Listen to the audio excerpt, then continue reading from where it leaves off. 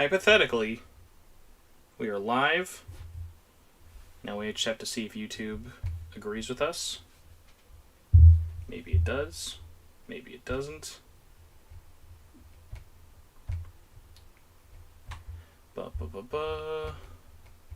Okay. Yeah, alright. It says we're live. Alright, the next, I don't know. I've said at the very least, if this ends up being a monumental failure, I will at least try to stream for 5 hours just for the sake of consistency. But podcasting for longer than that. Yeah, I know. I know. That's why I'm like, I don't know what to think about this. I don't know. This could be hilariously long. It's gonna be like your Metal Gear Solid 5 podcast. Oh man, that was a marathon. That was an actual mental decathlon of work. So, hi everybody. Spencer Presley here with your Shin Megami Tensei 5 pre-launch party stream marathon telethon. Because SEO doesn't matter. We are here celebrating the launch almost of Shin Megami Tensei 5. And the first person I dragged on was the first person who was awake this morning, also because it's the latest for you. Nyarly, hello, welcome back to America, even though you're not in America. How's it going? So, I mean, I will be in America in a month. Well, hey, don't jinx it. There's always a chance. There's always a chance someone could stranded.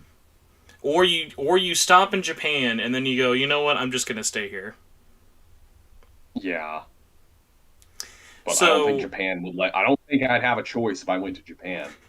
You'd not be able to leave. Well, I don't. If they let me in, I wouldn't be able to leave. They probably wouldn't let me in. They'd probably just be like, "Get out," and then they'd throw me into the ocean. No, that's a good point. So, to save myself a little bit of talking, because if you're here, you probably know who I am, I would hope. But there is always a chance that people might want to know what you are up to. So, Nyarly, what have you been up to? Because I don't know if you noticed, but you've been very quiet online.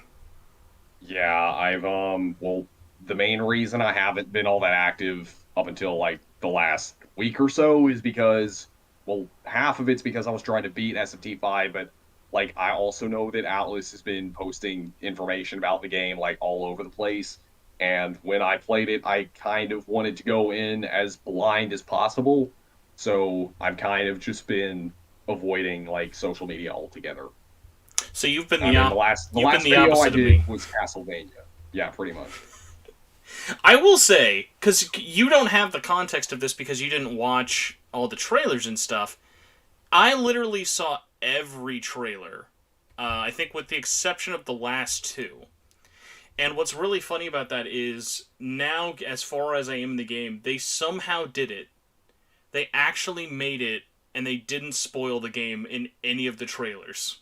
It's a genuine miracle that I'm like, wow, like, there are actual characters in the game that you see early and late on that are nowhere to be found in the trailers, and I am so happy that's the case. Because you know their track record just as well as I do. It's very bad. Yeah. Yeah, I know.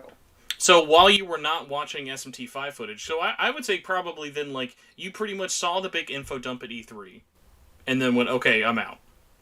Does that seem about fair? I didn't actually watch that either. Well, I know you watched you watched the E3 thing live, so I know you watched that. Well, yeah, I did watch the E3, but I only watched it, like, once, and I was just like, okay. So, what have you been doing besides that in terms of actually playing stuff? Because I know you've been working on your Strange Journey video. Do you want to update anyone in case they're holding their breath for Strange Journey updates? Well, yeah, I mean, like, once, like, I mean, that video has been delayed to hell, but, like, I was hoping to get it up before I started playing SMT5, but then, what I wanted to do was get it up before the Castlevania video, but then I saw that the Advanced Collection released, and I was just like, okay, you know what, I'm just gonna it was too Castlevania perfect. Video up. The timing was too perfect. And then midterms happened, and then I got my review copy of SMT5, and I'm like, okay, I gotta finish this so I can have my review up on day one. And that kind of hooked me, and now I kind of just want to, like, do videos on SMT5 for the rest of the year. I mean, and, like, to be perfectly honest, part of the reason like part of the, like another reason I haven't really been all that active was because I had a bit of a burnout with Megaton, but I think SMT5's got me back into it. What do you think would have caused that burnout? Because I always hear that from other people of like, oh, I'm getting burnout on this, or I'm getting burnout on that. Like, do you think, were you just getting too much into it, or were you just kind of like looking for something different? Because like I feel like I'm broken because I don't have burnout. Like how I should be burnt out of this series, I feel like, but I'm not at all. I guess, yeah, I mean, I guess it's just because, like, most people come to my channel for Megaton, and I don't know, I guess I'm just getting a little tired of it. As we've talked about before, I though, you're was. now going to become a professional Nuzlocke streamer, only on Facebook streaming. It's going to be your Oh, new. yeah. It's going to be your new thing. It's a big deal. Oh my gosh! So I Yeah. just went to your channel to look at this. Do you know, without without looking, what was the last time you reviewed a game? Um, eh, I actually have no idea. The last P5R, I'm guessing. No, the last time you reviewed a game on your channel, Tokyo Mirage Sessions, because I was gonna make this joke and I was worried you'd done a review afterwards, but I could still make this joke. So, are you excited to post your first review of SMT5 or your second review of SMT5? Which one's gonna come first? Um, Probably my second. No, actually, my second one's going to be the one where they talk about the DLC. And then my third is going to be the challenge video. So, oh, actually I do want to. I've been thinking about the challenge possibilities because this game actually does have a lot of fun factors I could do. I do want to give a shout out though. Thank you, Steel Ace, for the super chat with congrats on 5K, $5 for 5K. That actually makes sense. Thank you so much. Also, thank you everyone for watching this live. We already have 45 people and it's 10 o'clock in the morning for me. More impressive though. What is it now? 1 o'clock in the morning for you? Yes. Yeah, so you got me beat on there. But yeah, thank you all so much for watching this live. It would have been equally sad if I did a marathon and there were like 5 people in chat all day. So I appreciate you all kind of hanging out in here. Like I said in the beginning of this is going to be really long. Once it's done, I'll do timestamps of all the guests and stuff. But right now we're just kind of flying by the seat of our pants. But Nyarly, I wanted to ask you a couple of different things, but about challenge runs specifically with SMT5, because I know you made like a fake thumbnail or whatever for like a no fusion run, but much like Kuro from the Midnight Channel brought up, that would be like hilariously easy because I feel like you don't really need to do any like fusion to, because like with essences in this game, I think essences can make the game like as easy or as hard as you want it to, and I was thinking about this last night of like how actually possible do you think it is a pure negotiation only, no fusion run, no essence run, and no miracle run. You can't do any miracles. Well, that would make things difficult because you use miracles to give yourself more skills. Exactly. So you'd be But stuck yeah, at your that base would be. amount. That's what I'm Yeah, like. that. Is that like the Iron Man like challenge? Is that like the hardest of the hard challenges? Yes. I mean, I haven't attempted it, but yeah, that is definitely going to be a hard challenge. And also, you wouldn't be able to give your protagonist skills either. You would be stuck with for the rest of your life. Unless, Thunder. unless you You wanted have to make an thunder. exception to that rule and say Nope. that you could only use Nope. essences on your protagonist. You would only have like thunder and your basic default attack. Your guy would basically, although actually to be fair, because you can cheese with items a lot. You can cheese with items a lot. So Yeah, items would that's the help. thing. Items would help, but I would say if that doesn't double the game's length, I would be very amazed. Yeah, I mean, honestly, that sounds a little sadistic even for me, or I guess masochistic is the proper term, but I don't know. I mean, I think I might, like, for my first challenge, I might just, and like, when I go,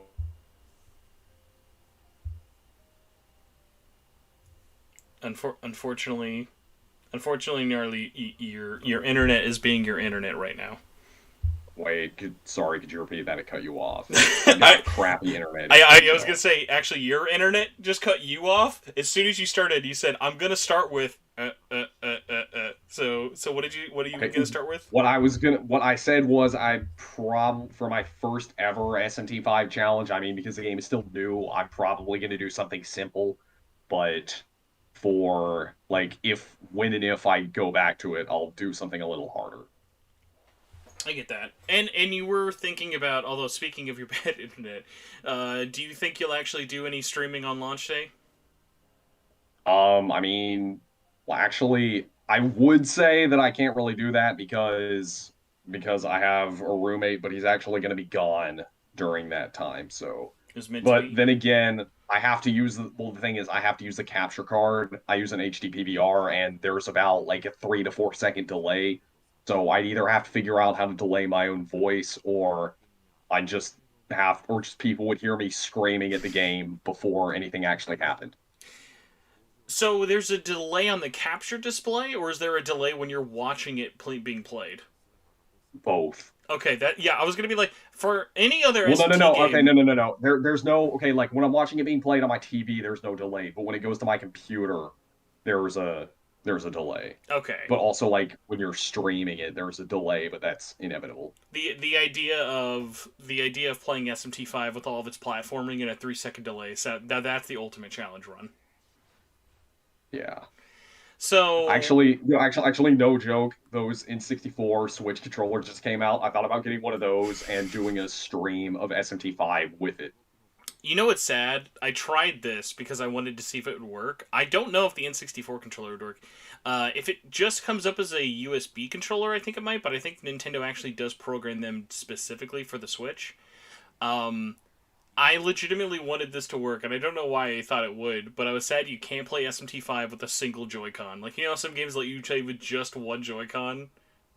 Yeah. I was like, if I can play Yeah, Bayonetta yeah. with a single Joy-Con, I'm sad I You could can't play play. you could play Smash with a single Joy-Con, but not SMT5. Yeah, it's a But little too complex for the I $50 controller. I mean, you can remap, you can like custom map buttons on the Switch though, right? Yeah, yeah, you can custom map every Yeah, button. then I mean, you should be able to do it with 64 controller then. Hmm. Problem is, you gotta find one of those things. Also, using an N64 controller is also a problem. Yeah, I do it, but like I said, challenges are all about masochism, and if you really want to make it masochistic, you can use an N64 controller. So, by the way, chat, thank you so much for being here as always. Chat, it said this though. I thought it was very funny. Paul DX. I hope this is something you actually, because I think you did say you were going to do this at one point, but I don't think we're gonna make it happen in time. Nyarly, when are you gonna make your Danganronpa reviews? When they make Danganronpa 4, Never. The series honestly, is I'm over. The series is over. yeah, except for that beach game. That I don't is know. I mean, that I've kind of the gotcha game. I've kind Come of been on. I've kind of been burned out on Danganronpa as well. Well, I mean, it burnt Like, out. I don't think burnt out's the proper word. It's over. The I guess series I've is just over. moved on to bigger and better things. But you were at one point going to make a very terribly titled Danganronpa video. That is true, though. Yeah, I was, but then I was like, You nah. saved yourself, thankfully. So. If I can, Oh, yep. yeah, go ahead. No, I was gonna say. So with the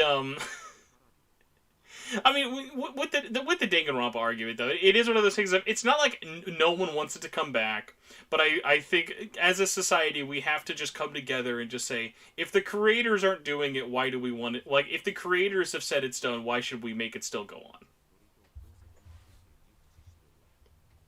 I mean, the creator could come back.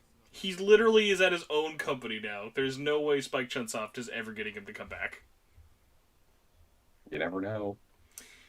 That is I true. mean, you remember when those guys at Infinity Ward left back in I think it was either 2009 or 2010, but then some of them came back when Modern Warfare 2019 was being worked on. That is true, actually. I forgot about that. I forget about some of the weird back and forth stuff for it. But I think if And we're I've like, also heard these are probably fake, but I've also heard rumors that Kojima may come back to Konami. as much as I would love that, I very much don't think that's going to happen. But I would love for that to be the case, even though I don't think Yeah. that's going to happen. So we should actually probably like talk about SMT5 at some point because we are like 15 minutes into this. So one of the things I wanted to have people on and talk about is now that the game is almost out, I kind of wanted to talk about like all of our journeys and stuff leading up to this, because I don't know about you, but this has definitely been a weird journey slash milestone in my life that this is releasing, because it has just felt so long coming, you know. Well, I mean, it's been almost 5 years since it was announced. I Um. remember I watched it when it was announced back in January 2017. Mhm. Well, like so for me, I think the development and the timeline of this one has been so weird. Of like, yes, it was a really long development time, but I actually think, in the grand scheme of things, I don't think this will be remembered as getting quote unquote delayed as much as something like Persona 5 did, you know, just because they weren't Well, ever I as mean, public about it. okay, well, yeah, that's the thing. It's like it wasn't like they announced a release date and then they delayed it from that release date, but I'm assuming that it was a case where they were planning to release it earlier, but then they just had to keep pushing it back. See, that's funny you say that. My whole thing with it was I always thought of it as well, not even thought. Basically, the things I had always heard behind the scenes was they pretty much for the first 2.5 years of that game's development, whether not saying from like 2017 to 2019, like there was development before it was announced, but their whole work on that game for almost like 2 years was just trying to get it to run, like getting that engine working with all their old stuff, like because as much as like we can talk about there being reused assets in SMT5, like there was still a ton of work to get everything in Unreal Engine 4 and running on the Switch. Like there was a huge like amount of like work for that team. Who, remember, this is a team who's coming off of the Wii U and 3DS. They are not they're not known for graphical powerhousing. Right. But And like, I mean, I don't know if this has been like confirmed by data miners, but I did notice that the models they used for the demons look a lot like their models in Persona 5. oh, there's no need to confirm this. I have a very famous tier ranking list right now. I'm ranking every demon from S tier to PS2 tier in terms of if they're good or really lazy copy paste. There are many demons in this game that are just Persona 5 assets flipped over 100%. Like that's just Yeah. the truth. Which, like, let's be real. There's over 200 demons in this game. It would have been insane if they all got the amount of attention and detail as the new ones did. But the thing that I will say kind of stinks about that is the new demons and the new designs they did are so good that like sometimes you'll be looking at one demon compared to the other and be like, what? Like what is this? Like a great example, because I'm showing this on stream right now. Like Idun right now has so many interesting animations and such like attention to detail to her character, and then you just look at something like Horus. It's a bird with a filter. Yeah. So like I think realistically it definitely makes sense, but also at the same time it is fair to wish that there were more, but then that would have just delayed the game even longer. Like there are I at least would say, and this is only after 50 hours, I was pleased with how many new demons there were. They surprised me at least with how many new ones, because I feel like Yeah, like for the last 10 years, it feels like every time we get an SMT game, it's like, okay, cool, these are like the 5 new demons, and that's it. yeah, and they also, we also get to see some of the demons from Apocalypse and Strange Journey Redux in 3D for the first time. Got Though it that. sucks that there's no Krishna. I was hoping he'd be in the game. Man, Krishna spoilers. I will say, at the very least, I'm trying to think.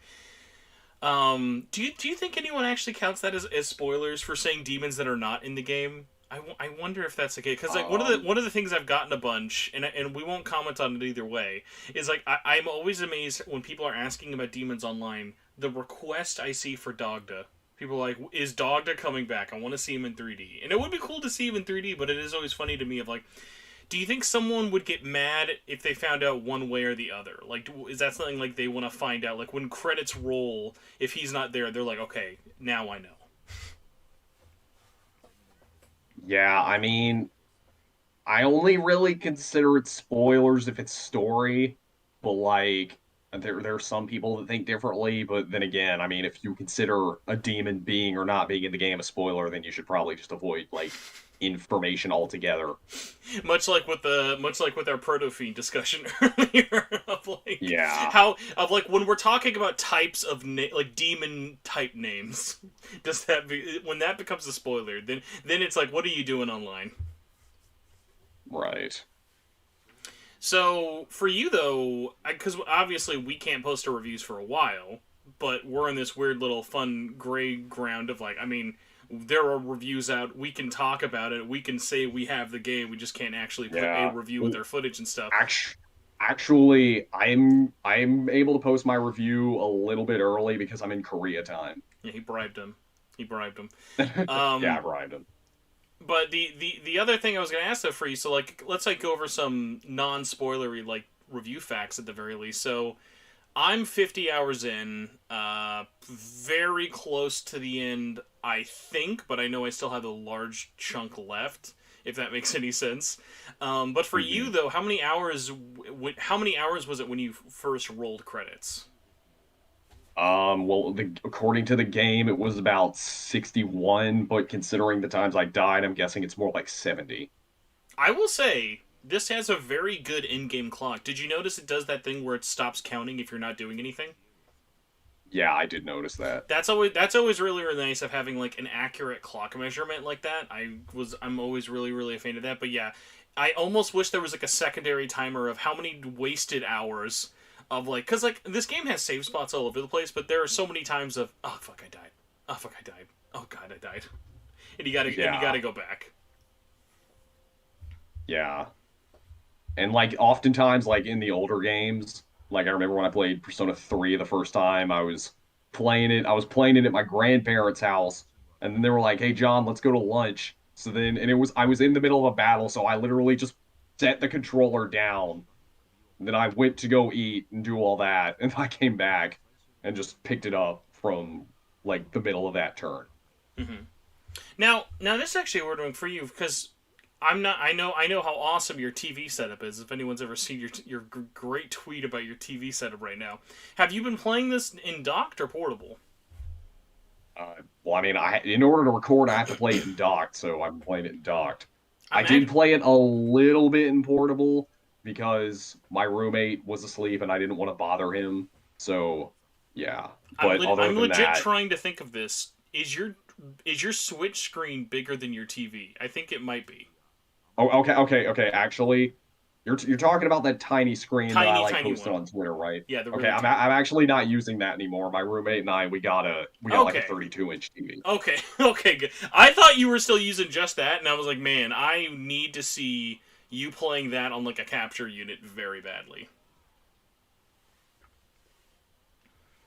So, like you said, around 60 hours or so when you were done, and your review's pretty much going to be up in like a day or whatever.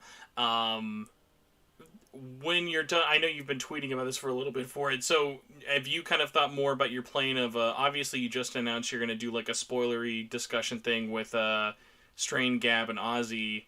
Have you thought about like kind of other things though outside of like a stream or like a challenge run that like might be like a fun video to record? Are you talking about in general or just for SMT5? Just general. I mean, it could be about SMT5 because that was another thing I want to talk about is after of like, hey, I was just commenting with this actually recently into Ozzy. He's like, you know what?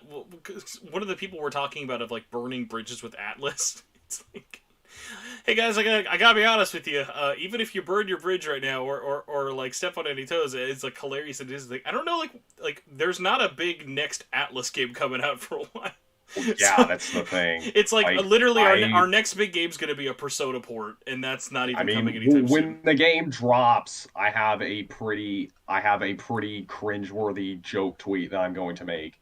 But but like in terms of videos, I mean, I don't know if you saw this, but yesterday I made a post about Operation Darkness on the Xbox 360 because that's a game I've been wanting to do like a full video about. And then Marsh commented on it and he's like, can you please do this video with me? I played this game years ago. And I'm like, holy shit, there's somebody else who knows about this game that it doesn't know about it only because I told them. So like, and then I messaged him on Discord. I'm like, "Are you serious about wanting to do that video?" And he was like, "Yeah, let's do the video." And then I suggested, "Okay, we'll call it the Operation Darkness experience." I'm excited for that. So I'm excited for that video to get a solid 10,000 views. yeah, and well, like, and another thing, another thing I did suggest is that like once I get home and I'm able to do like once I get home and hopefully move out on my own and am able to do more streams, I'll be able to do a series of collab streams with him. The Operation Darkness co-op run. Just you guys trade out the controller every turn. Yeah. Except realistically, it's probably just going to be him commentating while I play, while he plays it in the background himself. If only like the rights to that was still viable, I would love it if that was added to like Xbox backwards compatibility. Can you imagine Yes. Can you imagine if Operation Darkness ran in 4K with HDR? That would be so Yeah, unnecessary. yeah, like that and like a couple of other games are the main reason I still have like an Xbox 360. But if that and like those other games were made backwards compatible, I would totally sell it and get an Xbox Series X. I mean, I already want a Series X just because I know there will be games I want to play on Xbox that God knows I'm not going to play a PC for.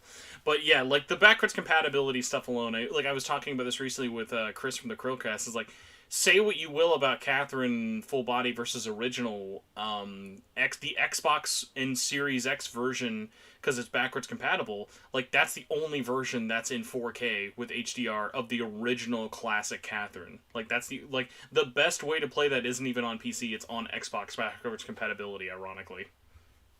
Yeah, unless you count full body. Well, no, well, just because they're such different experiences, you know, like that's why it's like if you still want classic Catherine, it's funny that like the PC one doesn't really like totally line up to just like the backwards compatibility effort. Oh yeah, and oddly enough, that's the only version of Catherine that I don't own. The 360? Yeah. I mean, yeah, I get it. It's like I like think about it sometimes of like I would rather own the European copy of Catherine on PS3 because that was the only one that actually let you switch the cover, and I think nothing looks weirder than seeing K Catherine on a PS3 box art because it's so synonymous with like K Catherine was longer bodied for the Xbox's DVD style case, and C Catherine was a Blu-ray case because she was only showing off her chest. And I think you literally dipped as I was talking about chess. Let me check. Oh, there we go. Discord's doing its thing. There we go. Thank you.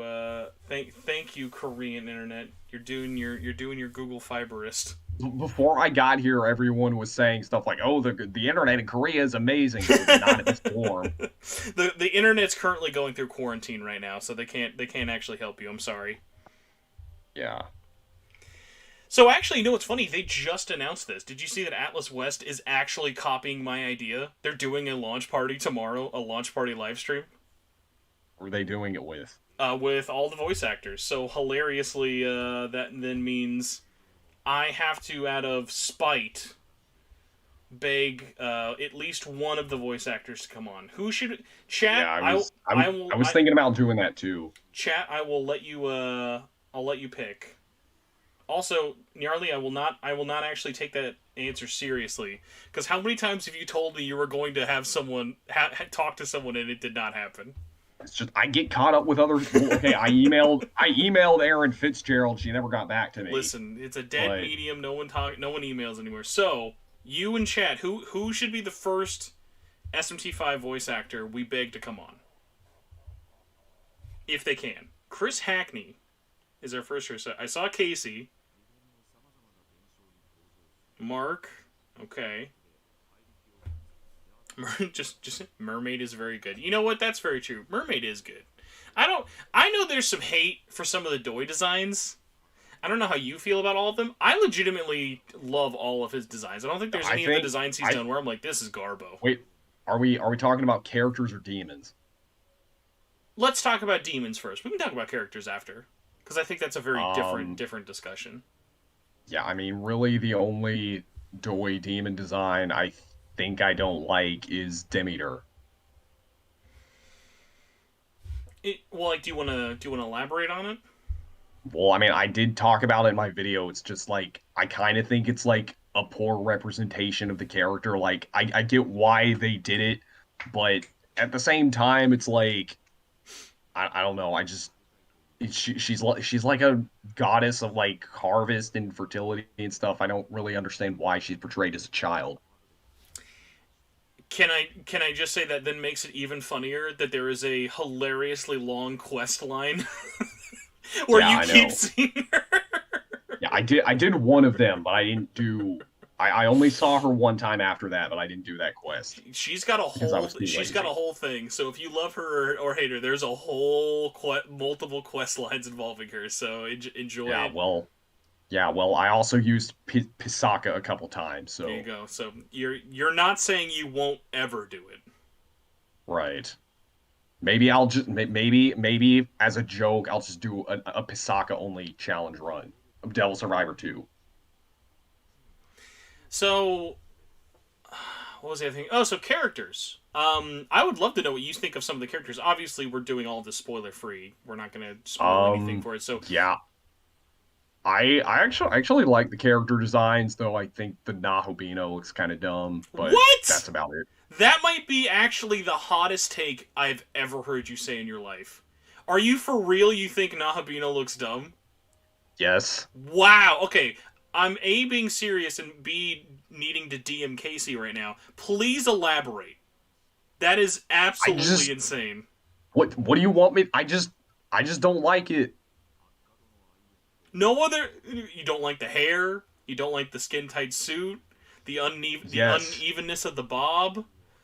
yeah, and also how I think it's weird how his fingers turn into a lightsaber. Yo, can we talk about this? Like, people, like, I don't know if you've had this. There are legitimately gonna, like, when this game comes out at launch, there are gonna be so many nitpicky things that longtime fan, like, I legitimately think that SMT5 is gonna be like Breath of the Wild, only in terms of fan divisiveness, not in terms of gameplay at all. Because there are so many things that this game doesn't do that other games do that I am so ready for people to, like, find out on launch day and be like, what the fuck? There's no equipment? Like, it was so weird of like, oh yeah, there's literally not a single equipment item or there's no costumes. Like, you are in this Yeah, blue outfit the entire game. yeah. I mean that part I don't mind. Also, Well, like, also like I think it. coming off of 4, I think it's a jarring thing because remember all the costumes in 4 and Apocalypse are great. Yeah, but I mean I don't know. It's like maybe that's just because like the most recent like aside from Strange Journey and a little bit of Apocalypse, the most recent mainline game I played was Nocturne. No, I get that. I mean, that game. Okay, Well, I mean I like what that's side of history are you on? Because this also came up recently. Would you rather play as Demi Fiend or Nahabino if you had a choice? In terms of who do you think looks cooler to play as? Demi Fiend. I am so dude. He literally is just wearing like shorts the whole time. He's got He's no, got tattoos. yeah, but like he literally is just wearing shorts the whole time, dude. I mean, hey, I don't know. Can I do YouTube poll chats? Let me actually see if I can find. I know you can. And like sometimes, let me actually see this. I would be very curious. Chat, let me know. Nahabino or Demi Fiend? Who do you prefer? Obviously, we love all of them, and it's not like it stopped you from playing the game. I just think it's so. Oh, here we go. Create a poll. Thank you. Who would you rather play as? See if the Nahabino can sprint. Yeah, he can sprint, Nahabino. but he Naruto runs. The best kind of run, sir. The best kind of run. Also, this is not. No, that actually is a spoiler. I was gonna say a Nahabino spoiler. That's not really a spoiler, but I think the way we use the word Nahabino will definitely change once people actually play the game. Because we are using it in a very singular way, but that's why I find it very funny. Of like, because we don't have a name for this person, but like Yeah, it's like always gonna be that way. once Like Demi once Fiend, the Demi Fiend is not his name, but that's just yeah, what we well, do.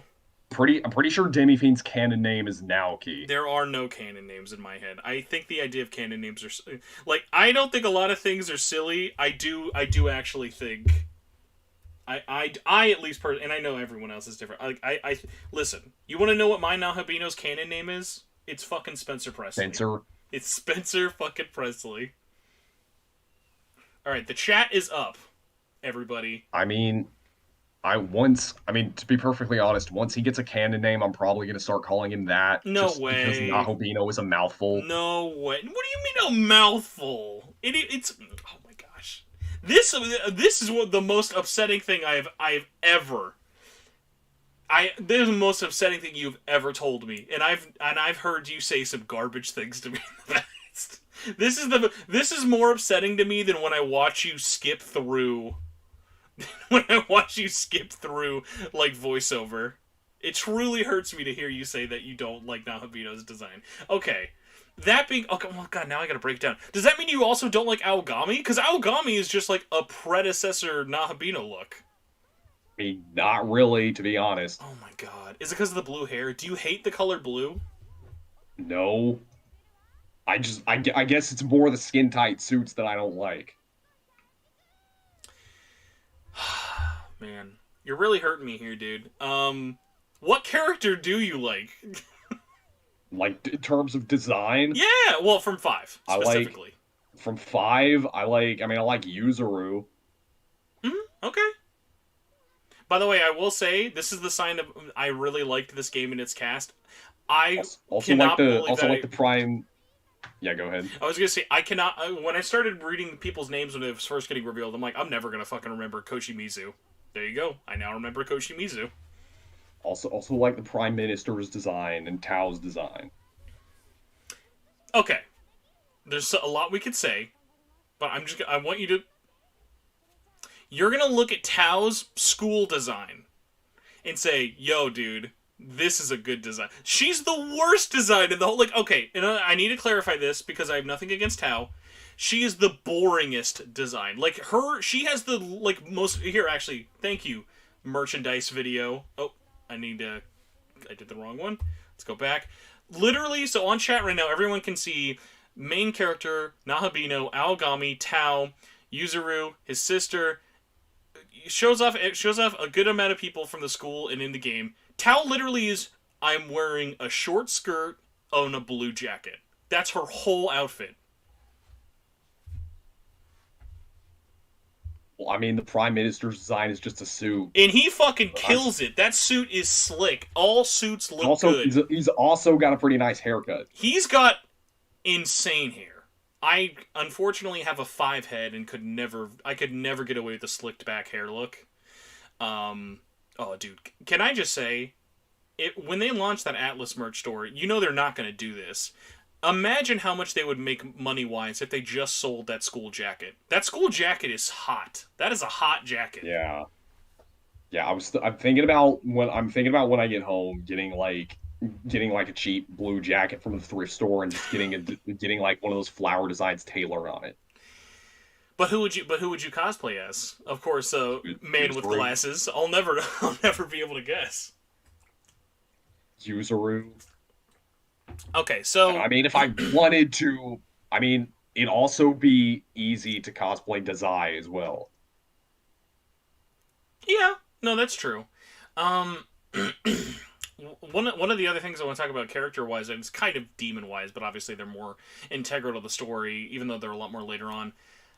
I cannot tell you what a 10 out of 10 decision I thought it was before playing the game, and especially after meeting them. Whoever came up with the idea to make the council of all the different like parts of Bethel like actual characters, thank God. Like, imagine how much more boring that would have been if it was just, yeah, we don't speak. It's just, here's the Egyptian guy. Here's Odin. Like Abdiel, I actually think is another like... I'm surprised I like Abdiel. I was like, I would have thought, no, Abdiel is probably like the most boring next to like the Indian branch representative, but like I weirdly liked Abdiel. Yeah, so I think her design is kind of dumb too. I mean, I'm not gonna defend Abdiel's literally just like I'm naked and here's some strategically placed nipple cover armor, but she looks like Lady Gaga. You know what? Actually, I find who looks more like Lady Gaga. Actually, Zelenin. I get Lady Gaga vibes from Nua. Nua gives me big Lady Gaga vibes.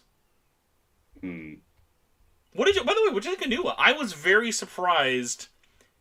Um, at like, because like obviously we don't really like know like going into this even after watching the trailers. I was like, I don't know who like the quote unquote bad guy is, and I was very kind of impressed with like the way that they've used the entire cast of like when you're playing it, it does a very good job of presenting everything very cookie cutter to you. Like no one's playing Nocturne and looking at oh my god, why am I forgetting his name? Really big Widow's Peak. I'm biting my Connor Fagari voices him. He's literally the guy you meet and turns you, well, tries to kill you in the beginning of Nocturne. Why am I Yeah. why am I forgetting his goddamn name? Hikawa. Yes, thank you, Jim Hikawa. I remembered his first. Remember, Hikawa's canon name is Jim.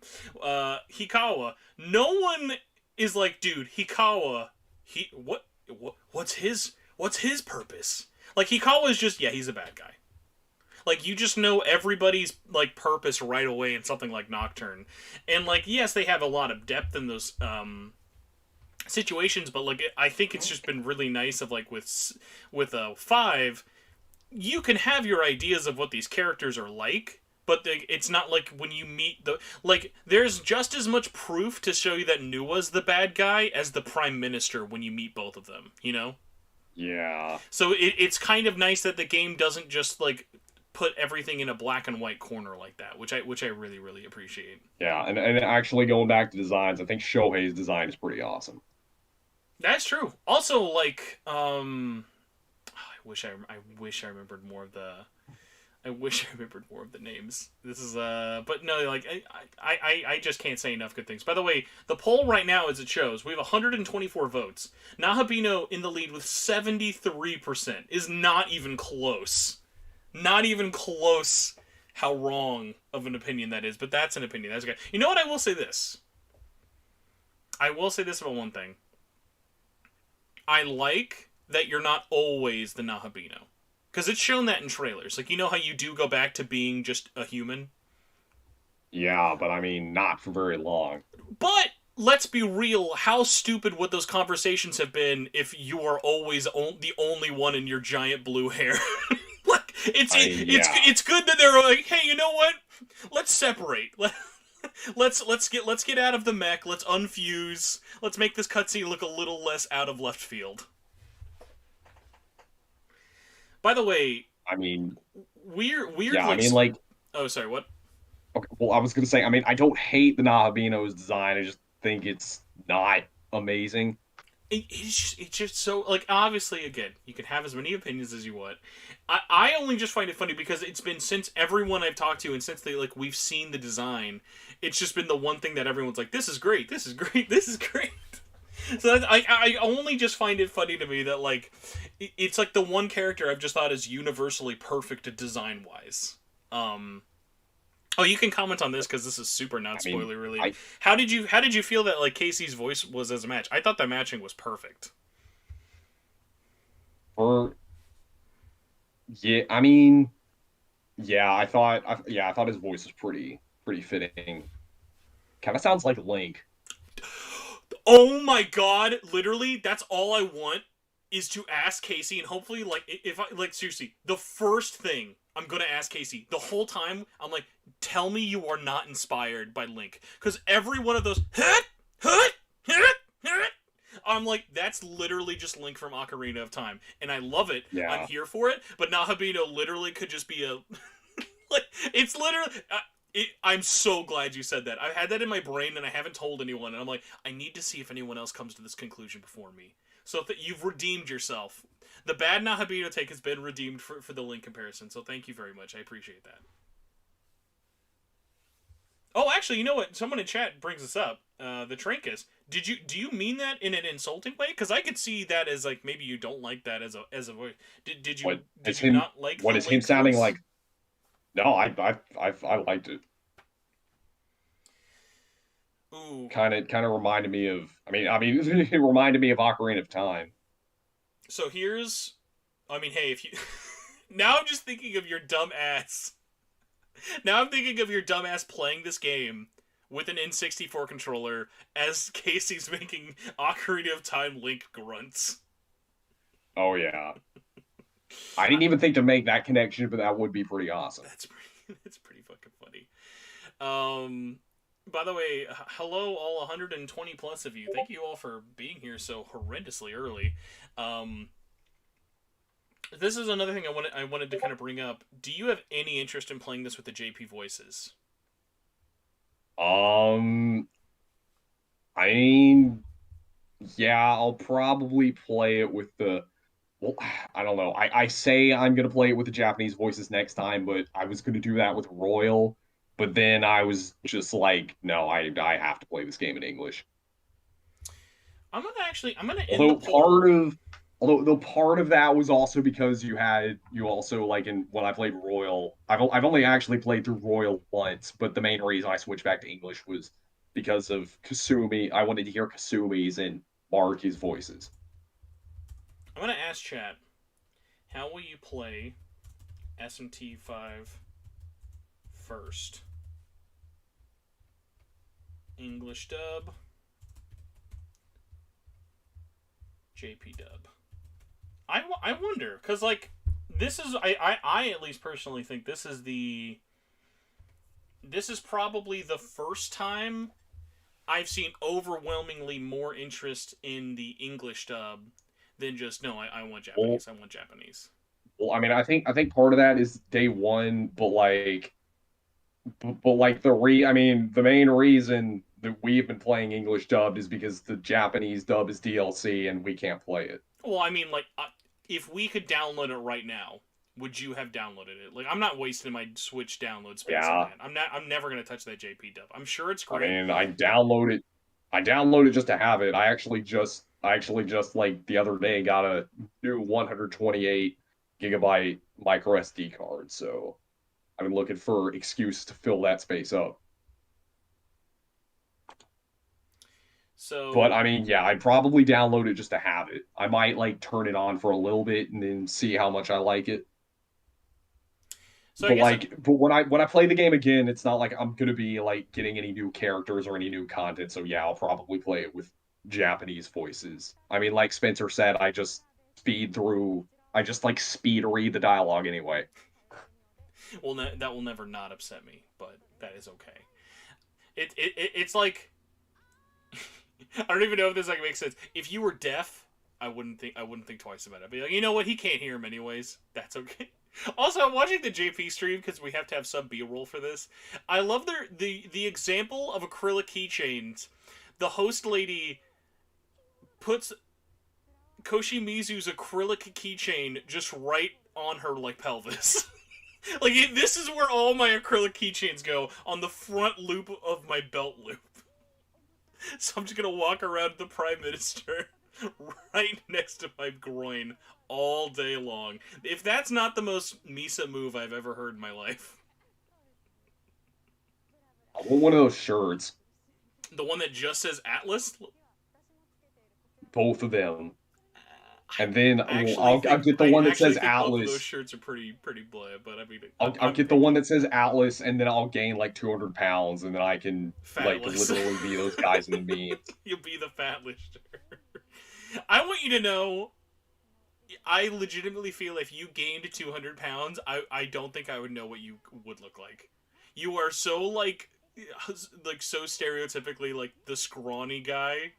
Like you're just like so lean to me. Like I can't imagine you with like excess weight. Maybe maybe it'll happen when I'm like middle aged. Like my dad was Retired super Nyarly. skinny. Your only runs you're doing are Jack Bros runs on like your stream of like 10 people. You know, I was actually thinking about that recently. Of how long into life do you think you will still want to do this? Because I would love to just be an old ass man still doing this podcast. It would be the stupidest thing ever, but I would love to be doing this 50 years from now. I mean, I don't think I'll ever stop, but I think like once I like I guess like once I find like, a career that I enjoy doing, it'll probably just be one of those things where I upload less and less. Hopefully not by today's standards. Otherwise, Yeah, that would be very sad. I mean, I don't. Yeah, well, obviously, I mean, I don't plan to like, no, like even now, it's not like something I treat like a full-time career. Like I'm still going to school, I'm still looking for jobs and stuff. Mhm. Do you think you'll ever get to a point where you look at playing games, just any games in general? Like, do you think you could ever like get burnt out of playing games? I doubt it. I think I'll be playing games on my deathbed. Knowing you, it'll be like you'll be like, you know what I should be playing? I should be playing a like I'm trying to think. You'll be like playing a OG purple Game Boy Advance for no reason. Yeah. I I, Can I beat can I do how many challenge runs can I do before I die?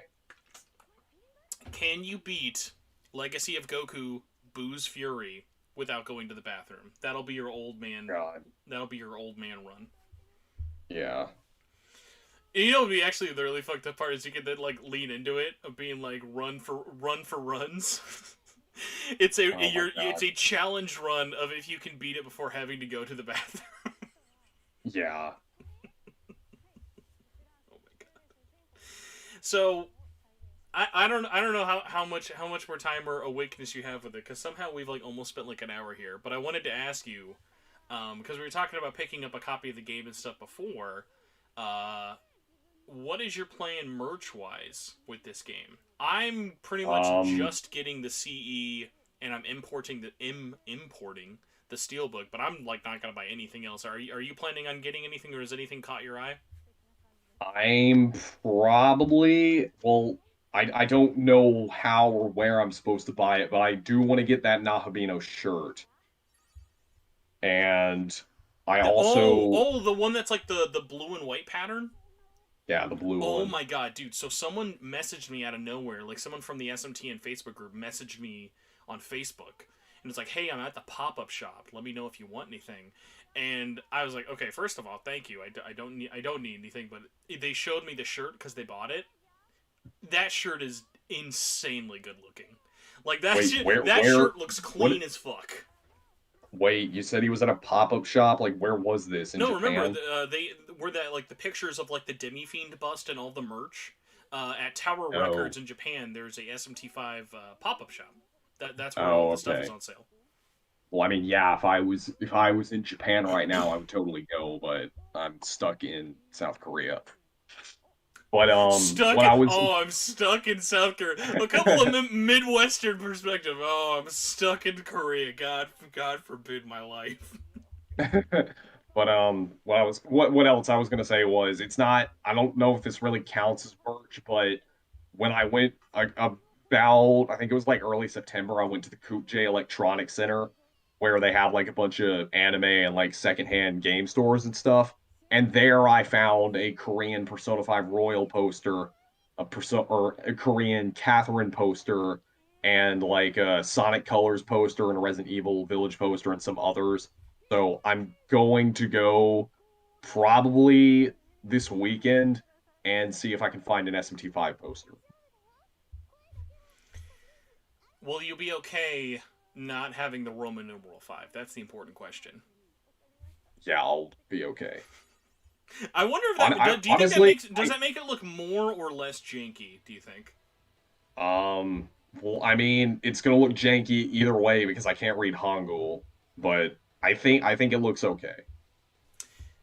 I was just thinking about this. What if there was a Korean dub? How great would that be? That'd be amazing. Unfortunately, I don't know if any game has ever actually had. Well, okay, let me change that before everyone jumps on my ass. I don't think there has ever been an Atlas game that had a Korean dub. I know there are plenty of games that I are made in Korean and have Korean dubs. Yeah, I don't. Yeah, I don't think there is. So you and me. No, I don't know how often you actually ever do this.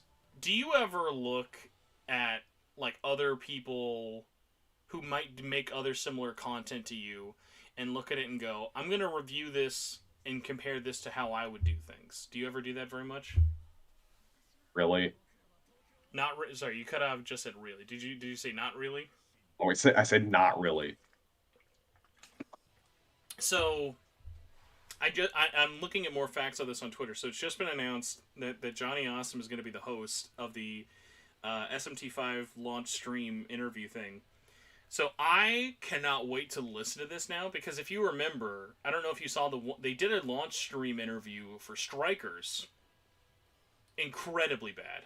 It was like, I loved everyone in that cast. And I loved everyone at PCB who worked on it. One of the worst pre-release like stream launches I've ever seen. It was literally just like let's talk about how great of a job we did doing this in quarantine, and was almost like nothing about the game. To some people, I can understand how you would like that. So I wonder with this one, because it's going to be a very different kind of thing, and the fact that they actually got someone. Like a streamer, I guess, or whatever, to host this. I will be so excited to watch this while I'm at work tomorrow, and there's no way I can't even lie to anybody. Of course, I'm going to be looking at this and be like, okay, obviously Atlas would never ask me to be a host of anything they do, but I would love to just like put myself in that shoe of like, because I can't not watch that. That's literally like the thing I ask them to let me do at least maybe once or twice a month. Of like, can I interview anyone officially for you guys? Can I interview your janitor? Can I interview your like your loincloth salesman? So it'll be one of those interesting things of like, I hope, this is my prediction for it, because like if I had all the voice actors on this thing right now, what a slam dunk that would be. If I had all the voice actors for it, what I would do, and I don't know if this is going to be it, don't have all of them on together. Because then like you maybe get like half an hour to an hour of talking, if it's even that long. But I think it would be way more interesting of like, give everyone like 30 minutes. Like, give each cast member like 30 minutes to talk about the character and what they're doing and all that stuff, to kind of break it down. But I have a hunch that it's just going to be like a group Zoom call thing, where we just kind of like do segments of the group and talk about everything like that. Yeah. So I'm very excited, because it's so weird and rare.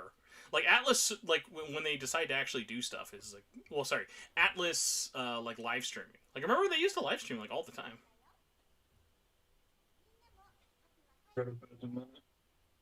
Okay. Sorry, that was my roommate. That's okay. He made a special guest appearance. Special guest appearance from roommate guy. So, I'm guessing we gotta get you the heck out of here.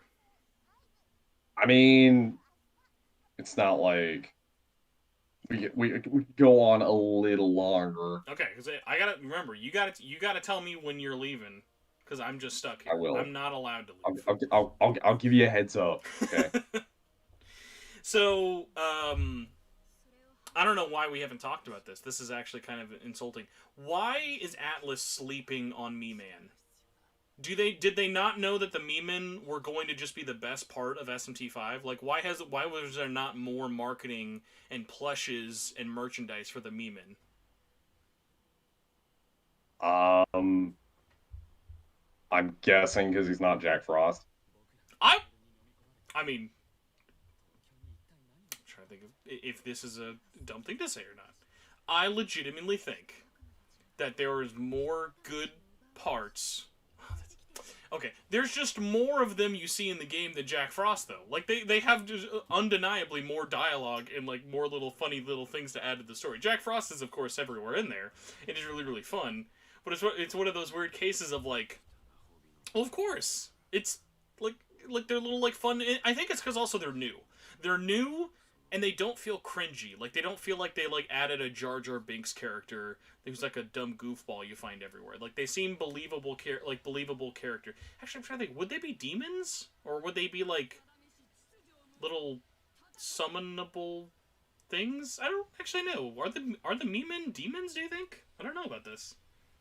I mean, they look like demons, but you can't use them. Yeah, and they're like spawns or minions, I guess. It'd probably better to just call them minions of Gaston.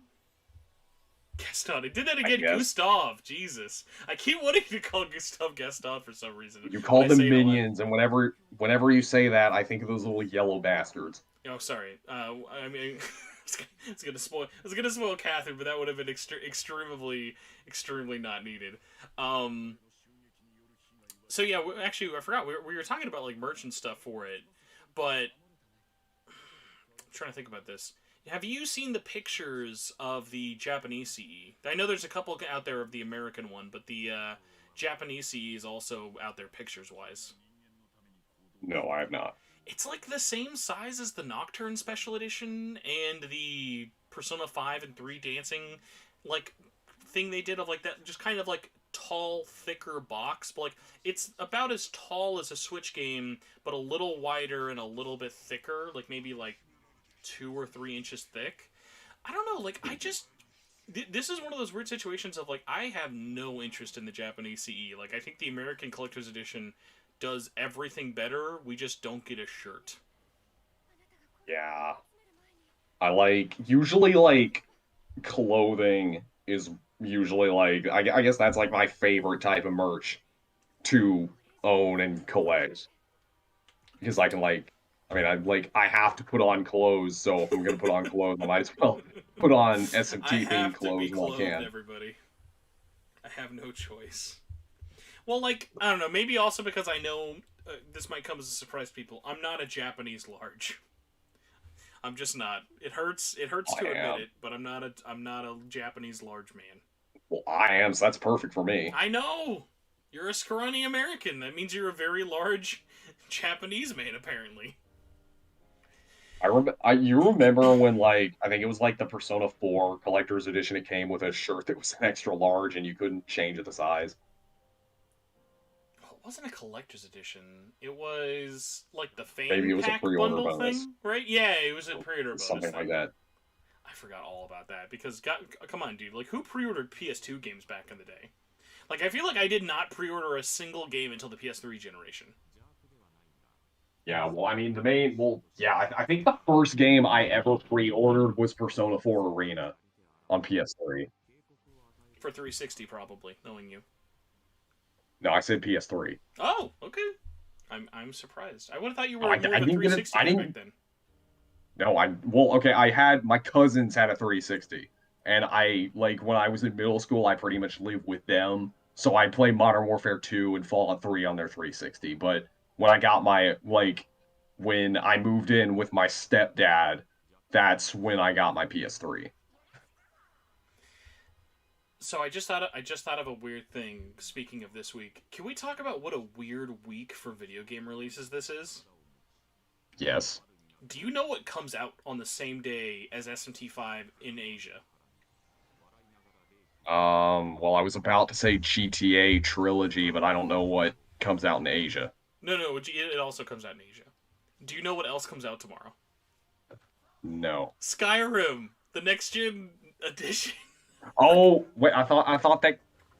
Well, oh yeah, that actually does come out What today. a What's what today a for me? weird like. Obviously, these are not going to cannibalize those sales, but I would love it if I ran into something like, nah, dude, my $60 is going to GTA or Skyrim instead of SMT5. I There's probably people that are thinking that. Dude, I'm so worried. Have you seen the like little bits of video that has gone out about GTA trilogy? It looks rough. I mean, knowing Rockstar, I can't really say I'm surprised. I mean, What this do is the you? same Rockstar that released GTA 5 on 3 different generations. No, dude. I mean technically rough. Like GTA 5 is a Oh, technical. Red Dead is a technical marvel. I'm gonna send you this on Discord. It's obviously this was not developed by Rockstar, but remember these are all remade in Unreal Engine 4, the same engine that made SMT5. Um, it is insane. I'm trying to find the video. People have been tweeting um, too much, but thankfully GTA Trilogy was trending, so that makes it a little bit better. Bum, bum, bum. Why does everyone want to make other tweets about things? Okay, wow, we got multiple ones. Okay, but we got to do this one because this. Cause I'm assuming you've played Grand Theft Auto 3, correct? yeah, I played some of it. Okay. The Like only the only seriously, GTA from that generation that I played like a decent amount of is San Andreas. what? You never like you didn't beat Vice City? Nah. Dude, Oh my god! Like seriously, like for $60, all three of those games on any system, like remastered, like that's such a slam dunk. Like unless it's a absolute garbage fire. So I just sent you the thing on Discord. Unless it's a total garbo. Oh, okay. Here we go. We might actually have our next special guest on.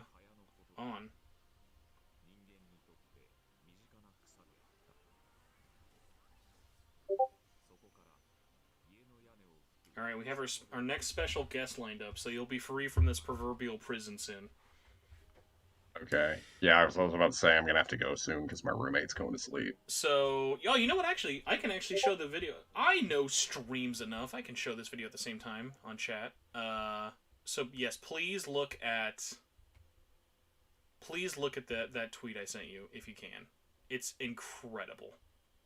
Yeah, I'm looking at it right now. Hold on. Let's pull this up. Here we go. Check this out, chat. So it looks gorgeous. Like, seriously, the models and everything look great, but it still controls like the PS2 game.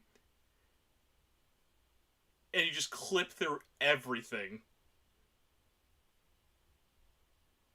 Like, you clip through the store, you clip through the walls. Apparently the frame rate also is really weird. Obviously, this is the PS4 version, so maybe it looks and runs better on, like, next gen. Because let me tell you, I'm not playing a PS2 game unless it's running in 4K 60 on a PlayStation 5. Nyarly, when I bought the PS5, did you think a year from now I would be buying a PS2 game for $60? Yes. Actually, you know what's funny? This is actually perfect. If it does end up being a totally busted fucking port, this would be just the perfect salty revenge for all of the people who say SMT5 looks like a PS2 game. Yeah. Okay. So, do you have any GTA thoughts you would like to share? I want GTA 6, but that's for a long time. Long time. not for another 10 years. Okay, so did this person just Oh. Or how about how about a remaster of GTA 4? That'd be nice too. That would be nice. What was the thing I was gonna say though? So before we go, graphically, I'm surprised we actually didn't talk about this. Do you like how this looks? I legitimately think this is the best looking Switch game I've played all year. Yeah, graphically the game is great, but the performance issues are kind of annoying. Listen, it runs up to 60. Just enjoy it. Yeah, up to 60. Enjoy the moments when it sometimes is 60. That's all I'm saying. Sometimes. Sometimes it's 15. Yo, for real though, when this game eventually does come to PC, this PC version will look insane. Insane. Do you know what they fixed in that patch? So people were talking about performance. I was literally playing in the heaviest GPU area of the game. I had no beneficial performance, but I also have been playing it and not noticed anything drastically bad. It's basically just been, as everything I've had confirmed, but I have official patch notes yet, it has fixed a couple of instances of soft locking, and like, you know how sometimes you'd be playing a battle, and if you are skipping turn actions, like abilities, sometimes it'll freeze, or someone will be stuck in an animation for a couple of seconds. It's been fixing that. Okay, well, I did have that happen a couple times. This only happened during the Abaddon fight, but whenever he would retaliate, the screen would go gray. Really? I've actually only had one instance of flickering. That's surprising. Because I did that fight. Like, I recorded it in my video, and you'll see it when I upload it tomorrow night. You're gonna do the Angry Joe compilation of, like, this game looks like trash! Look at this garbage! Oh, man. But yeah, I mean, like, and also, like, there's, the texture popping, especially when you're in the world of shadows. I mean, just everything. That's just an Unreal thing. Like, there are ways to hide it, but the Switch is the things it would have to do to make those technical problems go away. I don't think are worth it in the end, because, like, I think at the very least, like, it's pretty solid. But No. Thanks for killing an hour with me, man. I didn't actually think we'd go this long, but before you go, do you want to like say bye to everybody or let them know where they can find you and stuff? Yeah, you can find me on my channel. It's just youtube.com/c/Nyarly. You can also find me on my Twitter, crawling_Nyarly, though I might actually change it soon. But yeah, also I might be on here later if I get up early enough. But I think you should be yeah, more. I think you should be more saying if I'm still up. If I'm oh still yeah, up if and I'm streaming still up. after you've taken a full 6 hour nap, I will be horrified. Well, I do have. I mean, I gotta get up early either way because I got class in the morning. Okay. But if I get up early, be like, yeah, I'll You stream know some what? You know what I class. bet you're gonna do? You're gonna pop in just to say my review's live, and then you'll leave. You'll just be like, my Yeah. reviews of Well, everybody. Suck my dick. It's Korean time. yeah. I mean, well, I can't upload it until midnight. But yeah, that's what I'm gonna do. I'll just post it. I'll be like, here's my review. Okay, I was gonna let you leave, but the Trankus. I have to call it because, as we said before, every time you've ever appeared on my channel, everyone calls you out for not sounding that excited to be here. Is it me or is Nyarly not excited about the game? Would you like to make your final statement be if you were actually excited about SMT5 or not? No, I hate this game. I don't care. You know, if I was mean, I would have just hung up on you in Discord and made that your final thing. This game No, I blows. Coolsville no, I don't. I sucks. don't. I don't even like Megaton. Oh man. I just rather play Call of Duty all day. Oh, dude, when are we dropping back into Warzone, dude? I've got to like get some W's immediately. I mean, we could play Warzone, but I mean, like I said, it's probably my Korean internet doesn't work very well on PS4. Yo, dude, you should see this Korean internet. They got some weird shit over there. All right, man. You have a good night, all right? All right, see ya. Bye. All right, everybody. Next special guest lined up. I just want to say hi, all of you. Yes, that is actually just how he sounds like.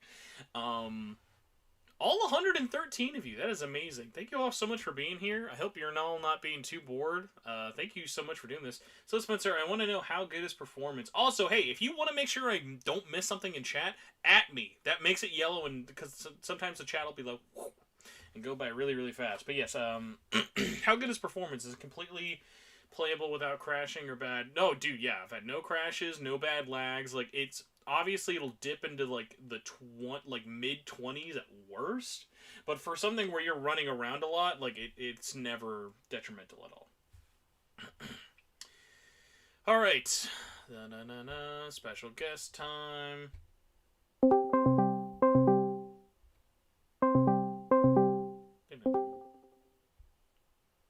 Special guest number 2. Would you like to reveal yourself? Hi, I'm Kitty Misa from Twitter. Misa, did you see what they did on this fucking SMT5 merchandise live stream? I was like, This woman says, "What's the best place to put this Koshi-Mizu acrylic? This not a small acrylic. This is like a huge. it's a big acrylic." She's like, "This is going as close to my vagina as humanly possible." And I was like, "Is this actually just Misa? Have you just become this host lady for the instant? Like, this is how I'm going to advertise this acrylic chain. This has to go on my body." Yes, that's like my spiritually. I'm being her like spiritually, but yes, I would want that acrylic keychain, please. She. By the way, can we just say that lady? What a redemption arc! Because remember, that's also the lady who was acting surprised about the stupid pins that everyone flipped out about for Persona. So she's like, you know what? I've got to do something. My reputation is in the trash. Everyone thinks I don't know what a Persona 4 poster from 15 years ago is.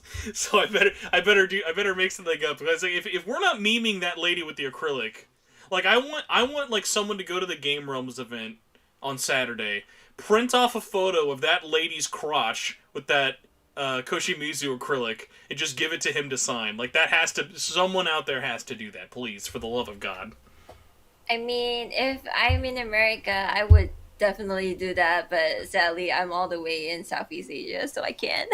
So clearly what we're going to do is someone will go there, they'll give him a ticket to then fly out to you, and then he'll just do it in person. Or, I could just ask someone in California and, do it for me, please. Let's be honest. Why is it we have so many mutual friends who live in California? What is up with those West Coast people? Why do they all have to live in California? I'm not sure. I think there's much more things happening in California, I assume. I really don't know, actually. I think it just goes to show what a small world it is. Like, literally, the fact that I think a lot of us know each other and then don't actually live that far from each other, I think is kind of funny on one sense. But again, I don't think people truly understand it. I am disgustingly close to, like, how close I live to Nyarly. Like, we are not far. We are, like... Yeah, we would need a good excuse if we didn't want to hang out with each other. It'd be like, hey, you're like 10 minutes away from me. I better have a good reason. I mean, like, it's better than being, like, super miles away that, like, I mean, you guys are still in America, so you guys can still see each other rather than, like, me, I'm all the way in Southeast Asia, so I can't see you guys. Well, no, that's why we have to come to Southeast Asia, because, let's be honest, it would be probably more fun than visiting places around the Midwest anymore. But hey, besides being very horny for acrylic keychains, we've done a terrible job at introducing you. Misa, who the heck are you, and why would people know Kitty Misa on Twitter?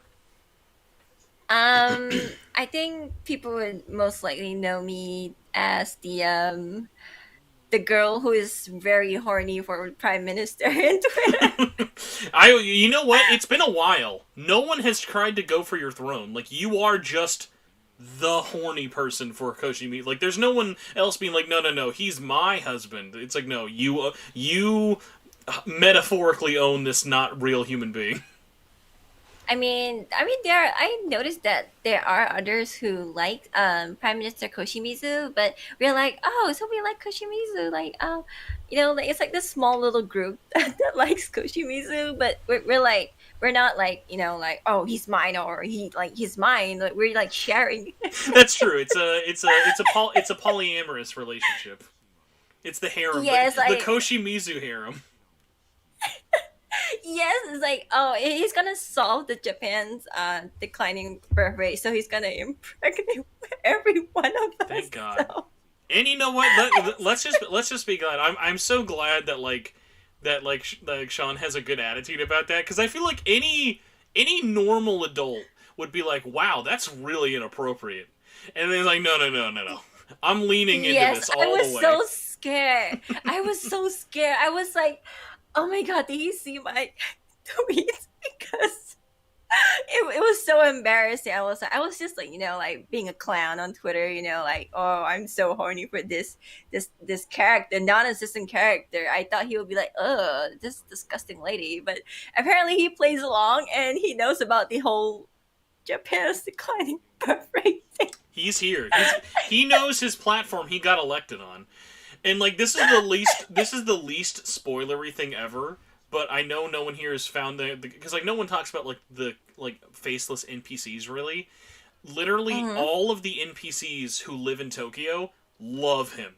They're like, he's the best prime minister we've ever had. Oh my God, he's so handsome. He's so young. God, I love him. Every citizen who brings him up is like, I love this guy. Like, it's just so funny. It's like, literally everyone likes this guy. He's got the highest approval ratings of any fake prime minister I've ever seen.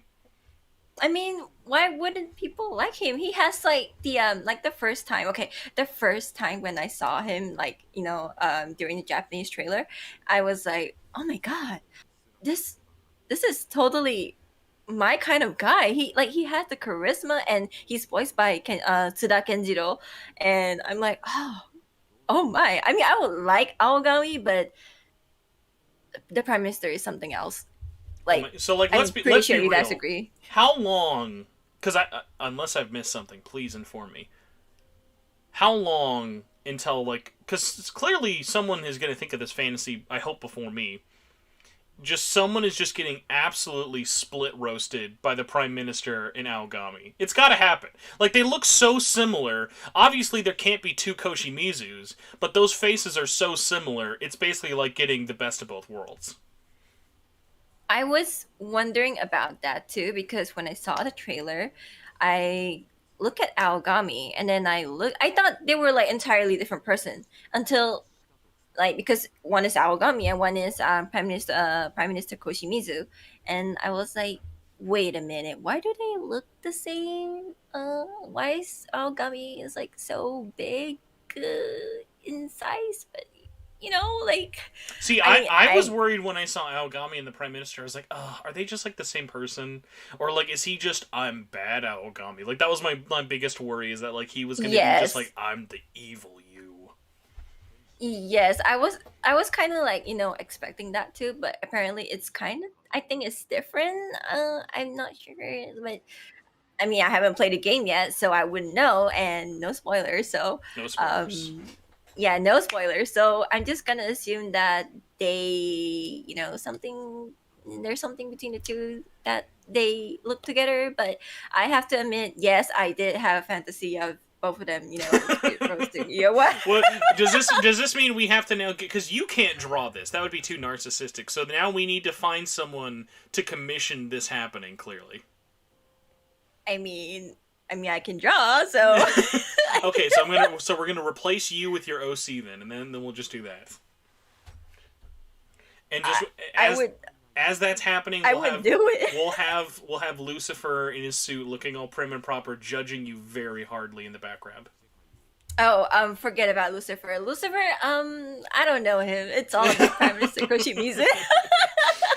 Friendship with Lucifer is gone. It's now my best friend and only friend. Yes, but please, now that Sean Kristen knows that I'm super horny for Prime Minister, but please don't let what's the voice actor's name for Algami? Damon Millis, was it? Yes. Yes, please do not let him know that I imagine Aogami and Spiros. That's a good point. Not. It's probably best if he finds out in a live interview. I think that's always the best way of letting people know how horny the internet is for you. I would. Okay, I don't think they're gonna bring that up in live interview. You know what? I'll say this: the official Atlas live stream tomorrow. I guarantee there will be no horny discussion on that live stream.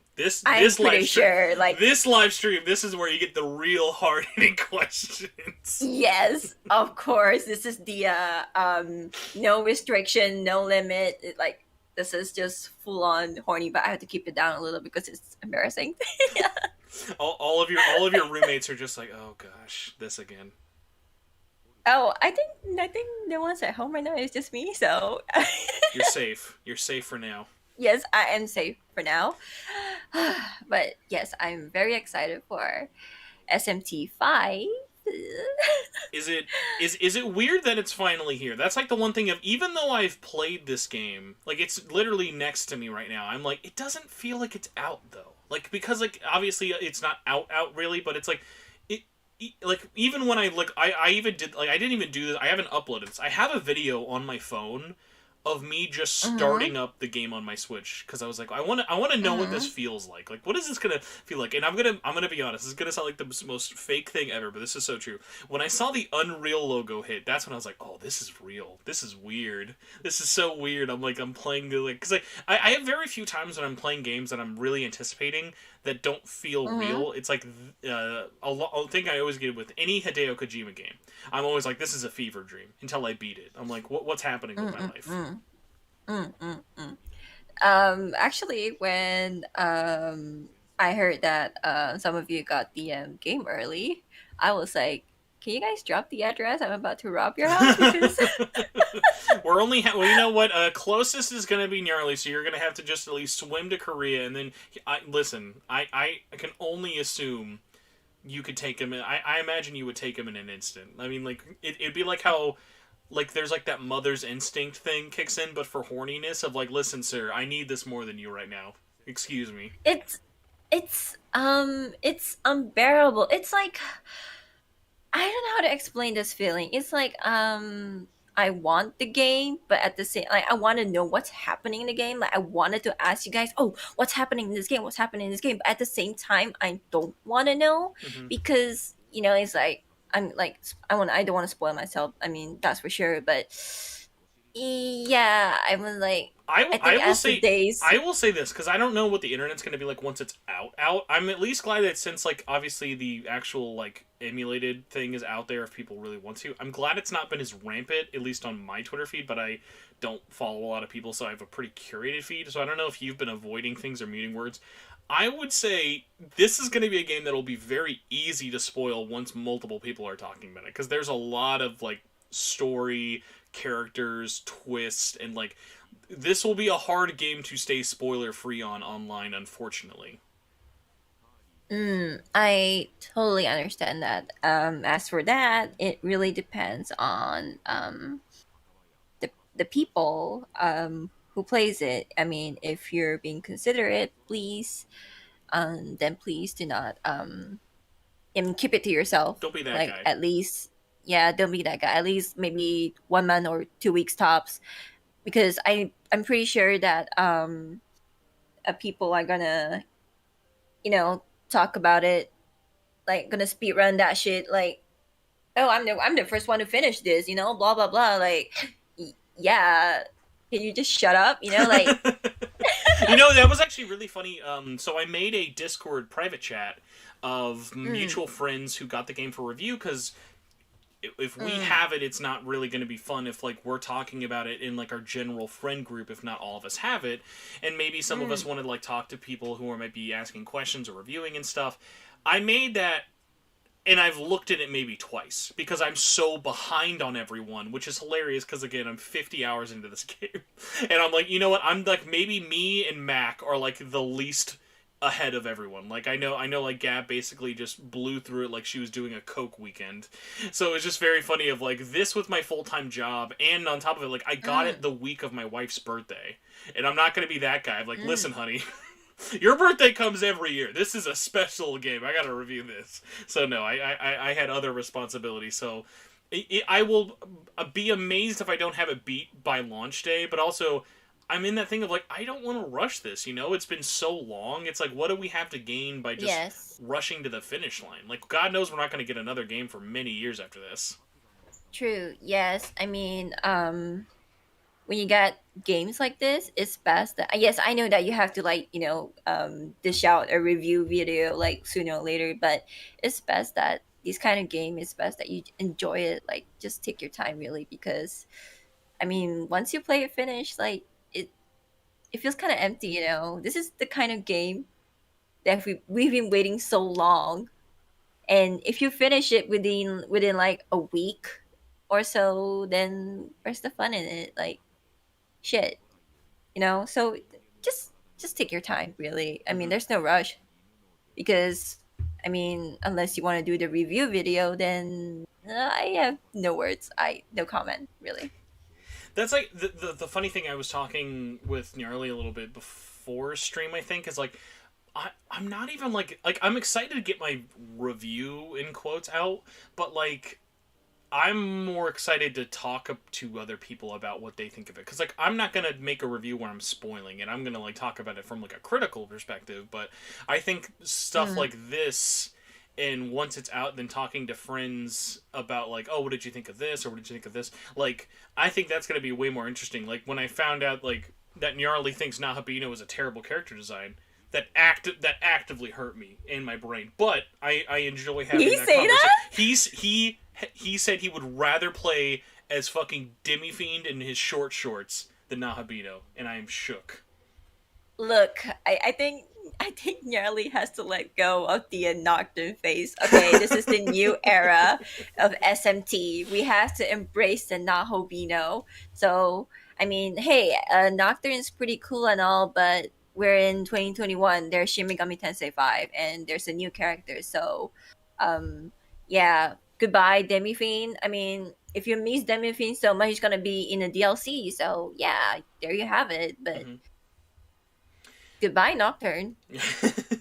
I mean, I love Nocturne, but it is time to Yeah, um, as mean as it move sounds, on. like let's be real, out with the old and with the new. Like that was one of the funny things I thought. I don't know how much you've LaRue's live stream you caught last night. At the very end, I thought it was so funny of how like there are just some people who are just kind of initially put off by new characters, whether it be for one reason or another. And I just thought it was so funny of like talking about how much I love Sophia and her design in the World of Shadows, and then immediately Lura's be like, nope, nope, nope, Mito all the way. Mito, and like it's like there's nothing against Mito, but it's one of those things of like we've had this character for over 25 years. Like it's nice to have new faces to look at, you know? Yes, it's true. I mean,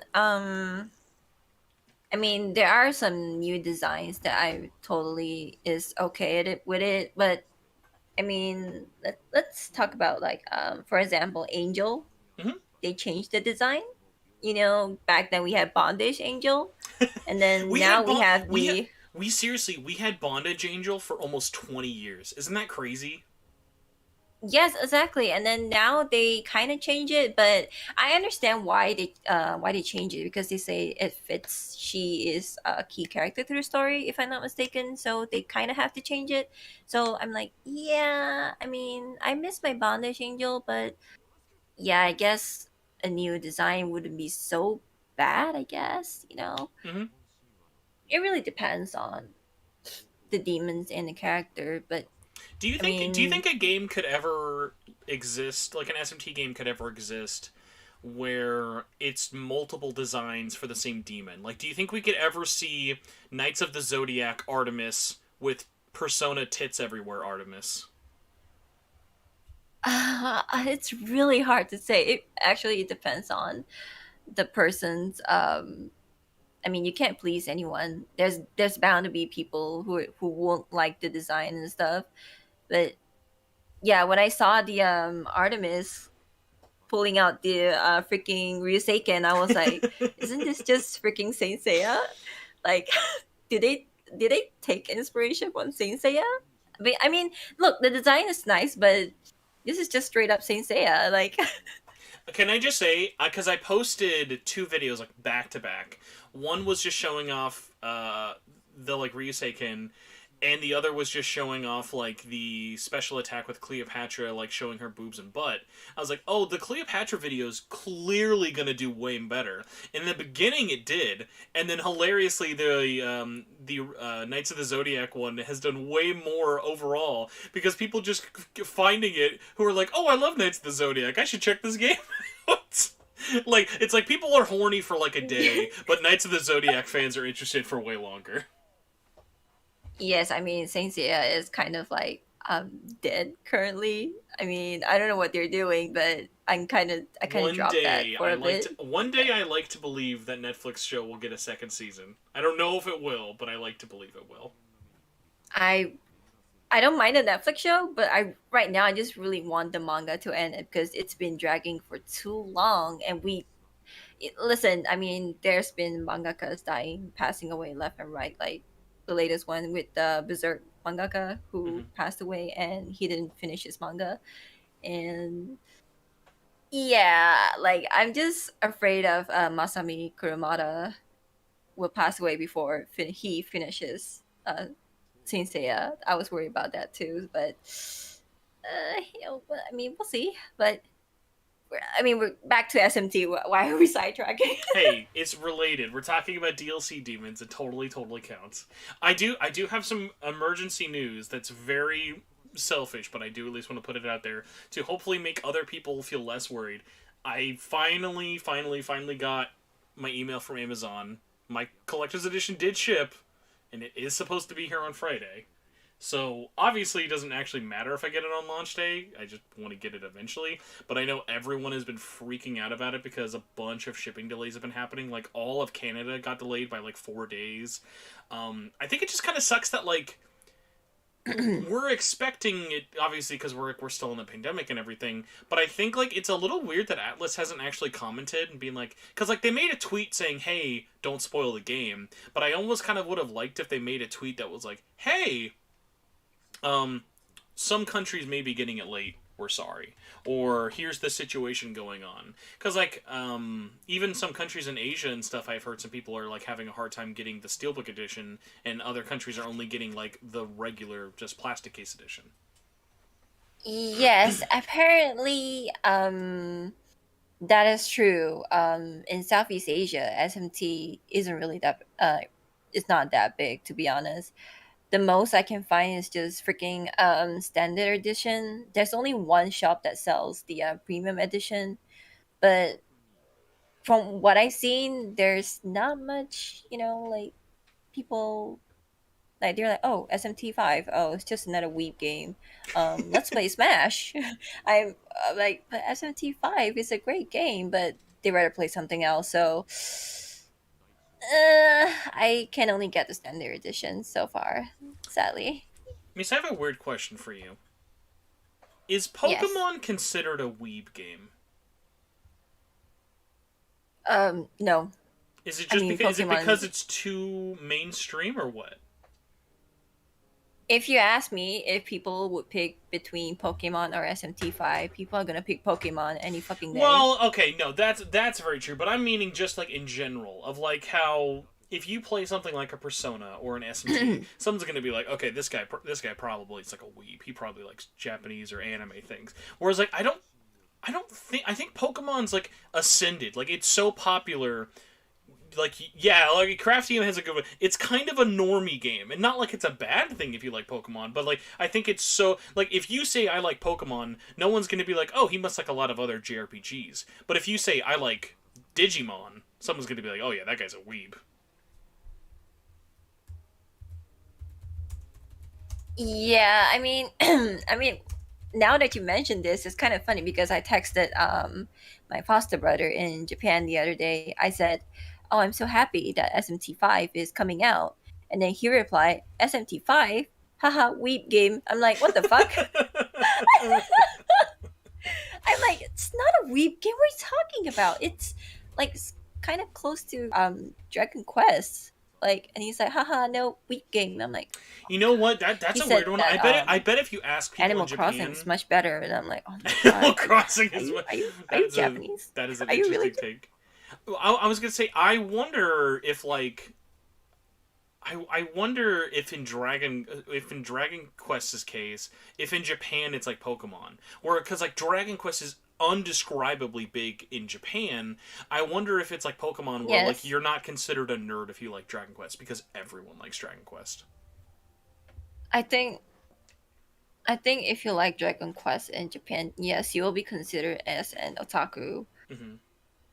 It's way different than Pokemon. If you like Pokemon, you're like, oh, you're. It's like you like Yokai Watch, something like that. I mean, Yokai Watch is kind of similar to Pokemon, but nobody's gonna say that. Oh, you're a disgusting otaku or something like. I mean, hey, No, if you but say you yeah. like Yokai Watch in America, you might get some insults. I don't think there's anyone outside of Larue who's in the Yokai Watch defense force over here.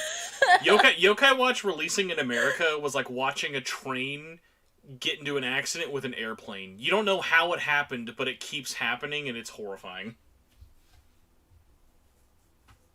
Yes, I am not sure why they try to sell Yokai Watch in America because um I don't think it's that big in the West, I think. Is it not? Yokai Watch tried. It even got published by Nintendo here, but even though we got three, maybe four games released, every one just eventually just fell off the face of the earth. So it's pretty much dead in the West. Even though actually, what's funny in Japan, it's actually fallen off very much. Incredibly, they actually remastered and re-released the first game on Switch and Yeah, PS4. because yeah, I mean because kids are playing Yokai Watch Hmm. in Japan.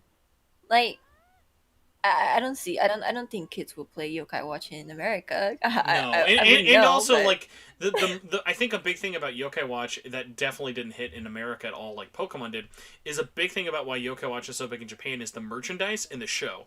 Whereas we got the show and we got merchandise and nobody liked it. Like all of the merchandise immediately went to clearance bins. Like we have a store here in America called Five Below, ooh. which is like our dollar store but a little bit nicer. And every time I go to a Five Below, they have hundreds, like literally hundreds of brand new sealed copies of Yokai Watch. Like they cannot get Mm. rid of it. And this is a physical Nintendo game that they just cannot sell. Like nobody cares for it in the West. Mm. But honestly speaking, I'm just really glad that SMT is really popular in the West, because I didn't think that it would get popular in the West. I mean, after SMT4, I think, oh, maybe it's not going to be popular in the West. But when they came up with SMT5, I'm like, and it's top trending in Twitter. I'm like, oh my god, the Western people love it, and even like people in Japan, they're like, what? The Western people love SMT? Like they kind of question it. Like it's like they couldn't believe that there's a big fan base. SMT has a big fan base in the Western, so Mhm. I'm kind of happy. So I I was curious about this. Do you have any friends who like this is their first one that they're gonna play? I have so many friends who are like, "This is it. I've waited. This is my first SMT game. I haven't even played Persona, but I'm gonna jump into this just because it's like a Switch exclusive, and I'm so excited to like see what like new people who have no context for this entire series are gonna think of it." I have a friend. He recently played Persona 5, and he said it's a great game. Then I say, oh, why don't you try SMT, because it's a it's a much more serious game, because Persona 5 is more of a high school setting, and it's kind of like haha, funny, I mean, there are some issues. I mean, dark issues, but it's not as dark that you have to kill your friends in SMT, because it's kind of like a tradition in SMT where you have to kill your friends. So I'm like, why don't you try SMT? And he did. He tried Nocturne Remastered, and he thought, oh, Nocturne is gonna be like Persona 5. So he picked the hard difficulty in his first run, and he got folded because he thought, oh, I'm a big guy, I'm a gangster, I'm gonna finish this. But he got folded in less than 2 minutes, and he told me, hey man, SMT was hard, and I'm like, what happened? He said, I didn't even get to move. Like the guy just folded me, and I'm like, well, yeah, that's SMT. Like buff and rebuff, like debuffs is important in this game. And he's like, man, I wish you could told me earlier. And I'm like, I told you it's hard. Like it's not. It's SMT looks like Persona, but it is not Persona. It is way harder. You need to use your brain for this. And he's like, yeah, and I asked, "Are you excited for SMT5?" He's like, "Yeah, like SMT5 looks clean," and he said he understands why that um he doesn't like Persona 5. I mean, the fan, like if he had to choose between SMT and Persona, I think he said that he prefers SMT. That's what he said. That's always like so interesting. Like when like there are people who like start with one and then kind of move over to the other in terms of like which ones they maybe like prefer or like kind of lean more towards. Actually, I've never asked you this because this is kind of like the longest time you've ever really been on this channel. What was your first game in the series? Like what got you started? Okay, admittedly, I I started on the vanilla Persona 3 on PS2, and then I play P3 Fest, and then I noticed that on the cover it says Shin Megami Tensei, and I was like, I think I saw a few other games that has the Shin Megami Tensei logo on it, and then I saw Digital Devil Saga, I saw SMT Nocturne, I saw Raito. I bought them all, and I started playing them. That's how I got introduced more to SMT than Persona. I mean, Persona is fine and all, but when I started playing Persona 4, it kind of like it's kind of tedious. I like something more lenient. Like I don't have to do social link, because truthfully speaking, yeah, social link is kind of fun, but it gets tedious as you go on. I like something more like, oh, you don't have to interact with this person to get this. You don't have to interact with that person to get that. SMT is just right. It's just straightforward. You get what I mean? No, yeah, I definitely Like understand. It's a different feeling.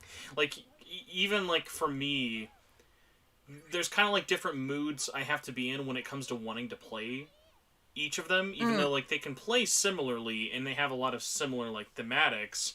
There are different times for sure where it's like immediately after like once I roll credits on SMT5, Persona 6 could be in my hands and I'd be like, you know what, I'm not ready for that right now. No, thank you.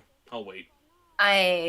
We definitely need a long break from Persona 5 because I think they've been milking that for like I don't know how many years now, 3 4 years, I don't know. Literally the entire development of of the release of Persona 5 in Japan to now has been the entire development time of SMT5. That's how long it's been, from 2016 to now. Exactly, because I remember I played Persona 5 on the PS3 when it released in Japan. I did not play it on PS4. I played it on PS3. And then Persona 5 Royal came out. I'm like, well, um, do I want to play this again? Like, I knew this is gonna happen because they did the same with Persona 4 Mm-hmm. and Persona 4 Golden. I seriously asked myself, do I want to play Persona 4 Golden all for the sake of this extra new ending and extra new character? It's I don't know. It's I don't know what they're trying to do, but why can't you release the full game in the first place? Why do you have to make us buy again? Like, to be honest, the games are not cheap these days. It costs like $60 for me. I was gonna say I have no reason, because in America we have it the easiest. Like, we have games that are like literally on Friday. If you went into a store like Walmart's, I assume Walmart's getting SMT5. I may be wrong. Like, they would give it to you brand new for like $50. That's it. See, I mean, yeah, I'm not sure how is it in America, but in Southeast Asia, games are getting much more pricier, and I have to think twice before I buy a game because do I want to spend the entire month eating instant noodle? Like, you were Just worth it, Koshimizu. Every underwhelming lunch was just for you. yes, like it's like, do I really need to buy like yeah, you get what I mean. Mm-hmm. But No, yes. definitely. What's another thing I was going to ask you for it? We did actually start this talking about merch and stuff for it. Has any of the merch actually caught your eye? Whether it be for the memes or actually that you're like, oh my gosh, I really want to get this for SMT5. For SMT5 merch, you say you're talking about? Yeah, like, has any, because now that the game is out, hypothetically they're not going to announce any more merch. Hopefully, we kind of know everything that's out there. So has there been one particular thing that really caught your eye that you're like, oh, I really need to get this? Okay, as an artist, I would want the art book. You know, I mean, it's important for an artist to have the art book. That's one thing. I mean, as for the others, I mean, it's kind of like the back. I think it comes with a premium edition, but Now, they don't to sell be that fair, separately. Yeah, to be fair, I do have to say, it is not a bag for a human. It is a Switch bag. You can put your Switch in it and then nothing else. Oh, It's more of a Switch case than a bag. oh, I mean that's pretty handy either way. Mhm. But yeah, I wouldn't mind another bag. I mean, it's SMT5 bag, but seriously speaking, anything that is related to Koshimizu or that has Koshimizu's face on it, I would buy It's in a funny, heartbeat. besides the acrylic, yeah, we haven't actually seen... Oh my gosh, you know what I just realized is going to be on the art book that I cannot wait to see? We have no idea what his beta design was. Like, what do you think concept Koshimizu looked like? Maybe he's gonna look like a generic white collar No. guy. See, I I'd be like, originally, Koshimizu was 7'5" and was always shirtless with a rippling six-pack. And I was like, man, this is a choice. I mean, I wouldn't mind looking into that. I mean, I will say, though, talking about the art book, I don't know if you've seen the pictures, and I actually don't know what the Japanese one's like, but for the English edition, the art book is actually hardcover, which I was very pleased with because I know it doesn't really Oh, matter. Like obviously the art is what matters, but it's just something about holding a nice thick hardcover book. You know, like it just feels quality. yes. So I'm really Mm-hmm. really glad that like the American one at least we got a pretty decently sized art book. It's not like a full sized book. Obviously, the artworks is going to come out later on in life, but I just think it's one of those rare moments of like we have something, and like one of the things actually kind of talking about this game that's not really a spoiler, but no one's talked about. This game has tons and tons of art. Like they made so many models and art that just goes completely barely used. Like you'll see it maybe once or twice, and then you'll like never see it Mm-hmm. again. Like I think like obviously they've never really done this. Well, no, actually, Persona 5 Royal had a gallery feature, but like I would love it if they just had like a bonus features where you could just look at the art in game and just like really zoom in on all like the high resolution features because like the Mm-mm-mm. amount of Yeah, like that would art be assets nice. that went into this is just insane. Like I cannot imagine like what that kind of process was. He's like whether it be from the characters or the demons and like to like all the designs and stuff like that's why I really like the fact that they've been doing so many of those. Hey, here's what Doi thought while going into the art process of like being that Mm, like creator. Like mm. I just love hearing kind of any commentary like that. Yeah, I just hope that Atlas would release an actual art book. Like you don't have to buy the game to get the art book kind of thing. Because I noticed that Atlas always do like, oh, you want the art book, you have to buy the premium edition. I'm like, um, what if I just want the art book though? Like, Time to go to yeah, eBay. exactly. Exactly. And I mean, yeah, eBay is your best source to go, but it can be so pricey. Oh yeah, like I, sometimes it's almost as expensive to buy one item included in a collector's edition. It's like, why don't I just buy the collector's edition then? yeah, exactly. But I, don't- I just wish they would do that because artists would die, would love to have the art book. Just the art book is fine. We don't like, I mean, the game we can buy later, but the art book is a must. Like, please, Atlas, please. I'm begging. I want to see some more Koshimizu. See, so this is another weird thing with like art books and stuff, and I enjoyed talking to this with Matt from Udon when he was on the podcast a couple weeks ago, because I remember a lot of Mm-hmm. the times Atlas is like if it's not a collector's edition, they're not going to release the art book. It's not like in Japan where they get it, and I think it's very much like a you're lucky if you get a art book release. You're extra lucky if you get an art book release translated in English, like with all of the text. And Mm-hmm. I at least I don't know if that's going to be happening anytime soon. Like just to put this into context, guys. Remember, Persona 5 released 5 years ago. We are just now going to be getting the Persona 5 art book completely in English in 2022. So I'm not holding my breath for SMT5 to be happening anytime soon, but it is one of those things that like hopefully this game does really well. We know that this game is sold really really well in terms of pre-orders. Like hopefully it continues to do well, that it will then kind of rise to that thing of like, hey, let's release this quicker, let's release this faster. And I mean, like, I'm optimistic because like look at something like even the soundtrack, like the fact that Mm. Japan and America gets the same 2 disc soundtrack is so nice because back in the day America, we'd be lucky if we got a CD with 4 songs. Mm. It was very Four sad. songs? It was really like A like CD? some of their CDs, it was like you couldn't have put less on this soundtrack if you tried. It was really really sad. Speaking of collector's edition, back then I used to buy P4D, P4 Dance for Vita. Hmm. I think I bought the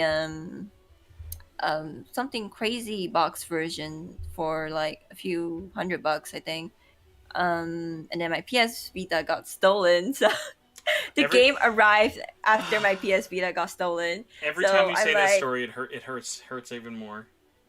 yes, it hurts. And I was stuck with the game, and inside the game, back then Persona 5 wasn't released, but they kind of released a few like sneak peek, like the Oh opening. yeah, no, because remember if you pre-ordered the game or had the collector's edition, yeah, it gave you the Blu-ray with a secret new trailer. That was a big deal. Yeah, that was a bit. I got that, and people are willing to buy that CD, just that CD.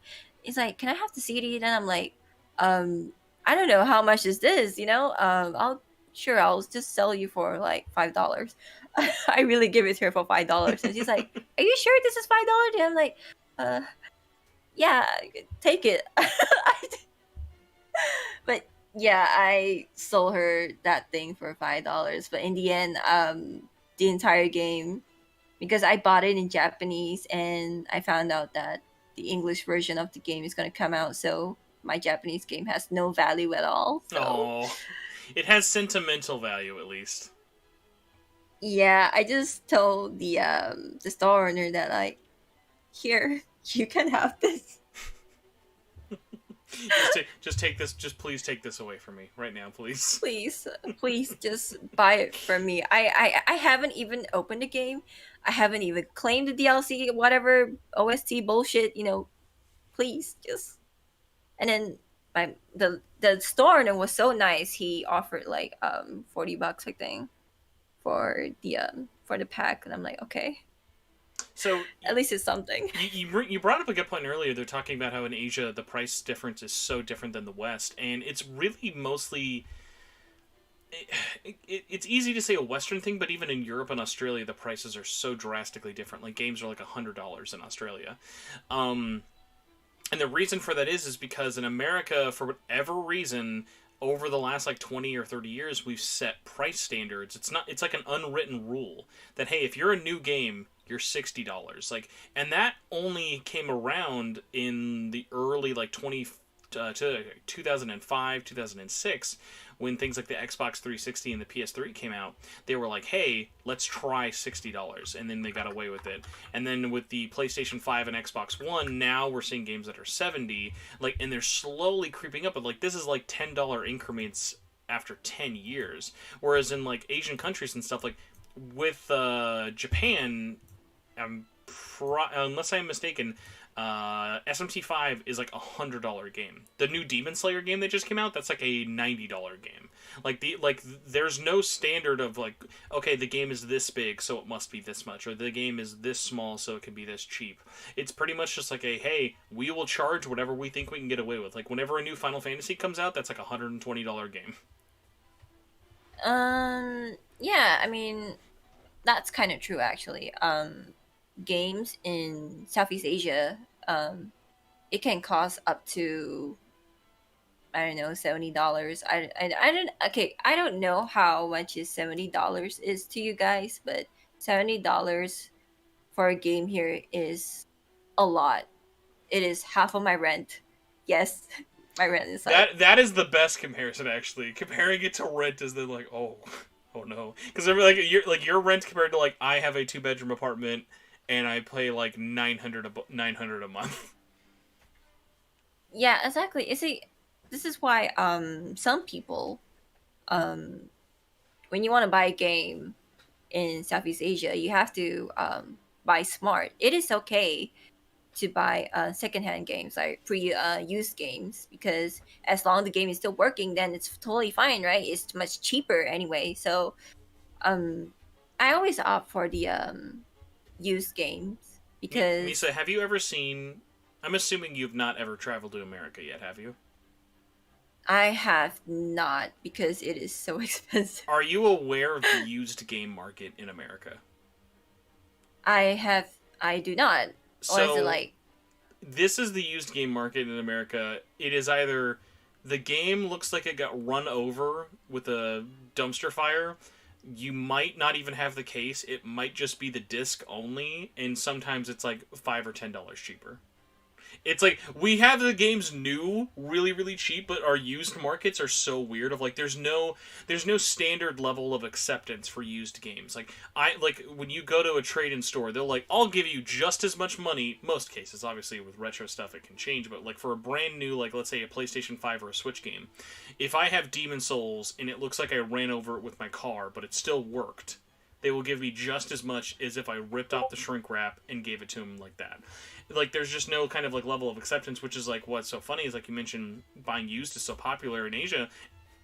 It's because when you buy something used in Asia, it's practically new. Like, it's just, for most cases, you're getting it in pretty good condition, and if it's not in good condition, you'll know before you're buying it. Yes, most of the used games here they look pretty new because if you turn in your game and it looks like what you said got run over by a car or something, it looks shit, like but the game still work. We just like, uh, we're not taking that, Hmm. because yeah, I mean, I think it's an Asian thing. I don't know, like, but yeah, I always go for the used games rather than buying the new ones. I mean, if I really like this game, then maybe I'll buy the new one. But most of the games I buy are used, and I have no shame in that. So, I mean, I'm buying smart. I'm saving money. So, I mean, as long as the game works, so I mean, I don't mind. But for SMT5, I don't think that people are gonna sell SMT5 in Asia like as a used game because I doubt people plays SMT5 in Asia. People are too busy playing Pokemon Unite in Asia. I don't know why. Oh man, dude, the Pokemon Unite, I've never felt like more wrong. When I was like, I don't know, dude, how popular could a Pokemon MOBA be? And I was like, oh, and it's made by Tencent. I'm like, I don't know, how popular could that? I'm so wrong. That game is so that game makes so much money. People have no idea in America. It's the kind of like I think it's like the third biggest thing in Asia right now because Asia thrives in um MOBA games, mostly like PUBG It, Mobile I or was gonna Mobile say it's Legends. either like it's mobile and like it's either like a Genshin like game, a battle royale, or a MOBA. Like that's the really big heavy hitters in Asia.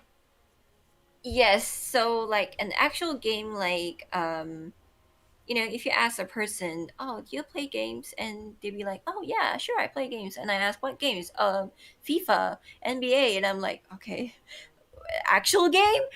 Like it's like GTA, I guess. Oh my god, like yeah, it's if you ask me if there's any SMT fans in Southeast Asia, yes, we do, but it's really a small group of SMT fans in Southeast Asia.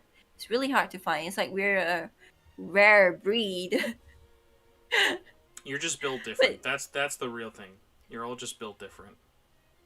yes, I mean, people in Asia mostly know about Persona, yeah, but that's it. If you ask them about SMT or whatever is SMT related, they don't know. Literally, all they know is just Persona because Persona is a big game. I'm not gonna lie. Back there was a lot of people cosplaying Persona 5 in the con. So I, yeah. I just thought of something. This is probably more of a specific to me and you kind of question, but I always think about this when I'm classifying my like Vita games, especially because I have so many of these. What do you guys call at least like what do you in like Southeast Asia like for the gaming community? What do you guys call games that are released in Asia but have primarily English language options? What do we call it? So, like, you know how sometimes we'll have games that will release digitally only in America, but then you guys will get them physically in America. You guys will get them physically in Asia with English. Like what do you guys call the games that release in your parts of Asia but are in English? Like, is there like a name for that where you guys are? No, not really. I don't think so. Because like the thing that's always used online, which is funny because like it doesn't really it doesn't make sense unless like you're in the kind of like collecting world. Like it's always referred to as Asian English games, which like really doesn't make Oh, sense because like that's kind of like well any game released in Asia with I English would think then be that. is I think it's mostly based on the region because back on the Vita, there's bound to be like R2, Region 2, or Region 3. Hmm. If it's Region 3, that means the game is totally in Chinese. I mean, the writings are in Chinese. If it's R2, that means yeah, the game is in English. I'm not sure, but yeah, I mean that's the difference. I think it's just R2 and R3. R3 is Chinese and R2 is English. Nothing special about it. I think that's it, yeah. Okay. But Vita isn't that popular in Southeast Asia as well. Well, hey, it has to be popular somewhere. I'm sure I will find where it's the most popular, and the answer is definitely not Kansas. Unfortunately, I found that out the hard way. It was popular for a bit back then. People were playing Freedom Wars, Project Diva, and some people play the old Persona games because they were selling old games on Vita. And I think there was like a few good JRPGs in Vita. I mean, it was popular back then, but it just kind of died. I mean, there are still people like some stores selling PS Vita, but if you want to find a game, yeah, good luck to you. It's mostly used. I mean, you can find them used mostly for yeah. But I So would uh, get a Vita any day. clearly, I just need to mail you one of my three Vitas because now I just feel bad. It's like, Why well, do you have Vita? Why do you have three Vita? What? I have my launch edition, so it's a crystal white color. That's my main one I use. That's like got the OLED screen and everything. Then I have the Persona 4 Dancing limited edition one, the one that was like all yellow. Oh yeah, And yeah, yeah, then yeah. bringing it all full circle, the Dragon Quest Metal Slime edition, where it has like a little metal slimes all over it. Mm-hmm. Oh, no wonder you had three. See, like even in comment, people like, oh, Freedom Wars. Yeah, I used to play Freedom Wars a lot. It's a great game. Freedom Wars is so good. You know what's funny? They actually made a spiritual successor. Like it's a kind of sequel to it, but it's not called Freedom Wars. What is it called? It is Sword Art Online Fatal Bullet. It Okay, literally okay, bye. Okay. it's literally Freedom Wars, made by the same team, plays the same, but in the world of Sword Art Online. So it's kind of like funny. It was like, well, Sony wouldn't give us a sequel, but I mean, if you like Sword Art Online, I guess here's your shooting game. I have no comment about Sword Art Online, but there are a lot of people in Southeast Asia who enjoy Sword Art Online. But I'm not gonna. My only experience with it, ironically, is the Vita games. I've never seen the show, and because the games are so different than the show, it's kind of like I don't. Yes. It's like I have no room to comment. I'll just be the old man in the room that's like, you know what, I like Dot Hack better. That's okay. I'll just play Dot Hack more. I'll watch Dot Mm. Hack instead. Yeah. Um. So, if you ask, is SMT5 popular in Southeast Asia? No. Miso, is SMT5 going to be more popular than Sword Art Online after this week? That's what I need to know. No. Damn. See, like, I actually thought Sword Art Online wasn't getting very popular, and then I found out, nope, it's still a thing. It's still really big. Like, they just had this big collaboration event with the new Marvel Eternal movies, and I'm like, okay, I guess, because, like, I just thought it was over. I thought, like, oh, yeah, Sword Art Online ended, right? No one talks about it anymore in the West. I'm like, nope, it's still really big in Asia. You see, okay, so the thing is, in Asia, I'm not sure if it applies to the West. Like, correct me if I'm wrong. In Asia, people tend to buy games that are more mainstream. Like, if you ask them to choose between SMT5 and Sword Art Online, they choose Sword Art Online because they know Sword Art Online. They are scared to try new games. They are scared to try new things. They only buy games that like something like Marvel's Guardians of the Galaxy. I was like, oh, it's by Marvel. It's gonna be great, but there are better games than Guardians of the Galaxy. But they still choose Guardians of the Galaxy because they know they know that title. Misa, Like I'm, SMT. I have to tell you, is the second, literally the second I'm done playing SMT5, I'm immediately jumping back into Guardians of the Galaxy. That game is so fun.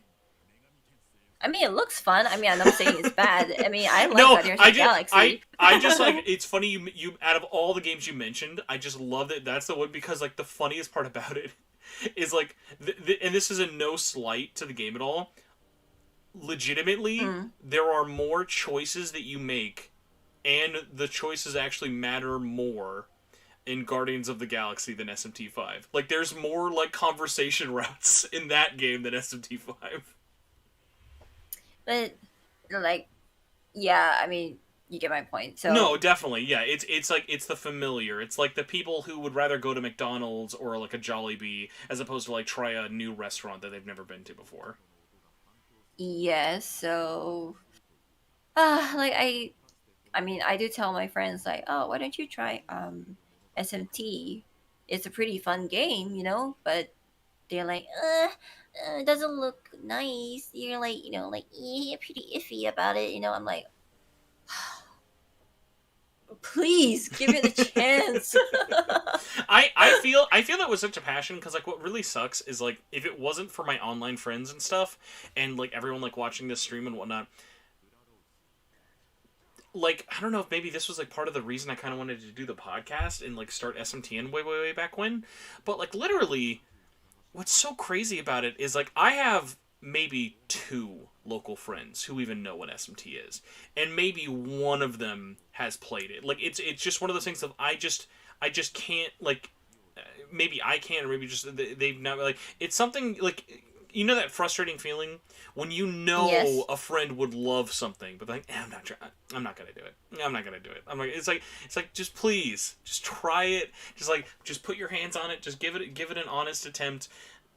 And like I hope and I think it because like this is going to be such a good jumping off point because I legitimately think this game is releasing at like the perfect timing. Like I really hope that this just becomes such a well received thing that everyone is just like, oh, Mm-hmm. you have a Switch, yeah, just go buy this. Like no one needs to be sold to buy Animal Crossing. Everyone's gonna buy Mario Kart. Everyone's gonna buy Mario Odyssey. Everyone's gonna buy Breath of the Yes. Wild. Like I would really love it Yes. if SMT5 just became, oh, you have a Switch and you like RPGs, yeah, just buy this game. This is a great game. Go buy this. Yeah, but what ticks me off is like I ask him, hey, why don't you try SMT5? It's actually a pretty good game. And then they're gonna say, is it like Persona 5? Do they have social link? I want to date, like, I'm like, not every game is like Persona 5, okay? Kind of like frustrates me. Like Mm-hmm. they have to compare it with. Why do you have to bring up the moment I said it's by the same creator of Persona? It's Atlas, and then they're gonna ask, is it like Persona 5? Because I want to socially, Where's I want to Joker? date dating Is sim. Joker in this Yeah, game? it's just Can I see Joker, please? like uh, this is the father of Persona. Respect. I mean, I'm trying to like You've I'm played the persuading the sequel, play the prequel. Respect your but I elders. mean, yeah, I mean, but if they don't want to play it, like, I'm not gonna force them. I'm just saying that it's a good game, whether you want to try it or not, it's up to you. Like, no forcing, just telling you it's a great game. Misa, That's I've all. got to ask, what time is it for you right now? It is 2:12 a.m. You are incredibly energetic for 2 in the morning. I appreciate you coming on so much. Thank you so much for. You've actually talked longer than Nyarly did, believe it or not. Because I'm still up right now because I'm drawing I'm drawing the countdown thing to SMT5 release thing. So right now I'm drawing like the last one, so that's why I'm still awake. I appreciate that so much. So I was going to ask. I don't want to art spoiler if that's a thing. For the final drawing, is it one character or two? It's one character. Okay, it because okay, here's the thing. Okay, the game released in Japan today, which is 11/11, but it doesn't release worldwide until 12th of November, if I'm not mistaken. So I was like, should I? Maybe I'll draw a little bit of extra. Like, you'll see. I'll tag you later. there's release day, and then it'll be worldwide release day. You get one more. Exactly. That's why I'm drawing the extra one right now. But I'll tag you once I'm done so you can see it. I mean, there's no surprise, so I'm gonna draw is the last character. You guys are gonna guess it like so easily. I mean, It's Artemis, sure, everybody. We all know it's Artemis. I would want Oh, to draw her, Misa, but before we forget, because I did it on Twitter, but people in chat would like to know, so I can actually put this on. If we're gonna be speedy, yes, your art Twitter. Do you post art anywhere else besides Twitter mostly? I have a Ko-fi, but Twitter is my most active platform. I'll I'll post my art on Tumblr and Ko-fi, but Tumblr is pretty slow, so you'll catch it mostly on Twitter. Okay, I just pinned your Twitter, so hopefully all 114 of these people watching live will now flood you with commission requests. Oh no. Oh no. I mean, thank you for that, but at the same time, please do not judge when I tweet about Prime Minister Koshimizu. Please. They're all understanding respectfully. Like, please, my brain is rotting from thinking about Prime Minister Koshimizu. Also, Will in chat, Varnus, you did not wake up 2 hours late. I started 2 hours early because I woke up. The first person who messaged me was Nyarly, and he was like, "Hey man, you want to go?" And I'm like, I guess it's like I might as well just start this early because like let's get all of the people who it's 3 o'clock in the morning out of the way first. I mean, I think it's like 3 a.m. for him in Korea, yeah, so time zones. Yeah, so has not affected the overall schedule, but will just probably affect my general well-being. But no, Misa, I wanted to say thank you so much. I'm gonna do my first of I don't actually know how many bathroom breaks I'll probably have to take. I'm gonna take a bathroom break really quick, and then we're gonna get our next guest in. But I wanted to thank you so much for coming on and making me not be alone during all of this. You can ask me to come on every time. Thank Anytime. Yeah, all right. Thank you. All right, awesome. How do I manage the internet? Thank you, Misa. I'm hanging up respectfully now. Good luck on your final drawings. Okay, I'll tag you later. Thank See ya. you. Bye. All right, people. I got a message thingy here. All right, we're going to let our next special guest on in a second, but I've been chugging water like an absolute madman, so I have got to go to the bathroom really quick. So enjoy my BRB screen. Respectfully enjoy my BRB screen of two handsome, demonic gentlemen.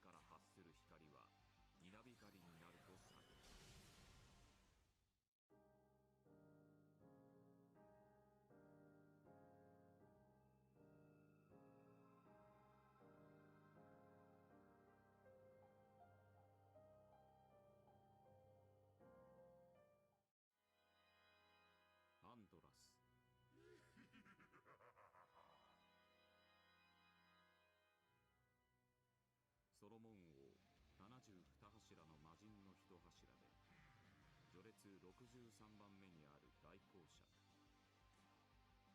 争いある場所に必ず姿を見せ、憎しみを扇動してさらなる闘争を引き起こす不和の悪魔とされる。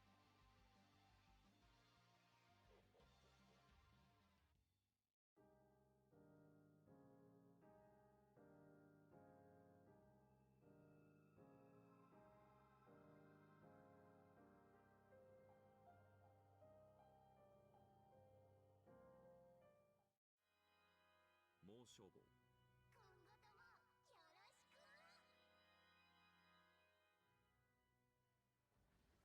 モンゴル系のオリアド民族の伝承の魔物。美しい娘の姿をして旅人を誘惑し、隙を見せるとくちばしで頭をついて穴を開け脳みそを吸い取るという。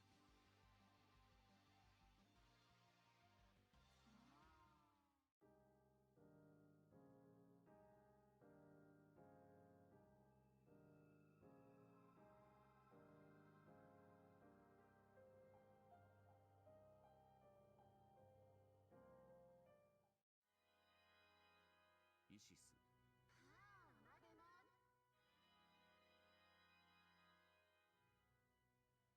エジプトの母と呼ばれる女神。砂嵐の神セトによる。Okay, everybody, we are back. We're at the party. We're living life. Let's get our next guest. How many people have we lost? Wow, we actually haven't lost anybody. Dozy Bear, I meant to give you a shout out. This is a perfect segue. Dozy Bear, thank you so much with the $5 super chat. Thank you for keeping me entertained most of my workday when you get carried in Genshin. Getting carried in Genshin again, though. Oh my gosh. Man. Speaking of getting carried in Genshin, I owe my wife playing Genshin so bad. But really quick, want to give a shout out to Dozy as well for saying, what is it? Really just want to say big thanks to all the Patreon supporters. The Patreon support has been insane. If you enjoy the stuff I do here, if you just want to try and keep me motivated while I am going to be doing this literally all day until my voice gives out, you can either do super chats or you can go to patreon.com/SMTN to help support the channel. You can be a donate. You can donate I'm trying to think what it is. You can donate $1 to be a fan. You can donate $5 to be an executive producer. You guys have been awesome with the support. I guess I could actually have that pinned. Support the show at... Oh, no. Support the show on Patreon. You know, we could probably just do the actual URL. Be adults about this, for God's sakes. This is a professional production. Thank you, URL. Alrighty. Then we can get our next guest in here. Yes, water all day. Also, thank you all for staying here and just being super awesome. Like, I was so ready for this just to be a stream of, like, me. Of, like, it's me here by myself with 5 people all day. So I appreciate the hype. I appreciate the fact that I'm not the only one here. It really means a lot. Make sure that the pinned message actually works. Even better. Alright, let's get our next guest in here. Stop dilly-dally shilly-shallying.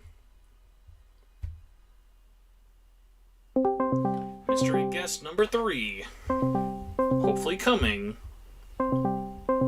to a voice near you.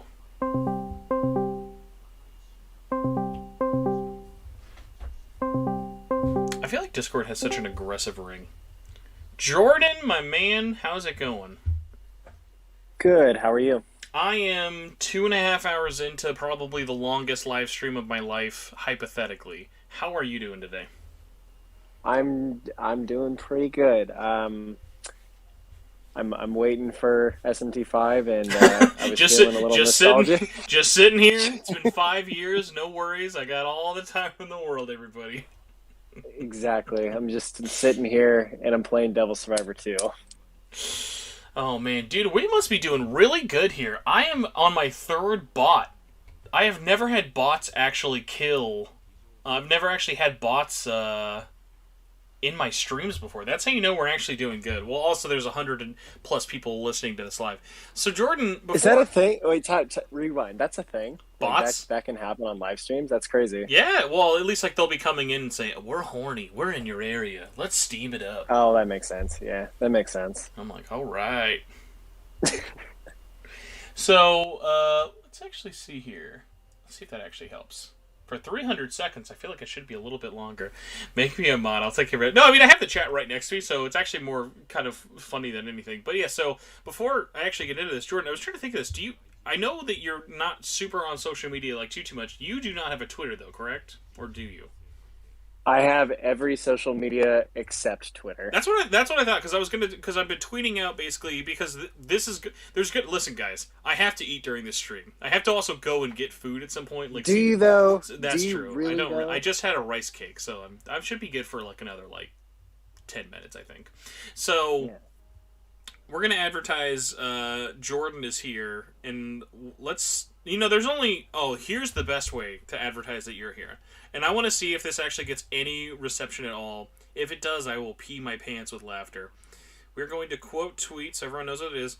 Going live now with all quotes. Number 1... Let's see if I have them on here. Oh man, I'm trying to remember his name on Twitter. I know he's on here. I'm trying to find Aaron DePaul's Twitter so we could at him for absolutely no reason. That'd be great. That's awesome. Why am I... Here we go. Aaron... Yeah, I spelled his name correctly. And I know he is on Twitter, so I'm probably... Because some people either like to do the really easy one or the really hard one. I heard, well, so on my end, I heard you put Aaron DePaul. Are you sure you're not meaning to put Darren DePaul? Darren DePaul. Listen, buddy. It's been a day. Darren DePaul. What a fake fan I am, dude. I bet I'm not even I know, excited. get out of here. Not even a real fan. Exposed on Darren stream. DePaul. He's verified, for God's sakes. I should have known. Number 1, Darren DePaul fan. Jordan. Come chat. I hope someone jumps in here thinking, Darren DePaul's on the live stream! That'd be awesome. On it, I feel like I told you this story. I don't know what it was. I was going through a big Final Fantasy 15 high, so I was like, guys, what if I just texted Darren DePaul and see what he would say? And I did. I messaged him. I was like, hey, I'm a super big fan. I'm really big into the Final Fantasy trading card game at the moment. Would you be able to sign my card? And he's like, hell yeah. Just give me your address and I'll send it to you. And I was like, oh, that's sick. And then fast forward 2 weeks from there. And then his agency with his little signature and not signature, but he has his own seal. And I was like, holy shit. This is so funny, by the way. Joel Putz donated $5 super chat, which I love this because we were talking about what a weird release week this is.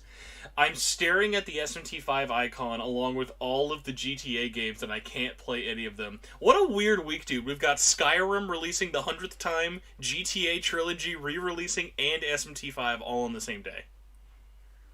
I mean, you gotta go big or go home, right? I mean... It's yeah, hey man, I will say this, because again, GTA not out but has been leaking a little bit. If GTA ends up being the worst looking Unreal Engine 4 game compared to SMT5, that will be very funny to me. They'll be like, we did it, guys. I mean, I consider that a win. Oh, I dude, consider that an absolute win. 6 Abe is totally right, even though I don't think I've gotten it yet, but I haven't gotten an email saying I don't have it. The Elden Ring network test is also going on right now, and Elden Ring hype is very real. Oh, I know. I forgot about that. So, Jordan, people may know who you are. People may not know who you are. Who the heck are you? What do you do? And why are you a super fan of this series? I mean, at this point, I'm kind of just like a ghost on the internet, but I'm still here. You're a self-inflicted ghost. I mean, I'm a sign of my times at this point.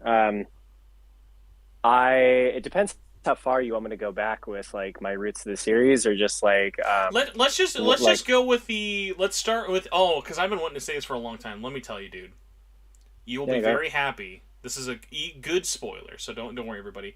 Alice, not a late game demon. You get her at a good. I saw she's level 40, and I was like, hell yeah. She's delectably great. She is an awesome, like, they nailed it. They nailed everything about her, from a actually good voice, a good presence, a great unique special move. Yeah, you'll be very pleased. This is a 10 out of 10 Alice representation here.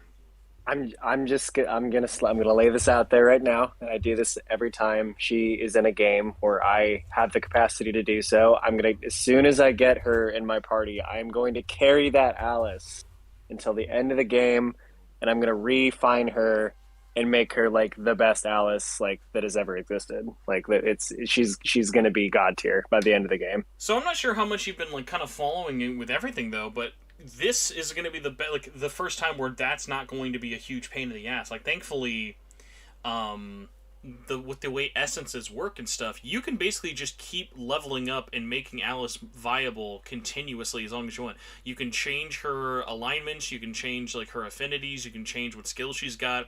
You can have the most a unholy Alice is probably the Alice is already there. The holiest of Alices. You can have an all Hama Alice and just make no sense at all.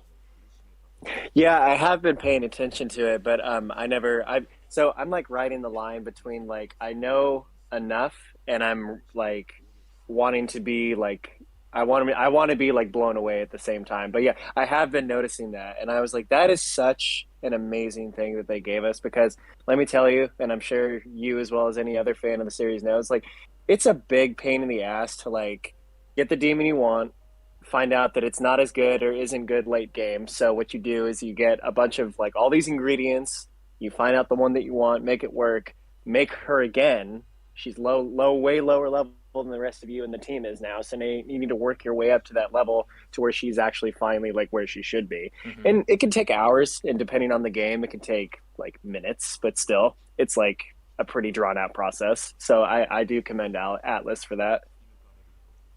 Now, I was actually, I don't know if you'll appreciate this or not, there's a dedicated lore button. Anytime you're looking at them, it's just, here you go, here's some lore, get some demon lore for you.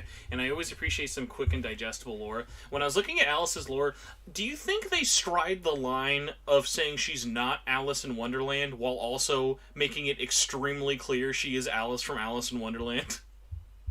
It's like, okay, so at this point, I kind of wish that they would just like give us an answer, because like, yes, I do agree that it's kind of like it's either always been tweaked or it's always been like, well, it could be, but it also couldn't be. And it's like, okay, well, which is it? But I also kind of like that. I kind of like the ambiguity, because like, as far as I do know, like the one half of it that isn't directed to Alice in Wonderland, I think is supposed to be connected to some real world event that did happen to a family. And I honestly can't remember which one, but I've always liked to think that it is like Alice from Alice in Wonderland, because based on the references that you get basically throughout the entirety of her, and the references in SMT1, the references to Mad Tea Party, the references to Die For Me, like it's all there, like it's clearly there.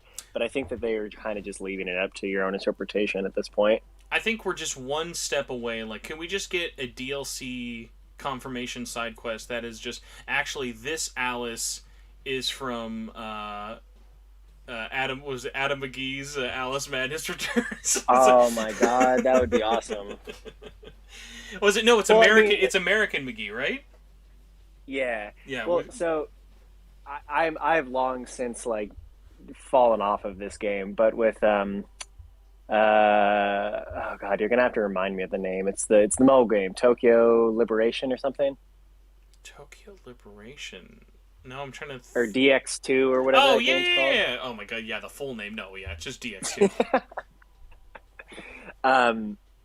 That I remember that I would occasionally see like a lot of like updates, or at least like quote unquote like mini events that were going on for Alice that were kind of directed towards that. So that there is that. So I thought that was kind of cool, where they brought in her SMT1 design, which is her holding the Barons in her hands as dolls. Like that was pretty cool. But like I don't know. It'd be cooler to get something like that that isn't like in a mobile sense. Because, like I said, I think I beat the base game when that game did not have like a ton of stuff going on, and I'm sure this isn't even like the final boss anymore. But like, spoiler for spoiler through this game, like Lucifer's the DX2 final spoilers, everyone. Hold on, sound the alarms.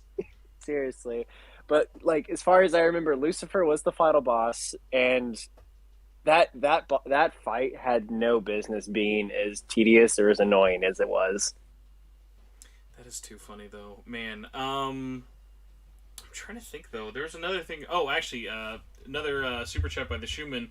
Another great thing about having the essences is you can now just have an entire team of Jack Frost variants. I will tell you, I probably went at least 10 hours having Black Frost and King Frost just destroying everyone in the game for like 10 for like they were extremely like irrelevant at that point. I should have had more powerful demons, but I was like, it was too iconic. Like I couldn't get rid of. Well, yeah, them. you're doing it for the lulz. Yeah, exactly. It's like we just need to put Mothman, and we can just have like the meme team.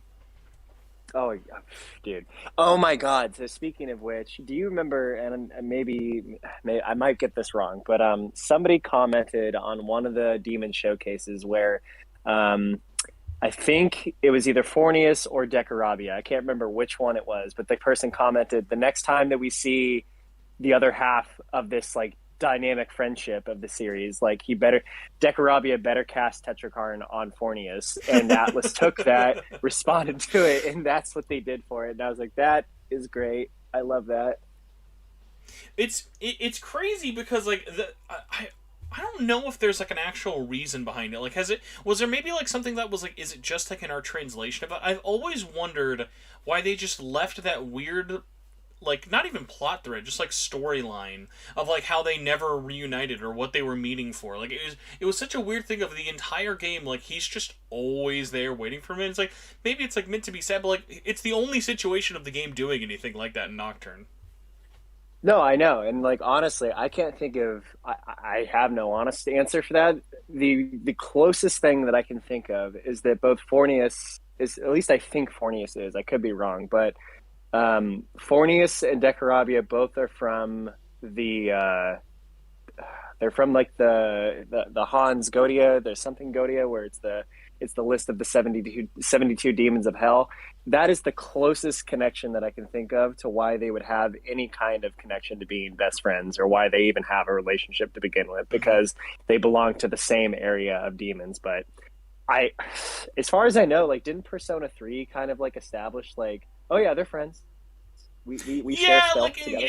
it's been brought up since then, but I just always wish I knew like what was the inspiration to like start that for like in Nocturne specifically. I just thought it was like always like such an interesting thing, because like you don't really see that a lot in even other games of like demons kind of coexisting really. But I mean, a lot of that's always been like due to the smaller scope of the game, which like, oh my gosh, like what a not spoiler, but like just some good praise for 5.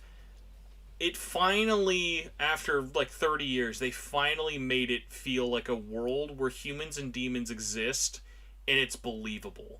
And it's so interesting because it's like the way it does it never feels like it's like being very black and white about everything. Like there's so many good, interesting moments in the game of like dichotomying between, hey, there's the obviously angels and demons, but there's a large faction that's like, hey dude, I'm just fucking here. I don't care. Like, yeah, you're fighting all of my friends down there, but like, I'm just here. Like, listen, I'm doing my thing. Do you want to do a quest? Do you want me just to have some like flavor text? Like, I love that, like, even though they are these like horrific monsters or like cute and like cuddly like fairies or whatever, it still, like, at the end of the day, it actually lived up to that thing of, yeah, this actually feels like a post-apocalyptic world. Like, Nocturne felt like someone made a couple of rooms post-apocalyptic. Like, Nocturne never felt like, oh my god, dude, like, this is the world now. Like, this is just, like, we can't go back. Because a large amount of it is just, you're experiencing it from a peg's perspective, or, like, a life piece. And I think because actually getting to make those worlds larger, even though it's not an open world, it's funny how much more they kind of succeeded at making not only Tokyo but also like the Netherworld and Dot like actually feel like a real place that had existed before you were there. Because like I think nothing's worse than in a story. Like imagine if in BioShock you get there and you're like there's no Andrew Ryan speech. You'd be like, what the fuck is this? like who built? Why would you build this? But you get that great speech from Andrew Ryan about like why he casted out the government, why he casted out religion, why he brought all of these people here, and why they built this world. Like it makes sense even though you aren't around when they're building that world. Like you're coming in way after all of these terrible events, but it still feels like a believable world even though you saw none of its creation. No, absolutely. And before I give an answer, I just wanted to double check. Can you you can hear me, right? Like I don't. Do I sound like garbage on your No, end? no, you Because sound I good. think okay, good. Because I don't know what I did last time. I know when we did the podcast episode, I went back and listened. I was like, holy fucking shit! I appreciate that he didn't tell me that like my audio quality sounded like absolute like shit. But oh my god, I kind of wish he told me that my audio sounded like shit. I need to remind myself now. Here, keep talking and answer your question. I'm going to pull it up because now I'm like, I don't remember what you sound like now. No, you're good because I think when I was doing it, I was walking around my room and I had my fan going, and I think like my voice was just getting thrown around the room because I do have my AirPods in, so like I wouldn't be surprised. Anyway, uh, where was I going with this? It was with Andrew Ryan's speech. I don't no, yeah, I think that it was definitely that speech is one of the biggest hooks for me in video games because BioShock to me is a franchise like I kind of wish that it would go back to like its roots. Infinite was a good game. Like people can say what they want about it too, but I don't think it needed to get as complicated as it did with the whole time travel aspect and not time travel, but the multi-universe. And a lot of video games do it. Like SMT is guilty of it too, but that was never like a thing where like it distracted you from like the rest of the story, or it distracted you from the plot, or like any other significant events, or made you forget like about this or that. And Infinite kind of did that for me in the end when I finally did like sit down and like looked it over and did all these things. I was like, oh, that's what that means. Okay. But with BioShock, it was so like rooted, like as you said, it was so fantastical, but it was so realistic to a point where like you could believe this is a thing. And based on the speech too, and like a bunch of like super memorable and quotable dialogue in both of those games, 1 and 2, it really did add to it. And like I feel like that's something that games are missing nowadays. Is something that like keeps you so invested and like makes you really think about stuff like that. No, like definitely, and it is one of those things of like obviously it's easy to call out like when it's not done well, and especially comparing something like 5 to Nocturne, a fucking PlayStation 2 game. It's apples and oranges, but it is also one of those things of like it's not always about how much money you put into something to make it better. I think it's always that execution. Like because like I just literally got the BioShock collection. I finally got a physical copy of it on PS4. I found it at like a really really good price, and like with all the like goodies and stuff with it, and I loaded up all of those games and played through all their openings again, and I'm like, man, these games hold up so well. And you know what's really funny about it? Do you remember what game engine the first BioShock was made on? Wasn't it one of the Unreal engines? Do you know which one though? Unreal Engine 3? That was what everyone was using at the time. It's literally Unreal 2. Oh god! So that does was really using hold up. like Goddamn. it was using PS2 GameCube tech back then. It was like doing the cheapest of the cheapest stuff, but that was because it was they had used that engine so much in like the Thief games and like the other like things that they had worked on at that team, that it was one of those things of like, hey man, it doesn't have to be on like the new hotness. Because like kind of a good thing you could look at now would be like, look at how SMT4 is on Unreal Engine 4, but it's not you're not going to compare it to Final Fantasy 16 or here's a better one. Like you're not going to compare it to Final Fantasy 7 in Kingdom Hearts. Those are also made on Unreal and look at drastically different. But it's one of those things of like it knows what it's doing graphically, and it like nips and tucks all the right ways to kind of like make make it work without making it kind of feel like, because I think nothing's worse than when you see a game that focuses so hard on looking good that then other aspects suffer, you know? Oh no, of course. It's definitely cases of I'm not saying they did this, but I am agreeing that like there's so many cases nowadays where like style over substance, and like I hate that. And maybe this is a little controversial. It's a new movie. Like people definitely feel very strongly about this movie, but I saw Dune. No, and, I was like, don't say Dune! Not my precious Dune! I will say this now. I don't hate it. I just let the record be clear. I do not hate Dune whatsoever. I loved the concept. I think the cast is really, really good. Like, I love Timothée Chalamet. Zendaya was fine for the short period that she was in it. Oh, I know she's going to be in more down the line. I blinked and must have missed it. But there, I don't know. To me, throughout the entirety of the movie, I felt like there were times where I'm just like, this feels really like disjointed and like kind of all over the place a little bit. Like I'm following, but I feel like I was meant to watch another movie or read a book. And I do know that like Dune has some source material before it, but it made me feel like I was missing something. And I'm like, I just felt like so like disassociated from it at points, and like that I got a lot of things where at the end of the movie I'm like, so was this kind of just like a giant visual trip? Like, did I miss something? That being said, it's still a beautiful looking movie. It's shot really well. It's well directed. Looks really good. I'm definitely going to watch the rest of it, but it kind of just left moments where I'm like, I kind of wish there was a little bit more, just a little bit more there. I can definitely understand that. What's one of those funny things is like, I think in Dune, they specifically do and don't do a lot with world building that actually I think helps it in the long run. But I can totally see how this is a movie, like, I can't call it good because it's only part one. Like, if part two fucking nails it, I'm gonna be like, Dune is good. But it's got like that thing of like, it is definitely part one. It is not a whole movie. That is not an ending. That is just part of a story. Which then made it of course. Which then made it even more depressing when I read the news story to my wife yesterday. It's like, hey, so I don't think Dune's coming anytime soon. She's like, what do you mean? They just announced it. Like, they just announced they're filming it summer of next year. I'm like, ooh, it's gonna be a little bit of a wait there. Well, and it's too like I'm seeing a lot of people on like a lot of threads and just a lot of posts and videos saying, man, like Zendaya should have been getting paid like way more money for the time that she was in this movie. And I'm like, okay, how much did she get paid? She got paid $300,000 for 7 minutes in the movie. $300,000, still good amount. But people are arguing that she should get more money for being in 7 minutes in this movie. That's less time than Robert Downey Jr. was in Spider-Man: Homecoming, and he got so much more money. But then again, you're comparing Robert Downey Jr.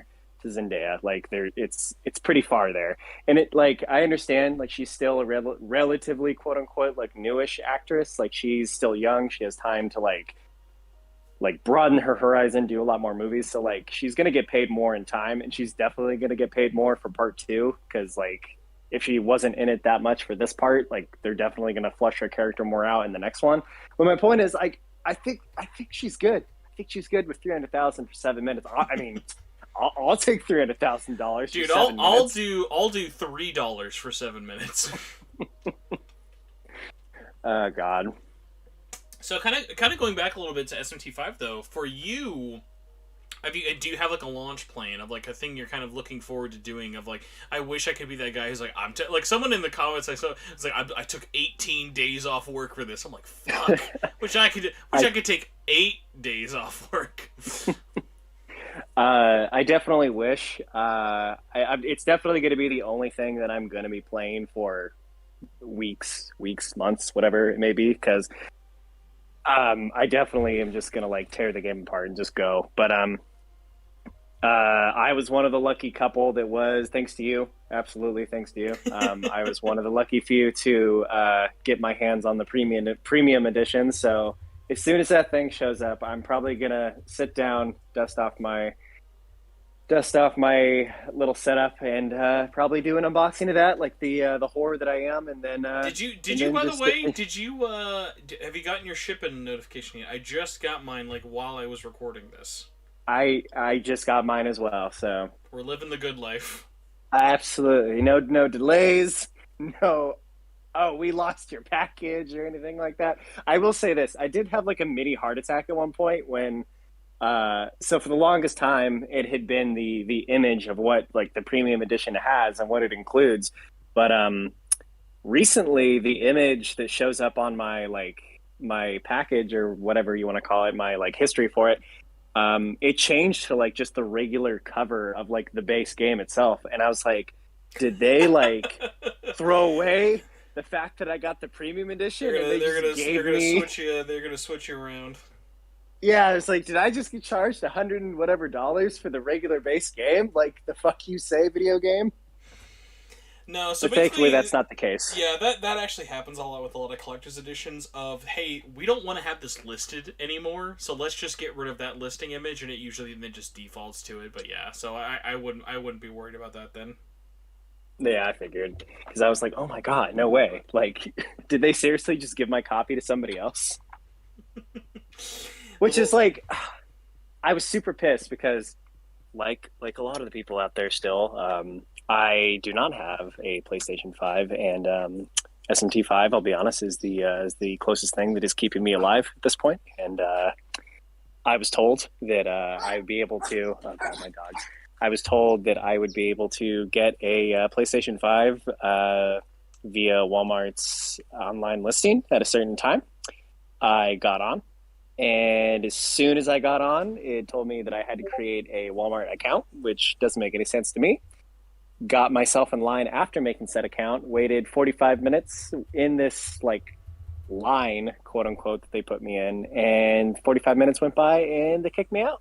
And I honestly think that if I hadn't had to make that stupid account that I will never use again, I probably would have got my PlayStation 5. Yeah, the PlayStation's 5 struggle is it is an ongoing and hopefully will be alleviated soon thing. But yeah, it is. It's tough. But at least I will say this: this is, like I said, you've got SMT5 to keep yourself strong, keep yourself fit. This is going to be a great like just sink in the world, live it up, drink it up, eat it up, do it, devour it basically. Because it's like it's one of those things like for me. I keep playing it, and I'm like, the more I play it, the less I want it to be over.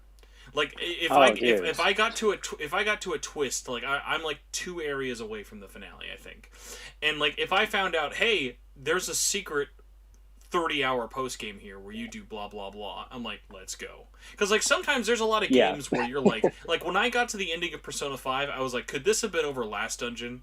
Like when I'm like climbing up the tower in Nocturne, like when I'm climbing up that final tower, I'm like, this did not need to be 600 floors.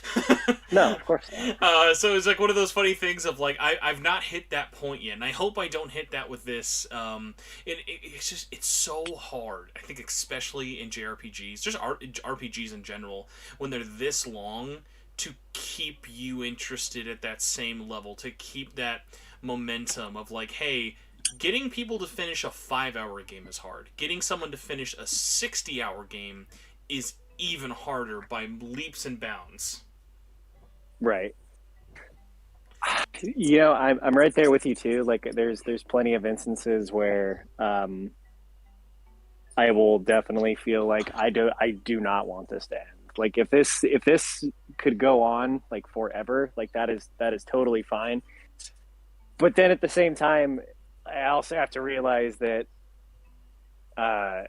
there's going to be like projects afterwards, and you're going to reach a point where it's like, well, I've done everything, I've seen everything, I've literally like bought all the DLC, I did this, did that, and you got to move on. But yeah, I think with what was the one SMT game where I had definitely just gone, and it had been hours and hours and hours, and I literally was like, this can keep going. This is fine. Like, I don't want it to end. I feel like I'm at the end. Like, this is probably going to be the end, but I don't want it to be. And I'm trying to think what it was.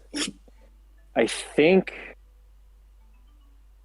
I want to say it happened with SMT2 because SMT2 is great. I don't care what people say. SMT2 is a amazing game. I think it did happen with SMT4, despite when I first played it, I did do the neutral route, and I hate the requirements to finish the neutral route. But if you throw out all the side quests that are required for you to actually finish the neutral route, that was probably the time where I was like, "This, I don't want this to end." And the way that it's built up for you to go, basically to go to heaven essentially, and also basically just to go to hell. I thought they did a really good job. Like I know people give kind of like a lot of crap for like those two final areas of that game, but I really enjoyed them. I think it's also one of those interesting things of like, at least for me, I've always thought a lot of SMT games are really uneven with their side content. Like I've always kind of thought like unless you were doing something like you had to, very few would be something you would want to do without that kind of narrative thing pushing you along. I will say the thing that I really have been amazed by with 5 that I cannot implore everybody enough. If you have Shin Megami Tensei 5 and you have a soul, do every single side quest. Do not skip a single one. Because even the quickest, most killer, filler, Phyllis Diller side quest where you have a little guy going like you have a Sandman. He's like, I just need some sand gems. Yeah, here you go. Here's your sand gems. He'll still give you something funny to say, and that took like 2 seconds, and there's your XP. But like the sub-quest lines are really, really good. They add so much lore and context to the world. And again, like I can't say this enough. This game has some of the best flavor text Atlas has ever done in a game. Like, this game makes the world of Persona 5 look like it was written on a napkin. Like, it feels very fleshed out, which is so funny considering the amount of humans you actually interact with in the game. Right. Let me ask you this, and I've definitely been curious, and this is kind of like a double question, but I know that there obviously is like the English translation. So do demons have English voices as well, like just in your party or like the ones that you fuse, or is it still just everything?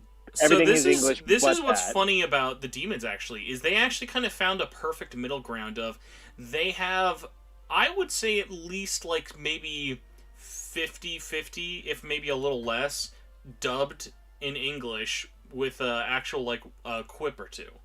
Which is very surprising. There are they finally did that because I hated how you remember Nocturne HD. Its dub just felt like someone gave it like $20.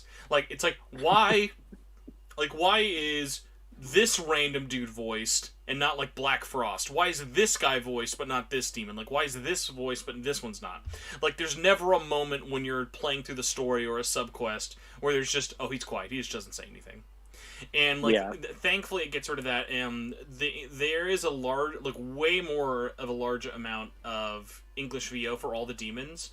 And the ones where they're not, it totally makes sense. Like, I didn't need to hear an English person do Shiva's voice. I didn't need to hear the ones that it's like, hey, like you can say your language, do your thing, like keep it in Japanese. There are some that are even still in Japanese and stuff like that. Like that's totally fine. Like it felt like a good middle ground because like this game is really, really diverse in a way that it kind of shows it to you a little more blatantly. Like obviously all SMT games are pulling from different mythologies all around the world, but I think especially with the different legions of Bethel and stuff, it very much like it's clear this is the Egyptian branch, these are the Anglo-Saxon, this is the Greece, this is the Indian branch, like stuff like that. It makes it a lot more distinguished that way by having everyone like that. Like here's just the fairy village, like here's just all the fairies and stuff. So that's helped it give not only a lot more personality, but kind of give it all a larger scope and a feel, which is actually saying like this is one of those rare cases of, even though this game is entirely only in Japan, or at least where I've been so far, this is a game that just takes place in Japan. It never felt like you're just playing Japan, which is really, really nice. Gotcha. Okay. Because I know I think the last like couple entries that they've been doing, or at least like the last couple games, like that, like you said, it all kind of varies. Like Devil Survivor Overclocked, basically almost everything had some form of voice acting, and even the demons to some extent also had like they maybe had like one or two words, or they had grunts or this or that or the other. That was still something. Devil Survivor 2 also had that, but they took away some of like they gave specific demons like voices or some kind of like reaction to that. Nocturne didn't have it at all for demons, pretty much. Maybe like one or two. Like I think there was definitely a point where I think you and I had this conversation where like some demons had voices and then they kind of just gave up on other ones. Where I'm like, that what? Like why? Why would you do this? No, it's it's actually a weird one. I forgot that they actually had voices in the original Nocturne that are just totally now removed in Nocturne HD. Like, I wonder if there's like a subsect of fans who are like, I prefer the original Nocturne demon noises. Oh my god! So I'm pretty sure maybe you do. I'm sure you know of him. I don't know if you like watch him though, but like I think his name's Buffmaster on YouTube.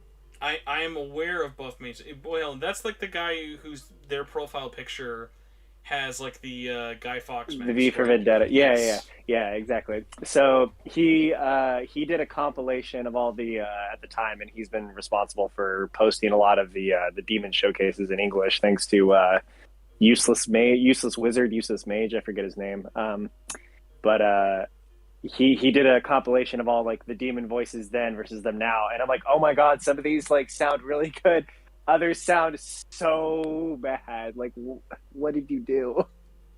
Yeah, it's really weird, like, to kind of see, like, the evolution of those. Like, I think, like, in some instances, like, I always find it funny, like, that's a very specific, that's always, like, a very specific trend of, like, oh, it's the evolution of this gameplay. And it's like, I mean, like, I get it, but that's, like, more of a thing. But, yeah, like, something like, how do you kind of evolve and keep something like demon noises, like...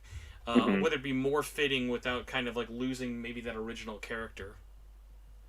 No, absolutely, because I can't think or I can't look at some of these demons the same way with the new voices because I'm so used to hearing certain like vocal cues. Like Nyx when she does her animation, she sings, and her like hymn, I guess if you want to call it that, is a lot more like regal or a lot more like defined in base Nocturne than it is in the remaster. And then like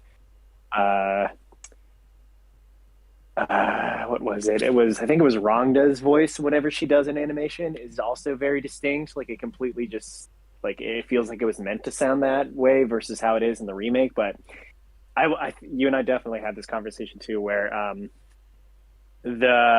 got up to the Gira McCullough fight with Sakahagi when you get the Himerogi, I think, and I was like, cool, we're gonna see like him come out of the ground, and we're gonna fight him. It's gonna be cool. And then they straight up just ripped the horribly bad resolution from Base Nocturne's cutscene from that, and I'm like, oh my god, what did you do? They just straight up took it. They didn't like try to like make it look a little bit better. They just took the scene straight from the PS2 game and put it in. Isn't that like kind of like funny to think that even on like PC and PlayStation 4, I think SMT5 makes that game look like absolute ass. I mean, you're not wrong. You're not wrong. Like there's a charm to Nocturne even in its HD version. But it is also one of those things that's like, man, there are many moments where I'm looking at Nocturne HD and I go, you stopped. It's not like you didn't try, you just stopped, and that was just, you went, okay, here it is, 4x3 squeezed in. Gonna leave those files just like they are. Like, the, I don't think I'll ever forget, like, the Grimlocka fight, I always think of explicitly as just like, wow, that is incredibly ugly, because it's dark, it's trying to go for shadowy and like moody, and it's got a lot going on for it, and then I'm just looking at it going like, wow, no thank you. It's like we could get like AI upres probably to do this. Something I'm like I get it.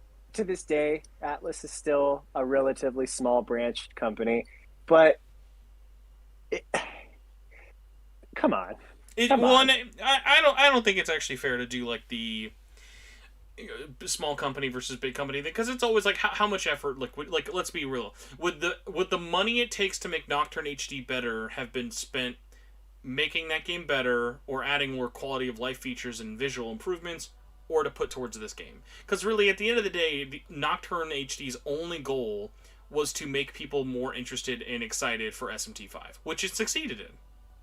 Yeah, you're right. That's absolutely true.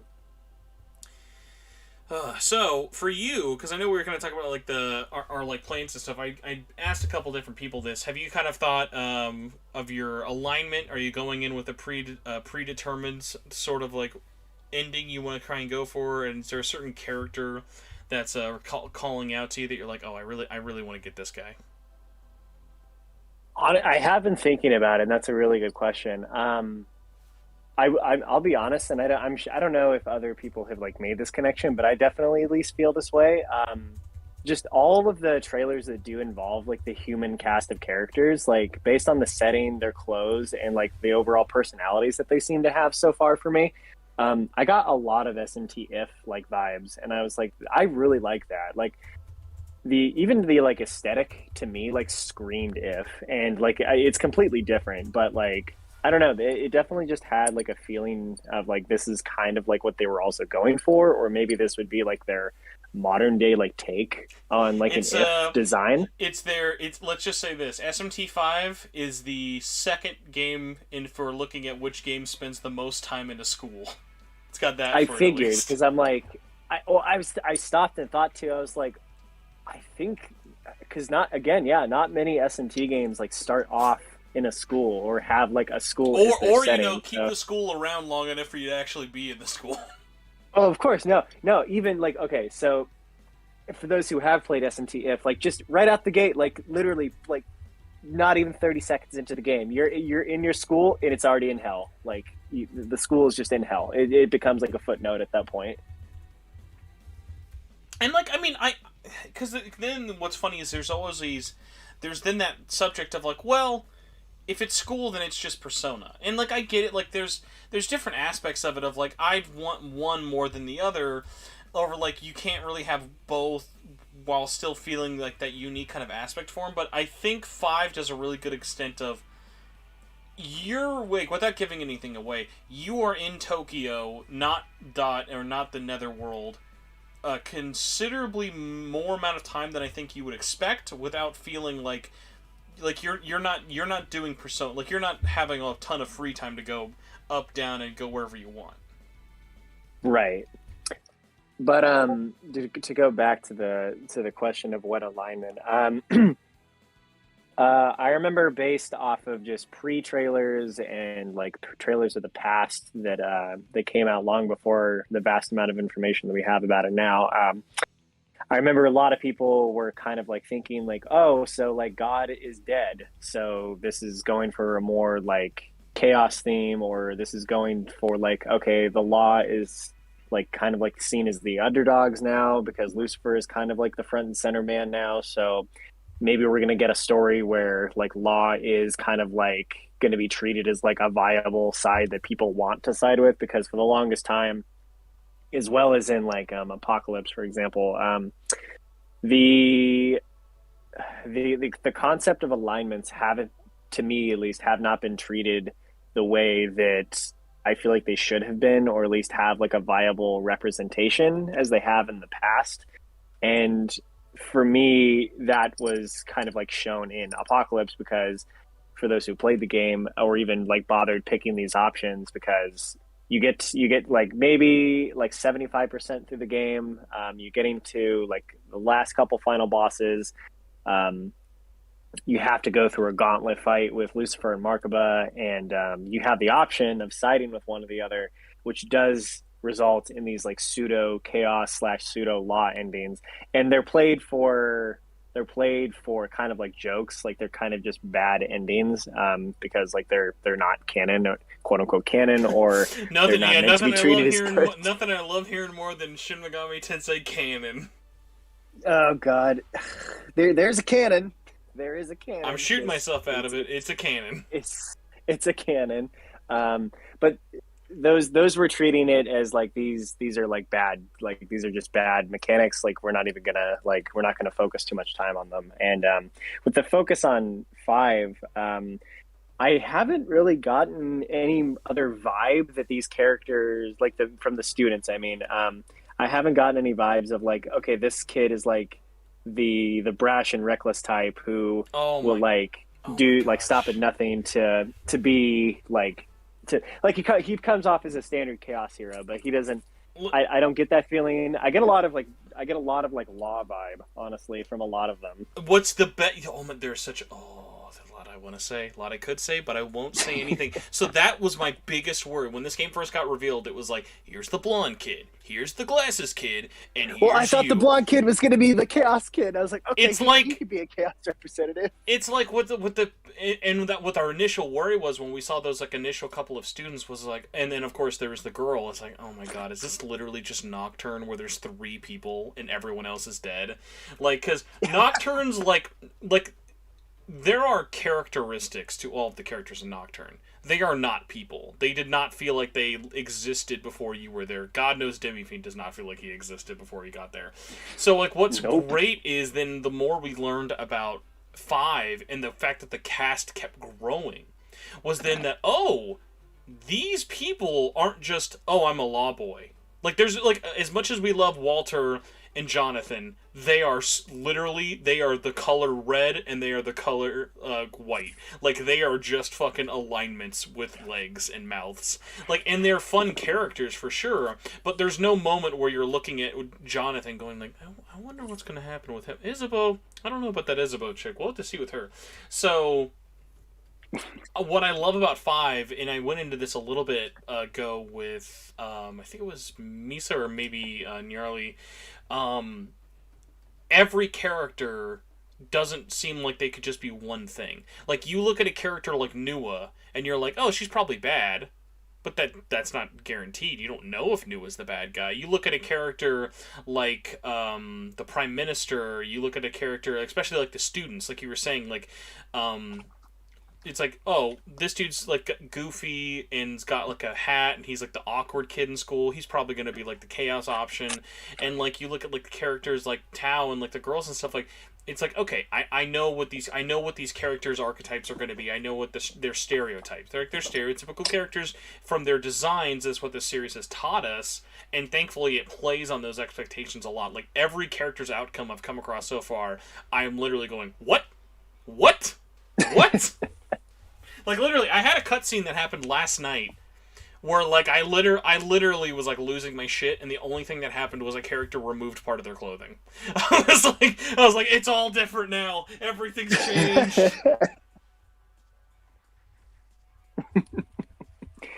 I mean, that's good. That's good to hear that it doesn't stay... Like, you have a certain expectation and then like it exceeds that expectation, or like it completely goes like left field, like it's taking you down this path of like, okay, yeah, I was right, oh my god, like what?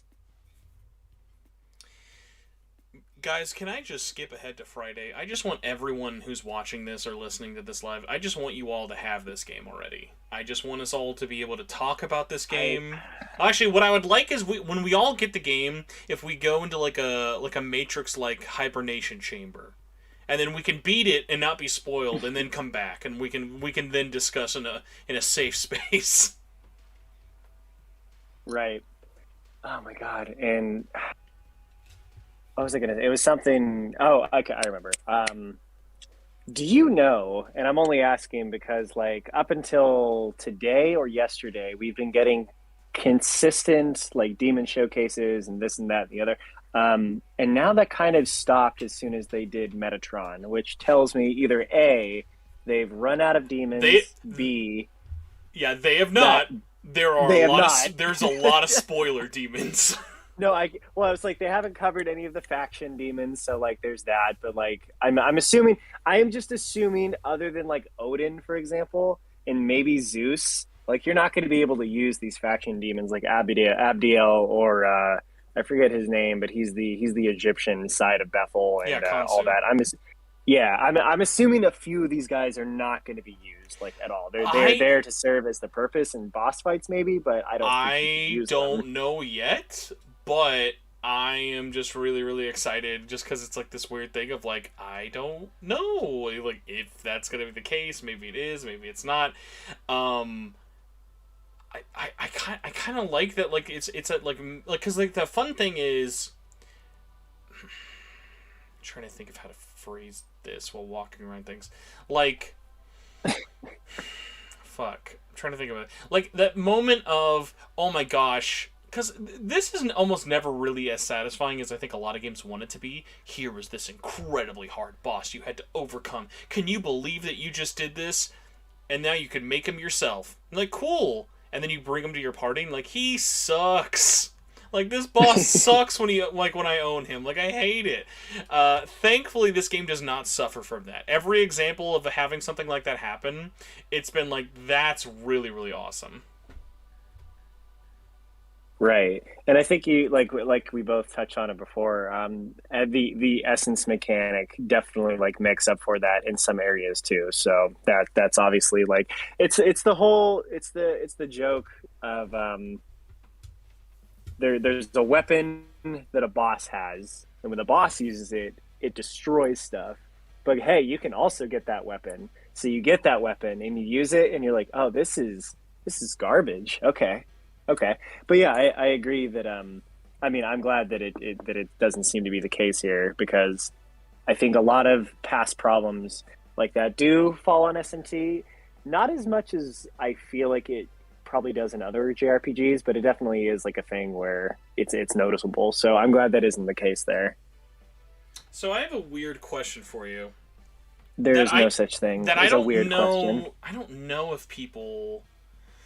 I don't know if anyone's actually talked about this yet. So I guess we're gonna have the exclusive reveal of something not in this game. Ooh. There is no, like, there are only two types of fusion in this game. And I wonder if people will find that limiting. There's no 3 times fusion, there's no 4 times fusion. There is normal one-on-one fusion, and then there are And special fusions, and that's it. Okay.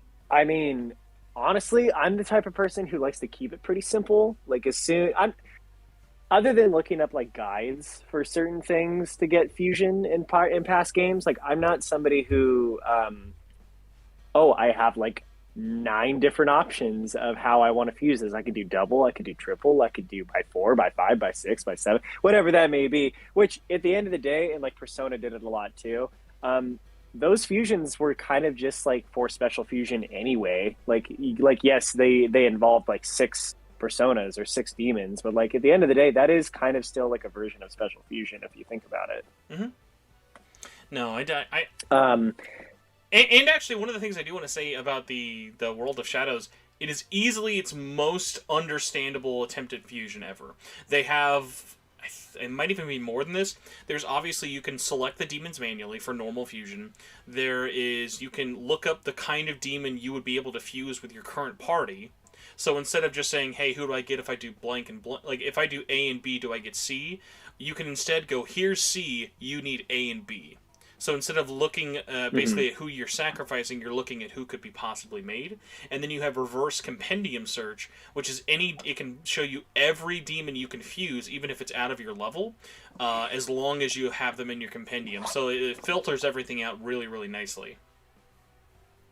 Good. I'm glad that from how you're describing it, it sounds like it's taking a lot of the more positive keys from the the fusion mechanics from SMT4 and 4 Apocalypse, because still to this day, I think that 4 and 4 Apocalypse's fusion system had like you know what, I'll throw it more on 5 because 5 basically like invented that, but it had like the most fine-tuned fusion system. Like, yeah, it got like it has like that thing where it's like, oh, there's too many possibilities. You have to narrow it down a little bit, which is like, yeah, that's annoying, but it's fine. I still think that fusion system is amazing. Like, it's great. So I'm thinking we're gonna start wrapping up this part. I want to try and get one more person in, and then I might take a lunch break because I don't think my singular rice cake is going to last me for too long. So, Jordan, I want to thank you so much for actually coming on and killing another hour for me. I appreciate it, man. Of course, anytime. So, obviously, no pressure into whenever you're doing your own thing. Where can people find your YouTube if you do finally do this mystery unboxing? It's going to be definite for sure.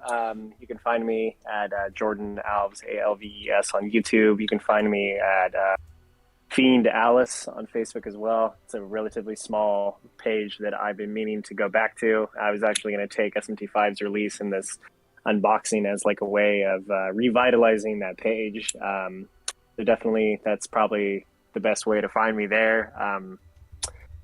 Otherwise, you can probably find me anywhere else on social media if you look hard enough. Or you can also go to the comments section of this video where I am a competent enough host. There we go. Yes, I just posted the your YouTube there so everyone can give you that sweet SMTN bump so we can get you from 820 to at least 830. I'll guarantee that Yes. we'll get at least 8 subscribers from this, everybody. And at the very least, you have got at least a 10 out of 10 cover image where you've got all the basics hit. You got Final Fantasy, BioShock, Spider-Man, Clockwork Orange, SMT, Okay. Resident Evil. Can I give you, before you leave, can I actually like give you like a little like background to that, or like a little backstory to that? Please. Okay, so I've never had what I would call like a fan of my channel, and I don't have what you would call fans. No, I really don't. Like back in the day, maybe. But honestly, I'm horrible. Like I forget his name. He's a really nice guy, but he randomly messaged me one day, and he's like, "Hey, I'm putting together like a banner because like I really enjoy your content. Would you?" Oh, as you put me in there, somebody's already subscribing to me. So cool. He told me that like, "Oh yeah, I'm making this banner. Like I've been watching your stuff for a while now. I want to make something for you for free." And I was like, I mean, okay. And that's what he made. But it was really cool because he like took all these interests that I have and like all these like really cool things. I don't get the pointing aspect. Like the more I looked at it when he first sent it to me, I never even noticed that everybody was pointing at me. I was like, oh, like okay, that's an interesting detail, but it's cool.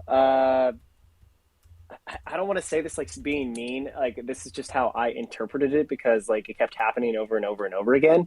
Like I appreciate fans, I really do. Like I don't consider myself who has like a fandom that's behind me. But the Jordan fans. But he started like messaging me on every social media. Like social media is where you actually like have to find me and have to find my actual name. Like it's not hard, granted, like we live in an age where like you can find anybody with the click of a button, but I was like, he's actually like going out of his way to like find my Instagram, find my Facebook, find this, find that. And it honestly kind of bordered on a little creepy. So it's a little weird. Like I'm flattered, I am, but it was a little scary. I've somehow like dodged ever having any moment of that. Like I even commented, funnily enough, on like my last podcast I did, I have open DMs and I feel like I never get any DMs. I'm like, you guys are like, I didn't even remind my Discord. You guys can ping me at 3 a.m. for anything. I will never be that guy like, why are you pinging me? I'm trying to live my Spencer, life. Is this the first account of a man being like, please slide into my DMs? Please. You know what's funny? It's not even that. It's just one of those things it's always really funny of like, I think for how much I'm on social media and how much I use Facebook, Twitter, Discord, YouTube, and all that stuff like that, I'm always just kind of like expecting, like, it's that thing of like, I just always want, like, I can't stress it enough. I am as openly available as humanly possible 99% of the time.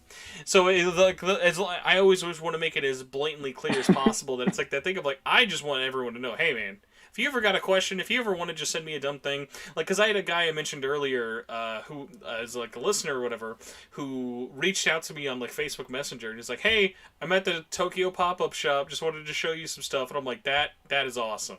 I'm not actually there, and I'm very green with envy, but it was so cool, like, just, like, seeing stuff like that, like, hearing from people, because, like, the thing I always find funny about this is, like, and there are obviously, like, creators out there, is, like, the one-sidedness kind of it for some people. Like, I put out the content, you just watch it. Don't talk to me. Don't want to be my friend. Don't do that stuff. Or the thing I really hate is when there's like those content creators who are like, oh, dude, we're best friends, and then you like have any like 1% of pushback on them, and they're like, you're a fucking troll. I hate you.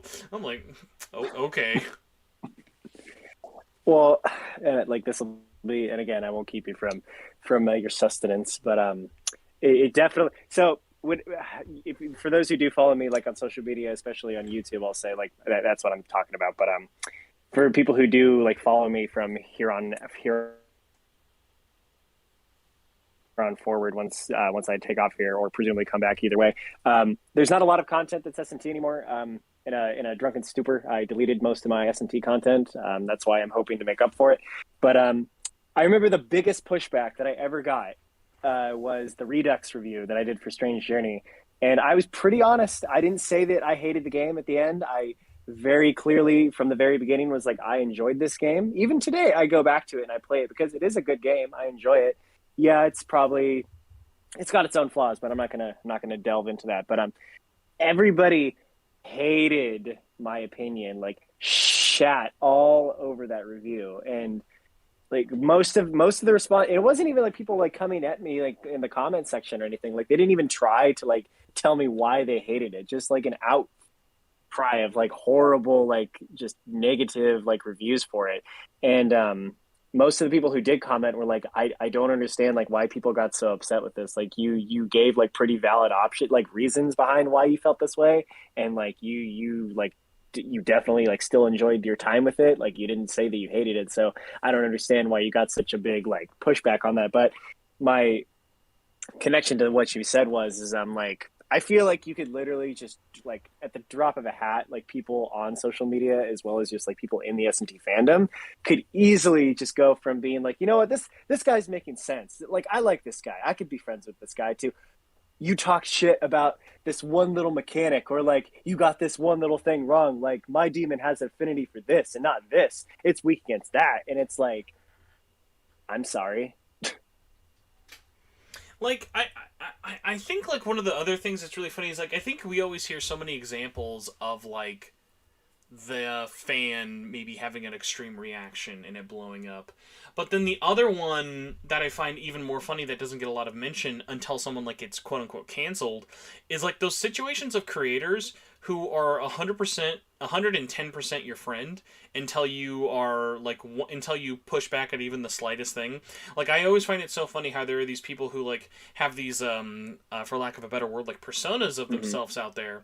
And it's like, bro, like, stop being a sensitive crybaby, or like you're being a hypocrite, or here's my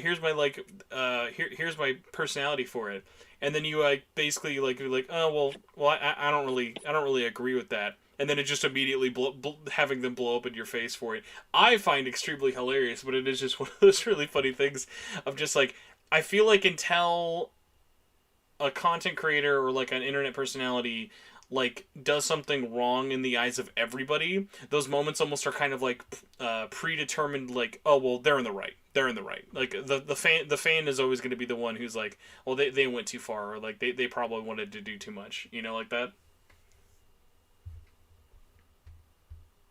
No, of course. And like I'm sure that you've probably talked about this with other people, or you maybe have like responded to it in your own way too, but like I don't watch IGN like period anymore. Like IGN lost credibility like years and years and years ago.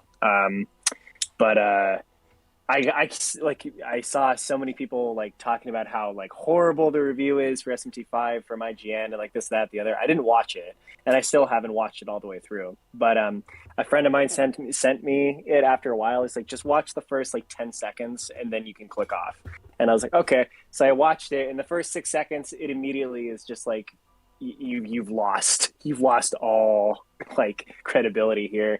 Like I'm assuming you know what I mean about like how like they just opened the review with being like SMT5 is like the edgier brother of Persona. Like Excuse me?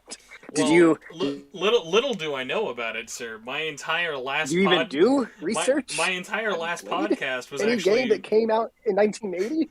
my entire last podcast was actually with the person who wrote that review because of how bad that reception was.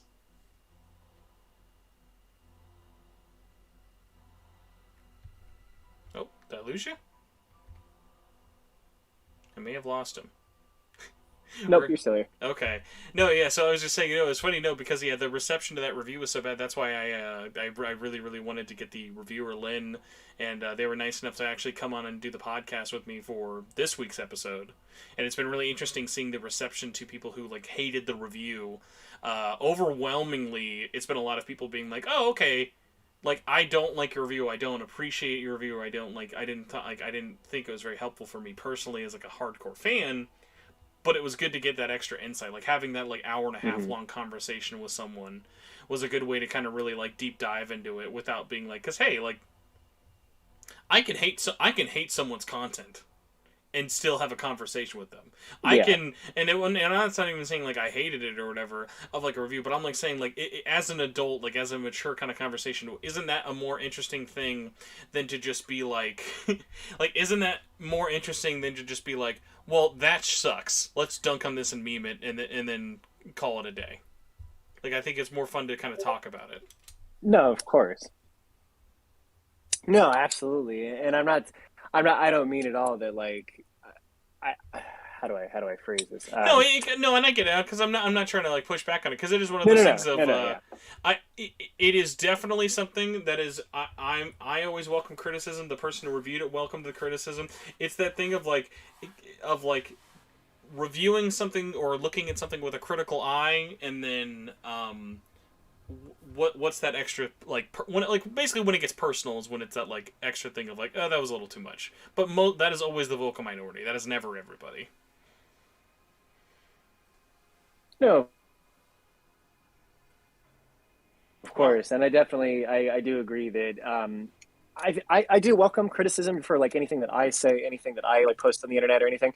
But I do agree. I think that because definitely when that person made that review, they're obviously coming from a mindset of this is my experience with the game, or this is that, and the other. And granted, yes, there's not going to be people who have played past SMT games from 1989 or anything like that, and that's totally fine. I'm not at all a fan who says oh well, only the real fans need to play the games that came out on the Famicom, or the fans that played Imagine are the real fans. It's no, if you played those games, cool, a lot of people haven't, and that you should. They are good in their own way, but I don't think that it's ever something that needs to be a requirement to enjoy the franchise or anything like that. Or at the end of the day, it comes down to if you liked Persona more than SMT, cool. If you liked SMT more than Persona, cool. That's as simple as that gets.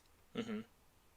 Well, man, I appreciate you coming on and chit chat with me so long and letting us pimp your wares and hopefully give you that sweet subscriber bump that everyone always is looking for, the endorphins and whatnot. You got any plans for the rest of your day leading up to kill time before 11/11/11/12? I mean, my goal was to finish Devil Survivor 2 Record Breaker again before it comes out, but I think I started my new playthrough too late, so I was like, fuck. I was going to be oh, you mean that game that's literally 100 hours? I mean, if I don't sleep, and if that's all I do for the next 2 Never days, forget, kids. Devil Survivor 2 probably is a won't be able to. full-length game. Devil Survivor Record Breaker is also another full-length game. And play those games. They're good. They're really, really good. Make Devil Survivor 3. Yeah, that's a good note to end on. We're willing that into existence. Have a good one, man. Please. You too. All right, everybody.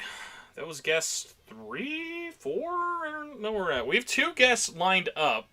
I'm going to try and bring both of them on at the same time so I am not rude. And we'll see if it ends up being a huge disaster or not, or we'll just find out. Actually, you know what? I think we're going to do this really quick. Because I am, some point after my next 2 guests, would like to get some food. and I would also be horrified to see if we'd lose everybody on the stream, because that will not be very long. If I get food, it'll just be like, I'll put some music on in the background, you guys can watch some B-roll. But let's get our next guest here. Is a throwback guest.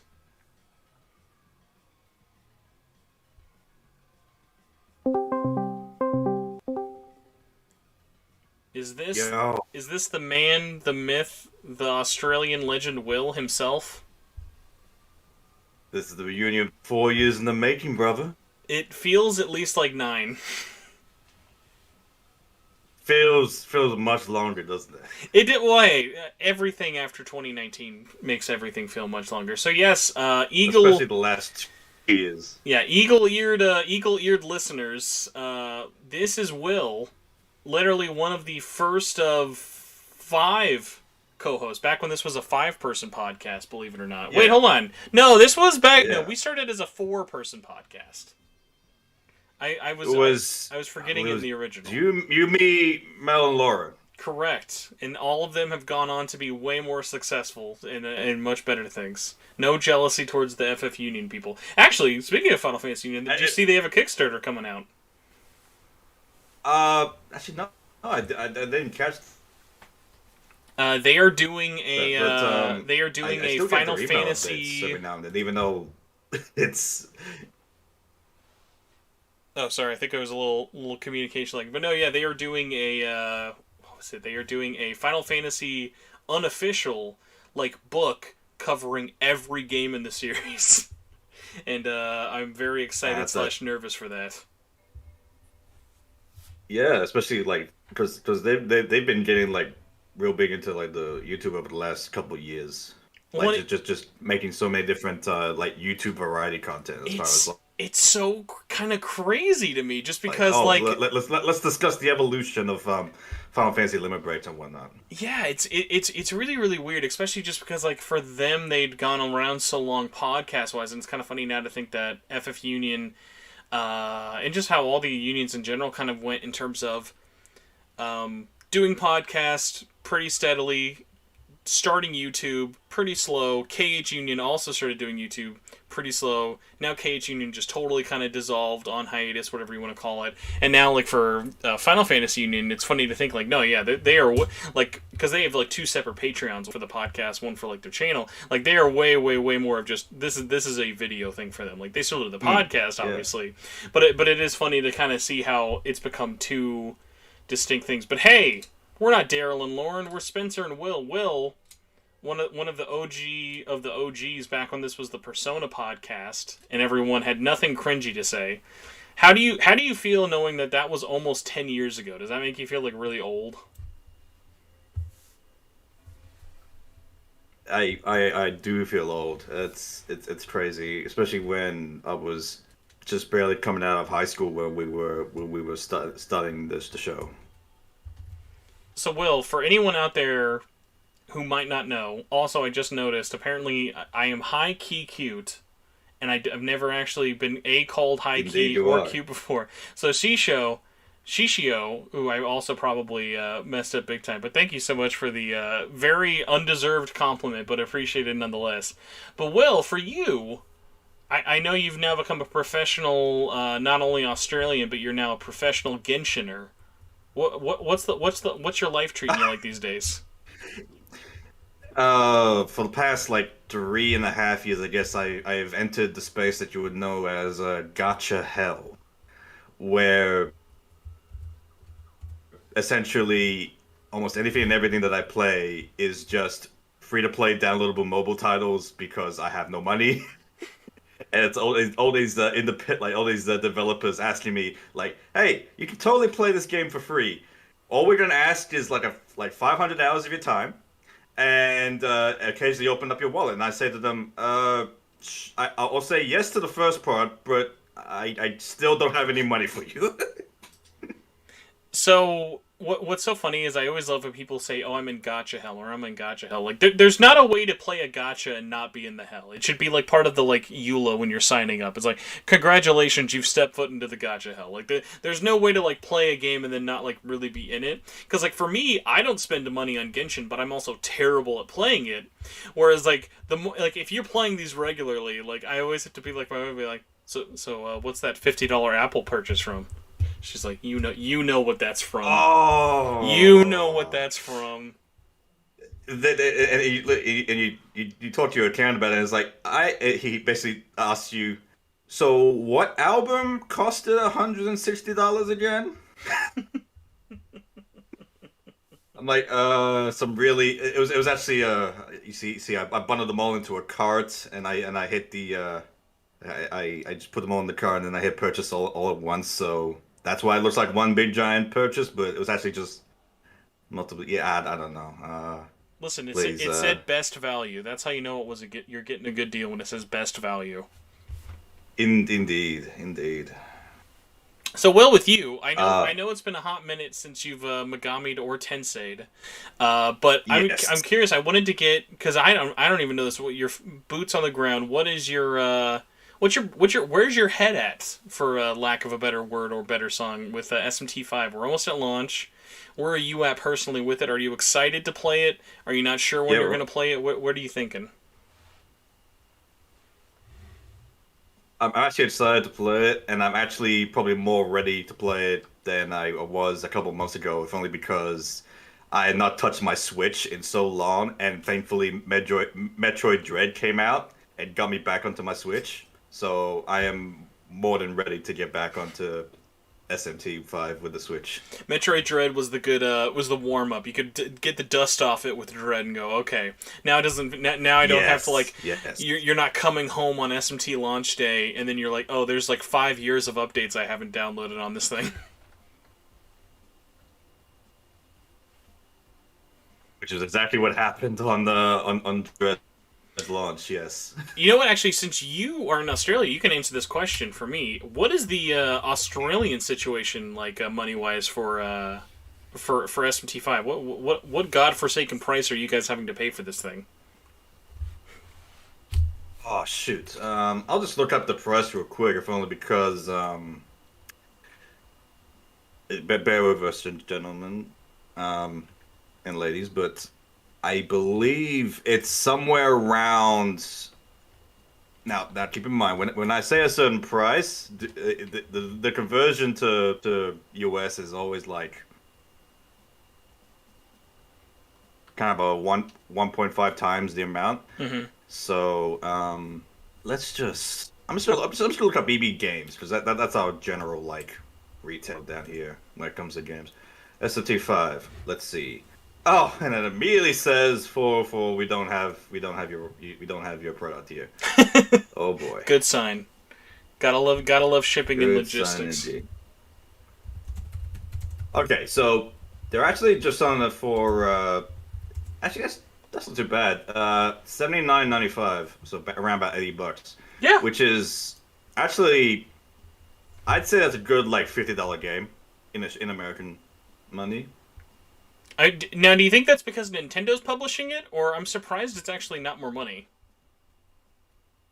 Probably because it's Nintendo.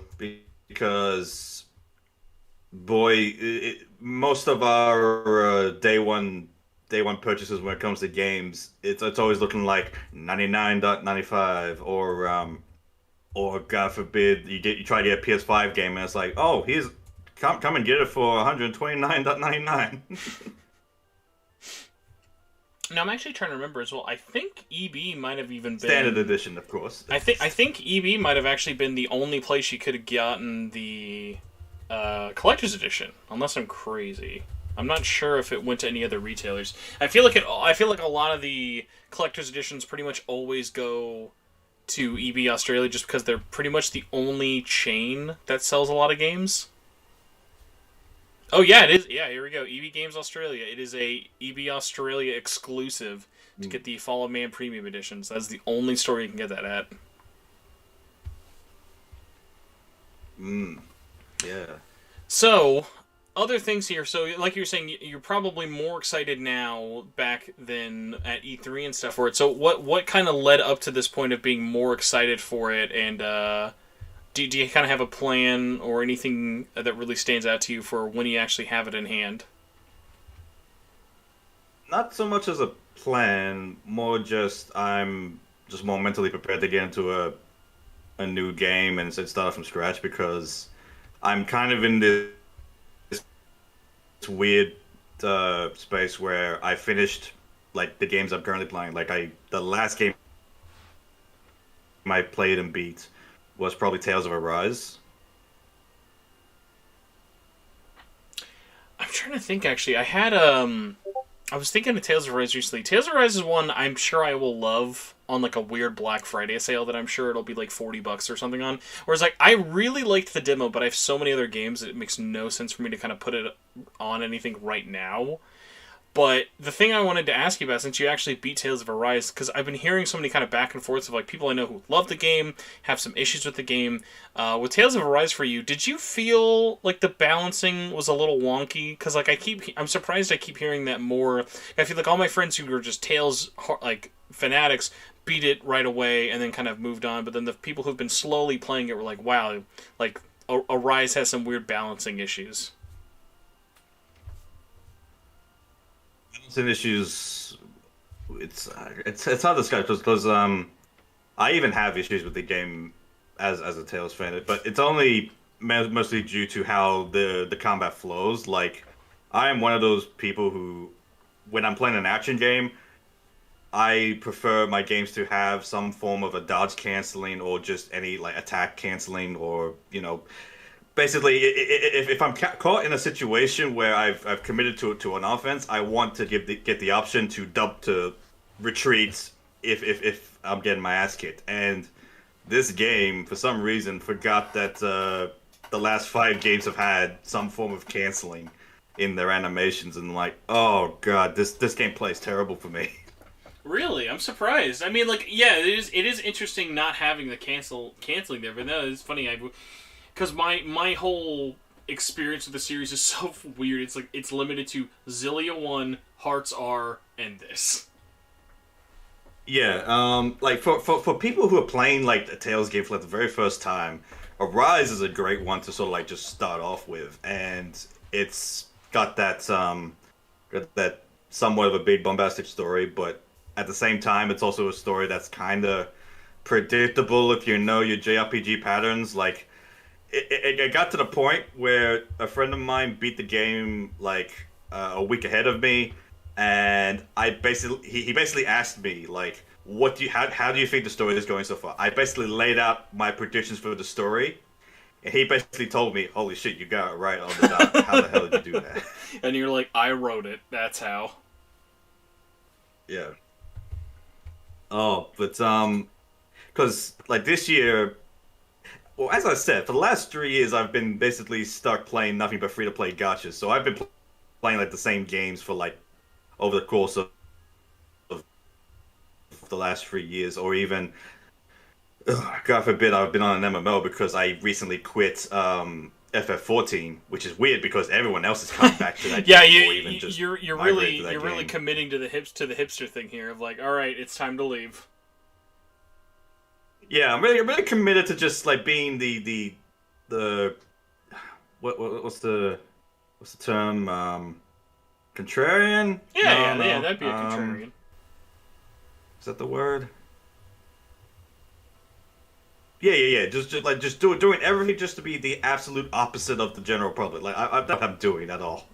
It's just like, man, with Final Fantasy 14, I spent 10 years of my life on that one game, and I just had to just say no, enough's enough. I'm done. Mm-hmm. No, I get that. I'm. Oh my gosh, this year has been insane for games. By the way, so it's like, yeah. It has been absolutely crazy. Hold on, let me reply to this real quick, because like I want nothing more than to just make my life be cool. I'm going to just sit down, shut up, and play all of 14 and its expansions ready for Endwalker. I cannot do that. Yep, definitely. But as I was trying to say earlier, before I even jumped onto that, was like at the start of the year when I basically that well, for starters, I was actually homeless at the start of the year.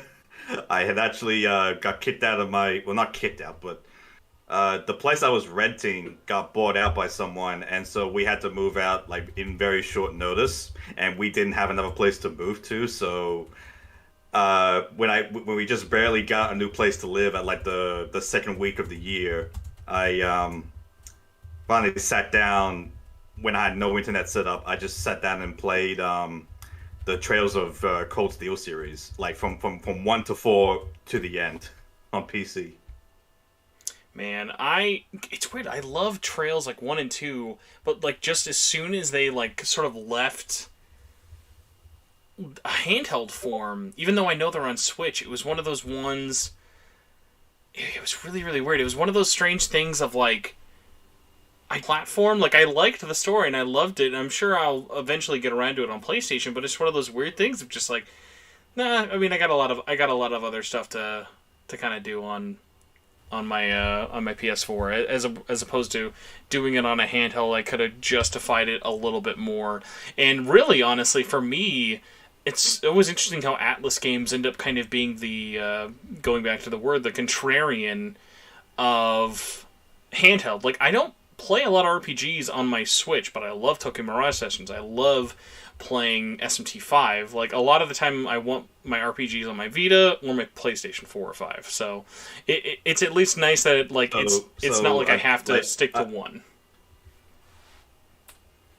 Yeah, it's funny because I've been like casually following like the podcast and you on like Twitter and stuff, and I think my most favorite thing that you ever did, I think like this year, was when someone was basically complaining to, I think it was like to Allisa, I mean, basically saying, "Oh, when can we get Persona 4 Golden released on modern hardware?" And I think you replied with a video of you opening up the Persona 4 Golden on your Vita and just showed it to the cameras like, "Bitch, what you talking about? This is modern hardware."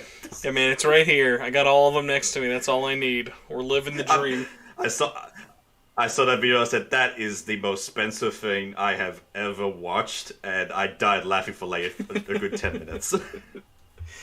Oh my gosh. So believe it or not, I am somehow now becoming inundated with people to try and get on here. So Will, if you do not mind, are you cool if I try and filter out some more people? And if you are still awake or alive, actually here, we should do a time check for all of our international people. So for you, what time is it right now in Australia?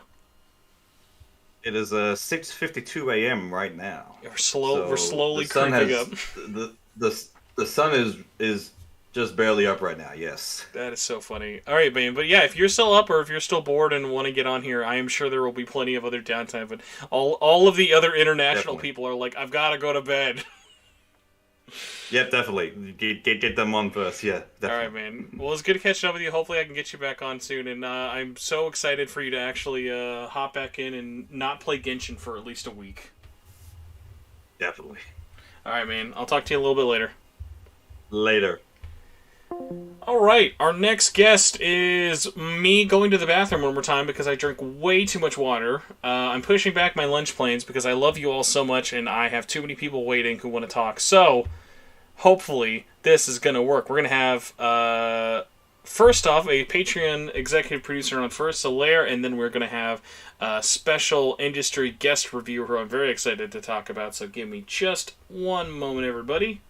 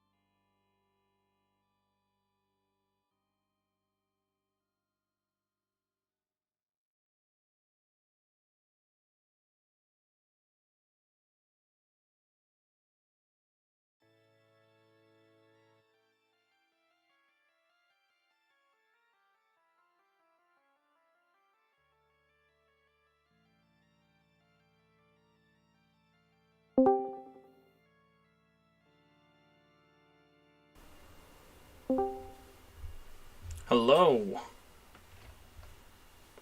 Can you hear me okay?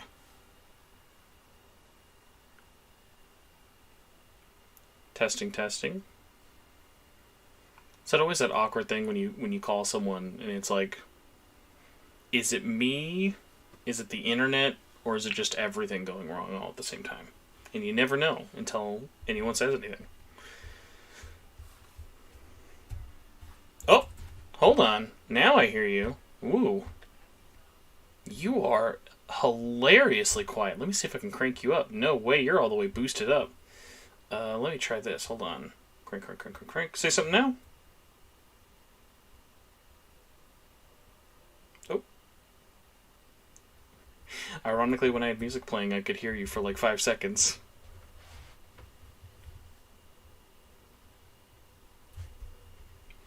Let's type this out. Online tech support, my favorite.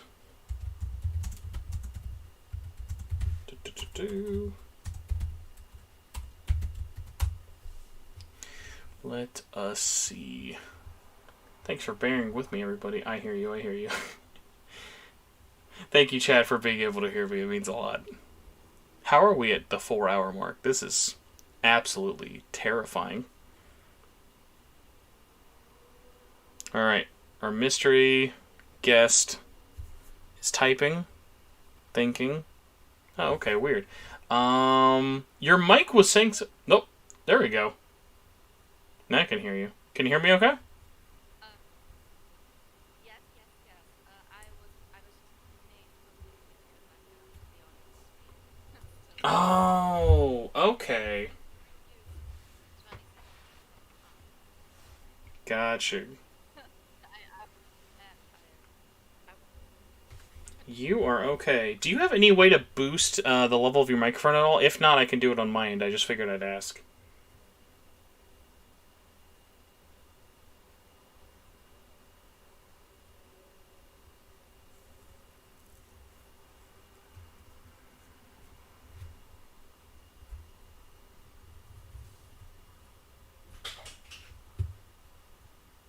Oh, wow. My bathroom just scared the bejesus out of me. Oh, so we're fine. Okay. Can you say something for me now? Okay. We can crank it all the way up and it should be good. We'll just have our background music off. So, Solaire, how are you doing today? I'm doing really good. I thought I would be more excited for the game the last days of looking forward to it and stuff, but I think it's because I started 14 months ago with my boyfriend. And I kind of regret that because I I feel like there's a I mean SMT was a thing I was waiting for 4 years, and then there's just a game that amazed me from the moment I started it with my boyfriend, and I never played an MMO before, so I feel conflicted. Oh, no, I definitely get that, especially because 14 especially is one of those ones of like, if you can get your hooks in, it is very, very hard to kind of get yourself pulled away. That's why I have so many friends who pretty much, it's like, well, I'd love to play anything else, even if this is new, but I gotta do this, or I gotta get ready for Endwalker, or I gotta do one or the other. So, yeah, you're kind of like, you're now like at the all-you-can-eat 5-star RPG buffet with 14.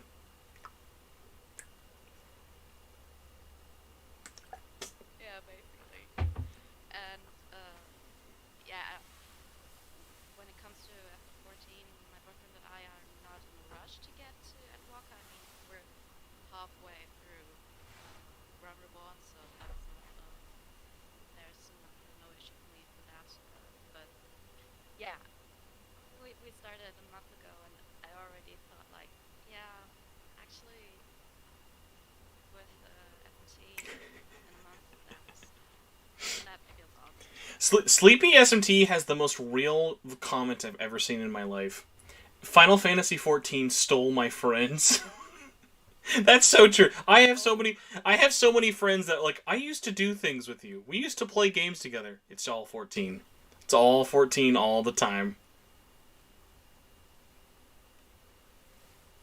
I can see that.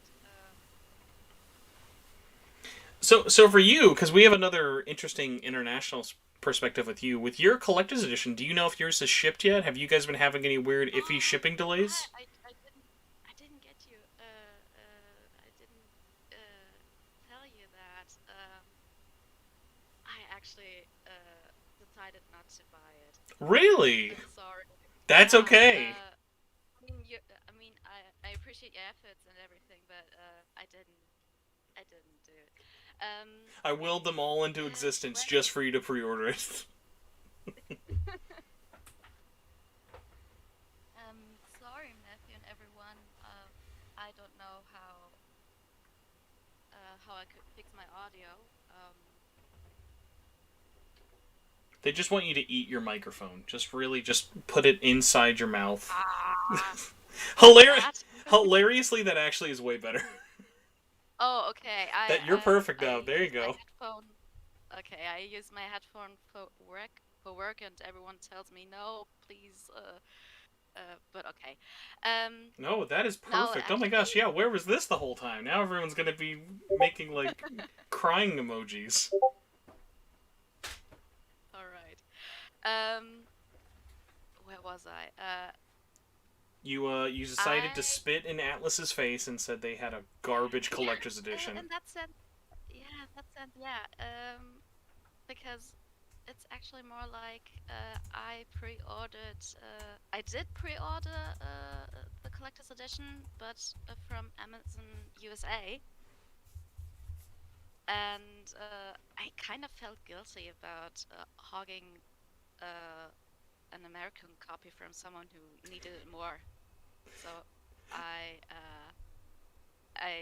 told I was like, no, I'm fine with a European standard edition. Will you at least do me a favor? Can it at least still be a steelbook? Please. No, it's the standard edition. Oh my I'm gosh, sorry. okay. I mean, I tried. It's alright. Yeah. And I mean, I already gave Atlas the collector's editions money for Vanilla and Royal Persona 5, so I feel like You've I did paid my part. you've paid your Atlas taxes and then Yeah. some.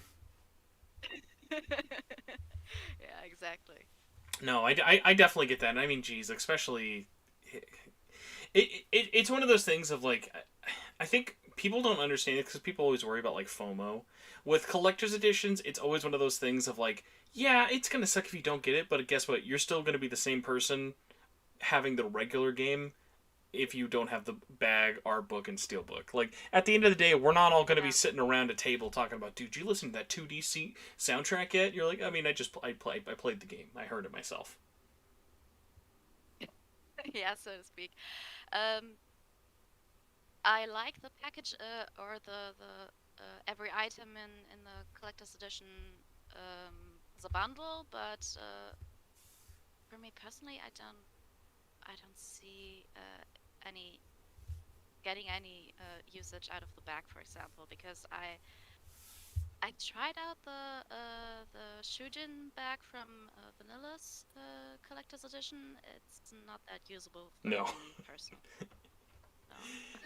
I am a stereotypically not tiny American man, and that bag is like I feel like I'm holding a purse. So that's why I always try and like It let. looks like first on me, so it is what it or not no. It's what I meant to say is it looks like on me like I am. It's made for me in that sense, but yeah, whatever. What I what I mean is, I'm fine with the standard edition as Mhm. long as I get to play the game. And I hope I just checked my pre-order, and it should come on Friday. So I'm good to go. Apparently, only Canada wanted to get really screwed over this time. It's just so weird to me that like Oh yeah, I feel so sorry for them. the Canada thing is just so funny. Of like, no one actually has announced it yet outside of retailers. Like, you think Atlas would be like, "Hey guys, there's a whole region who's just gonna have to wait 4 days." Like it's not like it's delayed 4 days. The release date has been pushed back 4 days. Yeah, well, like I said, I feel sorry for them. Now, I know you're gonna have your like you're pretty much gonna be like a divorced parent, having to like spend 2 Christmases with like these 2 giant games and stuff for it. How do you plan on trying to like divvy up your time of like maybe play like SMT when you're like going somewhere? Is like a bedtime game? Like how are you gonna try and like split up the time? My boyfriend and I had a talk recently, and he said I'm fine running around in Eorzea on my own. You can play SMT for as long as you need, but not too long. I'm going for 1 or 1.5 weeks, playing as much every day as I can. Now, like, I think everyone is so different, so I have to ask, when you're saying playing as much as I can, like, what's a lot for you in a day? I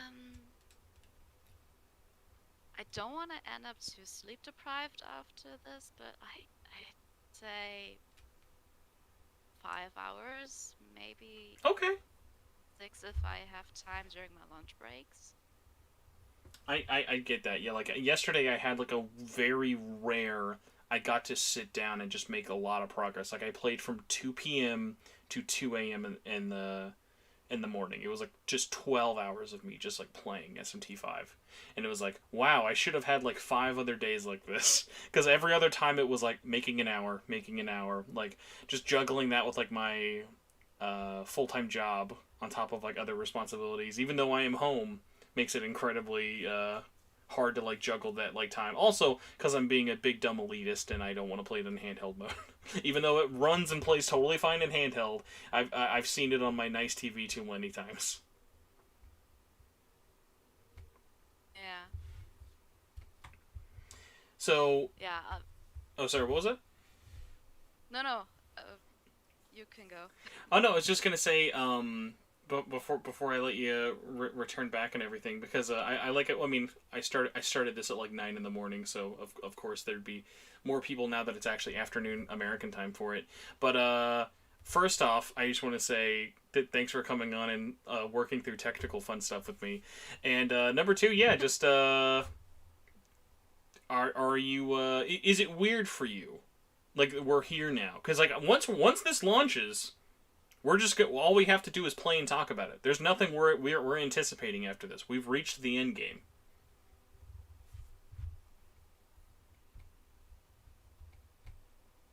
I don't know what you're getting at. Well, I was saying like, is it weird for you now that we're here at like the end? Like once this game releases, it's kind of like, yep, that there. Okay, yeah. Those 4 years, they felt really slow and fast at the same time. Okay, I was going to make that the last thing I asked you, and unfortunately I did something very bad. I looked up your YouTube channel because I saw your avatar and I was like, what on earth is this avatar? I have way more questions actually. Why is the only video you have Golden is not Crash the game, and it's 4 seconds long? And the thumbnail image alone is just making my head go all kind of places. Am I allowed to show the stream this video? Yes, please. Okay, we're learning a lot here, everybody. Let's pop up the.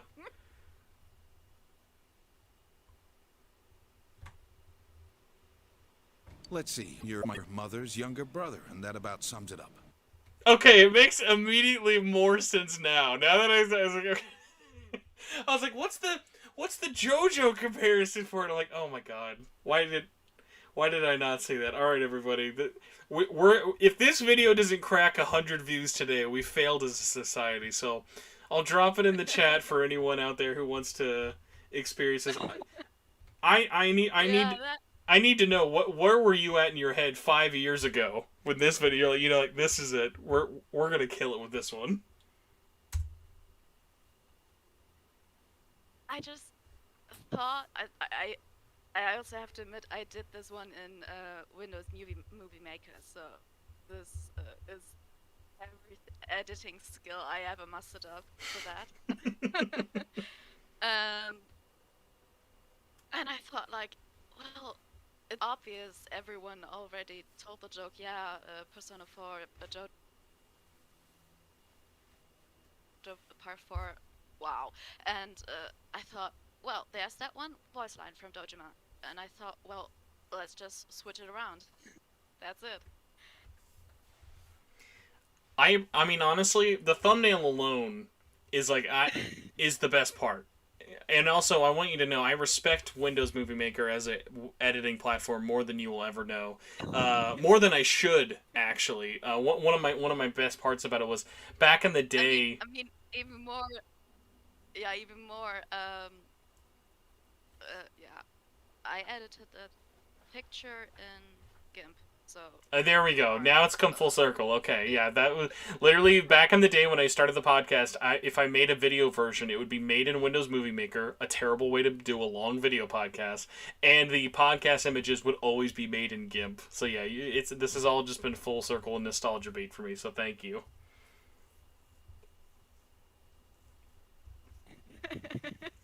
I was wondering if my channel ever actually would be brought up here. So yeah, that's it. Well, yeah, you've left your mark on SMT in history now with the world's best JoJo thumbnail of all time. So thank you. Please don't say that. No, I don't deserve that. All right, so yeah, Solaire, thank you so much for waiting and having on here. So sorry, I'm filled. I wish I could do an hour for everybody, but I think then I would like have 5 guests in and then be like tired of everybody. So I'm gonna try and filter more people. But I wanted to just say thank you for waiting and coming on and just being an awesome person. Thank you. Thanks for having me. Yeah, have fun.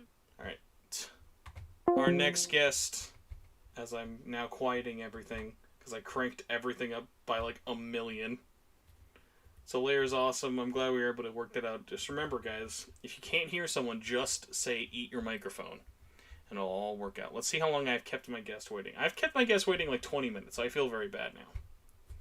I went from no one to talk to too many people to talk to now. I'm very blessed. Our special guest is here. Hello, special guest. Hi guys, can you hear me?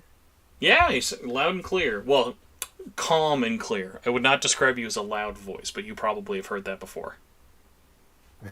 Yeah, I'm known for speaking pretty low voice.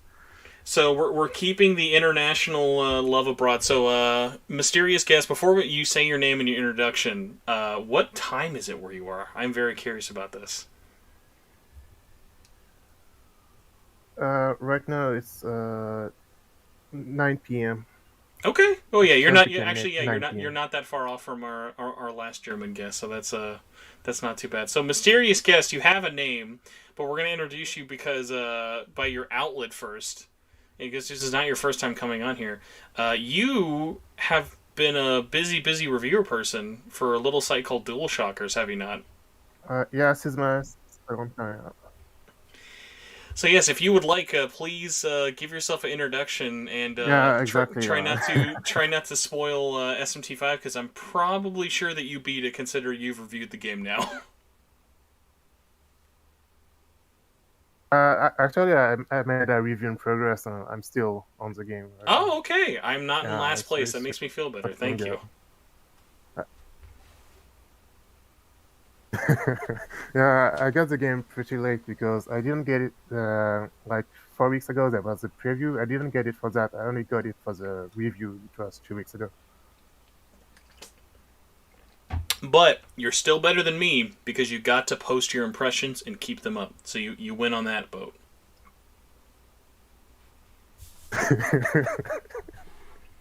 Let me tell you, finding out Japan does not like when people who don't know other embargoes knows all the embargoes. So we're learning new things today. So I am always really really terrible about this, and I was telling Allisa this. I think it was a while ago or something for it, but I am already very terrible at saying people's names. So if you could do me the world's best favor, can you help me pronounce your name? Because I feel like every time I look at your name, I'm gonna like say it in like 5 different ways and do a very bad job as a host. Yeah, I'm Ian Agosa from DualShockers. You can just pronounce it just like Ian, like the IAN normal spelling of the name. So thanks for inviting me. I'm very happy to be here. No, thank you so much for coming on. I love getting to have everyone on and kind of talk about everything, but it especially so because it's nice to have someone else who's played the game. Not like we can really talk too much with it, but yeah. So if people want, I'm gonna link in the YouTube chat your review in progress from DualShockers to get that sweet 5 cents from our lovely audience on YouTube. But for you, I guess a little quick run breakdown. How many hours are you in it so far? And trying to think of things I would actually be allowed to ask you. Yeah, let's just do hours so far. So, like, obviously not specific place, but where are you at hours-wise, at least? When I finished the review, I was a little bit over 30 hours. Right now, I'm a bit over 40 hours or so. Okay, nice. So, when you saw reviews come out for you, were you surprised at the scores? Was there anything that was the reception maybe surprised you at all? I know for me, I was like, huh. I actually thought more mainstream press was going to go a little harder on this game than anything. I was kind of surprised it went into the upper 80s. Definitely, of course, there was a lot of discourse, on social media about certain impressions and stuff, but overall, I think most of the reviews I saw were really positive, which was pretty surprising for me as well. Yeah. So, for you as what was it? For you kind of coming at this, have you reviewed any past SMT games before? I know at DualShockers and just in writing in general, you do a lot of international coverage and translating and stuff. But had you reviewed any specific just SMT before? It's my first time reviewing I think it's my first time reviewing an Atlus game, maybe. I think, yeah, probably, yeah. Because I'd like to just say I'm mainly focusing on news, so reviews maybe I'm pretty sure I only done maybe a little bit over a dozen reviews ever since I started writing. So yeah. Now, with this kind of being your first one, are you? I'm trying to think because thinking of when you would have gotten it, you probably got it around the same time as me. This was one of those ones of the more I'm playing it still, I'm like, man, I love how long this game is, but then there's also that kind of selfish thing in the back of my head that I'm like, God, I wish I had another month before the embargo is up because I want to not rush through this experience at all, but I also want to be timely with covering it. It's there's always a thing of there's never when you're posting something of okay, I've done enough, I couldn't have done more, or I should have covered more specifics. Yeah, definitely. Even now, I'm still feeling this way because I just a lot of things I didn't bring up in my review yet because it's a review in progress. I didn't even talk about stuff like the music or the exploration in detail. I really wish I had the game earlier, to spend more time with it and to be able to really be able to have to finish it simply before publishing something. Mm-hmm. So with you kind of going at this from a review in progress standpoint, because the only review in progress I'm trying to think that I saw, or at least know that's up, I know you guys did one, and I know Game Informer did one, which, by the way, can I just say, nothing made me feel better than seeing Game Informer not have it done yet. Eurogamer, I think. Oh, okay, yeah. But the fact that Game Informer, who's had exclusives for this game for like the last like 9 million Oh yeah, years. yeah, Game Informer. It's like, yeah. okay, good. Like, it's like if the guys who've been covering this game like as long and as gotten a mini exclusive I have, it's like, okay, I feel better. Like we said, like it's pretty nice that a lot of like I don't like saying it this way because it feels like if I'm looking down on others, but like a lot of mainstream like outlets you'd think would like shut down the game didn't, so it's pretty nice to see. Mm-hmm. And I mean, also a large part of that probably is this has just been a crazy year for games. Yeah, definitely. This is like us just for Atlus as well. This is like second or third big game after Persona 5 Scramble, which is why I was here. Like it was over a year ago when I first participated in this podcast, and you invited me, Spencer. I'm still very grateful for that. Yeah, this was in January or December, I think. Back when. Oh my gosh! Yeah, when the leak of the still released yet, announcement. yeah. Oh my This was gosh! Forgot all about that. That feels like 2 years ago. That literally feels like it's been 2 years ago. And that hasn't even. It's only been 11 months. It is insane. Yeah, it's crazy. Yeah. So, hold on here. So yeah, I'm pretty happy. I'm pretty happy to be back here today to speak about SMT5. So yeah, thanks again for inviting me. No, seriously, God, the problem is, even though I'm doing this all day, like this is my day off, the only thing I have planned is to do this. The sad part is that I want to talk to as many people and as long as humanly possible, and then the problem is that everyone wants to come on, and then there's never enough time for me to actually give everyone equal footing, so then I just feel really bad. But I had a couple of things I was curious about you, and if you had any questions for me as well, just because I don't get to talk to too many other people who do just general games coverage as well for it, especially with someone who follows the Japanese side of news in general. Do you think people are sleeping on the fact that this is really going to be like one of the best-selling like non-Nintendo Switch games of the year? Because I've been looking at so many like numbers and articles, and the things have been kind of appearing and whatnot for it is like, if you guys think Nocturne HD selling like 500,000 is good, like it's gonna blow that out of the water on like the first day. Like they are really like leaning hard on this one, and I think a big part of why people may not be expecting that is because, going back to the fact that this is just straight up a Nintendo game for half of the world. Like, if you're not in America or you're not in Japan, this is a first-party Nintendo published game. Well, sorry, a second-party Nintendo published game. First party would be if they owned them.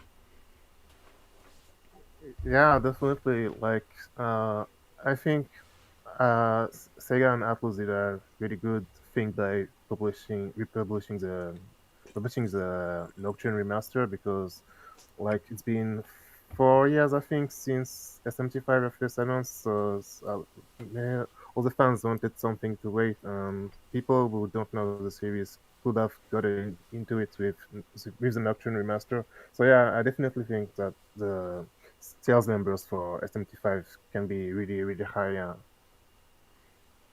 And actually, another thing I was curious about to ask you, for like actually getting review code and covering this in general, did you actually get to go through Nintendo, or was it still Atlas West's European branch and stuff? It was Atlas West. Our contact is from Atlas West. Yeah. Okay, yeah, that it's been like such a funny thing of like, I've seen it kind of just split down the middle so much of like, Atlas is doing stuff, but then Nintendo's doing stuff, but then they're not really working together. They're just kind of all off doing their own thing. So it's just really all over the place. But yeah, so I'm trying to think of there was one other thing I was kind of pulling out this for you for. Yeah, I think just like I've never been like in. Oh no, sorry, you can go. No.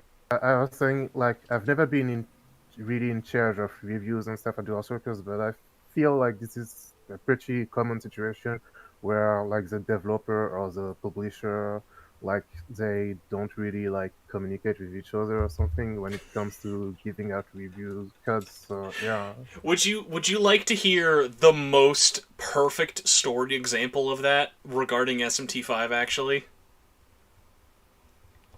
Yeah.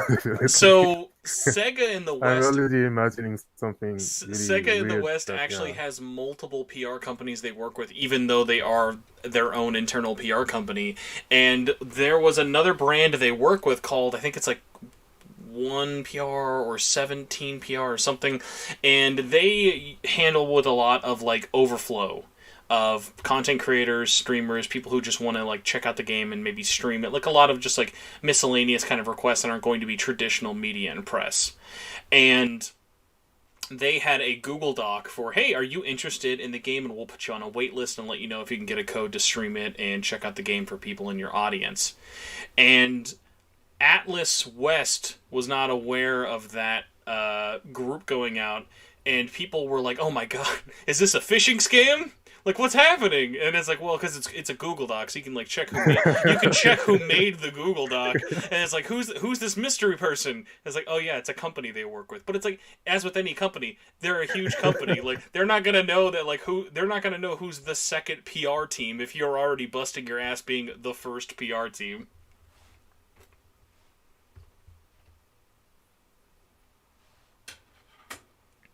So Yeah, so just a like weird kind of like funny story of just like, yeah, these companies, like even like the smaller ones like Sega and Atlas, it is very easy for them to kind of like have everything sort of run together all the time, you know? yeah. Now, if you don't mind me asking, I know obviously because I linked your review and stuff here for it. Would you say you've been surprised by your reception after playing the game, or even after it kind of going up? Like, has the experience of actually not just reviewing it, but just like playing the game, kind of been a pleasant surprise for you? Or like, what's it been like for you?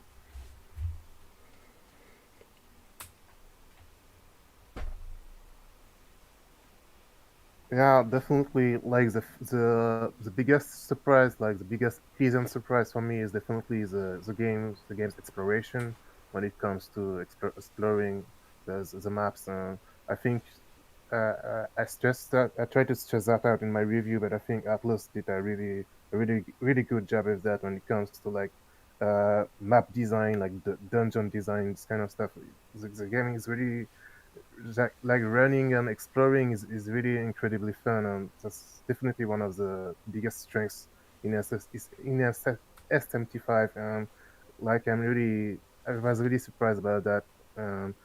I think I said in my review something like it's not open world, but like if you like open world exploration, like it's actually maybe even better than some open worlds when it comes to how the maps are built, how like how smart it is. Like if you look at it's like this, like I like to call it like the Breath of the Wild feeling, like when you know that the developers thought about something that you thought about yourself, and you can see that they exactly knew what you will do, and like it's a really pleasant feeling. I cannot agree more. And actually, one of my favorite things about it is I think like it's such a testament to the open world design. Sorry, the open design of its world, because it does that. It's the best of both worlds. Of it feels large, it feels expansive, it feels like there's a million places for you to go, but it's still linear. It still feels designed. It doesn't feel like an algorithm made these maps. It feels very deliberate. Everything has a purpose. Everything feels really nice and well-meaning. Whereas like sometimes you'll have like a game I love that's open world. That's a boring open world. I love Metal Gear Solid 5. Metal Gear Solid 5's world is very boring. Like there's nothing fun when you're running around Afghanistan or Africa. It's just the act of what you're doing in those worlds that are fun, and the moments that can come there. Like it's hard to have something like a Breath of the Wild, where Breath of the Wild feels organically designed through and through for everything, but that's not something that every kind of company can do, and I'm sure Atlas would not be in a position to do. But I think they hit that like perfect sweet spot of like, here's something that we realistically can do with our budget and everything going on, and has just absolutely kind of nailed the execution. And I think what I'm so excited for everyone to kind of get their hands on is like it's not what you expect. Like even if you kind of think you know the scope and the scale of this world, it's not what you expect in a overly large or an overly small way. It's just kind of you have to experience it to really get it. Yeah, definitely.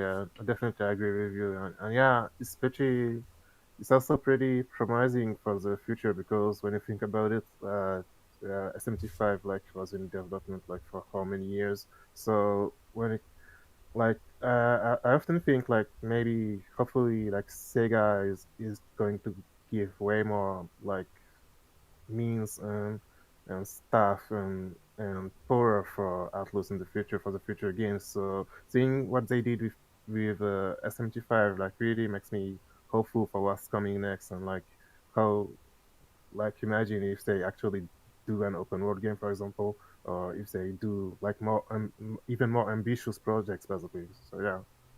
Mhm. So I wanna try and keep us like cycling through and everything for it, but I firstly and I just want to say thank you again so much, and then also profusely apologize for how little I feel like I'm actually having you on here for. But thank you so much for actually just taking the time to come on here, say hi to everybody, and just kind of talk about it a little bit, if not just ramble with me for a few minutes. So thank you a bunch for coming on, man. No problem. Thank you. Thanks again for inviting me. I really enjoyed it. Yeah, pretty happy to be speaking with everyone about myself. So no, I really hope everyone will be having a great time with the game because I definitely think it's one of the best games this year. One of the best JRPGs this year. So I really hope like people will have a great time with it. So I almost felt bad when I was playing the game. Like when I started playing it 2 weeks ago, I almost felt bad that I could play before everyone else. Oh my! So I I know. really want Yeah. people No. to Exactly. It's that experience thing this. of like I hate that. And not that I hate that I'm playing this. Like I hate that everyone else can't play it with me at the same time. Like I wish it was like, hey, can everyone just have this, please? Like it is. Like Yeah, it's so much more fun when everyone's kind of being able to yeah, play it and talk yeah, about it together. yeah. I definitely felt guilty about it, and I hope people will be able to enjoy it. And yeah, definitely. Mm. So before I let you go, where can people find you? Whether it be DualShockers, social media, anywhere else you do stuff, where can people find you? Yeah, so yeah, on Dual Shockers, I handle like pretty much all Japanese games coverage, also Genshin stuff, mostly guides and a little bit of news. On Twitter, you can find me at a underscore Ian, which is spelled IYANE 07. I'm gonna put it on the chat. Oh, awesome. Yeah, I'm on Dual. So yeah, DualShock is the sole outlet where I'm at. I am on Twitter as well sometimes talking about Japanese games, Super Robot Wars, like Tales, and a lot of niche stuff. That I yeah. have a bone to pick with Super Robot Wars 30. You would not believe how annoyed I am at that game. Super Robot Wars 30 is on PlayStation 5, but doesn't have the budget to release a physical version of that game on PlayStation 5. I don't believe it. I expect better of you, Bandai Namco. I want a PlayStation 5 box of Super Robot Wars 30, for the love of God. Let me experience these tiny sprites in 4K at 120 frames per second. It's the epitome of excess.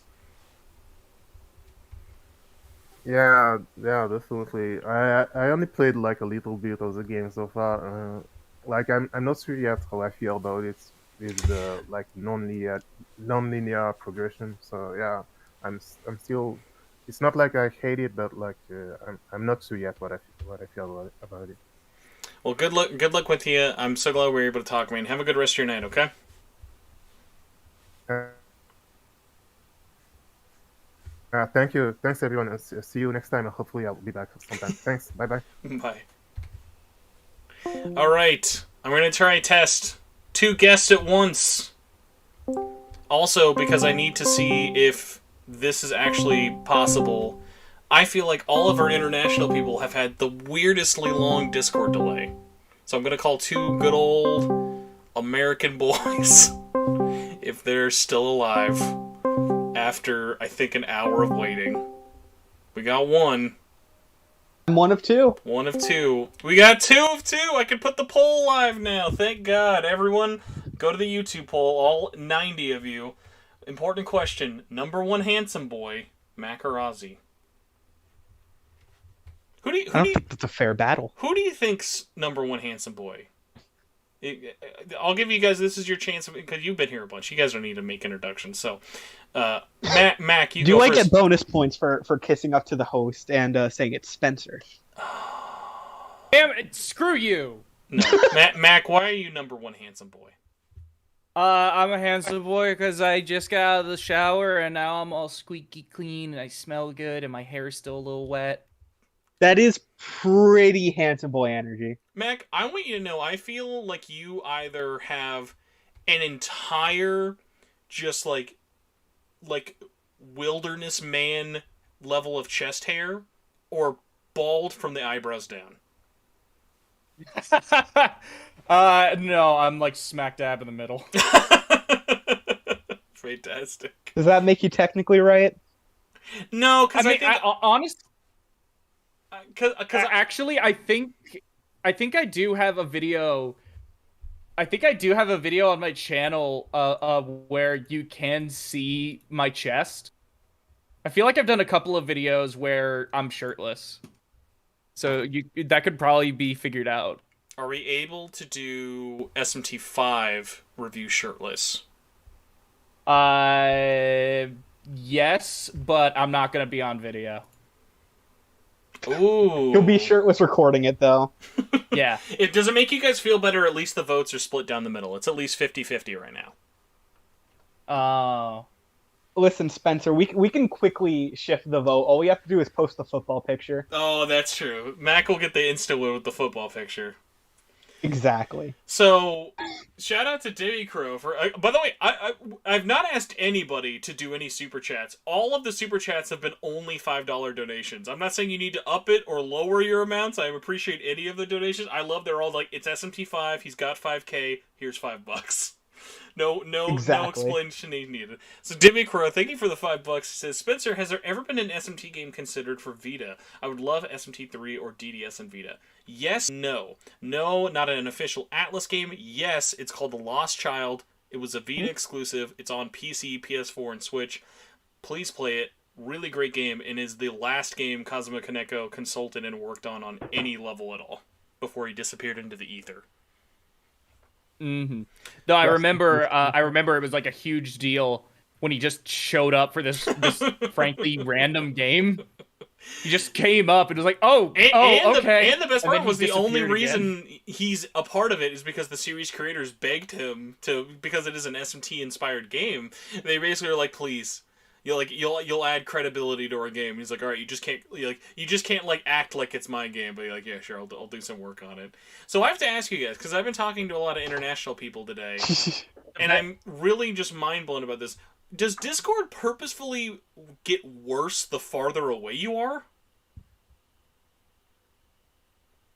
I wouldn't be surprised. Yeah. It's like, it started okay with Nyarly, but it was like starting to get like, Misa was okay, like Asia was okay, Europe was not kind to me. Europe, there's like, I felt so bad for the delay for anybody. So, hey, we're not actually here to talk about Discord quality assurance, unfortunately. We're here to do the impossible. We're here to celebrate. We're here to talk a little bit longer until Spencer can finally get some lunch, because it's like almost 3 o'clock on his side. But we gotta talk about this, guys. We are literally 1 day away from SMT5 being out. Is it 1 day? 1 day from Japan. Yeah. Yeah. Technically, if you want to be technical, it's 2, but it's really like tomorrow at midnight. So not in a few hours, but 24 hours. I was thinking, can we just hours. break our embargo and just do it tomorrow and just see if anything happens? I think that's a good idea. Atlas will come to my house and murder me. You know what's funny? They'll kill you guys. You know what's actually really funny about the embargo thing? And I was telling this about with Nyarly, because he was like, well, I asked if I could do it on midnight Korean time, like when it's the 12th in Korea, if I can do it. So like his will be up like at like fucking, I don't know, like noon or like 6 a.m. tomorrow, when everyone else is gonna wait till Friday. What I found so funny about that was like literally, and anyone can call me out. Atlas will not care as long as this is out in Japan and you've not spoiled the game with like footage. Like that's about it. Yeah. The only thing they've cared about is Japan not having the game out early. Like anything else is like fucking who cares? You can buy the game. You just buy the game. Doesn't matter. Yeah. Oh, so I'm sitting here trying to set up my Elgato again. That's not working. So, I need more Mac, I have a very SMT5s. important SMT5 question for you. Yeah. Why should we care? Have I played it? No. Why should we care about burning Atlas bridges if this is the last Atlas game we know is coming out anytime soon? Why should we burn them? I'm gonna say No. Why should we care about burning them? Because I saw an interesting argument of people saying, "Don't stream SMT5, guys. You're gonna burn your bridges with Atlas." And then the cynic, What bridge? and then the cynic in me was like, "What am I not gonna get next?" Like it's like this is the end game, guys. Like we're gonna get Black Widow and Shang-Chi next week in the form of Persona 4 or something. But like it's like this is it, guys. This is our big daddy. Yeah. I'm gonna say the reason we should care about whether or not we burn bridges or not. I'm gonna say Gotta answer we carefully. should care. I'm gonna say we should care because PR is listening right now. You better be I'm real like I careful. can feel you Because- you have a gun pressed to your temple right now. because Tori is a nice lady, and Oh. and she also likes JoJo, and I don't want to upset her because she's a nice lady. All right, you stuck the landing. Yay! I just got a text from Tori. She says, if you turn your Switch on, Mac, SMT5 has been uninstalled. You just lost privileges. It's off. Oh damn! It's not even on You there. lost your brain privileges. It's just been uninstalled. Oh, you didn't have it downloaded yet? Okay, so whatever your last gameplay was, so it looks like you just lost. Oh yeah, it was Super Mario 3D World. Sorry. Oh, Bowser's damn. Fury. Dang. I actually don't remember. No, the last Switch game I played was Dread. Oh my god. That's sorry. a horrible loss. Dang. I just lost Dread. But you've Damn. gained friendship. I guess. So Something like that. I want to ask you guys this because I asked this with Nyarly earlier, but Nyarly is the definition of the Mr. Neutral. So I wanted to ask you guys because this is a little bit more up your field. So when you guys saw that Johnny Awesome was going to be the host tomorrow at the show, what was the first thing that went through your head? Because immediately in my head I went, there is not 1% of lying I could do to myself or other people. That is just straight up a thing I want to do. So I will be very excited to be watching tomorrow and being like, okay, how's he doing this? How would I do this? Would I be allowed to get away with this? Of course I wouldn't be allowed to get away with this. Why would you think you could ask that question? But for you Sorry, guys, can what you do you think explain? about it? I know nothing about this. What? Matt? Yeah, Johnny. So they're doing a pre-launch stream of And their own he's or a hosting launch it? party. Yeah, he's hosting it, and they're getting Casey. They're getting the cool. voice. They're getting the voice directors, and then they're Damon. getting another person. I don't. Damon. Yes. Okay. Huh. Yeah, they're getting some notable people, and he's gonna like talk with them and interview them and stuff. That's interesting. Yeah, no, it's really cool that he got to do that. Yeah, freaking congrats to him. So then the question that I kind of asked Nyarly and I wanted to ask you guys, do you guys ever have moments then of like looking at someone's like content or something they're doing where you're like, I have to look at this as if like if I could do this. So like cuz like a similar thing like with Nyarly I mentioned earlier would be like if he looked at how people did other SMT runs or Persona runs and stuff like that and be like, okay, what can I learn from this? What would I have done? What would I have done differently? Like things like that. Like kind of using it less so of like not in any spiteful way at all, but more of like a learning opportunity. Do you know what I mean? Yeah, you're getting your world record strats. Who's the selling you on copycat, Mac? That's what I need to know. It'd probably be a mixture of Super Eye Patch Wolf because he's actually a pretty like inspiration. Like his why you should watch / read / I think he did a play for Yakuza once. He that like I was inspired by that because it was like I also want to tell people to play the things I like. But then also just kind of like I just find a lot of these things interesting. So I honestly I feel like mainly just he's the only one that's coming to mind right now. It's just Super Eye Patch Wolf. I took some influence from him. Ozzy, what about you? Do you have anyone that you kind of feel inspired by in what you do? I do garbage, so I can't really say that I do anything like anyone else. Yeah. I would say it's a bit different now, but like early on, I made it very clear. It's like, yeah, no, like sequelitis, like Ego Raptor videos. That was like a very clear, like, I would say drawing point. My first video just feels like me doing sequelitis Persona, and then it evolved from there. I don't know if I'd say there's anything specific now that I would like especially compare it to more than that, but yeah. I don't know. I like Scott the Woz. I don't think my videos are anything like his, but just like open literally no context. Don't even do the hand movement on your SMT5 review. Start with, hey y'all. Oh my gosh. Hey y'all, Oz here. Ozzy. By the way, Mac, by 1% you are winning. So just want to let you know for your ego boost. Oh damn! Do people even know what I look like? They probably just are comparing the stick figure to the Jack Frost. I can share your Facebook profile picture. That's a good photo of you. It is a good photo of me. do we need to put up a fair comparison? I grabbed the football pick. We get whatever pick of Mac we need. Yeah. I have. Here, we'll do this honestly in the Discord chat, and I'll throw it on the stream when you guys are ready. Find a photo and send it in the chat that you want as your proof of #1 handsome boy, and that'll be the final decider for anyone. Okay. We're doing a terrible job talking about SMT5. Oh, not that. I'm gonna. That's a good one. You're not... That is good art. I wish I. That is a good. No, that was a good one. That was good. So I just linked my Facebook profile picture. It's not my favorite photo of myself because I'm like I hadn't shaved, but me neither in this. The forehead. Yeah, that's me with my cool tattoo. How do you? I'm Mac, noticing a very similar energy. Hold on, I'm gonna show you last because we've seen this photo of Ozzy. It's a 10 out of 10. The Wattpad pussy. Certified Hood Classic. Yeah, you're certified Hood Classic. Said no one ever. Hold on, I'm trying to think if I have anything too shameful up on Discord. No, that's fine. I can show Discord. Okay, here's Ozzy eating a chocolate potato football. Great job. Hood Classic.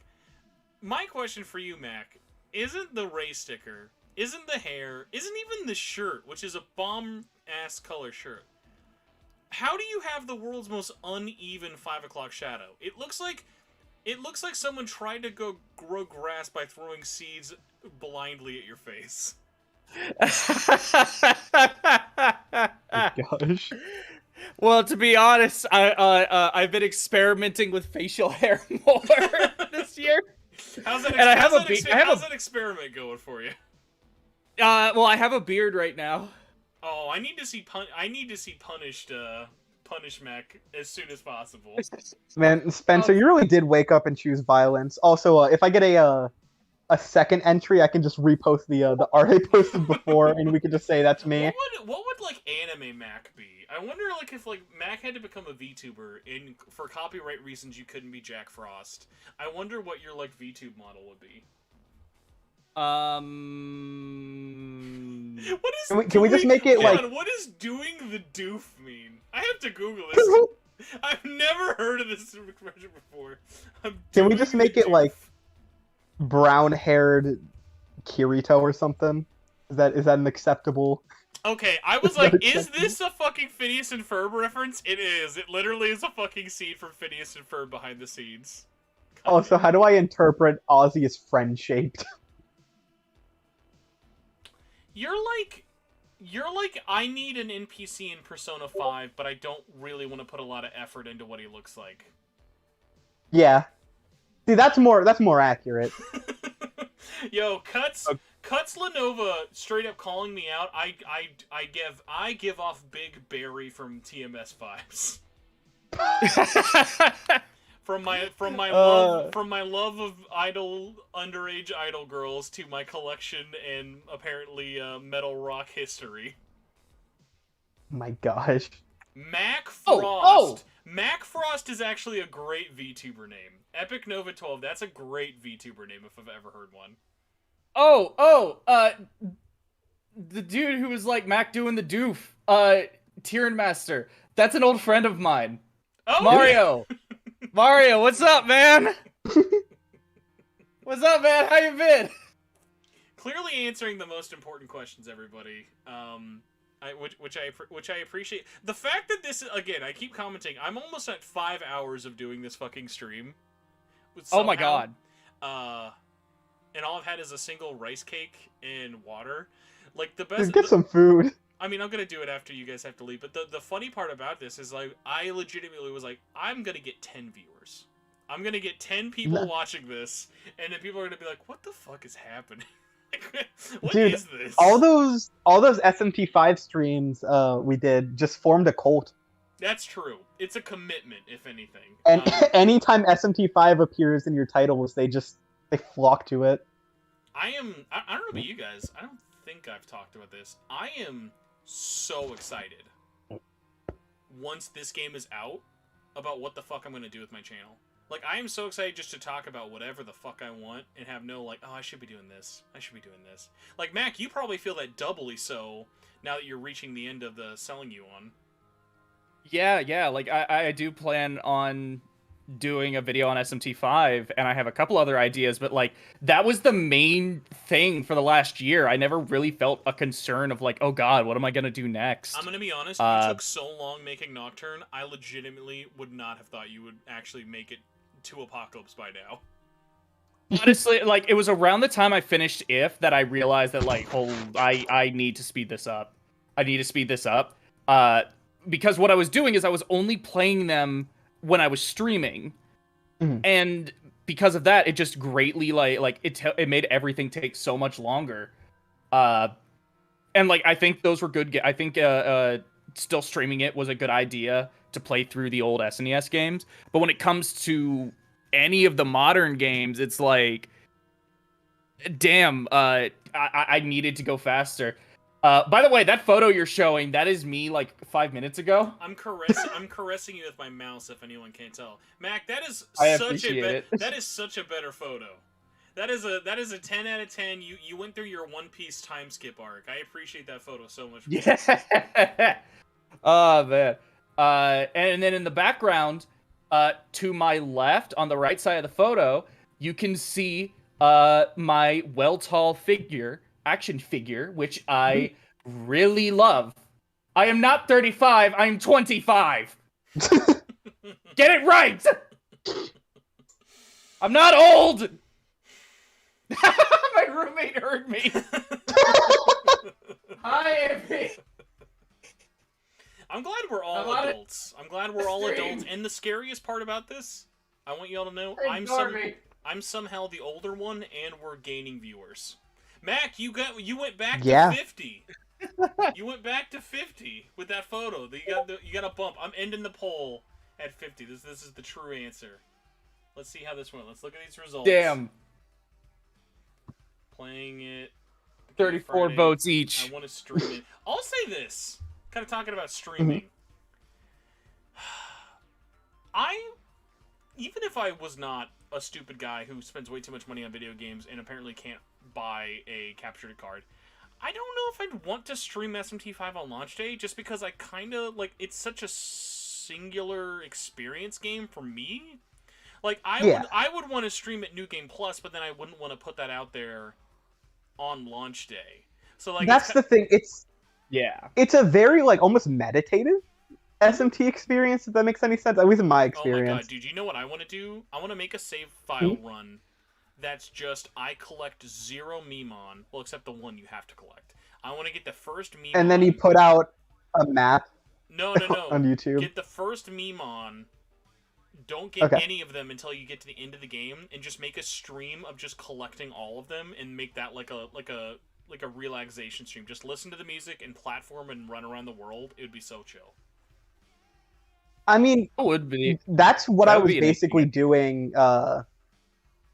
Like towards the very end of my first run, was just like whenever I had to call someone to like do any streams or anything, it was just like, all right, I'm just gonna collect Memon while I do this.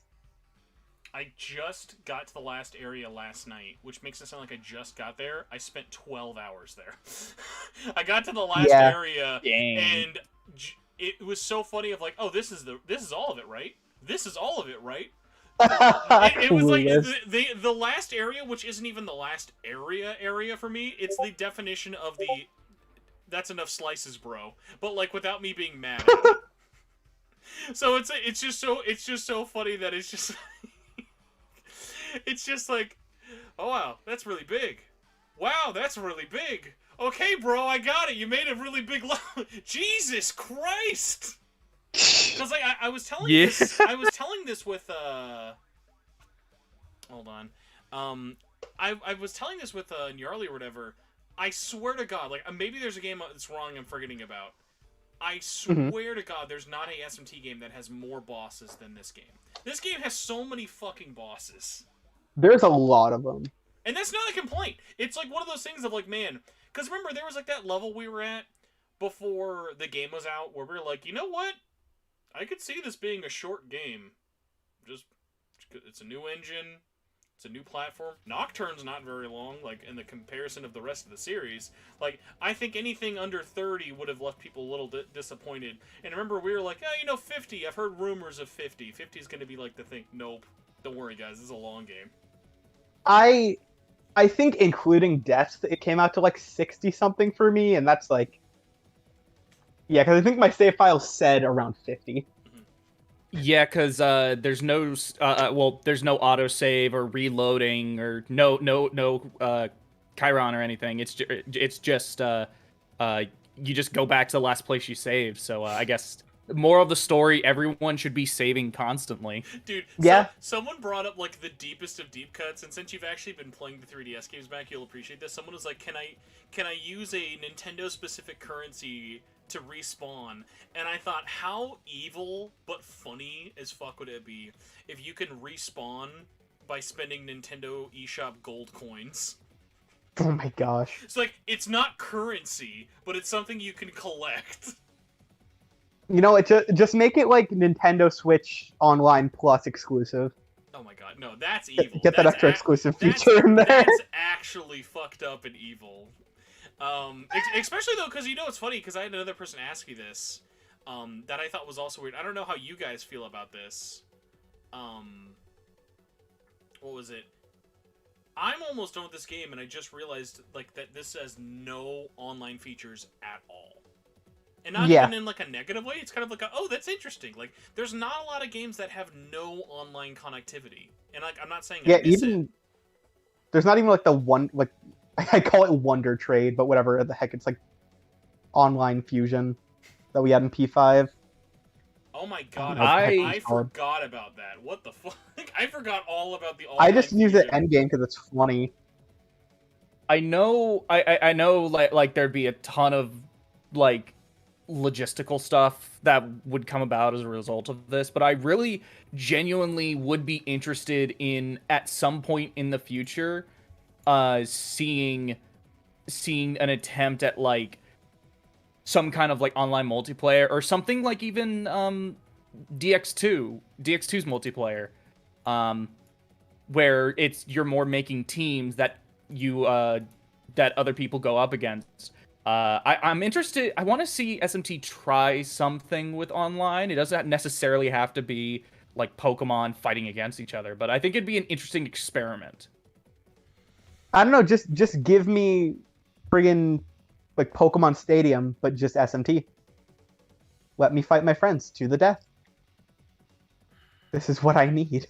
I don't know. Like, I think like with monster hunting in a PvP sense for me, because it is such a kind of free-for-all thing, I think balancing makes it so easy for it to quickly become boring. But like there is obviously like an interest there. I don't see what your implication is that me using my team that has 0 weaknesses versus my my friend's team with 0 weaknesses. Like, do you guys remember like when we were kids playing Pokemon? Like, we weren't like ever thinking our friends were like overpowered. Versus like when we play multiplayer Pokemon now, or even just see multiplayer Pokemon, it's just like, oh, we're just fucking all maxed out like super freaks. Yeah. By the way, Demikuro brought up, what about that new patch? So, I talked about this a little bit earlier, but I can elaborate a little bit more. Did you guys... Because there's no official patch notes, but I've done some extensive kind of looky-looing back and forth. Hilariously, the patch decided to drop as I was in the most intensive part of the game, so... I can confirm it does not improve performance, but I also don't think it was negatively bad performance beforehand. Yeah. It was one of those things where I have noticed less little weird technical thingies, like moments that I've definitely noticed got taken out. When you're skipping animations in battle, it would sometimes freeze on them, as like it's doing a bit of a memory buffer. Those have been cut out a lot more. But honestly, like at least from my experience with it, it has been a very it was if they didn't even do this day one patch, it's already a very clean launch. Like even if you don't have any internet and you just pop that card in, that's a full ass ready to play game on the cart. Again, considering how gorgeous this game is and it being on Unreal 4, the fact that it did, I guess, pre-launch this well off is pretty good. Well, to be fair, Mac, please tell me if you agree. This game's been done since May. I would hope that this game was ready to go in November. You would hope, wouldn't you? But yeah. If it's just been nothing but polish since May, then yeah, you would hope. That's actually one of the funniest parts is when I was emailing and asking some people about this game. One of the biggest things, listen, I know nothing drastic's gonna happen. The game is the game. Unless something this day one patch was already way more than I was ever expecting. Because I remember asking Atlas specifically, I was like, "Will you turn on video recording for the Switch?" Because A, I want it selfishly. A, I want it very selfishly. B, and I think people are going to realize this when you're playing the game, and like Ozzy was saying, it is gorgeous, and there are so many clippable moments. It's great for screenshots, and you can do screenshots anywhere, but, there are so many little fun, that moment, Ozzy, you'll know this for sure, when you get that final hit on that boss, and you're like, and you just, you just want to, clip that little moment. Of you did it, you made it through. Because this game has got some long fucking boss fights, and when you make it through those marathons, it feels satisfying. It's weird because you still haven't reached the point where it cuts off the recording, have you? Oh, there's a point where it won't even let you do screenshots? Yeah. No way, they baked that into the game? They did, and it's really weird because wait, is there point. Does it let you know you've entered the screenshot free zone? Oh, it doesn't tell you. I tried taking a screenshot because I was like, "This is gorgeous," and then it was blocked. I'm like, "Wow!" Oh, here I am. That's kind of crazy. Which luckily it's not obnoxious like the PS4 was, where it would give you a notification every single time. Oh my god, the PS4 is so obnoxious. That is bonkers. No, but I find it even weirder. Because the point that it happens is honestly there's only an hour or two left in the game at that point. Well, because I was talking about this earlier. Ozzy, you'll especially know this with how much fucking trailers and bullshit we watched before the game is released. As I keep playing it, I'm always like, oh, thank God this wasn't in the trailer. How was this not in the trailer? There are so many things that they could have fucking spoiled in this game over the last 6 months. It is amazing they have not. But it's really funny of that being said, while those surprises are really nice, I was telling this to Misa earlier, I am so worried for people who are not playing day one, who are active online, because this is going to be such an easy game to be accidentally spoiled on big shit. On social media. I don't know. I'm really excited to see, what all... I guess side quest wise, because after the side quests that were in 4 and Apocalypse, they're really, really good. I'm curious to see what they can do on a modern console, but also just some of the vistas, like some of the stuff they've already shown looks amazing, and I'm it- sure there's more in the game. There's like more visual variety in it. That was one of my that was one of my concerns, but it's kind of been assuaged lately. Well, you know what's funny about it is, like, I think if you describe the geography of SMT5, it sounds like a boring fucking brown desert. But then the way it uses it, without actually taking you to different places that feel really out of line or crazy, like, I forget who I said this with. That is like the most interesting desert. Well, yeah, and what's with it too is, like, it's all in Japan, but it never it never feels like Japan. Whereas, like, when you're running around Japan in Nocturne, that just feels like they made a room like dark or red, Yeah, or something like it is literally just Japan with like a bunch of sand, and like you have a bunch of ghosts walking Nocturne's around. Apocalypse is the sepia filter over everything, unfortunately. Whereas, like, Yeah, kind of. Whereas, like, what's There fucked are up some. is then, like, you look at the, like, you look at the something, like, even something as simple as, like, this is a bright sandy hill. Like, it's got colors, it's got glimmer, it has, like, shine to it. Like, and you see all these things. Also, what a fucking skybox. Like, always look up in this game. The There's so many skybox good is nuts. views.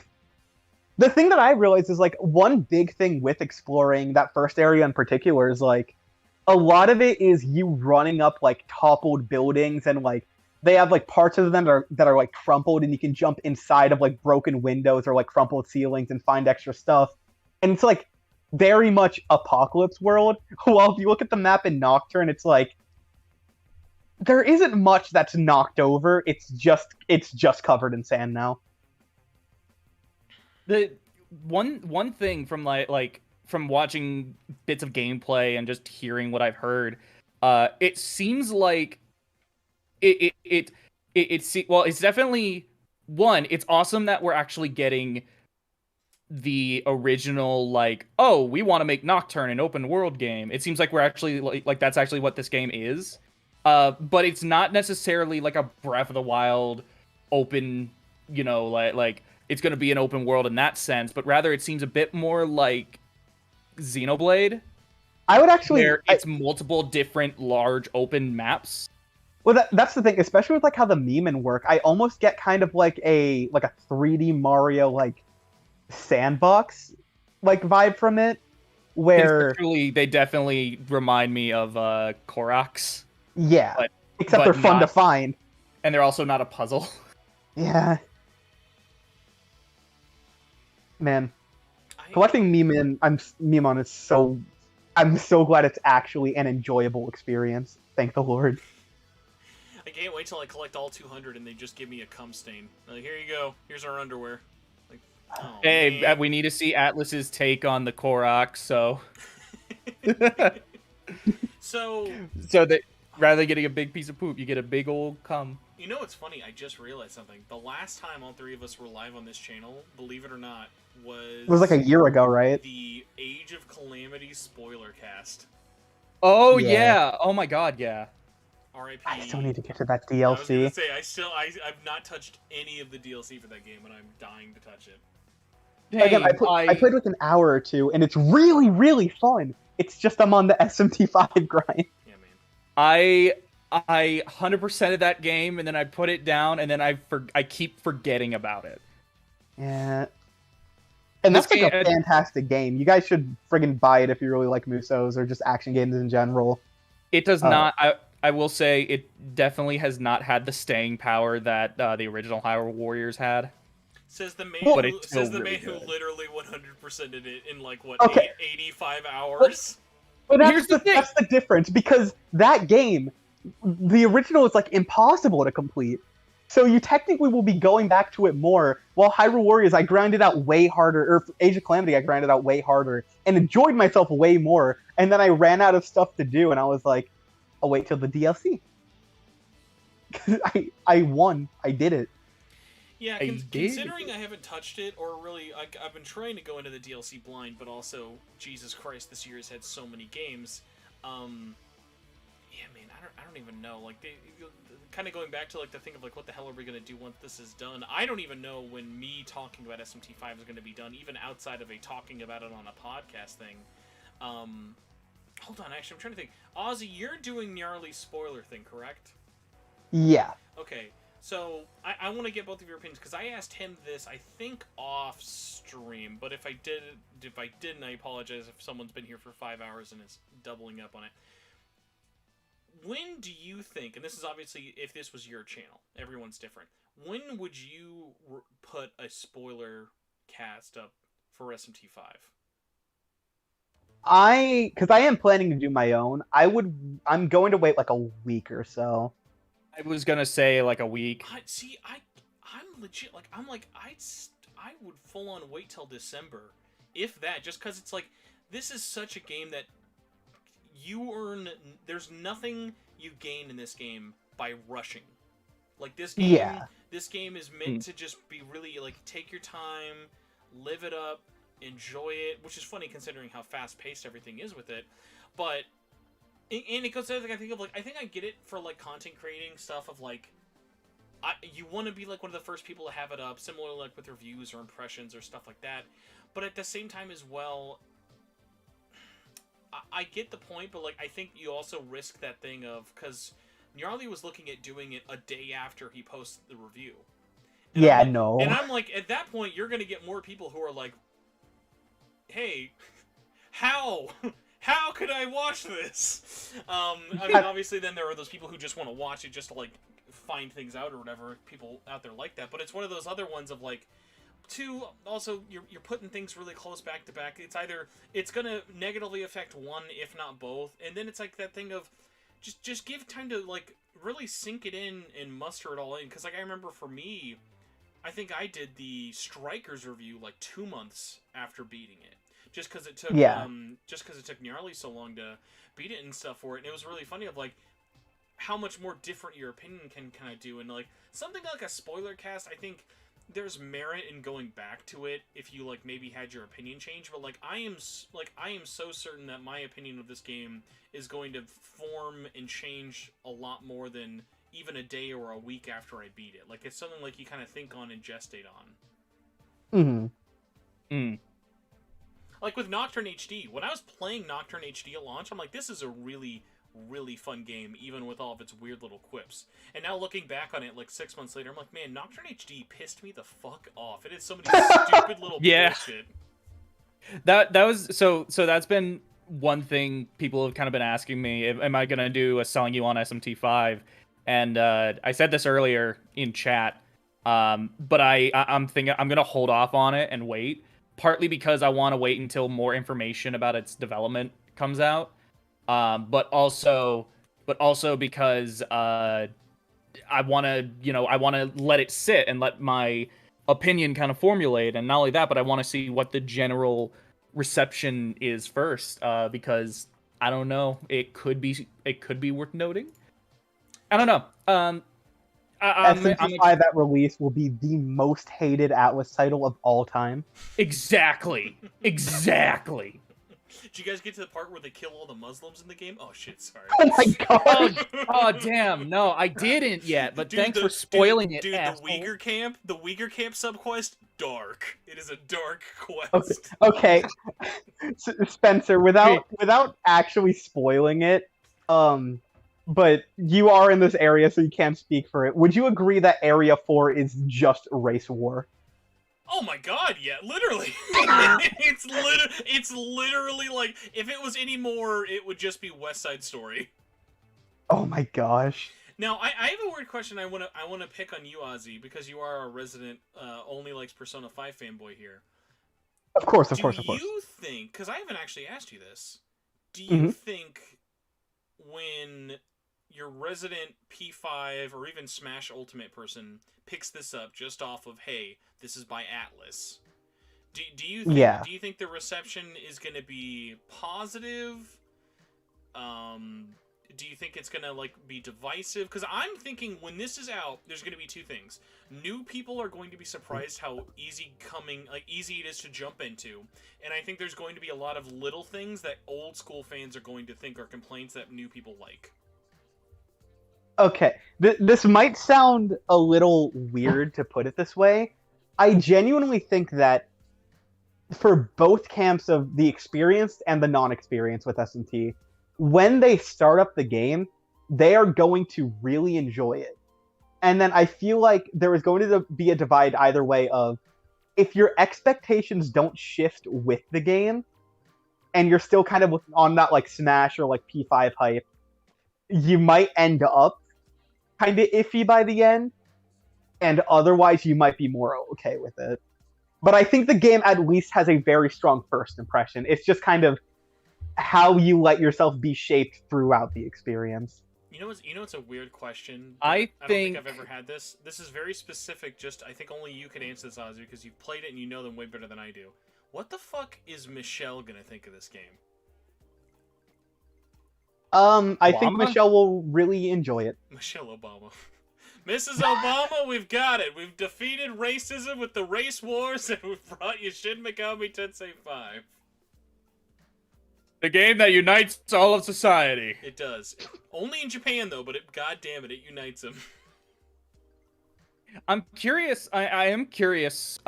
One thing, kind of.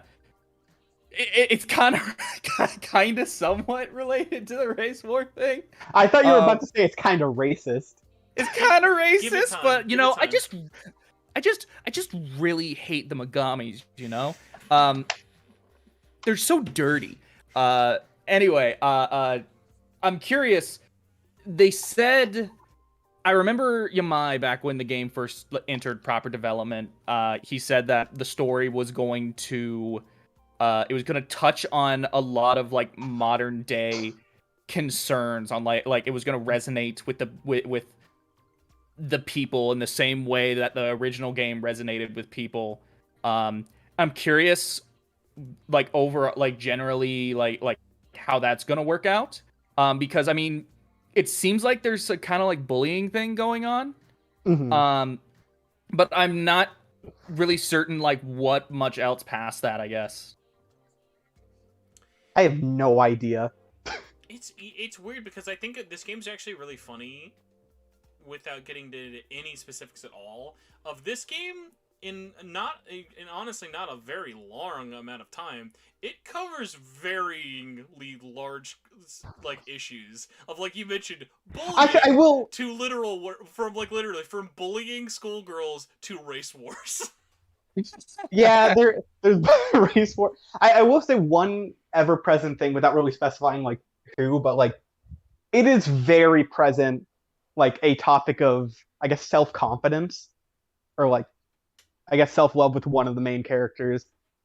That takes a very interesting turn, relatively. Well, because but I think I know what you mean, but like especially in that thing of not even just self-confidence, but kind of coming to terms. Like what's always interesting in a SMT game is depending on like how you feel about the characters in the story. Like what path do I want to go on, and how that kind of changes as you're playing. But it's been nice of like actually looking at this.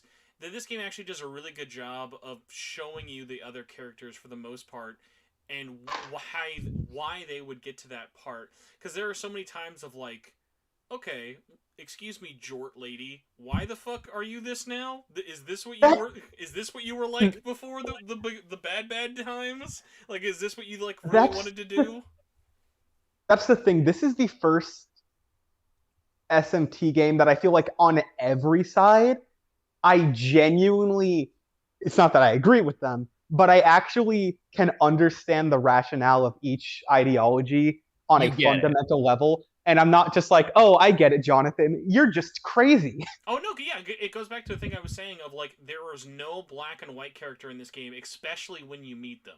You have just as much reason to think Nua is good or bad as you do the Prime Minister or any of your classmates. Like, there's no Jonathan or Walter who's just, I'm the good, I'm the bad. Yeah, you understand what would cause, for instance, like the Chaos rep or the Law rep or the Neutral rep to be brought down that path and genuinely stick by that belief, even if they might go like, you know, to an extreme level because, you know, they're kind of over the top characters.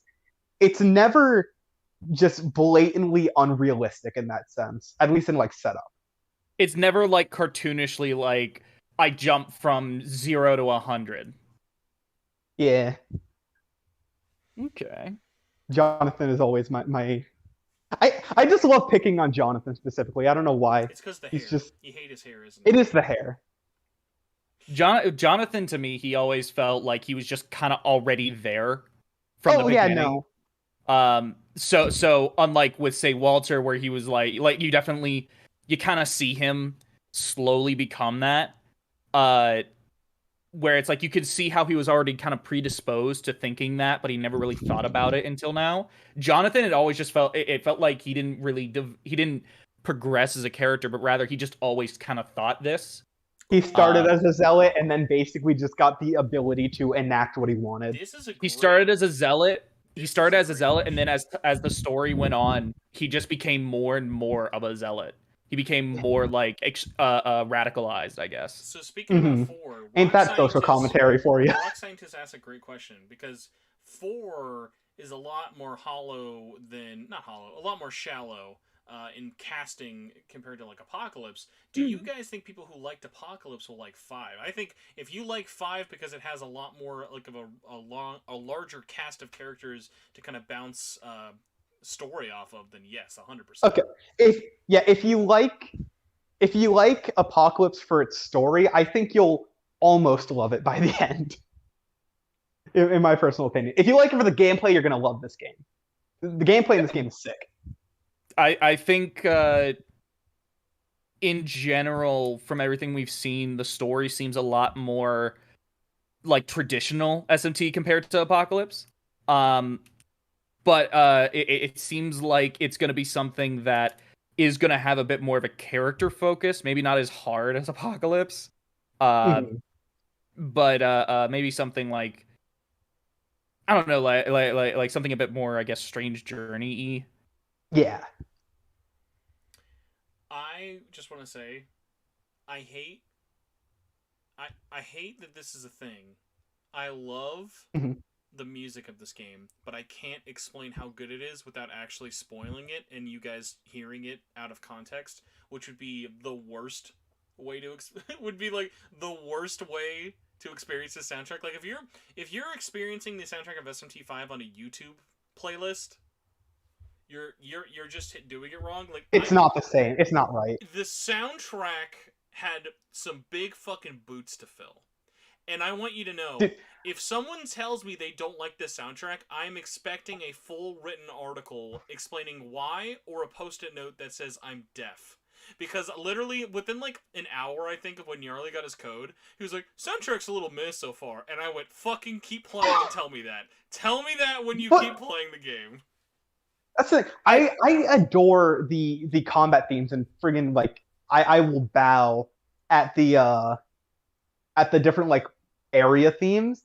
I initially was already kind of like, I was already popping off just at like the songs you get in like Tokyo that are more like mellow and just use like an acoustic guitar and bass. Definitely, because like a really chill vibe. I think when you start the game, it's not very loud and in your face, even though there is a lot going on. It's a very tonally, like, it's paced very weird in the beginning of like it's almost like the music is almost as foreign as like the world of like Dot you're in, which I think the more you're in it's like this fits it perfectly. Like how when you start a battle, there's not always a battle theme right away. It's very slow and it's kind of warming up. Oh, I love that so much. It's a lot more subdued compared to other things. Also, I'm so happy that that's a thing, because that's always been one of my favorite things, especially about the older games, where there's like a conversation or like a hesitation theme where it's like it before you actually start fighting, it adds this like sense of tension. And then once you actually attack, it just pops off. It's actually kind of funny, because when you think about it in retrospect, looking at something like Nocturne or even Persona 5, like obviously they have their battle theme, and then if you talk to them, the music slows down. But like it's like imagining you barge into someone's house. It's like, let's fucking go. But where do you want to go? Tell me first. Where do you want to go? Where? So like it's so nice to like bring back that like, hey, ease into it. Like not every battle is gonna like jump, and then it makes more sense of like, let's say you're in a boss fight and it's just cranking the boss theme right away. Of course you're not gonna talk to this guy. He's got fucking heavy metal guitars playing in the background. Well, I find it really funny because obviously going in, I didn't know the music was gonna be dynamic like that. But the first time I played, I was with a friend, and I like we went through a couple battles. We're like, wow, this battle theme is really good. And so the one time I decided to stop and listen to it was the first time that you like aren't basically forced into combat. So I was like, huh, I thought the music kicked off sooner. I'm waiting. All right, well, I guess I'll just fight. And then, whoa! The ultimate pop off. I think Spencer, I think you actually bring up an interesting point about kind of, I guess, the comparison between SMT and Persona, where the priorities lie. Hold on. I'm sorry. The chat had such a random comment. Please save your thing. Sleepy SMT, I don't know who you are. Nyarly played Linkin Park in my car once. What the? You're just gonna drop that and just expect no one to comment on that? Please, that is what? Please, Matt, continue that lore drop does feel like SMT5. Okay. Please continue. Well, I just saw Linkin Park and Nyarly and got extremely confused. Okay, well, what I was going to say is Persona. So one thematic difference between SMT and Persona is that Persona tends to put more focus on the human characters and all that. And for the longest time, like demons just didn't matter. They weren't even what you were fighting. They were essentially just equipment that you were swapping in and out. And you could look at them, but like the personas themselves, they just kind of appeared for like a few seconds while you did certain attacks. Mm-hmm. They were just never really a focus. So there's no real reason to have that moment of like calm or whatever. And the enemies are just enemies. Whereas with SMT, obviously in every single game, the demons are the villain or the enemies that you're fighting, compared to Persona, where it's not always the case. But there's always a focus on like, no, these demons are like characters in their own right. They're characters in their own right. So having that extra like conversation or pre-battle hesitation, helps kind of add to the idea that like these are not necessarily your enemy. They just, depending on how things go, you just might want to, talk it out some. Or kill them. I said something similar early on. I'd be curious as if you have anything else to kind of expand on that same note of like this game with like its flavor text and especially like you're saying with the way it actually handles demons and humans in the same world together. It's like the first time Atlus has finally made it make contextual sense. It's like, I believe that this world with demons and humans could actually exist. Like they make it seem realistic and you can see where the demons would live. You can see how the humans would live and like what them intermingling would mean. And then in a game where you're also retrospectively, you're not really talking to the humans ever that much. And it's hard to like have just the same model that you were just talking to, fighting, or summoning, just be someone you take a quest to or talk to, but they strike just the right balance of like, no, this feels like a real world, or this feels like a real village, of like, these feel like actual things that live in this world, not just, oh, it's the guy I gotta talk to with an exclamation point over his head.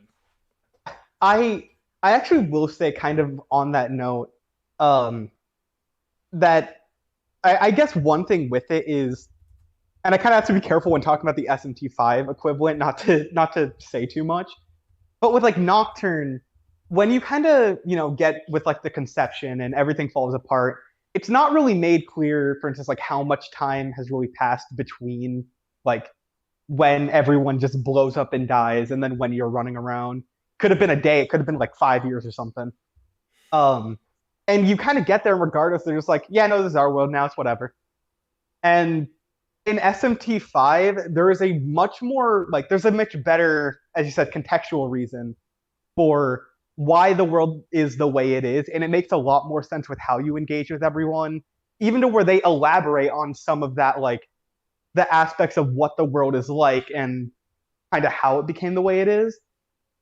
It's just handled much better across the entire board. And I like it. I'm just so ready to like. I just want you all to be touching this game. I want you to like. It is put it very in your hands. Oh my god, dude! Can we complain about this game first? I got such a beef with this game. Atlas isn't This even game sucks. Dude, Atlas isn't even ready. You think the race war is bad? There is no Joy-Con vibration. What the fuck? This is 2021. I have a DualSense controller that's got a vibrator on my fingers. Come on, Atlas. This game can't even Current vibrate year. once. Legitimately though, going from PS5 to that with like no vibrating, very weird. Not an actual complaint, but I do always find it funny. Like, I wish this game vibrated, like just a little bit. I might be completely delusional. I thought it did make like a little vibration Never. if you dash. Okay. Never ever. Well, that might have been just been my brain. No, actually, that's you having a tumor in your hands and it's shaking. Also, you're having a seizure. Of course. That seems like that might be worth looking into, but let's keep talking about SMT. It's worth looking into. Like Shin Megami Tensei 5 releasing November 12th in actually, North yeah, America. Let's do a Western collector's edition check-in. I was gonna say mine just shipped today. Where are you guys at? Oh, I actually hold on. I haven't checked it. I was actually going to text you, I think, the moment before we messaged to ask when I was coming on, Spencer. I was going to ask if you've gotten an update on your thing, because I don't think I have. Are we all Amazon?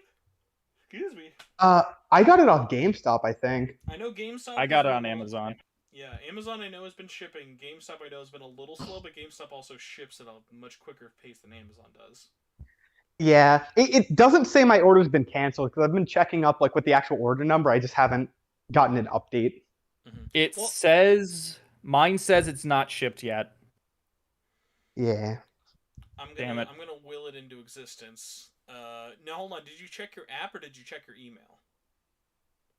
I just checked the app. Okay. Yeah, the app would be just as up to date for it. At the very least, I will say, everybody, please try not to panic.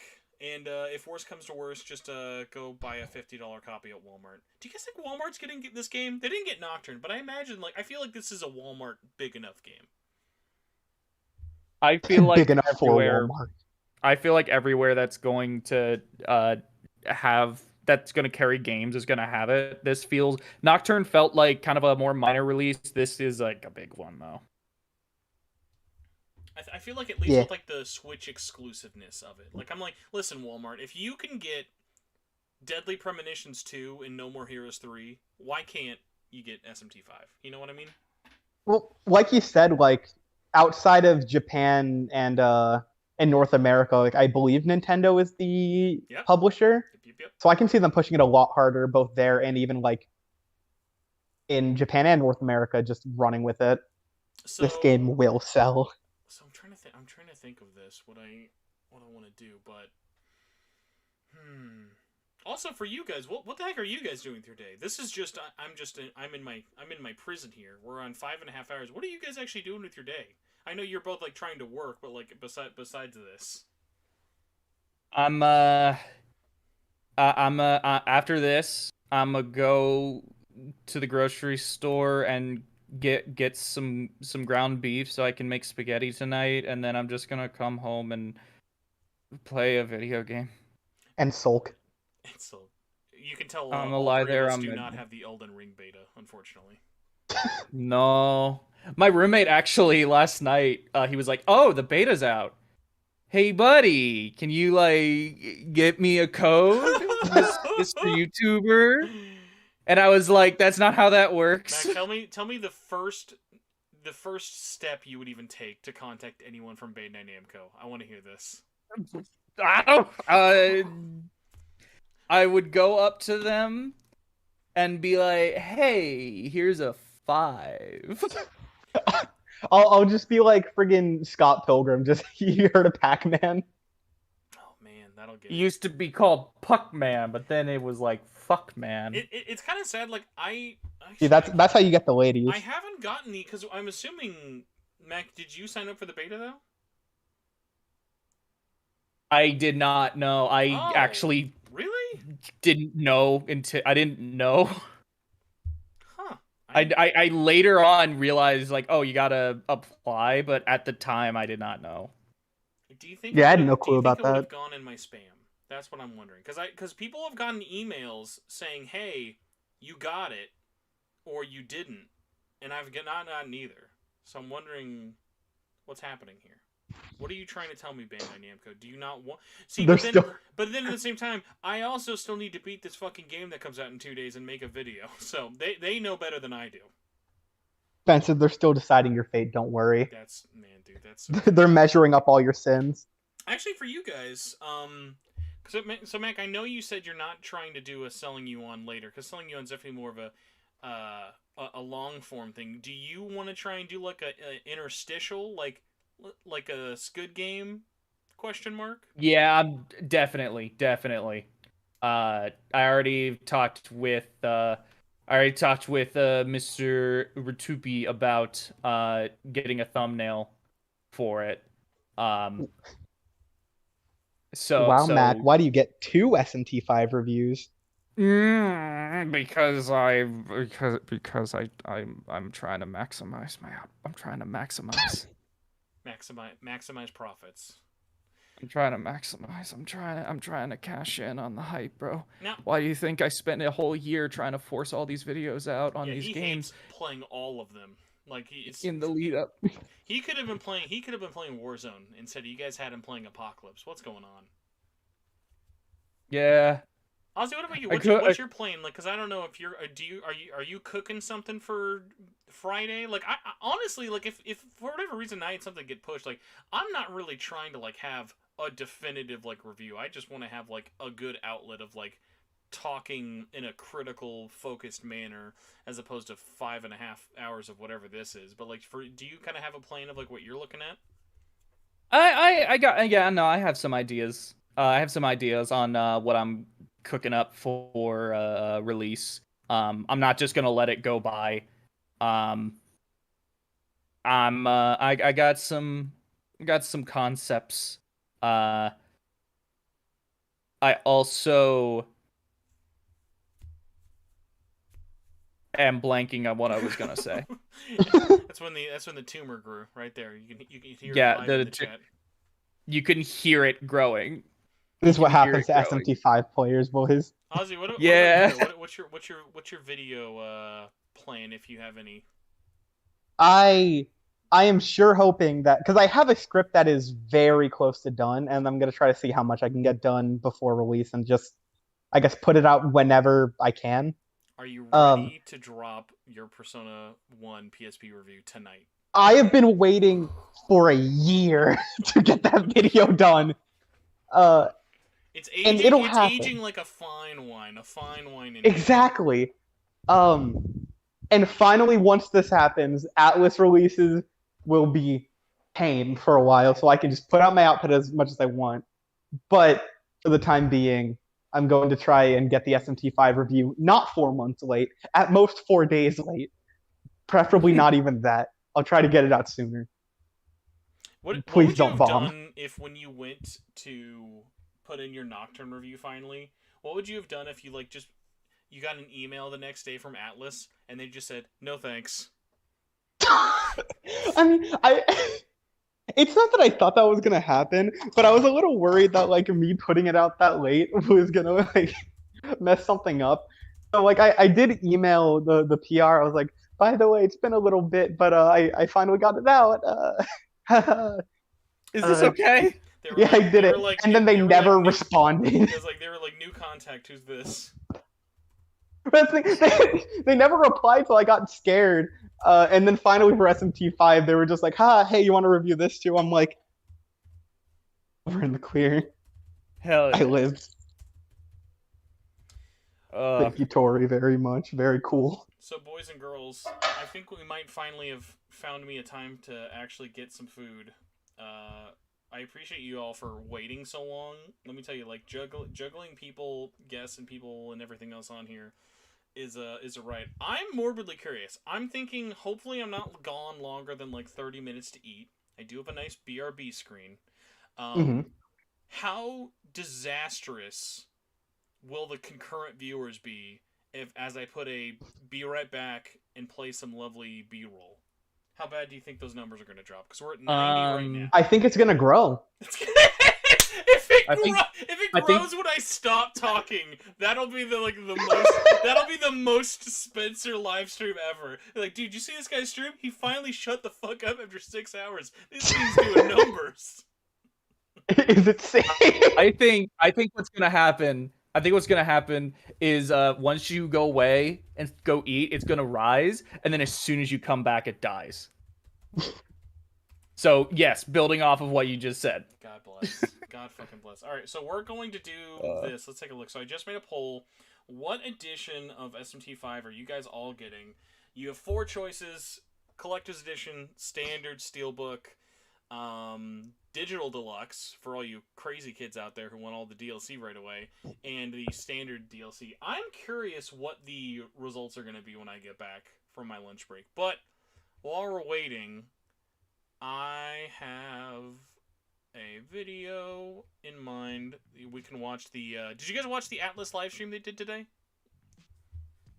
No. So Atlas Nope. had a pre-SMT5 launch stream. And what was great about it was... Hold on. This tube. What was really, really great about it was they were like, hey... we're going to do a launch stream to celebrate the release of Shin Megami Tensei 5. And I was like, fuck, it's at the same time I'm doing this, dude. It's going to steal all my views. It was literally 2 hours of them just showing the previous released, 100. It was just like, here's 100 random demons we've already shown in the daily demon videos. And then here's half an hour of a lady showing off merch. And it was amazing. Awesome. But the best part about it was... Hold on, let me see if I can get the video playing. There we go. And the best part about the video playing is there's a moment where the lady is showing off an acrylic chain of Koshimizu. And it's a acrylic keychain, and she's like, what's the best place to display this? I'm going to hang it as close to my groin as humanly possible. Misa? She Exactly! That was literally, it was like, Misa, I didn't know you were on the live stream. My gosh. So I don't mean to derail this, but I do actually want to before we go, I want to something I've been thinking about with the Daily Demon showcases that I thought has been really cool about these things. And that is? Oh, sorry, I thought you were gonna be like, yeah, go ahead, man, or whatever. Sir, I'm literally running on blanks right now. Cool. Essentially, I think it's really what's really kind of cool about it is, there have been way too many demons. Not a ton, but there've been way too many demons in which I've gone, oh, is that new? Oh my dude, literally because I've been doing the tier list for all of them. I think at this point, now that we're in spoiler territory, I'm just gonna wait till the game's been out and finally do all 220 or something. Literally so many times I'm like, are you new? No. I'll have to look them up and I'll be like, have I seen you before? And I just did the complete compendium for Nocturne. And I've also played P5 very recently. There's so many times I'm looking at these things like, have I fucking... Yeah, okay, I've seen you before. I relate because with late game demons especially, I'll be sitting there, I'm like, this is 100% a new design. This is so awesome. And my brother will be right behind me. He's like, that was literally in Royal, your favorite game. That was also literally me for Mephisto. I had wiped Mephisto from my entire brain being an Apocalypse. I had no memory of him being in that game. Well, to be fair, he was technically not. He was DLC, but he's continuing the tradition. Yeah. But what I found really funny is there have been some demons in which I legitimately look at them and I'm like, oh, this is a weird Doi design, but I like it. And then I realize then I find out it's Kaneko. And then there are other ones that I'm like, this is clearly Kaneko. Why have I never seen this thing before? Do you have one that stands out, particularly of getting, for lack of a better word, catfished? Kaneko'd. I'm trying to Kaneko'd. I'm trying to think of the name. Give me a minute. I'll try and see if I can find it. You're good. Any last words for now, Ozzy, before we leave this mortal plane? No, don't talk to me. I never want to talk to you again. That's how the race wars begin, everyone. That's all it takes. Oh no. okay, this demon that I was like, I've never seen this thing. Oh wait, why? What? It was. Damn it! I just had it and I lost it. Are you sure you guys haven't been streaming for 6 hours? It feels I like it. I might have been. I mean, Spencer, I did when you initially were like, "Hey, you ready?" and I was like, "I've been sitting in bed for hours." I was dead all morning. Mac, I bet you were so excited that you do not have to stream yourself playing SMT5 and you can just play it like a normal human being. You know what? I'm gonna give you guys. This isn't the one I was wanting to use as an example, because it was one that I later on was like, oh wait, no, I do remember seeing this thing once. But for like a solid day, I was like, I don't recognize this, but this is clearly Kaneko. Futsunushi. I saw Futsunushi and I was like, this is Kaneko. What the hell? And then like a day later, I remembered a single instance in which I saw it. No, yeah, I can stand with you on that one. Yeah, it's just like that is just a demon that I never think about. That's funny that's one for you, especially because like I think the only reason I do is because I actually had one that got fusion accident buffed in Nocturne, and I used him for a very, very, very long time. Dang. But again, I don't recommend filling out the Demon Compendium in Nocturne. I wonder if it'll be fun in 5, just because of how I've been many enjoying achievements it. I will say this, I'm glad there's no achievements. This game definitely does not need achievements. Yeah. I will say as well, actually having the compendium search option in 5 makes getting the compendium filled up infinitely more manageable. It's so nice that the way they have it filtered and stuff for it. Good game. You don't have to look up like 50 different like fusion recipes on a calculator. Oh my, yeah, the last thing I ever want to look at again after doing the Nocturne Compendium was ever look at a fucking fusion calculator again. Especially because sometimes they're just different. They're just different. If they don't bring us back, freaking, I dropped my headphones. Oh, good job. It's fine. It's fine. I got excited. You guys, Raycons at raycon.com/SMTN. Use discount code OZ. I'm not sure if they're ever going to release a new pair that's not the everyday E25s. That is true. I'm just... They're available today! Oh, man. We get that chair sponsorship. Let's get that chair money going on. What's Oh going my on, gosh.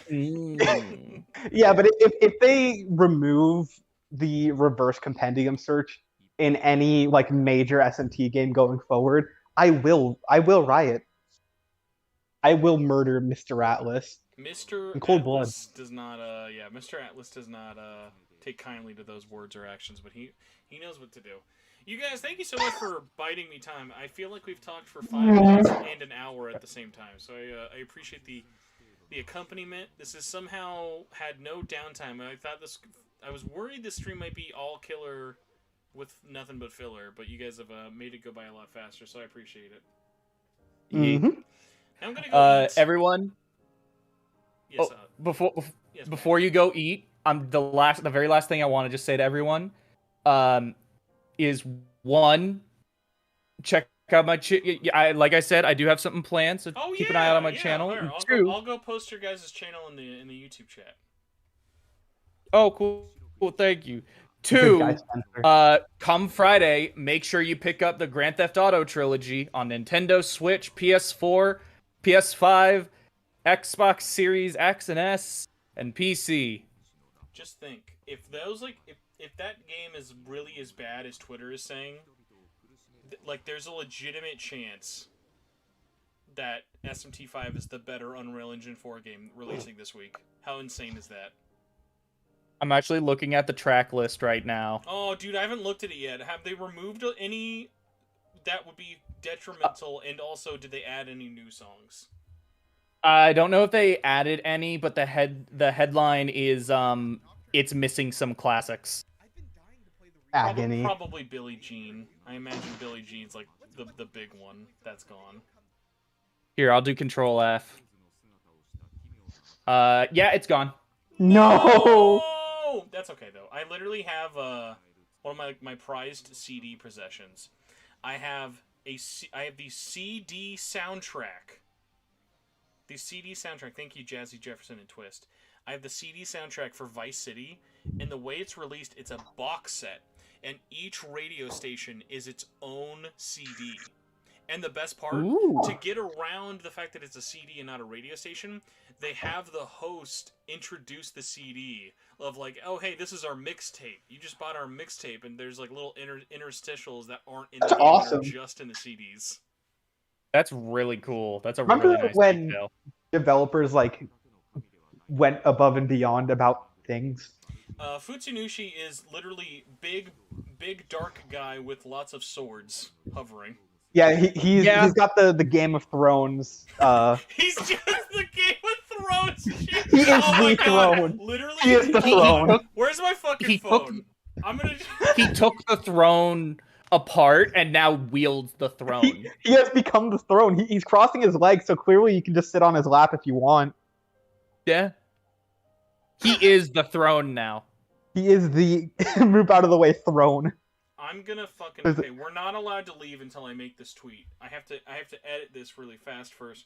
This is, if this doesn't do banger tweet numbers, guys, I don't know what's going on. We're gonna have a conversation. This might be one of the stupidest things I've ever thought of in terms of dumb bullshit to tweet. Oh, but I have to actually edit it real quick. How dare you? So while I'm doing that. And I'm so glad you brought. You know what's funny? This is like the third time GTA has come up, uninspiredly just come up, just because it's like, oh yeah, that's coming up. That's coming up. Yeah. I mean, I want that to be good because I fucking love GTA. We can dream. Ozzy doesn't. What were you like? Oh my God, Ozzy, tell me an honest answer. How old were you in Grand Theft Auto? Grand Theft Auto 3 is 20 years old this year. How old were you when GTA 3 came out? When GTA 3 came out, I definitely was, maybe. What month did that release? November, October. I think I existed slightly. He had stopped becoming a he had stopped existing as a figment in his father's nutsack. I was 5. You were 5. Oh my God. Why am I so young? Why we am need I to the fix oldest? That. How am I the least popular and the oldest? That's like doubly insulting. How old are you again? Like 2? 28. Yeah, it happens. Yeah. I'm gonna hit 10K when you guys are my age. Man, we'll get there. That's okay. Yeah. So Spencer 10K 2022. Yo, let's get this done. I'll tell you right now, if I hit 10K in 2022, I'll fly out to Mac and give him a smack on the lips. Dude, thank you. I have not failed a prediction yet, Spencer. It's happening now. I said it. It's set in stone. Who's that person who like they do their predictions and like you're like the soothsayer. You're the SMT soothsayer. That's Jesus, I believe. No. Yo, guys, when are we getting the Jesus demon? Can we get the Jesus demon in SMT5? What's going on with that? Isn't that Terminator? You know what? They'd probably try and be a bunch of goofballs. I bet they'd call him Jesus. I mean, I guess we technically have Messiah in Persona, but that doesn't count. We need biblical Jewish Jesus, please. Agony. I need the Hebrew in here. Give Guys, him to me. We had him in Devil Summoner. Agony. Oh. Look him up. Fake fan alert. Let me see. Yeah. Okay. I have the photo. This is clutch. That is Jesus. That is Jesus. Yeah. It's just Jesus. That's Jesus. I'm gonna look. I forgot what Agony's design is in It's Jesus. Are you trying to say Jesus is nothing but agony? See, actually, I didn't actually take Jesus' agony directly whenever looking at it. I haven't looked at his lore or whatever for it, but I've always thought of agony was just like, this was like the extent of like what being crucified would be. Is agony's actual lore that he's supposed to do that? The term agony is associated with the Passion of the Christ, but is more specifically a plea of the Jesus. Devil Summoner and the card game. Here we go. Origin. A zombie who is always carrying a cross. He is a martyr who was not reborn in the kingdom of God after dying because his people did not give their life for God. He was reborn as a demon. Okay. Oh, so he's literally edgy Jesus? Yeah, he's literally just, you forgot me at the party, Dad. Jesus. Yeah. They don't know I'm Jesus. Oh my god. They don't know I'm the son of the... You guys just wait. My dad's gonna find out and he's gonna be so pissed. Oh my gosh. It's a good thing we're not going to hell for this. Alright guys, so I have this banger tweet. What's more of a power statement? When you do a tweet and you have something smarmy to say with it, or you just let the image speak for itself?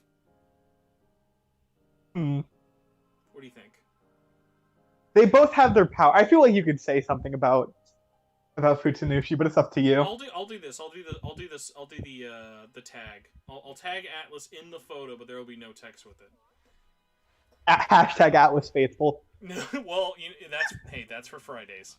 All right, I'm gonna find the tweet, show everybody, and get substance in my body, and hopefully link it to you guys in a timely manner of speaking. Oh man, SMT Network follows me. I sure hope they do. Nice. Sharing tweets from a website is very weird. Like Twitter.com, not meant to be a .com. Let me just tell you guys. Yeah. There you go. Tell me that's not a banger. Tell me that's not a banger Photoshop. Awesome. Yeah. I'll give that a like. That gets a like. Alright. Yeah, someone already responded with the Game of Thrones. The Game of Thrawn, actually. Is that how you pronounce it? No, he's Thrawn. Everybody, thank you in chat. Yes, Ozzy is somehow younger than Mirth. Putting in the work, you'll get there soon, Spencer. Shared by bad tweet. If you hit 10K in 2022, you'll fly out to Atlas, California's office, become the PR manager to give an answer if there will be a Jack Bros remake. You know what? That's true. I'll tell you that right now. If I become 10K, if I get 10K by 2022, I will guarantee I will fly to the Atlas office. That's all I can say. Also, I don't know why my audio was low, Gustavo, because I was very much not talking into the microphone, so I'm apologizing profusely. I like the idea, Spencer, of you becoming the PR manager, and you're like, yeah, no, I'm gonna be really communicative. I'm gonna be like have fun with the community, and then you just go radio silent. It would be funny. I'm like, what do you think would happen if I got hired at Atlas? Does that kill the podcast? What if the only way they can stop this podcast from being weekly is if they have to hire me, and that's the only way? Honestly, I feel like that there probably would be something that would kill the podcast. See, but I've always said if I get hired, I would just make it official. I would will it into existence of officiality. I would. I think. Fucking Hedgehog can have a stupid podcast that I'm not ever invited on. Why can't this be official? No, I mean, yeah. Spencer, if it becomes official, you can't do your things anymore. I'm just like, I heard from a little birdie that all of the remakes are coming. Oh, dude, dude, Ooh. what, name a better podcast idea than just I'm leaking stuff for my own company? We'll be getting downloads for days. That would be the easiest way to make Atlas money. Oh, god damn it. Oh my god. Alright, I'm not allowed to eat yet. There's a potential emergency. Oh no. Okay, hold on. You guys are allowed to stay here if you have a second. We might have an emergency special guest, because I have some beef to do. Hold on. Please talk amongst yourselves. I got a nosebleed a couple minutes ago, so I'm gonna actually resolve that. Well, you know, we were talking about this hot okay, I'll talk. Figures. I'm just gonna talk to myself then. So Max, how's tell us about agony. How's everyone doing? Right now, I'm just kind of sitting here. I'm getting a little hungry, so I want to go, grocery shopping, but I'm willing to wait a little bit. So how about those One Piece live action castings? I think the show's gonna look like garbage because One Piece is not something that can work in live action, no matter how much God, CGI I was gonna or say, even imagine budget. the CGI on Luffy. Oh my god. But I think just in terms of the cast, I think the cast is pretty solid. I think everyone looked perfect. Whether or not they're I'm back. No more nosebleed. no, Luffy's actor is Hispanic. Yeah. Okay, wow. Must have just been the accent. I got like French vibes for some reason. So okay, so the thing I really like about it is Oda years ago actually said if they were from the real world, this is where they would be from. And Luffy was really Brazilian. neat. Luffy was Brazilian, Zoro was Japanese, Nami was Swedish, Usopp was South African, and Sanji was French. And while they didn't get the, they didn't all come from the exact same Is he aware he's allowed countries. to draw color on his own manga? I don't know about that, bro. But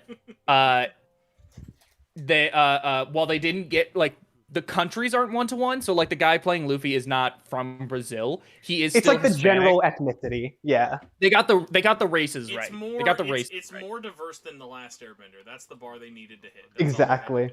Yes. All I'm saying is I'm really happy that Sanji's actor looks scarily similar to Eminem. Yeah, he also looks like Enero or NL or however you want to translate it. Yeah. But, He does, crap, I just realized that.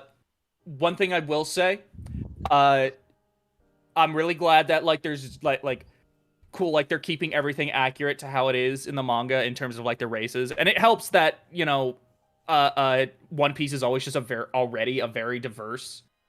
It's already a very diverse series.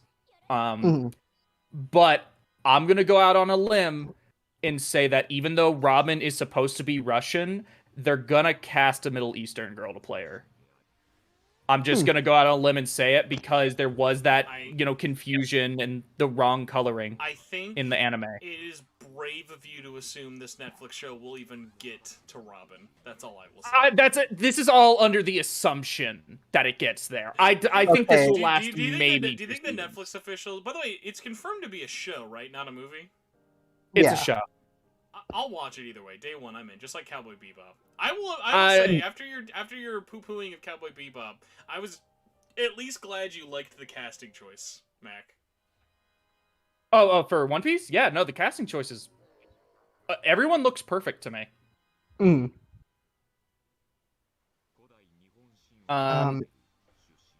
right, everybody. My special emergency guest may or may not be happening because Twitter @read mentions do not always work appropriately for everybody. So I will actually say goodbye. Hopefully our special guest will be here. And everybody, in the meantime, while I'm eating, just @Johnny Awesome on Twitter and say, come on this live stream before your live stream. And whatever the opposite of a coward is, you can call him that. Has he ever been on one of these or no? Have you what? Has he ever been on SMTN or no? He did not. Okay, here we have a text update tease that hopefully will not age poorly. Casey has messaged saying, Casey says hi to everyone on the stream. Hopefully I can pop in soon and chat. So Casey of the Nahobino, half of the Nahobino, maybe Nahobian in here. Tell them they sound like they're doing a great job. Oh my god. Okay, I gotta ask you guys, because this is... Thankfully... Okay, Mac. You answer the question at least honestly for this, and Ozzy as well. What character does Nahobino sound like to you when they are making their grunt noises? They sure are Shinji Ikari. Very wrong.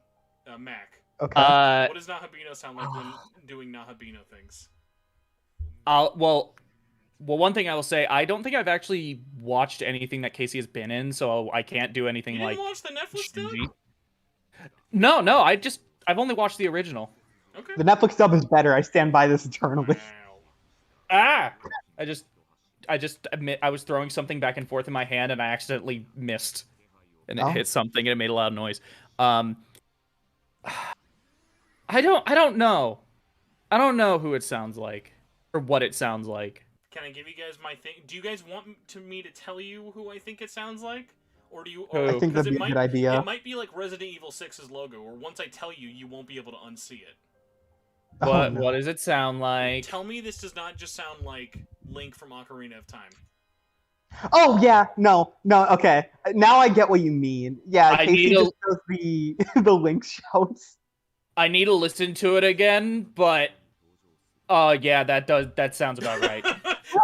That's literally the first and only thing I need to ask Casey, and I have to have it in like a recorded video of like, please, no, yeah, it has to be intentional. I can only imagine that it's got to be intentional. I did notice that before. I didn't know that's what you were referring to.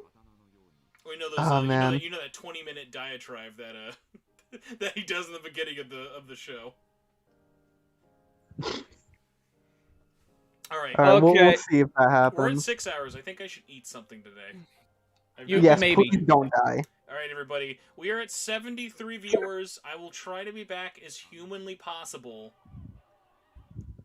Place your bets, I guess, on how high or low this will be. If it's higher, by the way, than 70 when I get back, I'll do an SMT5 giveaway just to throw that bit of dumb luck in the world. So goodbye, everybody, and my friends. Bye-bye. Alright, everybody. We're going to put some B-roll on for you.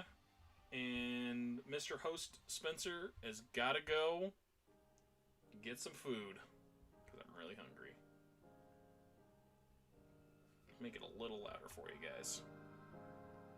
But not loud enough to get sued.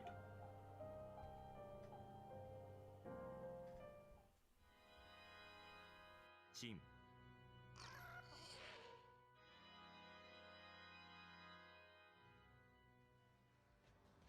中国の伝説に語られる猛毒を持った鳥。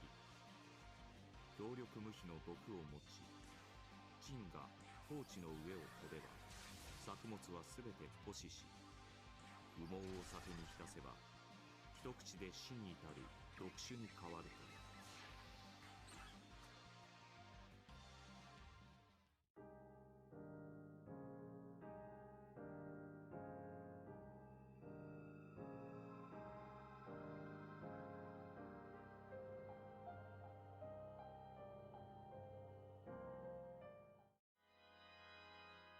医師たり今後ともよろしく。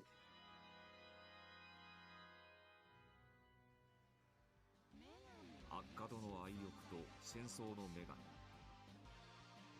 ギルガメシュ女子誌で彼女は多くの英雄を愛人にするが、しばらくすると殺したり動物に変えてしまうとされている。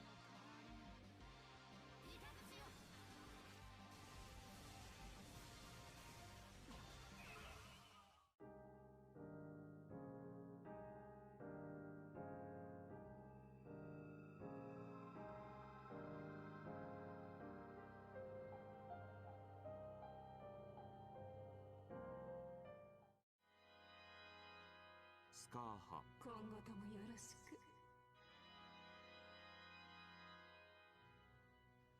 ケルト神話の女神。影の国なる異界を統べる女王でもある。呪術師だがむしろ武芸に秀で、後に空風林の使となり、彼に魔装ゲイボルグを譲り渡した。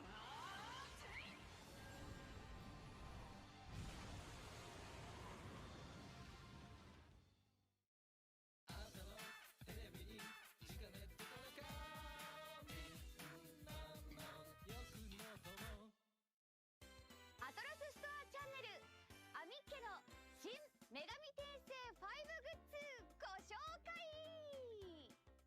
私さ、ワーカホリックじゃないからさ、できる限り働きたいと思ってないのって。ねえねえねえ、また仕事だって言われたんだけど、ねえねえねえ。あ、お前らとは最近よく会うよね。みんなのお姉さんアミッケだよー。わー、ガクガクガクブルブル。この番組のマスコットヒーホーくんだ。よろしくな。アミッケ、またまた俺たちの出番なんだよ。うん、お金儲けの時間だよ。あんまりやってるとすぐに飽きられちゃうけどな。お金は大事だよ。アトラスって何度もこするのが好きだからね。今回はどんな商品を紹介するんだい？それは私の仕事じゃないの。今回もお友達が教えてくれるわ。おいでよ、今日のアトラスっ子かっこ社畜。はーい。おお、アトラスにも女性社員いたんだな。お前は誰なんだ？はい、第二プロダクション所属の北出真由美です。第二？また開発チームから招集されたのか。ブルブルブルブル。じゃあまゆちゃんって呼んでいいかな？はい、よろしくお願いします。よろしく。まゆちゃんはどんなお仕事をしてるの？はい、私はプログラマーという仕事についております。マジで開発じゃん。グッズ紹介なんかできるのかよ。頑張ります。頑張って。それじゃあまず紹介してもらいたいのはまゆちゃんの3サイズ。うわー、新5のグッズがいっぱいだね。はい、こちらまずは「新女神転生5」に登場するキャラクターたちのアクリルキーホルダーです。こちらはほぼ忠実に身長差が再現されているので、並べて集めてみるのもグッドです。はいはいはい、こういう感じね。あー、ほんとだ、身長差ちゃんとあるわ。好き。これを普通にこういうところにつけてもいいしみたいな。あ、とっても素敵ですね。本当？ありがとう。これもキーホルダー。こちらは新女神転生5のロゴをキーホルダーにしたものになっております。あ、しかもやっぱりアクリルとは素材が違うからちょっとだけこういい重さ。こういうことできるんだ。あ、でこうやってさ重ねてつけたら自分の好きなキャラをある種主人公風にできるっていう遊びができるね。そうですね。ブラブラするし。ブラブラするし。次は私もつけているこちらのマスクです。あ、それね気になってたの。こちらは主人公が通う上院学園の制服をイメージした柄が入っているマスクになっております。なるほどね。このイメージのマスク。色すごいいい。すごい落ち着いたこの色になっているので、どんな時でもお使いいただけるかなと思います。他のタイトルだったりでマスクの商品って出てるけど、またこれでこうネイビーっていうのがすごくいいね。すごくつけ心地のいい感じ。いい方。でも俺ネイビーつけると青い？俺全体的に青い？ねえ、青いかな？青いね。もう一つ制服をイメージした商品がこちらです。あ、藍色。いい色だね。ちょっとさ見てもらいたいんだけど、マスクはこうネイビーって感じの紺なんだけど、和な青なの。ほらわかる？いい方でやったら色わかるんじゃない？これほら。俺今青い？ねえ、青い？うん、青い。ずーっとここにあった時から気にはなってたんだけどさ。あ、ポーチ。そうですね。こちらも上院学園のステイカバンをイメージしているものになっていまして、携帯とか化粧道具とかちょっとしたものを入れて生徒気分が味わえるっていう感じのものになってます。確かに。まゆちゃんはさ、はい、どの組み合わせがいい？ここにこうやってつけるとしたら誰と誰をさ行く？ダブル主人公で、この2人をつけるのもいいなって。裏はちょっと私趣味で行くね。あ、いいじゃん。めちゃめちゃいいじゃん。裏はちょっとごめん、趣味。これはね買う。私買いますこれ。じゃあそういうことで。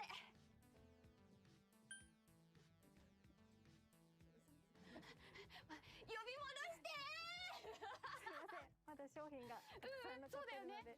次の商品行こっか。次の商品はこちらのコーション&ボタンピンバッジセットです。これピンバッジになってるんだ。ちょっと端っこにつけてみるけど、普通に可愛い。どうしよう。ピンホピアス開いてる。うわ、ブルブルブルブル。刺された感はあるけど、でも可愛いしおしゃれ。ラストはこれ？はい、そちら作中で主人公が持っている本を再現しました。ブックカバーか。はい。この布製だったらでなんか破けちゃうよみたいなことももちろんないし、その上自分の趣味をここで楽しめるっていうのがすごいいいですね。どう？普通に私こうやってちょっと知的に見えない？すごい知的に見えます。もともと素敵な感じです。できる子ね。ありがと給うございます。料上げてあげて。できる子だわ。おいおいおい、そんな大きなため息ついてどうしたんだよ。緊張しまして。大丈夫だよ。初めてなのにずいぶんしっかりやってたって。だってさ、アミッケそこそこ台本通りやらないじゃん。大変だろ。頑張ってるって。まあとはいえアミッケからもなんかアドバイスしてやれ。あれ、アミッケ、アミッケ。アミッ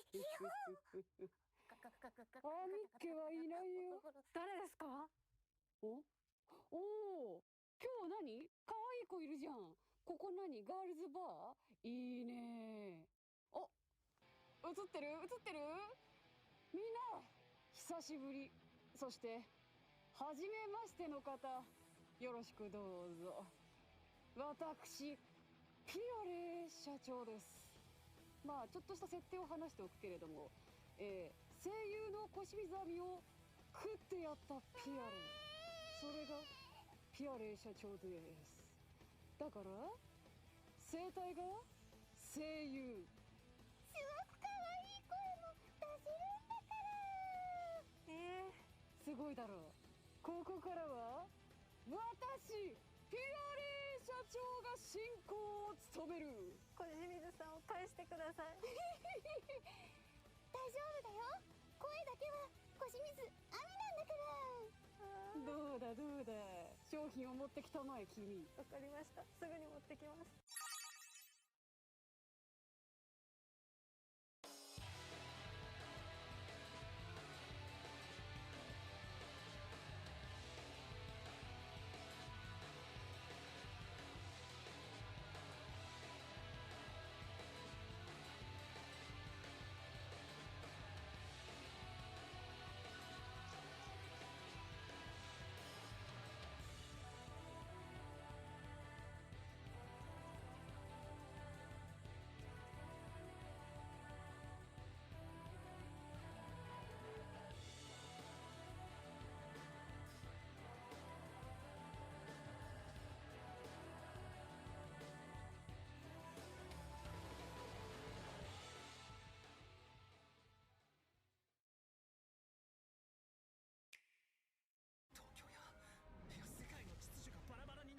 この命に変えても俺は、私は僕らは東京を守ってみせる。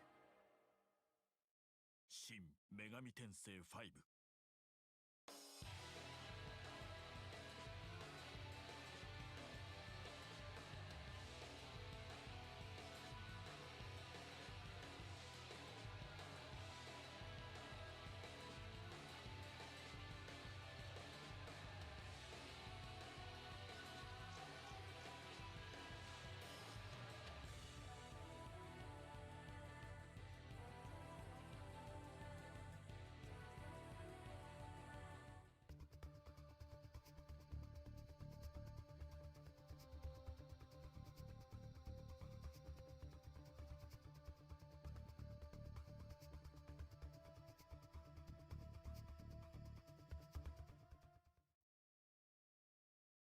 新女神転生5、みんなの悪魔お絵かき。みんな元気？はいだしょうこです。みんなの悪魔お絵かき、今回はどんな悪魔を描くのかな？今回の悪魔は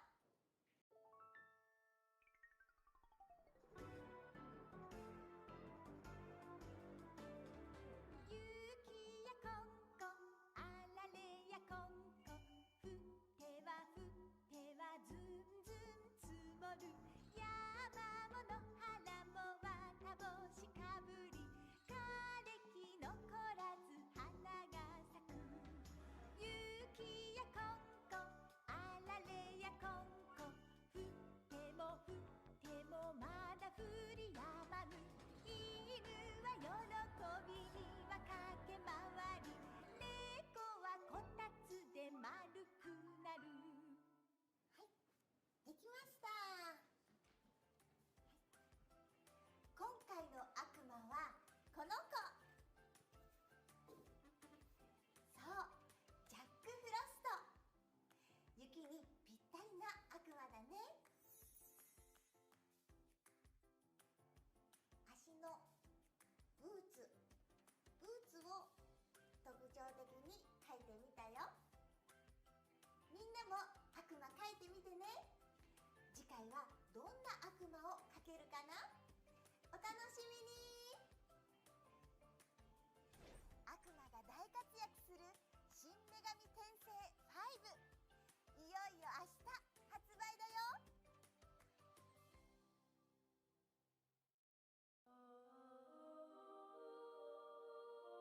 あなたは十分に私に手を差し伸べてくれた。でもそれを払いのけたのは私。正しい道を進むには力が必要だ。神の禁じた力か。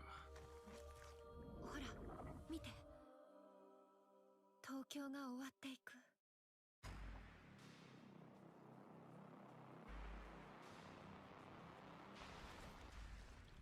僕らがトンネルに飲み込まれた後、東京に一体何が起こったんだ。悪魔が住む魔界と化した。そして悪魔たちは人の魂を奪おうとして襲ってきているの。東京を守るために戦う。それがベテルの日本支部、すなわち我々というわけだ。神の禁じたナホビノとなる力か。どこの誰がもたらした力か知れぬが、その技我らのために使ってもらうぞ。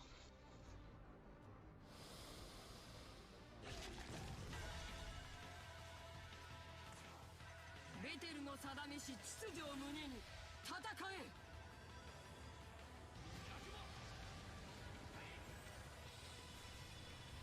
神とそれを信じるベテルの者たち、今でもその秩序を守ろうとあがいておる。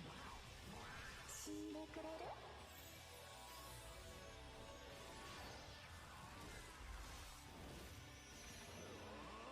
悪魔から東京を守るのは絶対に正しいことだ。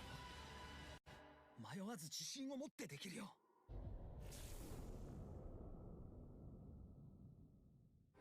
これまでの襲撃による被害は甚大だ。僕は平和に過ごす人々を守るためベテルに協力していたんだが、彼を巻き込んでしまった。俺やっぱり無理だ。東京を守ることかね。私は君が人間のために行動しているのだと思っていたのだが、それは間違いか。汝がそれをなぜ。あの声も言っていたじゃないか。神々が見守る新しい秩序を作り出そう。神を決めた定めに苦しめられてきた子羊をもう耐える必要はない。俺甘く見てた、戦うってことを。ごめんね、あなたがこんなに思い詰める前に私が何とかできれば。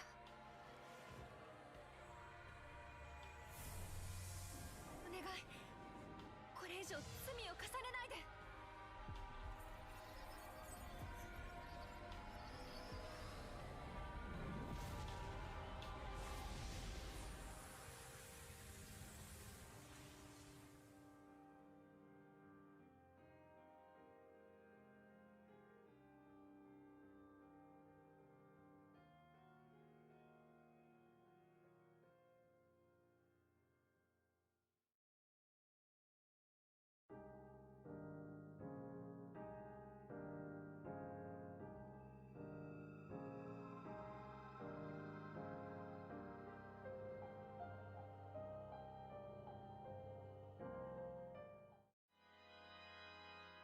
須玉。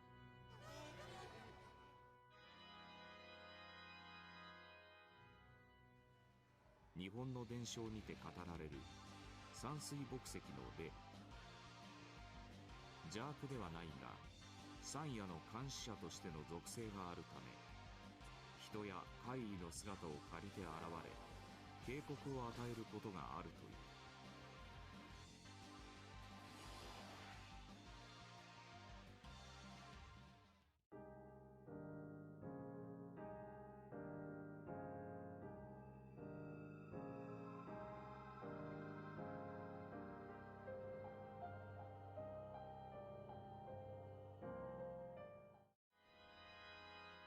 ジャック・フロスト。今後ともよろしく。冬になると現れる霜の精。雪と氷でできた体を持ち、春になると消えてしまう。可愛らしい外見とは裏腹に笑いながら冷気を吐き、人々を凍らせてしまう恐ろしい性質を持つ。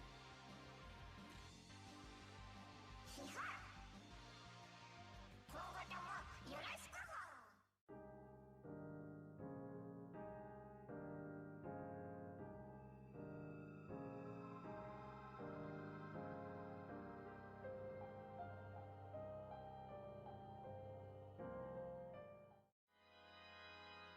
マーラ。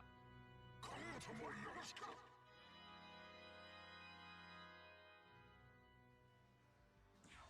インド神話で悪霊を従えるとされる魔王で、死を運ぶものとされる。恐怖をかきたてる術を得意とし、修行するブッダを誘惑しようとしたこともあるという。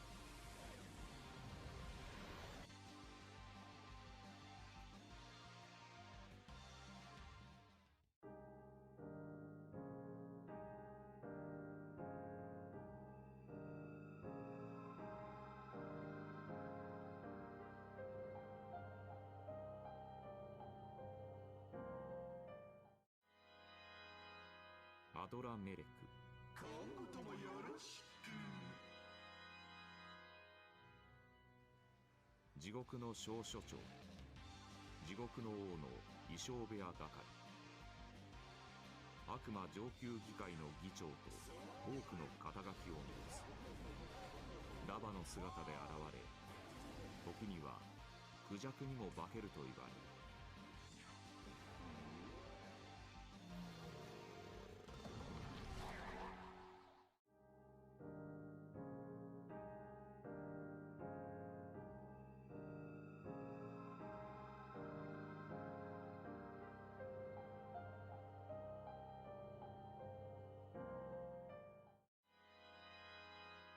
蚊帳の姫。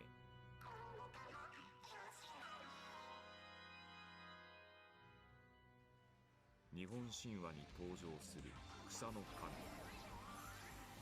神明の蚊帳は屋根を吹くのに使われる蚊帳のことであり、人間にとって身近な草であった。そこから家の屋根を吹く草の霊として草の神の名前となったという。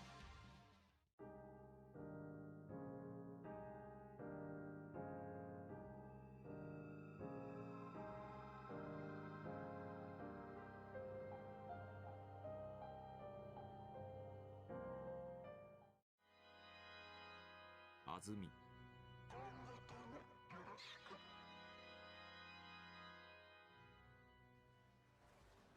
日本に渡来した南方系海洋民族である安住族の水人。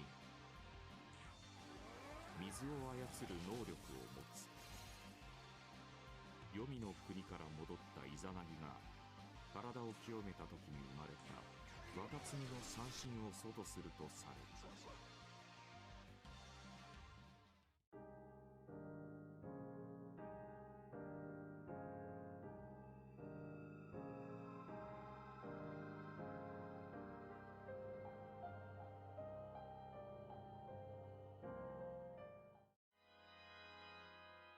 スライム。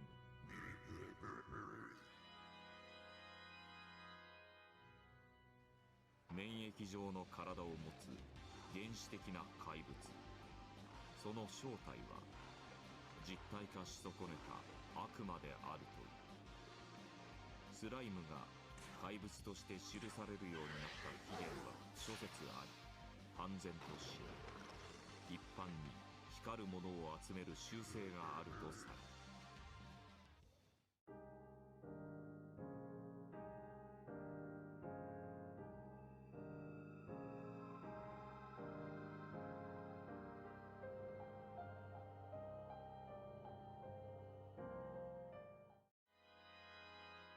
メタトロン、よろしく頼もう。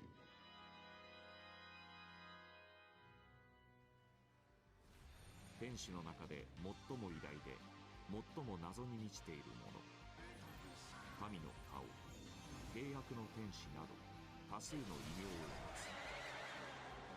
つ。世界を維持する務めを担っているとされる反面、人々に残虐な行為をなす側面も併せ持つという。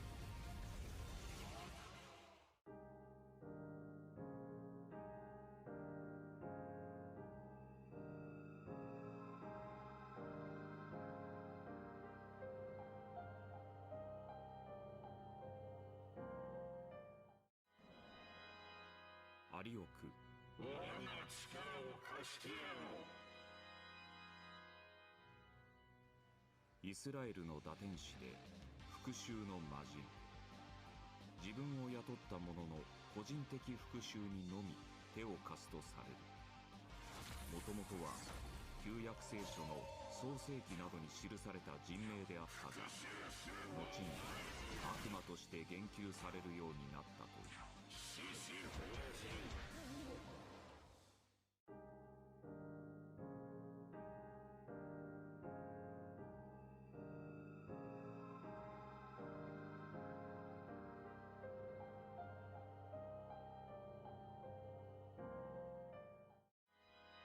フィン・マックール、これからもよろしくな。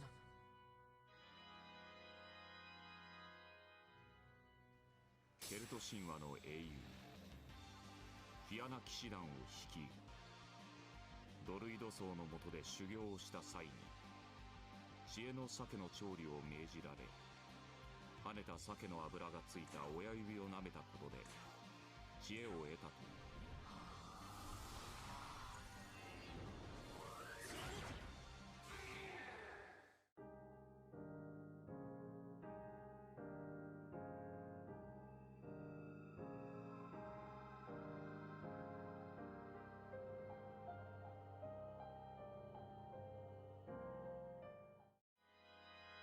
エンジェル、今後ともよろしく。神の使いである天使の中で最も人間に近い存在。人間個人の守護を担い、その人間が正義をなすよう監視し、また悪に向かう心を戒めているとされる。天におわす神よ、どうか我らに光を。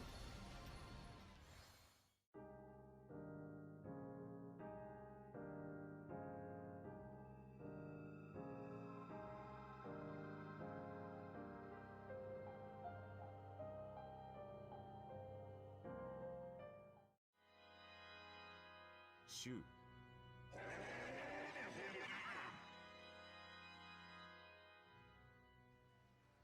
中国の古代神話に登場する魔王。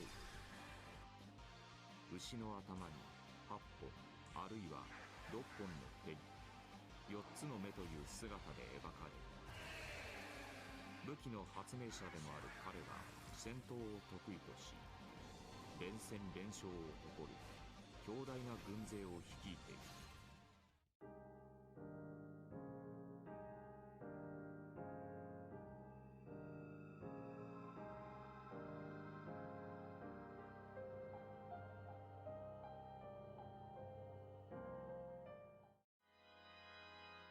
まだ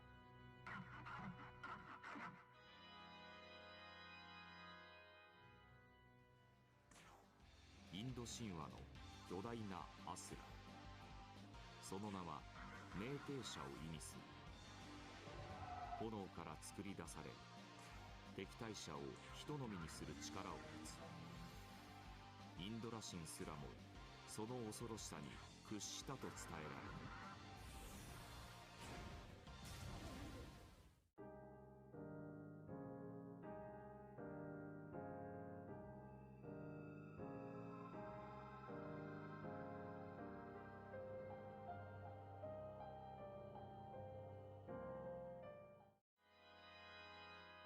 パワー。今後ともよろしく。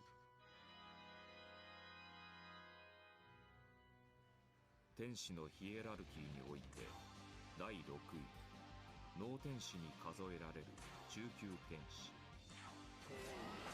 その名は神の力の意。天界への悪魔の侵入を防ぐため常に前線に立ち、天の回廊を巡るとされる。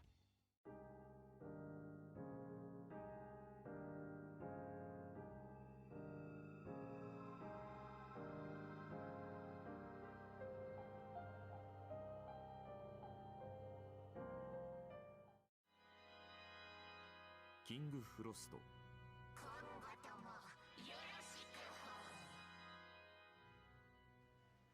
巨大な雪だるまの体を持つジャック・フロストの王。無数のジャック・フロストを従え、世界を雪と霜で凍てつかせる力を持つが、その性格は至って無邪気である。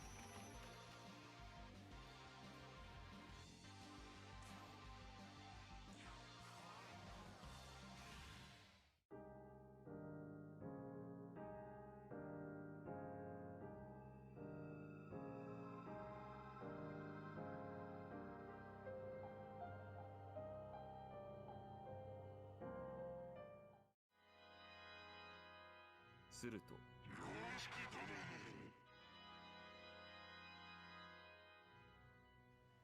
北欧神話の巨人の王、火の国ムスペルヘイムの支配者で、手には炎の剣レーバテインを持つ。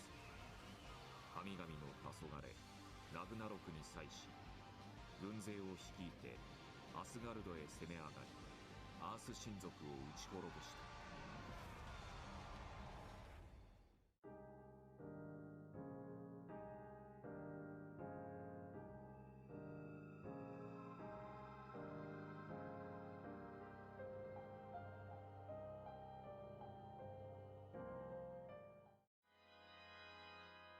ホルス。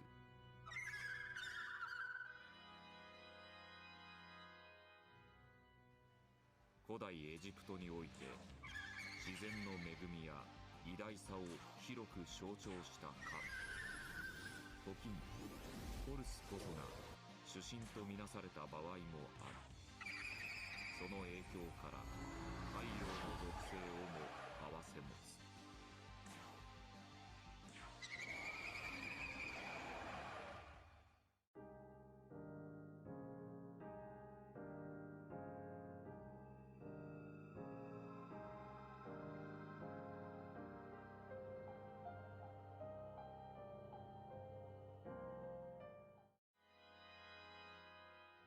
エリゴール。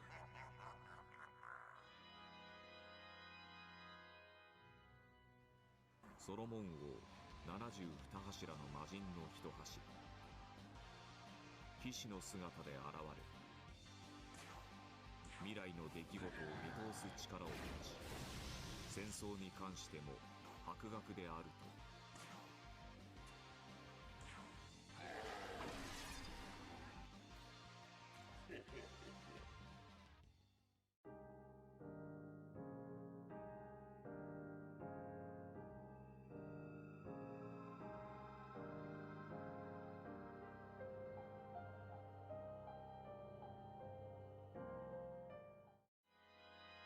セト。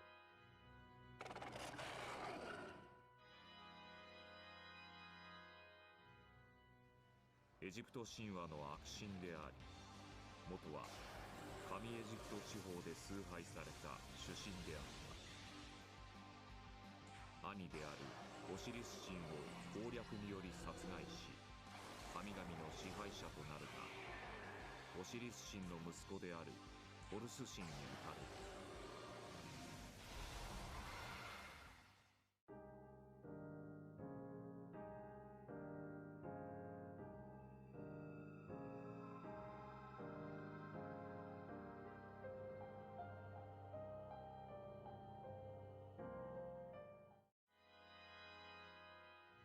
に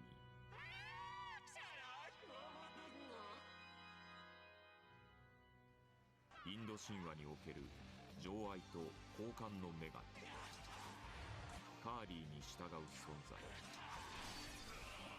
人肉を食らうとされ夜ごとに墓場や火葬場で集会を開くという。またその名は空に遊ぶ者を意味する。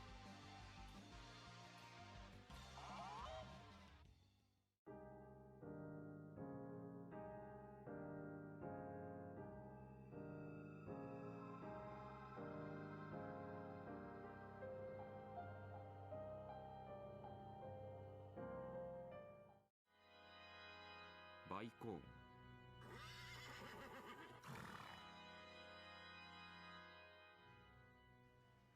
額に2本の螺旋角を持つ馬の姿の邪悪な怪物。名は日本角と三日月型の相違に解釈できるが、正しい起源は判然としない。旧約聖書中の日本角の動物霊夢の語訳とする説もある。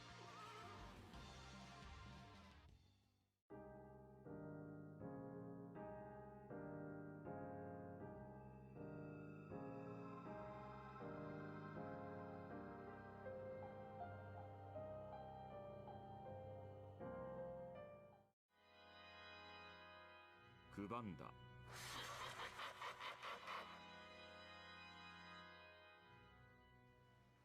インドの貴族、人間の性器を吸い取る女の魔物で、よく瓶に化けると言われる。身長3メートルで赤い髪に黒い肌、人間の体に白馬の頭を持つとされる。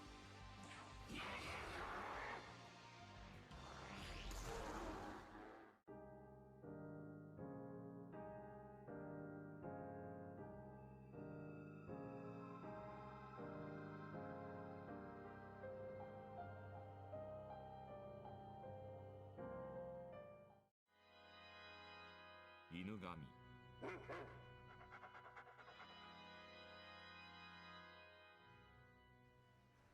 日本の伝承の中で古来より人間の体に取り付くと信じられている犬の霊。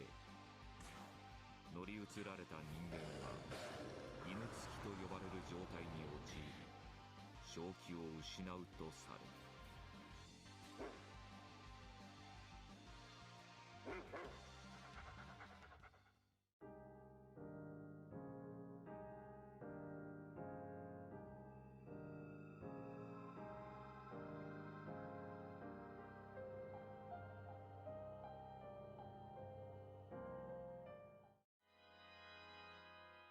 近畿、今後ともよろしく。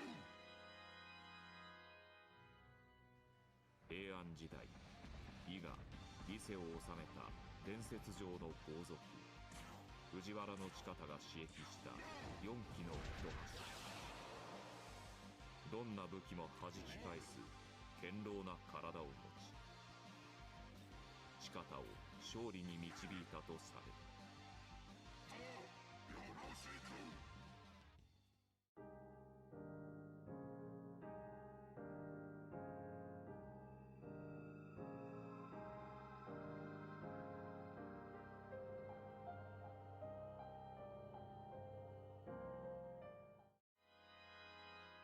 ジャターユ、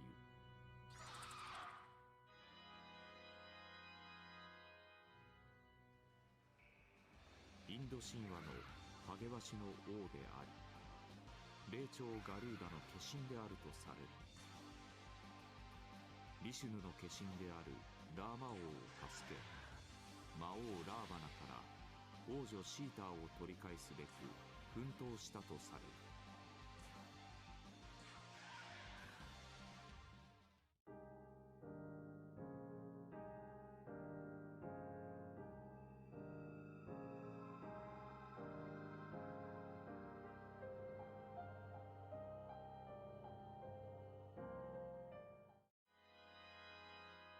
猫将軍、今後ともよろしくね。予言能力に優れたとされる道教の神。人の体に猫の頭を持つ姿とされ、かつて中国の領土であった安ナ、今のベトナムにあたる場所にその廟があったという。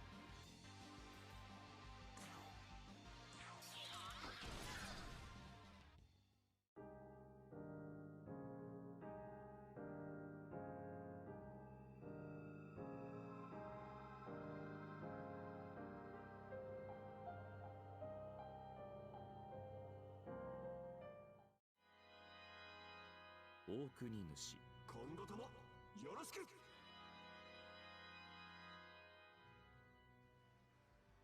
日本神話の国津神、農耕や医療の力を司る出雲武尊命の祖先にあたるとされ、出雲神話の最も重要な神に位置づけられる。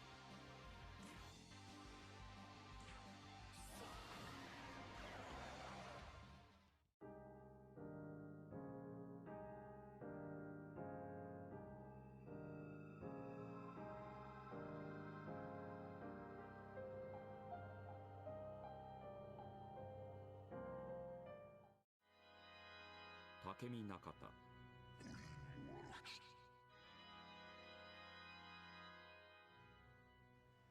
日本神話の軍事の神、狩猟神や北条神としての性格も併せ持つ。国譲りをめぐって武見和地と切り結び敗北する。落ち延びて信濃の国に至るが、そこで追い詰められ、以後諏訪の地を出ることを禁じられたと。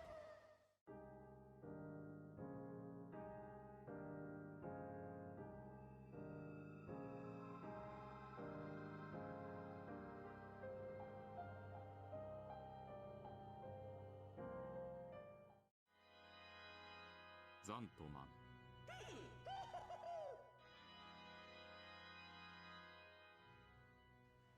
ドイツ民間伝承の妖精。背負った袋の中には魔法の砂が入っており、これを人間の目に振りかけ眠らせるという。無理やりに眠りをこらえる人間にまぶたに座ってでも強引に眠らせるという。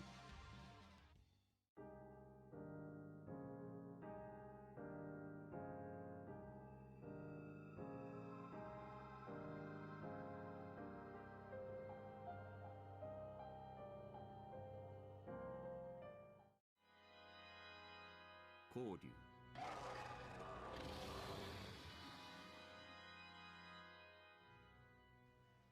中国神話に伝わる尊貴なる龍神。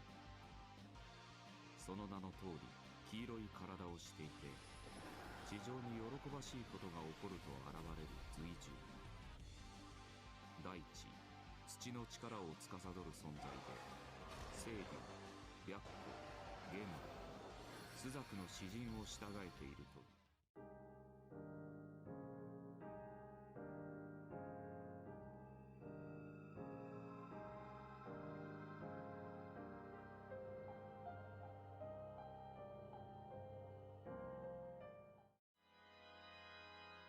大山積。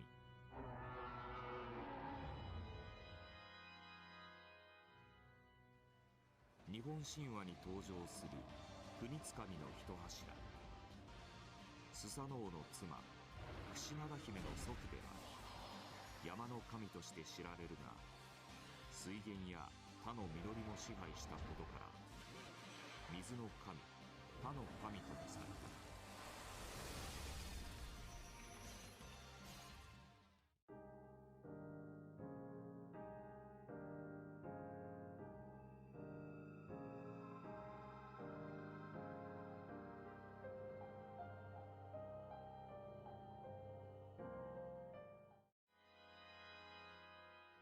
ファフニー。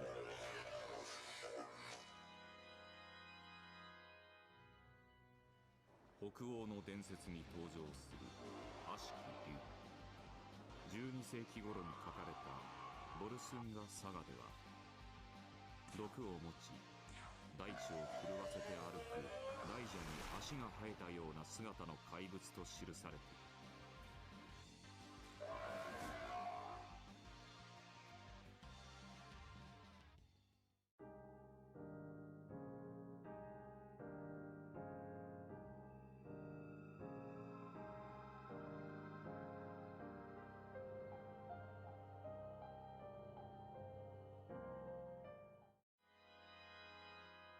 ラケシス。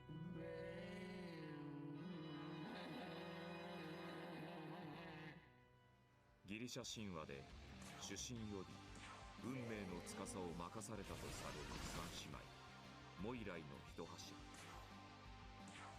クロトが紡いだ糸を測り長さを定め、その長さこそは生命に与えられる寿命の長さである。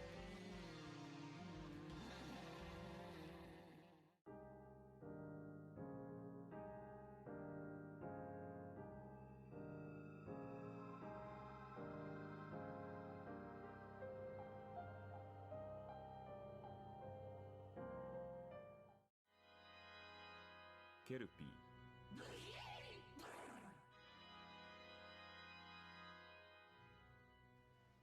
スコットランドの民話に語られる水辺の妖精。誘いに乗った者を溺死させるという恐ろしい面を持つ一方で、もし従わせることができれば最高の春女として忠実に働くという。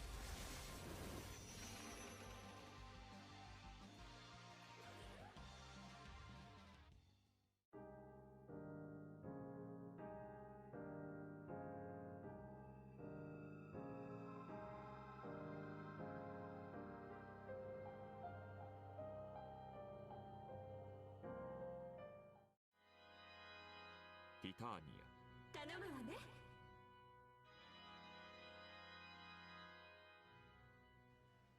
月夜の森の支配者であり妖精王オベロンの妃。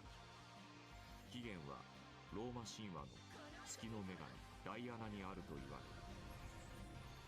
る。イギリスで妖精として解釈され、シェイクスピアの戯曲「真夏の夜の夢」により女王との認知が定着した。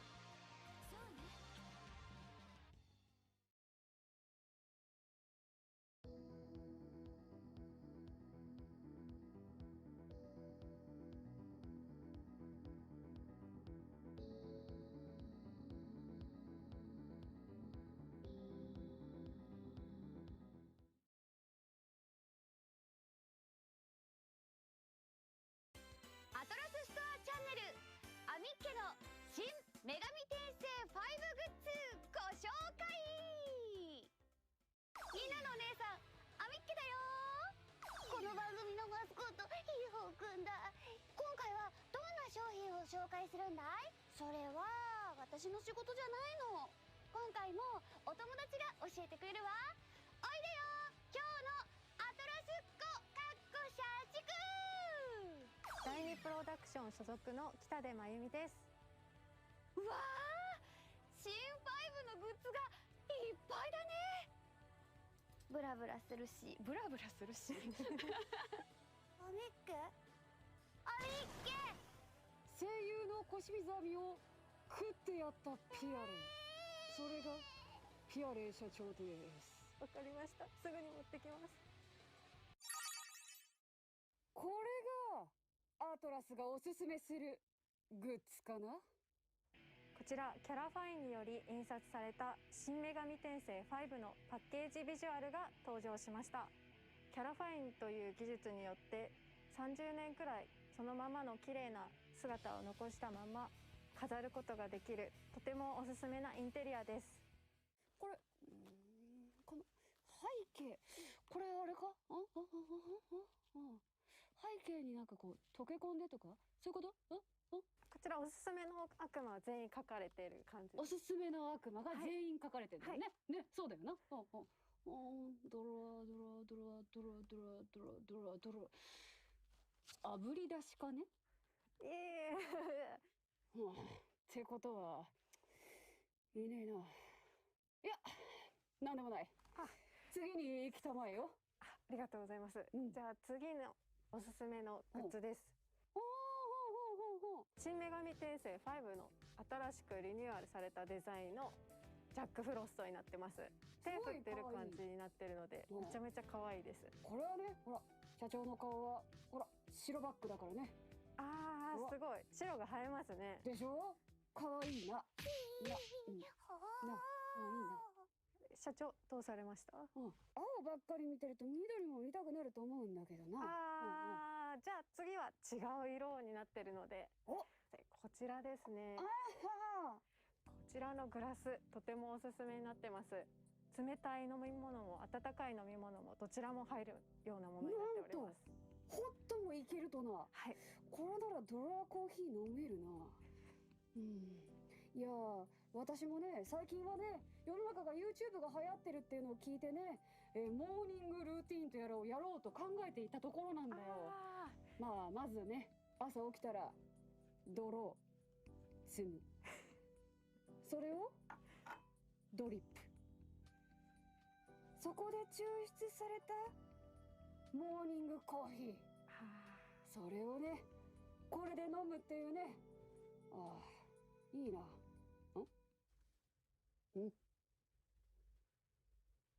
こちらもデザインがジャックフロストになってます。またお前か。だがな、まあな、可愛い売りばかりじゃな。ダメだもんな。そうですね。それはな、あるよな。なんつったらいいだろうな。出し惜しみかね。そうですね。まだちょっと一番大目玉のものが控えてるので。なるほどなるほど。やっぱり最後にね、一番いい商品を持ってくるっていうのがこういった宣伝の常だからね。やはりな。はい、こちらです。新女神転生5でリニューアルされたこちらのジャックフロストです。こちらとっても悪いデザインになって可愛らしいキュートなものになってます。すごいキュートだ。そしてこびてるこびているぞ。あれ可愛いぞ。こうやって並べてみるとすごい。並べてみよう。デザインほら次からこれになるんじゃないかお前。ライバルだったの？だがしかしだ。はい。私のデザインされたグッズはないのか？そうですね。ちょっと今回のグッズの中にはなかったかなと思います。日めくり役のピアレイ版とか、ピアレイのデザインされたネックレスとか、ピアレイオンリーの100年ぐらい持つ絵とか、ピアレイ泥カップとか、なぜないんだ。北で。はい。プロデューサーのところに交渉しに行くぞ。いや、部外者の方はちょっと。部外者。はい。バカな。私は長年にわたりこのアトラスのゲームを、そしてお前たちが倒しやすいようにたくさん出てきただろう。支えてきたと言っても過言ではない部外者ではない。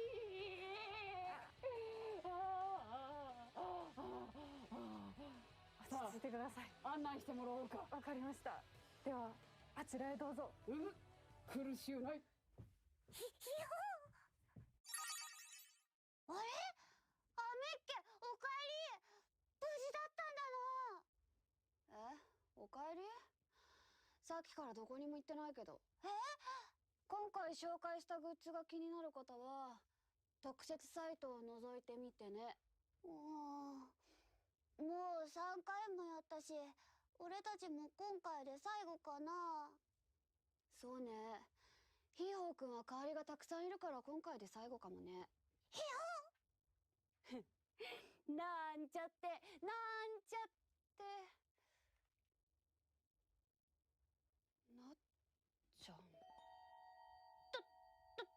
どうしたの？なんでもない。ひじじゃなくてひーほーくん。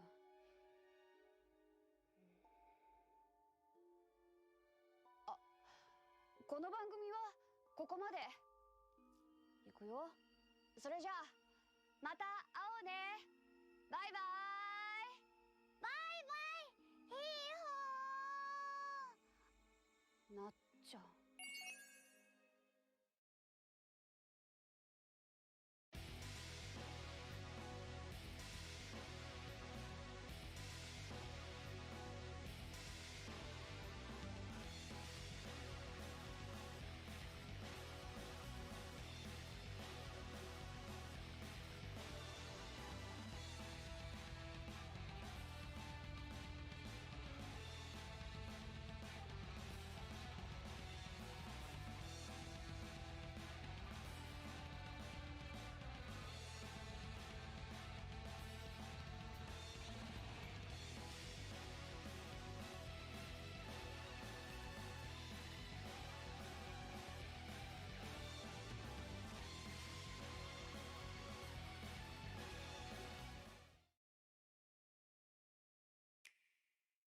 東京各地に悪魔が発生したそうだ。お前は人間の味方なのか。そう、迷いなんていらないんだ。君の守りたい東京がそこにある。新女神転生5。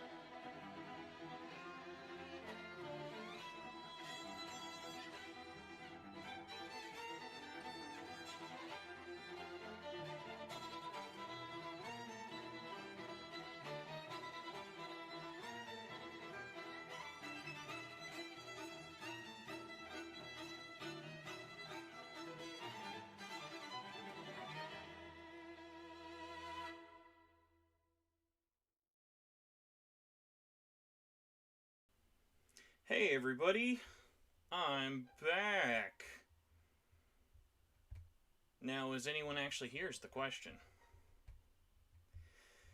Oh, 5 o'clock traffic was 5 o'clock traffic. So, let's take a look. We're at 71! Alright, we're playing catch up. The Steelbook Edition won the poll. I appreciated those results. Hello everybody, let me know if you can hear me. Hello? Hello? Hee-ho. Oh god, quiet. Sorry, I'm kind of far away. Is that any better now? So yeah, sorry to drag that out.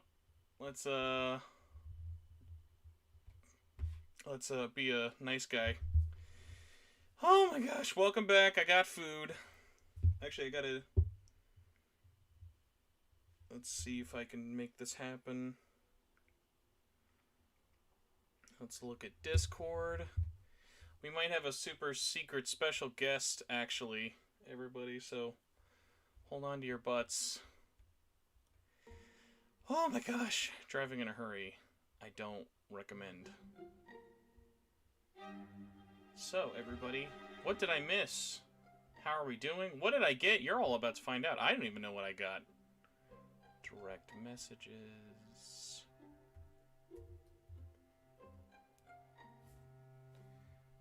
Is this what I think it is? Oh, there you go. I got it. Okay, hold on, everybody.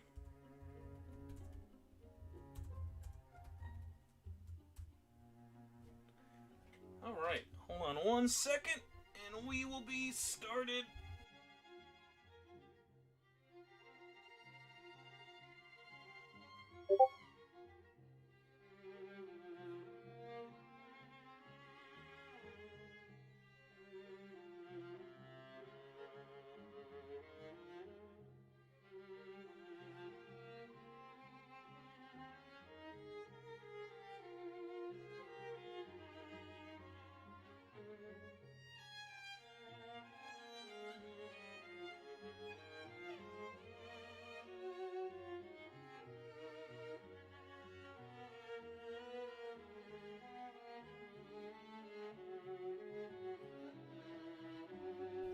Okay, we are gonna shut up the music. And... oh, said shut up the music. Does not want to listen. There we go. Okay, everybody. Oh, you really didn't want to listen. Thank you for the orchestral. Double the price of the game. Okay, everybody, hello.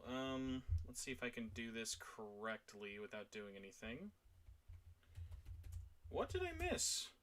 Surge, slant. No. Alright. Let's do a mysterious floor picture of my very messy floor. You know, we'll do it with the horrifying Morgana image in the background.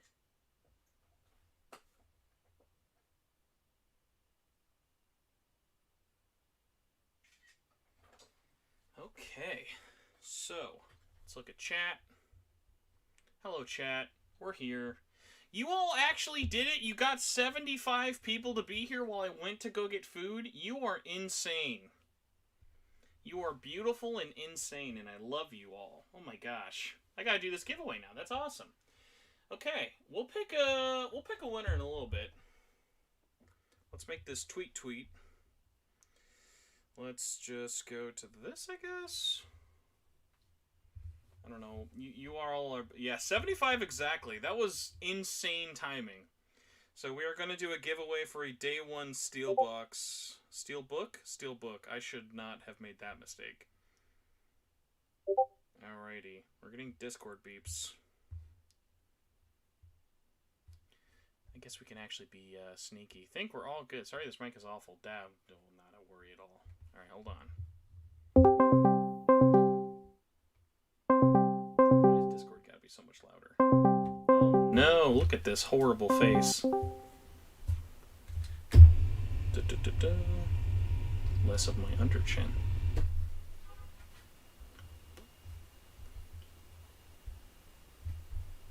Hey, wait, I may be alone in this call. Maybe? No? Hey, what do you mean that mic sounds terrible? That's a flawless mic. Well, welcome to 10 years of that's good quality around these parts. I'm fantastic. So I don't have you live audio-wise first, so I wanted to make sure, because God only knows what was going to happen. So now that you're actually here, hi, mysterious voice. They can only hear me. They can't actually hear you yet. So are you cool if I share your audio? Okay. Alright, you want to say something so I can test your volume? Hello, test. Perfect. Honestly, if you want it to even be any louder, you are more than welcome to, because I have a horrifyingly loud voice. Oh, is that too quiet? A little bit, but also, like, I'm overly loud, so it's probably not a fair comparison. And here it goes. Is that any better? That is flawless. Actually Dope. flawless now. Alright. So, I just got sent a box of Anthrax, and now we're going to open it together with everyone else. I see. Hold on. Let's see. Let's make Discord big. Full screen. Perfect. Now everyone can see how disheveled I look. Okay, perfect. I'm on the screen. Hypothetically. Also, they can hear you now. Also, Casey, I don't want to be rude because it's the first time I've ever talked to you. Thank you so much for coming on to this no-nonsense stream. Hey, no problem. Thanks for having me on here. I said, I was like, I can't believe Atlas West would try to one-up this garbage stream a day after and just copy my exact premise, except they put production value and got people who worked on the game to be in it. So I was like, just to get back at them, we should beg anyone from the game to come on here to just one-up it. And everyone universally agreed upon that we had to get you on. Oh, gosh. Well, thank you. It's a collaborative effort. So between everyone. Exactly. Much like, also, because here's the box, without showing my actual address. I don't know what I'm going to do to actually open this monstrosity up. Good luck. Hope you got scissors. I have this. That's not going to help me at all. I could use Aramasa. Oh, you know what? I have to ask you this, because this has come up at least 2 times already in the stream, and I have been very professional of me. I said the first time I get to talk to you, I'm gonna have one question for you. This could be the only question I ever ask you in my whole life. All right, what is it? Shoot. It's not a spoiler question. Was your interpretation of how you did Nahobino's voices, grunts, attacks, stuff like that, did you take any inspiration by the noises that Link makes in Ocarina of Time? Not really. That's just kind of how I always make effort sounds, like combat, so when I do games or shows. It always kind of came out sounding like Link. I've never actually played a Zelda game in my life. Really? I would have thought with your GoldenEye love, you had all the N64 hits. No, I never had that game as a kid.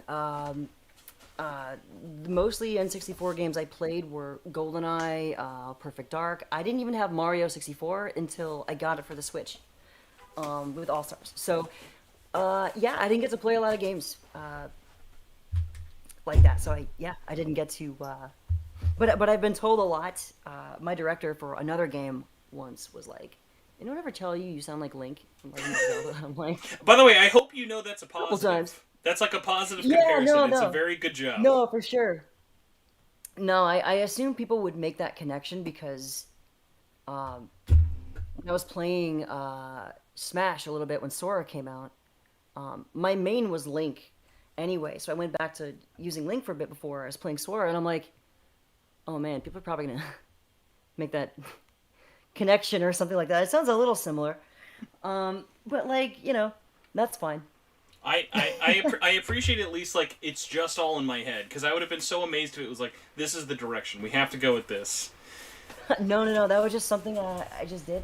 So we have 2 options of boxes. I'll let you pick. So these are actually labeled on the side. Okay. So this is the Godhood Awaits pack, kit, or the Welcome Dot pack. So this one's kit. Why do I keep saying pack? You gotta do the welcome one first. That's true. I'm not ready for Godhood just yet. I have to get the welcome wagon. This is where my Sekiro letter opener will finally come in hand. So I know one of the items in this box You should be getting this box soon if you've not gotten it already. I wasn't sure if you were just feigning surprise at these boxes existing. Me? No, I didn't get anything yet. You're getting it soon. If they sent me something, then I haven't gotten it yet. But I bought 3 collector's editions. 2 from GameStop. It was an accident, and then 1 from Japan because I didn't think I was going to secure one in the States. So I have 1 coming from Japan, and 2 from the States, and 1 I'm giving to a friend because why would I need 2? You are too nice. So here we go. This is our safe. This was actually very well packed. Oh my gosh, this thing is chunky. It's a box in a box. I'm never gonna get rid of this box now. Look at this beautiful thing. Look at that. And then, literally on the back, it just says, "Godhood awaits." But that's the welcoming one, right? Yes. Wow. This print looks so much different in person, just because you ever get used to seeing something digitally so much, and you're like, "This isn't a real item. It's not actually here." It's like what's on the screen, but in my hands. Yeah, tangible. By the way, I must ask, was it weird scrambling to pre-order the collector's edition for this when you couldn't tell people you were in this? Yes. You're like, wow, Absolutely. you must really want to get this game. I spent a whole day trying, and I didn't want to ask my friends who were good with finding collector's stuff because they know that I've never played a Shin Megami Tensei game. They know I've never played Persona, so I didn't want them to be like, why are you wanting this all of a sudden? So I had to kind of like do my own research. I spent like 3 days trying to find it. I'm like, I got one in Japan. And then someone from GameStop was like, oh yeah, it turns out we have 2. What? Oh, no, they said we have 1. So I had to go into the shop locally. I couldn't do it over the phone. And the guy rang me out for 2 of them by accident. What on earth? And I was like, oh, I think you charged me twice. And he's like, oh, well, do you want to just have another? Or do you want to refund one? And I'm like, well, how many do you have in stock? He's like, well, it looks like we have tons of them. And I'm like, all right, I'm going to get one for my friend. So I was going to get one for Chris Hackney, who voices, well, I'm not sure. Yeah, I think he's revealed. Yeah, that's been revealed. Yeah, okay, so yeah. He's in the game. And I got one for him, and he's like, I can't accept this. I can't accept this from you. I have to get it on my own terms. And I'm like, well, I just bought it. You better take it. The terms is him paying you. That's all. That's the terms. But I said, if you feel better about paying me, and he's like, nope, I can't do it. I'm like, fine. So I'm giving it to another friend. I'm like, damn it, Hackney. But yeah. Here, my wife her arm was in camera. There you go. You can walk in now and no one will see you. Look at this box. Thank you for the drink. She was my Arizona iced tea supplier. Because all I've been drinking is water out of my very faded Kingdom Hearts water bottle. Oh, nice, nice. Okay, so I want to lift this up, but I will most definitely make a mess. This is just all filler. But I saw cool. this, and I'm already screaming at the idea of what people are going to use this thing for. So let's take our trash out. Gonna sell all of those on eBay individually. Okay, so... Oh no, you were taped in there. That's okay. We're not reselling this thing. What's up in the comments? No, I'm giving those copies away. No, all the extra ones, I'm giving them away. I have no reason. You're just going to sell it for the clout. Gosh, no. So with the Nocturne box, there was a face mask. So what pairs well with a face mask? An actual eye mask. What? For Nahobino. No way. I know the lighting is terrible, but this is actually really metallic-y and like shiny looking. It looks really nice. Can you see through it by chance, or is it just like a night mask? It's a night mask, but I'm going to put it on my enormous head, just for comparison. How badly does this not cover my face? Terrible. Okay, I'm going to wear this to sleep. But this actually feels really good. This would be like a good, like, you're getting kidnapped and you need to put something stylish on your face. This looks fantastic. I'm going to just leave this on and just really... That way I'm always watching whoever is on stream, even if I'm not. So we have a card here. How much you want to bet this card says, please don't unbox this live for 50 people on YouTube? Oh, so no. we have a fun box here. Did it come with a note saying not to, like... There was no note. There was no note, no nothing. Okay. And I know other people have gotten the box, so clearly everyone else was too scared to look like this in public. So we have a card. The card says, wander throughout the barren Tokyo, now called Dot. Here, demonic tyrants and otherworldly beasts run amok, and the countless thick, cold deities, that word shouldn't have tripped me up, and demons are in a state of constant conflict to fight for their survival. What exactly happened to Tokyo, and what does being a Nahobino mean? SMT5 copyright is coming exclusively to Nintendo Switch, part 1 of 2. What Nice. a terribly, That's so cool. terribly bad camera I have. It's funny that you don't have this, because now I feel like I'm just opening a Christmas present you're going to get soon. So hopefully this is not incredibly weird for you. No, it's totally fine. No. So next up, of course, the demon that I'm incredibly bad at saying her name, but you're going to see a whole lot of in the game. Amanano Zaku, who I definitely probably added right. like 5 other syllables for. You get a nice little pin for her. So it's actually nice, and I hope they start selling these, because they actually make these all. These are really, like, cool little quality pins. Okay, what on earth is this? I think it's like a apron? It's like a big cloth bag.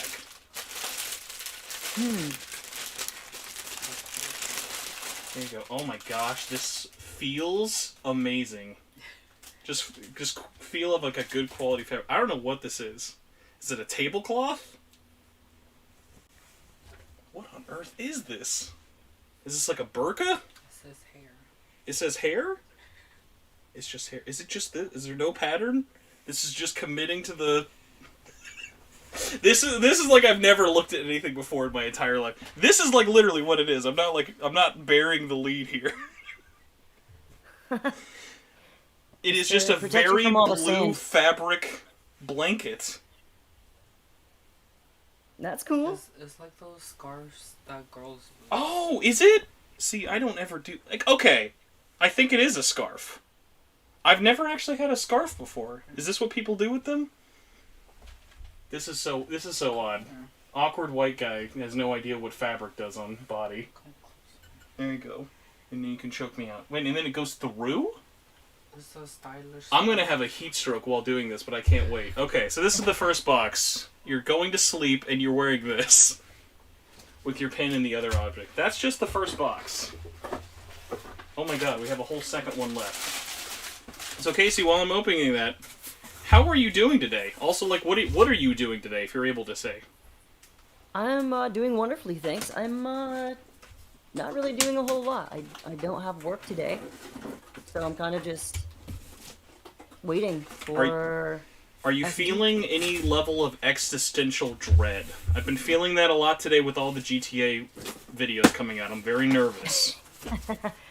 Nope. Feeling pretty good. I hope it's just a bunch of weird one-off bugs and stuff. Okay, our second box. We're gonna start with the boring side first. The Welcome to Dot box. And then it's just a great shot of half of your head. Okay, you can see some of me. Well, you can't show the whole thing yet. The game's not out yet. We can't show all of your body in the game. Okay. Here, let's take off the booby mouse pad. Get that out of there. Alright, so this way we actually have some room. Alright. Opening this up. Oh my god. So this is the one thing I knew was in here. And this I can't wait for people to... Why? What do you think What this is is? Is magic sand? I'm not sure if you picked up or not on the mic. So. I'm not sure. This is magic sand. In case you wanted to take a little bit of Dot home with you. It's the sand that you run around on. That is absolutely amazing. I don't know what makes it magic. It probably does not make it any more edible. But the best part is, there's 2 for some reason. This is fantastic. Now the $1 million question: should I open this, or leave it sealed in my hermetically sealed chamber for all time? Okay, we have a second pin that I'm gonna rip out very violently. Oh, this one's actually really nice. This is the school emblem. Oh, nice. That one's like really quality. Like, you could wear this and someone would not know that this is from Shin Megami Tensei 5. That's the sign of good merchandise, when you can get away wearing it to all the normies. So here's our second... Pocket sand in the chat. That is true. That would be the most expensive pocket scan ever. So we have our second warning note not to read this live. Says venture through an enigmatic realm filled with mythological deities and dynamic type. Hold on, is this not the same thing? It literally is. It's the same quote, and then it just says part 2 of 2. But except we just get our very handsome Aogami over here. Mm-hmm. That's nice. Oh, the Notebook. All right, all of you paper and print nerds. Last No one. way! Oh, that's sick. That's I just got a glimpse of that. Here we go. There it is, yeah. Notebook, just like the one he uses in the beginning. Well, it's actually it's not a notebook, but it's a book, but that's okay. This is actually got a really nice. You can't tell. It's kind of got like if you've ever touched like those moleskin, like leather notebooks. It feels like that. It's really got like a good quality to it. And then on the inside is the entire script of the ending cutscene of SMT5. You can see it's right there. The whole thing. It's invisible. It's invisible I ink. want to use this. I want to use it and carry it around with me, but I'm like, is that gonna get damaged? No, actually, what's really interesting because it's because it's such a light color. Because like a lot of those notebooks, when like the black ones and stuff, like because they gave a black one for Nocturne, which is the same thing. That was like really easy to pick up like scratches and fingerprints really easy because this is like such a light kind of beige and brown color. You really would have to like purposefully mess this up for it to get kind of noted. Okay. But yeah, it's nice. It is a very solid piece of merchandise, and I now am forever So sick. forever in debt to you all for watching, Atlas for sending this, and Casey, thank you so much for letting me open this up in front of you. That's a weird No thing I just problem. said, but thank you. Do I need to? I'm not sure how long I can steal you. Do you need to go, or what's your timetable looking like? I've got about, I got like 15 minutes. Okay, I'm gonna stop looking like this for everyone, because I am gonna have a heat stroke. I'm 70 degrees in my house without this on. So I'm gonna turn myself off. And then I'll turn my video off, because God knows Spectrum Internet can only handle so much power. Yep. And then we can have a normal little one-on-one chat. Alright. Who is the lovely voice? Some people don't know who the lovely voice is. So if you've made it through that unboxing and don't know who the lovely voice is, Casey, would you like to reintroduce yourself? Hello. I am the voice of the protagonist in Shin Megami Tensei 5, Nahobino. And, you've actually been hearing me in some of the trailers and stuff. People, were like, wow, the Japanese sounds great. It's like, that's actually me in the background. So one cool. of the funniest things I asked, because you're the second person I've talked to actually from the English voice cast, and the first thing I had to ask was, in terms of real questions, not voice similarity questions. The other one was, how weird was it having worked on this game for so long and taking so long to actually get announced? Well, here's the thing. I was brought in dead last. Really? Yes. So, I didn't audition for the game. I was requested. I got an email from the studio saying you've been requested for a Sega project. I didn't know what it was, and We're like, Yakuza 8. Here we go. My I time had to shine. no idea. I'm like, wow, this could be anything. And you know, I went in to the studio like I don't know, a week later or something, and they told me, you know, you're gonna be in for about an hour or two. I'm like, okay, this is quick. So is this like incidentals or something? I'm gonna be just voicing like, because I didn't even know what game it was, and they told me, and I'm like, oh, cool. So am I like background characters? And they're like, no, you're the protagonist. So anyway, stand here. We're gonna get you mic'd up. And I'm like, what? So I had do you no remember when this would have been? Yeah, this was late May, like probably like the 20th. Okay, all right. So you weren't like like, I was thinking you were like way after everyone else recorded. Yeah, I was the last session. That's for the so game. crazy. They brought me in, and once they told me what it was, because I just found out that day, and I think it was the same day SMT3 came out, the HD re-release. So I went to my local shop, and I picked it up, going, well, I better check it out and see what the hell I just got myself into.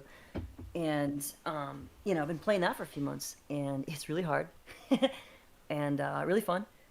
And yeah, that's when I learned all about the game, and I'm like, wow, this is really cool. So I had no idea. So that is really, really crazy. Did anyone ever kind of be like, oh, we just really liked your work in X or Y? Was it just totally like the two voice directors, maybe you'd worked with them before, or was it just just happenstance? They were like, hey, you're the voice, let's go. Yeah, so, yeah, the two voice directors, Caitlin and Kyle McCarley, I've, known them for years. Worked with them on and off on some shows and games. And, yeah, I didn't know they were the ones who, like, kind of put my name forward to Sega, to Alice. And I go in the studio, and they were directing me remotely from their home, but I was in the actual studio. And I see them, and I'm like, what the heck? You guys are directing me? I'm like, oh, cool. I had no idea. Like, not knowing anything. The cool thing was the engineer was the same engineer. The guy actually recording me on the computer was the dude who recorded me for Evangelion. Oh, so it was nice. like a mini reunion. So we were talking for like 10, 15 minutes, and that's when he dropped it on me what this was and what my role was, and I had no idea. So I'm like, you can't just tell me I'm doing the protagonist and then get me to like, okay, go. Like, I'm like, I need a minute. I'm gonna sit down for a second. Go, okay. But it was, really, really wild, and it was very quick. I think the session was around an hour, about 50 minutes or so. We just kind of blew through everything quickly, and I left the studio going, what just happened? It's it's almost like you were kidnapped, forced to play a role in a movie, and then you couldn't tell anyone about it for 5 months. Yeah, I couldn't tell anyone for like 4 or 5 months, and then we got to reveal it, and I'm like, whoa, we get to reveal this early. And I assumed we had to wait for the game to come out, like, most things we work on. We don't get to say anything until the moment it's out, and then people will speculate who's voicing what. Sometimes people might tweet something at you and you can't say anything. But we got to announce this, which is really cool. We got to do like a really big, everyone got to announce their roles, and it was just like, talking about the game and how excited we are for it. And that was really cool of Atlas to let us do. And now it's here. One more day. We're so close. It still feels like it's not real, even though like I have it, you have it. It's a thing that exists. They can't delay it any longer unless you're Canada, and then I'm sorry everyone in Canada listening to this, but you can wait 5 more days. Did it get delayed in Canada? Specifically, only in Canada, and like its shipments got delayed so bad, it's actually changed. The straight up release date is now the 16th, only in Canada. Oh, wow. I feel really bad for everybody up there. Gosh, I'm so sorry. Especially just because this is one of those weird ones of I'm not sure how far you are into the actual game or not, but as one of the things I mentioned of like, I'm just like, if you even remotely care about this game, just mute a lot of words on Twitter or wherever you social media, just because there's so many fun things in this story that I would just hate if anyone got spoiled. Yeah, no, I've been playing the game for a few weeks, digitally, and I'm not super far in it. I've had my fair share of getting my ass handed to me by some bosses. I'm probably about 15, 20 hours in, but I've had a really busy few weeks too, so I haven't really been able to sit down as much as I want to with it. But in December, I'm gonna try to like make a few weeks and just sit down and I want to start over because I realize like now how to play the game, and I'm like, oh man, what was I doing? I'll put my stats in the wrong thing, and I'm like, now I know what does what, how to handle certain bosses. I'm like, I'm going to start over, clean slate. I'm going to get into this knowing what I'm doing. So that'll probably be tomorrow when I pick up the game, or I guess the 12th. Maybe they'll let me pick it up tomorrow. I'm not sure. But, tomorrow, probably not, unless... Well, because if you did GameStop, I'm assuming you did web in store, where you basically go to the store, pay for it, and then they ship it to your house? Or is it going to the store? No, I actually have to go in store to pick it up. Oh, yeah. Well, if the store is open, they might, but all the GameStops are usually, the way they handle, especially now after quarantine, is very much up in the air of, like, I don't know. Yeah, I don't think they do midnight releases anymore. Which makes me sad, because I have 2 very distinct memories of midnight releases of always going to them growing up and even as an adult. And then I worked at GameStop and then made a point of every midnight release to just work every single one. Because, like, you'll never meet more passionate fans about, like, franchises, even if it was for a series I didn't care about, by going to a midnight release. And it was always really, really fun. Yeah, I miss those. Midnight releases were great years ago, and it's something you can't really get with digital games yet. Like going to a store with a buddy or two and just meeting new people excited for a game that you're just in line. Like I did that with like Red Dead Redemption, which was like one of the first games I ever worked on. I did it with like the Fallout game, like Fallout New Vegas, and I just remember like all the lines of people and strangers. You just talk to them, and it was like really cool to just talk to people you don't even know about the games you're passionate about.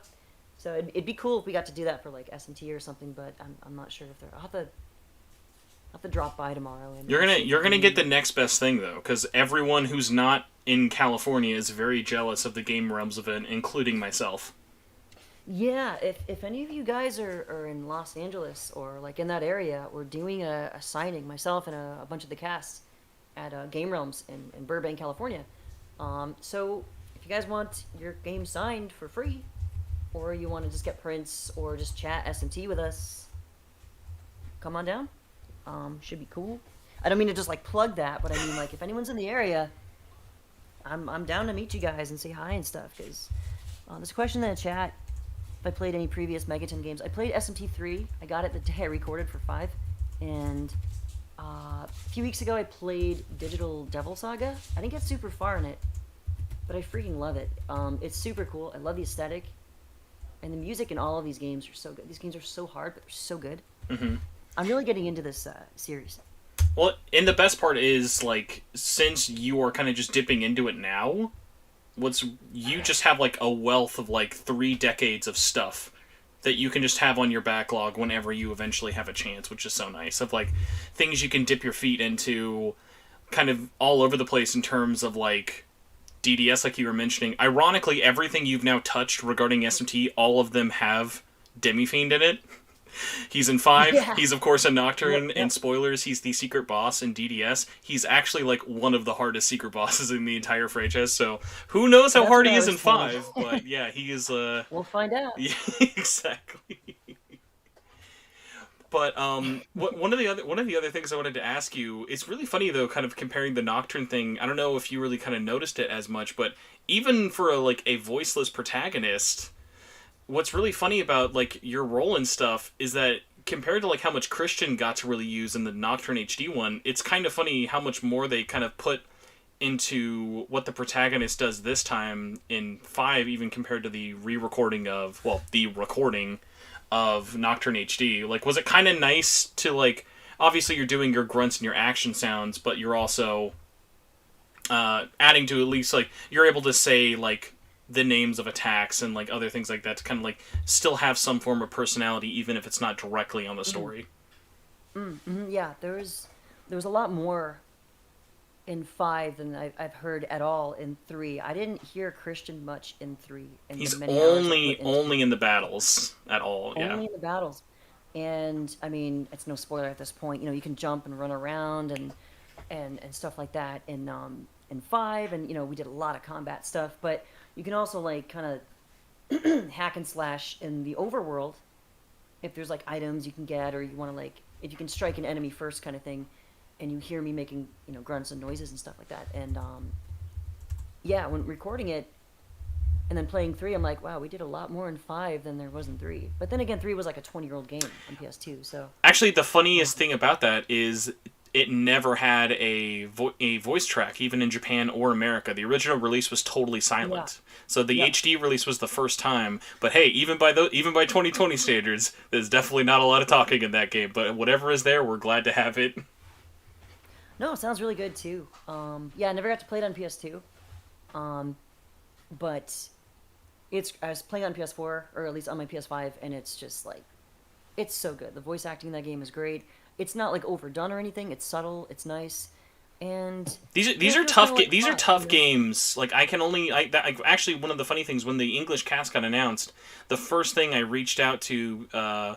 Any of like the actors I could like find, and the first question I wanted to ask them, besides "Will you please ever come on the podcast?" was, I want to find out who the voice directors are because I really want to get them on because that's always such a kind of like unsung heroes of like localization is what goes into that voice direction. And so yeah, hopefully at some point I can beg or blackmail Casey and them to like come on here because it would be so fun just to really get into it. Of like it's already kind of got so many things of like directing any project, but then of course that extra aspect of like, hey, you're directing this big project for this client, and you also can't do it in front of anybody.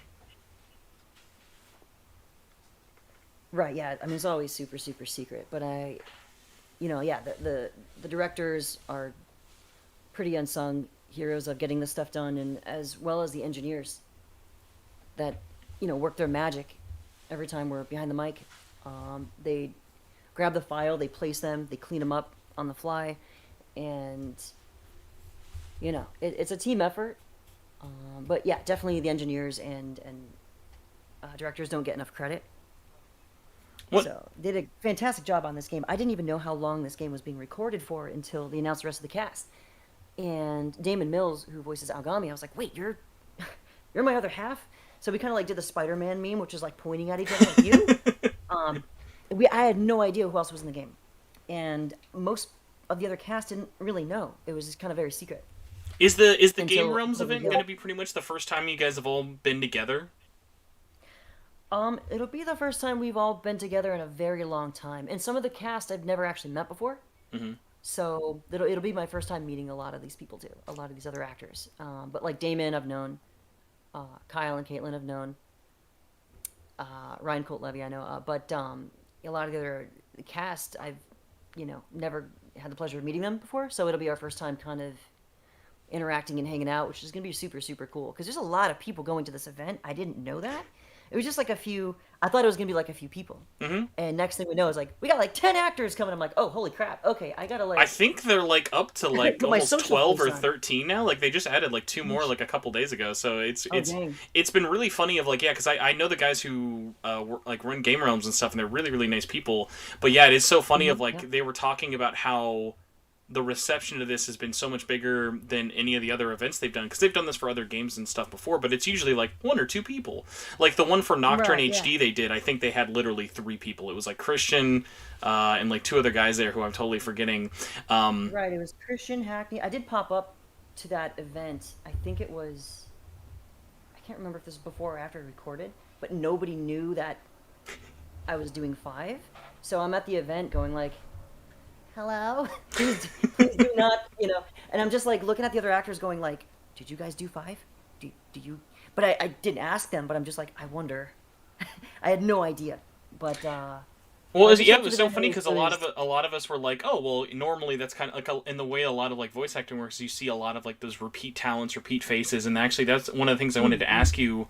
I know you've had been a really positive reception to you personally with the thing, but when that reveal trailer kind of came out, me and so many other people, when we were reacting to it, the biggest takeaway was, thank God we don't know most of this cast. And it was such a breath of fresh air seeing so many people. And like I had known you from a couple of other things, and what was really funny is like you were like in the back of my head, like the choice I would put down as this would be a good voice for the protagonist, but will never happen in a million years. And I was glad it was finally a million years, because it was like you like fit that like line of like because like Nahobino would just be such a hard voice to kind of like cast to anyone in general, because it's like you're having to like kind of ride that weirdly androgynous line while doing it of like, okay, do I get a young child, a woman in her 40s to sound like a young child? Do I actually get a teenage boy? What do we want to go for here? Yeah, and the good thing about my voice is, I mean, I'm very androgynous anyway, but I also never really hit puberty. So any day now. Any day now it's going to happen. Any day I'm going to be like, so anyway, I worked on this game. And people are like, whoa. But no, I haven't hit any, I haven't really hit much of a puberty. So my voice is very youthful still. And, I play a lot of teenage boys and stuff like that. So doing I can, do deeper, gruffer stuff if I need to, because I train myself to do it. But my voice kind of falls into the more androgynous sound, which is fine. But it was kind of like a good thing, because that was something that they were kind of, nothing too masculine, nothing too feminine, but we kind of need something that's young boyish, and, I was thought of, and that's just super cool that I was brought in for this. I just realized something insane. If you have a second, you are like one of the first people, if not the first person, outside of Japan and outside of actually working at Atlas, who saw what Nahobino looks like through the design. I'm guessing for any of your stuff. Did you get to see that beforehand or not when you were recording? Yes, it was a very, very, very, very, very small, like 50 by 50 icon. 2002 forum icon looking image. It was so small, but they go, okay, oh, I actually have an image of what your character looks like as a protagonist after the events of the beginning. And I go, okay, cool, let's see. And it was a very small, grainy, blown up, tiny picture. But I was like, I see a lot of blue, and I think that's really long hair. But that's all I could, really make out from it. It's not like I had anything super high res, but I did have like a glimpse at it going, wow, that's really cool. But it was really small and blown up on the screen that I was using to with the cues on it. So that was really cool that they had that to show me, and that hadn't been seen anywhere else. But this was back in May, and I'm like, wow, this character looks so cool. Yeah, that's like it's so funny. Of like every time, there's no way you can look at that design and just be like, I have no comments. Like it's like whether you love it or not. It's like one of those funny things. Of, it's just very unique, and I don't know, if it's just such an interesting design, and I think it's extra just cool that you got to bring a voice to such an interesting kind of thing, not only for this history, but also for such a weirdly it's a niche series, but this is a really big moment for this series, even before release and stuff for it. So does it feel like you probably not in the moment when you were recording because of how fast everything kind of came together, but does it feel to you now that it's getting closer that you're wow, this is a big thing I'm a part of? Oh yeah, I knew immediately when they told me what game it was. When I thought I was doing incidentals, I'm like, whoa, I get to be part of something huge as student B or kid D or something like that. I'm like, whoa, I get to be part of something huge. And when they told me I was the protagonist, I'm like, all right, okay. And it was a similar thing that happened. I thought of my friend Xander Mobus, who voices Joker in P5, and that was kind of how he got that role too, which is kind of they brought him in for this thing. He didn't really know what it was, and they're like, "Oh yeah, by the way, you're the protagonist. Okay, get on the mic." And he was like, "Whoa, holy crap!" And I kind of had that same exact moment of "Whoa, is this real?" None of it felt real, and for months I was like, "Was this a dream?" Until we got to announce it. I assume I probably got to let you go because I've been trying to keep a timer, so I'm not keeping you too long. So I assume I gotta. You're good. Okay. All right. I'm waiting for a text. So until I get that, I think we're okay. Okay, perfect. I think I only have one other serious question, and that's the loosest of serious questions, but I always think it's so funny to ask this with characters who don't actually have canon names, even though I think canon is just a silly thing fans like to say. So for you, you voice the main protagonist, so I'm going to take your word as law. No pressure. You can think it over if you want. What is the canon name for the protagonist in SMT5? There's no wrong answers. Casey. No, I have no idea. That's actually, people in the chat have already said that. Casey is just the canon name now for the protag. I'm not sure if there ever will be. I was told that there were canon names for previous protagonists in other iterations. That's the thing. It's canon, but it's never actually by the series creators. It's always the guy who did the novelization, or here's the manga, or the stage play, or the anime. So the fun part is there's never an actual canon name. There's no real answer. It's whatever you make it. Exactly. Listen, his name is Spencer. I don't care what anyone else says. My Nahobino's name is Spencer, no matter how unfitting that is. I just named my character Casey because I'm not creative enough to come up with. Listen, the last time I asked to get into the game, ask me for my name. I'm like, just put my name, fine, whatever. The last time I asked a voice actor that, I said, "What is the canon first name of your character?" Because we only knew the last name, and Connor Fogarty was such a blast. He's like, "All right, my character's last name is Hikawa. His name is Jim Hikawa." Jim Hikawa. So we got Jim and Casey as our canon names here. That's great. So just in case if anything kind of runs back, I hate for you just to pop in here and then escape, and somehow people don't actually know who you are or where to find you. Like, where's the best place for people to follow you? I basically live on Twitter, and I sometimes do Twitch streams. So you can find me on Twitter at Casey the VA, and on Twitch I'm just my name, Casey Mongillo, CASEYMONGILLO. I played some SMT3. I'm gonna be playing some SMT5. I'm probably gonna be streaming it with Algami's voice actor Damon Mills, sometime within the week or weekend. That's pretty much where I live. So I'm so glad, by the way, that you and Damon instantly had BFF energy after that announcement trailer. Oh God, yeah. We've been working for years on stuff, and it's funny because I was Shinji Ikari in Evangelion, and he was Kaoru Nagisa in another iteration of Eva.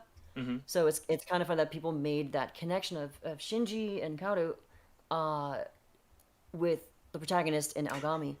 So can't unsee it. Once you see it, you can't unsee it now. People drew really funny fan art drawing Shinji in the school uniform, or doing having Nahobino in the Shinji poses, with the chair, kind of with his head down, and it's just so funny, the stuff people have made, the connections already. The memes are great. Keep them coming. I'm trying to think. Was it 2019 when the Netflix dub came out for Eva? Yep. I think it was June 21st, 2019. Yep. So, because you've kind of been at the cusp of because I think, and I hope it's not rude to say or assume for it, I feel that was the first time I heard you in a really kind of big lead thing, unless I had missed something really big before. And you being Shinji, I thought oh, that's really interesting. I wonder what's going to happen in terms of trajectory and other roles getting cast. And what's been funny is then with this one now, I feel you have such a weirdly perfect niche of leads in very niche but very popular things in the West and in Japan. So are you ready to just once I assume conventions start becoming more of a regular thing, to just get inundated with invitations all the time?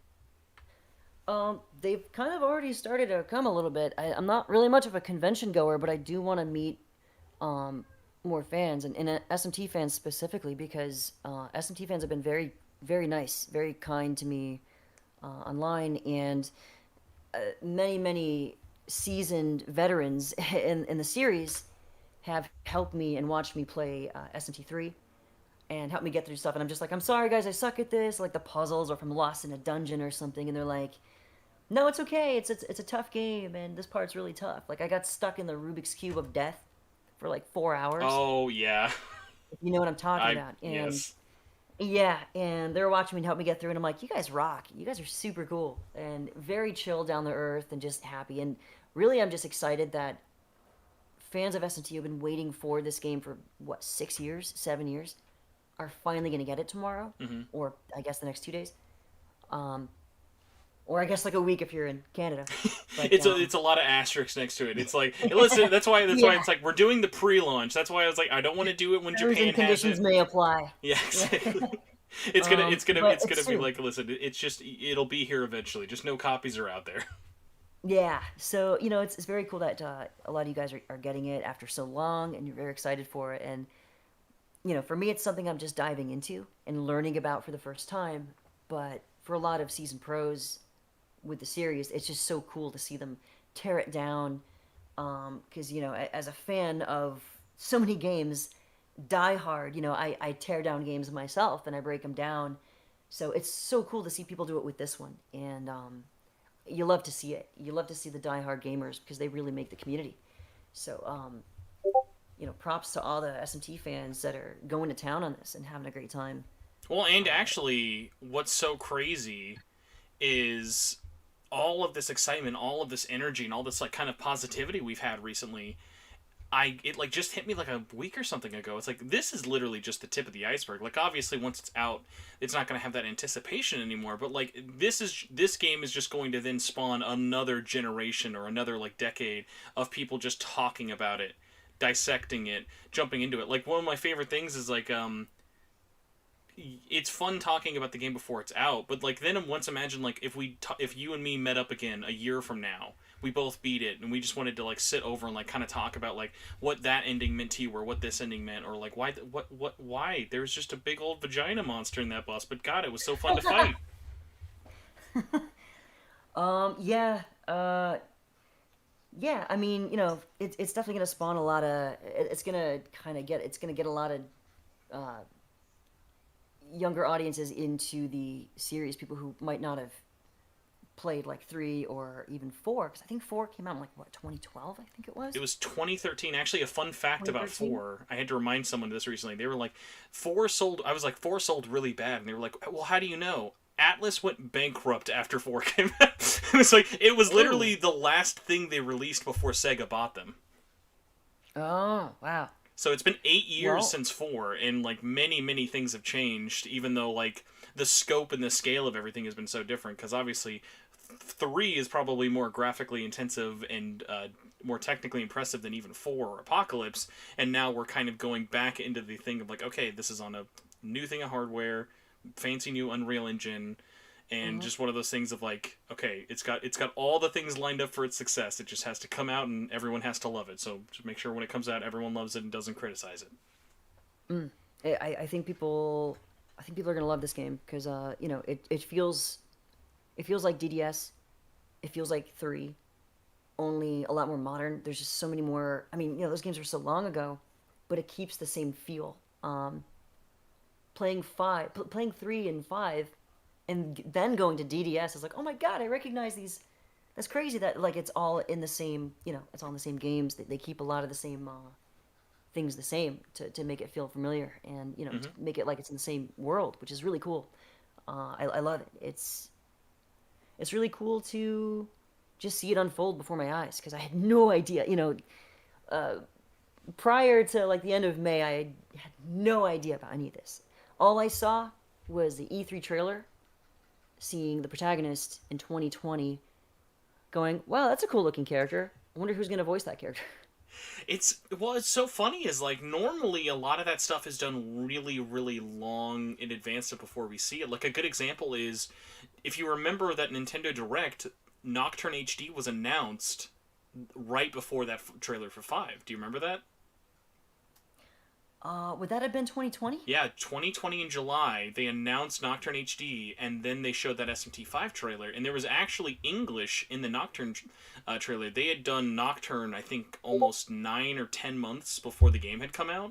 But what was so funny is because, obviously, there was a staggered release. Nocturne came out last year in October for Japan. We got it in May of this year in the West. So it was one of those things of it was so pushed back. So like you guys, the reason the game was recorded in May for all the voice actors is because that's when the game was done in Japan.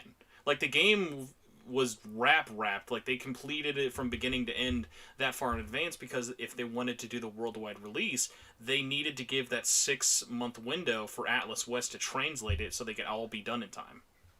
Sure, absolutely, yeah. As far as I know, the game was... Other actors have told me that they've been working on this game since the end of last year. So, it's been, I think, June, July... Yeah, so it's like 7 months probably, something like that. Maybe longer, maybe less time.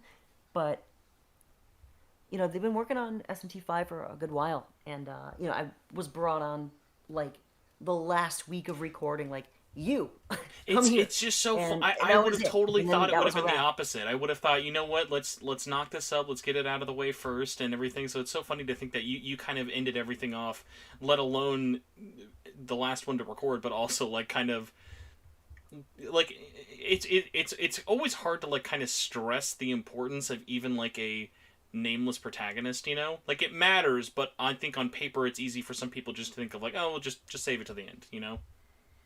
Yeah, yeah, I'm not entirely sure. Maybe it was just like, they didn't really know who to get yet, or maybe it just wasn't... What if it's a Back to the Future situation, Casey? Oh, what if, I have no idea. What if it was going to be... No, oh my gosh, idea. who... Oh, now I'm just trying to... Who would be who would be like the person who was going to do it, but then had a big drama Hollywood moment, and we can never publicly admit it for at least another 30 years? Chris Pratt.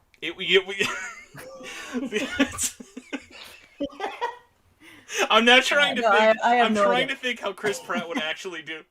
Aramasa. Aramasa, man. The reason they had to fire him, Atlas Japan came back with some feedback, and they're like, he improvises way too much. He's supposed to say like one line. He goes on this like diatribe about God for like 30 seconds. It really is. It's like it's tonally correct, but it's really throwing the pacing off. Like the voice Oh my matching is gosh. very bad right now. No, I mean sometimes that just happens where sometimes major characters with a lot of dialogue will have to be cast long in advance, Mhm. and because the protagonist only had about an hour's worth of sounds, it was something that they, I can't speak on their behalf, but it's something that they may have just thought, we can get this one further down the line, but we have to get these characters done and secured first because there's so much to do for a character like Aogami that's constantly speaking to you, and there's so many other characters that you'll encounter that have actual cutscene story dialogue where I say words, but I'm not really in any cutscenes except for like maybe the intro where I say something with like the rest of the class. Other than that, everything else is basically in game. So the characters that had like hours and hours and hours and hours upon hours of recording, they had to be secured first, which makes total sense. So it's probably something whether they're like, we'll just cross that bridge when we get to it. It's just what I'm guessing. No, yeah, But, for sure. For sure. It's like Moore's Law. It's like it's whatever probably seems like the most boring, realistic answer. That's probably what happened. Yeah, it's probably just, that's how it works sometimes.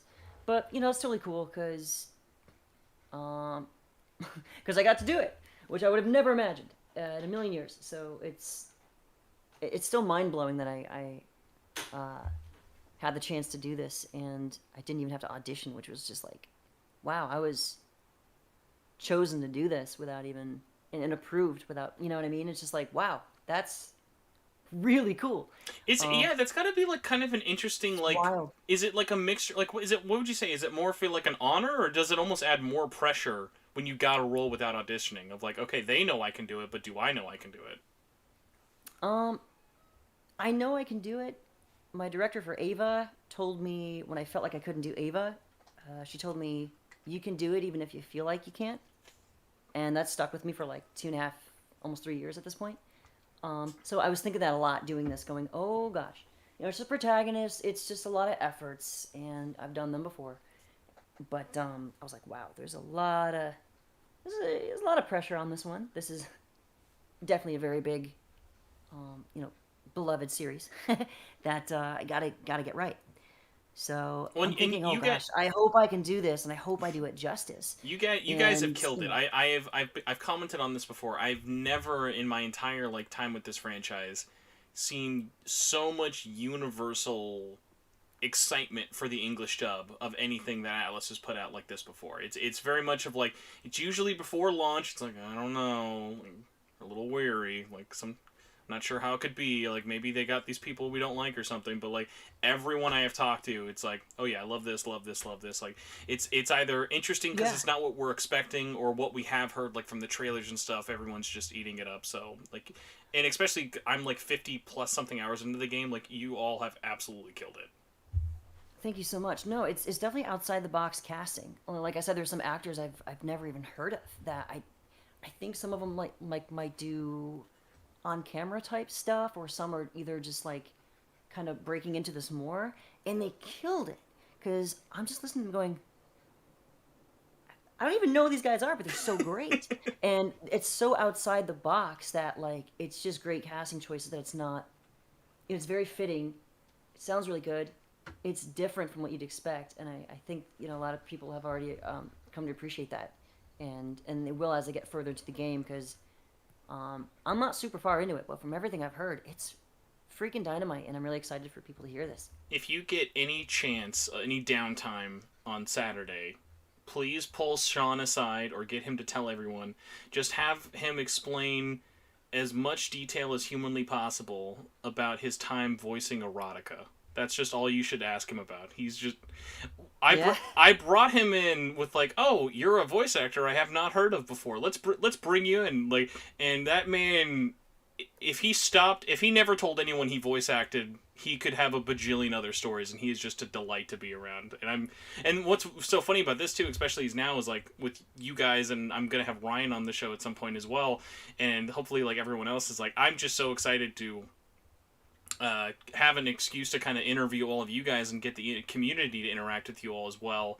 Like I'm super excited about the live stream tomorrow. I don't know, are you guys doing that live or is that pre-recorded live?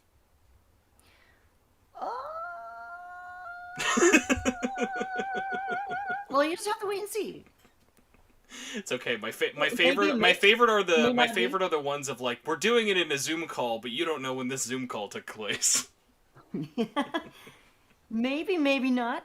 That is a mystery. That's okay. But we have to look forward to something. So sorry for that operatic. No, God, hey, trust me. But you know, but this is live. This is really live. You know how you can tell? This is live. It's because I opened up a box and it had sand in it. Magic sand. We can't make that up on a pre-recorded. Pocket sand. Magic pocket sand. Magic pocket sand. Well, Casey, I will let you go because I feel like I've stolen way too much of your time. But I definitely should probably be. I super duper want to get you back on here at some point. My dream goal is to sometime bribe you and Damon to come back for the Nahobino of podcast, so we can have a 2-on-1 talkathon. No, that'd be cool. He'd probably be down to do it, and you know, I'm sure a lot of other cast members too, because everyone's super chill that I've met and know who's in the cast, or would, you know, be happy to pop in and say hi and answer some questions and talk about it, because this is a really special one. This is a really special project that we got to be part of. So, you know, we know that, and we just hope that the fans will, you know, like what we did, and you know, cherish it for years, because this was really special. And I hope this is everything that they were hoping for. I definitely could not agree more. I do have one last thing I want to say before I actually say bye-bye, because I do have one little personal thing that's definitely not SMT related. I actually introduced my wife to all of Ava through the Netflix dub you guys did. And I want you to know you nailed Shinji so hard.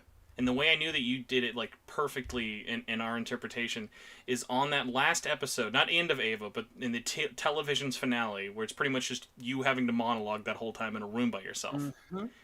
She looks at me and goes, "This guy is so indecisive. I cannot stand. Like, why is he not doing this? Like, why can't he just?" And I was like, "You get it. You understand it now. You've nailed it." Like, she every like frustrated emotion you can get while watching that episode, she perfectly got it. And your performance in that, I could have its own podcast of me just praising you guys, how good of a job you guys did. Thank you so much. That real quick, that show was unlike anything I've ever worked on, and it brutalized me. It put me in a you know, if I can just go off a quick tangent here. Yeah, floor's yours. That show put me in a bad mental state. But that's just the nature of the show. My friend said it was the curse of Evangelion, and I guess the same thing happened to the Japanese cast. I didn't know this, but me and some of the other actors, I mean, I was down. I was bad. I was like beyond depressed. I mean, it just. I think just doing. There's a lot of parallels between myself and Shinji Ikari. So doing the show kind of felt like opening Pandora's box a little bit and letting some stuff out. And it was hard for me to do. So all those, I wasn't even acting anymore, especially toward the end. That was just raw emotion. And, you know, I was like basically just crying in between, like tearing up in between takes. Because I was like, man, this is a lot. This isn't right. I got to get out of here. But, you know, once it was done, it was like, I don't think I talked to anyone for like a month. Oh yeah, that's gotta like it's such a raw emotional state you're in. A ball while of depression and anxiety. Like you're not gonna come out of that session and go like, whoo, all right, who's ready to go get some food? Yeah, no, I was. It put me in such a bad mental state that I don't even know. I can't even say I fully recovered from it. It was bad, really bad, and you know, apologies to anyone who had to see me or be around me in that time, because I was basically just like. That's, you know, a lot of people have been in that state. That is a very relatable character for a lot of reasons. And that is exactly how I was. So especially at that scene, we did a lot of the show in one go. But those monologues, we did them all in one take. Wow. Because we didn't need more. Because it was like opening up a wound and like bleeding it into the show. And I remember the director and the engineer just going, okay, holy shit, okay, next scene. And it was just like, and in between takes, I'm sitting there going, when can this be done? But it's raw emotion. So you and so many others who have picked up on that going, something isn't right watching this. This is real. Some people have kind of picked that up, which is very astute of them. But thankfully it was nothing like that for SMT5. SMT5 was just fun. It was just like, holy crap, I can't believe I got to do something so amazing. And, Ava was a one-of-a-kind experience. I have not felt that way with any other show, and I know I won't feel that way ever again about any other character I portray. Mm-hmm. But that one just hit so freaking deep. I was not prepared. So I mean, watcher TL in the chat sums it up perfectly. It's even mentally taxing just to watch. So like, let alone actually being in that seat yourself. Like, if it's emotionally getting a reaction out of just the people watching it, let alone being the one emoting and acting in that way. Oh gosh, yeah, it was an experience, and some of the other actors from this dub had a very similar experience. I talked to Ryan Bartley, who voices Ayanami. I never really talked to her until we were wrapping the show, and we were both like a wreck. And it was like, what the hell is happening to us? We were both just like, what is going on? We went to Little Tokyo the week we wrapped the show here in Los Angeles. And we went to an anime shop. And from the end of Ava, we had just finished End of Ava. And Comsessor Todd came on in this anime shop as soon as we walked in, and we both looked at each other and like broke down in each other's arms. That is like, eerie. Oh, that's like actually eerie. Like, what the hell? Oh yeah, and the person who ran the shop goes, "It's a classic, right? This song." And we're sitting there going, "Oh!" He doesn't even know. Like, we gotta leave. He doesn't even yeah, they know. had no idea. It was very eerie too, because a couple times when I was in Japan, at the end of in the end of 2019, I'd go into a shop and Cruel Angel's Thesis would just play for no reason. And we're like, what the hell? So I had to film it because like no one would believe it. It's just like we'd be in a random anime shop or a game shop or something in Japan, and as soon as we walk in, you hear it start. So I'm like, what the? We just look at each other like, is this really playing right now? We're like 5. I swear, after hearing this, we're like 5 years away from a Netflix documentary that is just called "The Curse of Ava," and it's all about interviewing the voice actors and the creatives. Like, yeah, man, it's not. There's some bad juju involved here. There's some seriously weird stuff that I'll get into someday. I mean, not here, but there's some really deep, eerie stuff that is. It runs deep when doing the show, and it was so meta when working on it. Even like the director was just like, okay, this is weird. Like, I don't believe in a lot of that like spiritual, like, ooh, things happen for a reason. But there's some things you just kind of can't explain in life, and there's some things that happen which is like, there's some weirdness going on here I can't explain. But it happened. But it's just kind of eerie, Mm-hmm. But it's spooky stuff. But is what it is. I apologize for bringing up the Eva tangent. I thought, I'll have one final last thing I want to say, so in case this is the last chance I ever have. I appreciate it. I totally appreciate that. Yeah, I really do appreciate that, because we've gotten a lot of crap for just existing.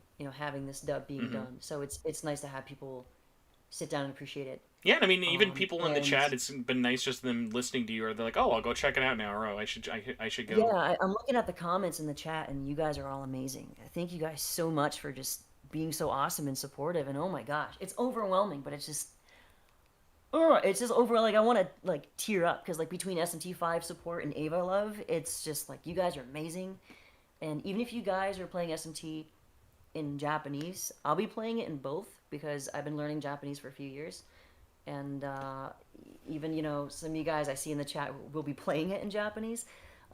皆さんありがとうございました。Thank you guys for the support, and I hope you enjoy it in Japanese. It's play it in both if you can. Oh, you know what I need? I need the tweets from Japanese people who played it in English. Like, you know how there's like that secret subcult, how like even in Japan, Kingdom Hearts, the English dub is more famous than the Japanese one. Like we need that. Where, Is like, it really? Oh my! Seriously, if you remember Final Mix, I never knew that. remember when Final Mix would release in Japan only, they would use only the English dub since they had only ever had the Japanese dub in the original. I never actually knew that. Wow. Yeah, so like there's those rare series where the English dub even like becomes more popular in the original country than the JP dub. That's really bizarre. A lot of my friends in Japan who are very excited about Ava, and I have some family in Japan too. So like between some of my family there and a lot of my friends in Japan, they're really excited to play it in English, and that blows my mind that there's like. Some of my friends in Japan are just like, I can't wait to play this in English. I'm like, oh my god!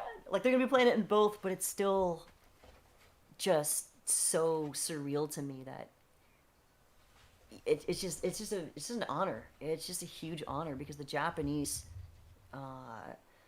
version of SMT5 sounds phenomenal, and going off of Japanese Nahobino was a hard act to follow. But we heard those cues and I went right for it, and that was it. Move on to the next, and I think we did pretty okay, and I hope that people will come to appreciate and like what we did, and if not, I hope you enjoy the game regardless in Japanese. But above all else, I hope you enjoy the game. It's really fun. It's very challenging. Save often. Oh my god, yeah. Save often. That should be like when you open the instance. There's no instruction manual. It just is a little post-it note that just save, just save all the Jack time. Frost in the back. It just save often. Because man, so many times playing SMT5, I think I have the upper hand, and I'm like, I'm good on health, I'm good on HP and MP. Famous last words. I've got enough Magatsuhi to get through this next fight, and then you don't. And Just you get go, clapped. I wish I saved. Yeah, you just get. Yeah, you can just get demolished. And like, well, lesson learned. So I just every time I see a save point, I make a mad dash for it.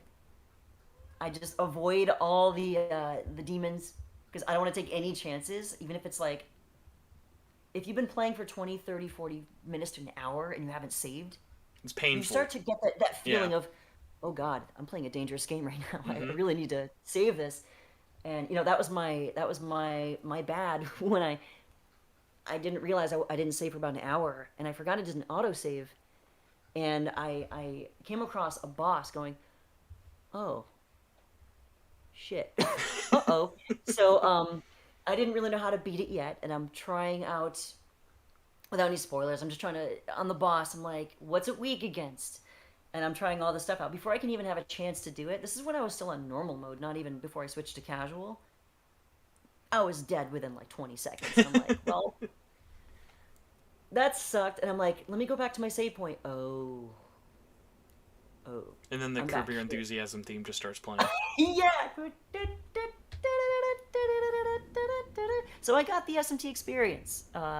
As Sleepy SMT said in the chat, that is, I was advised by many an SMT fan, veteran, that the game is brutal. The series is brutal, and they're not wrong. So yeah, save often, and I hope you guys enjoy the game. And with that, I'm gonna check and see if I have a package. That'd be cool if I did. I'm gonna tell you right now, if you do not get sand, I will make sure you get your magic sand. I want pocket sand, and I want that Nahobino. The sleeping mask. Sleeping mask, so I can wear it in public and bump into stuff, but in a very stylish way. Oh my god! Well, you have the Jack Frost mask, so it'll pair perfectly. I do. Yeah, for my birthday last month, I'm like, man, all I want for my birthday is a Jack Frost mask, and Atlas hit me up like, yeah. If you can tell, actually, that's what I'm actually wearing in my Discord pictures. It's like this is my Oh, is this, it really? this it's my fancy going out Oh, I mask. can see. Yeah, I do see it. Yeah, that's great. Well, Casey, That's so thank you again so much. You've been an absolute delight to talk to for way longer than 15 minutes. So whatever trouble you get in, I am so sorry. But thank you very much for having me on here, and thank you very much to all you guys playing and watching and listening. I hope you guys enjoy it, and I hope to see you guys soon. Friday. And I'll probably They'll be all watching see some you of you guys Friday. play the game very soon. I'll see you guys Friday. Good luck. Good luck out there. All right, see you, Casey. Thank you. All right. See you guys. Have a great one. All right. Oh my gosh. Did you see the Nahobino plush? Oh man, I missed the Nahobino plush. Also, that went way longer than I thought. Casey was an absolute delight. You know what? I'm even gonna message right now.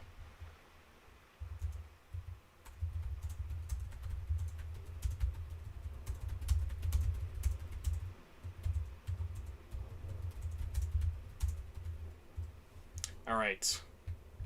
So, absolutely very behind on my schedule. I hope you guys liked it. It was so great having Casey on. We're like 8.5 hours in. I'm very behind on getting anyone in here. So let's see. Let's see about super guest number 1.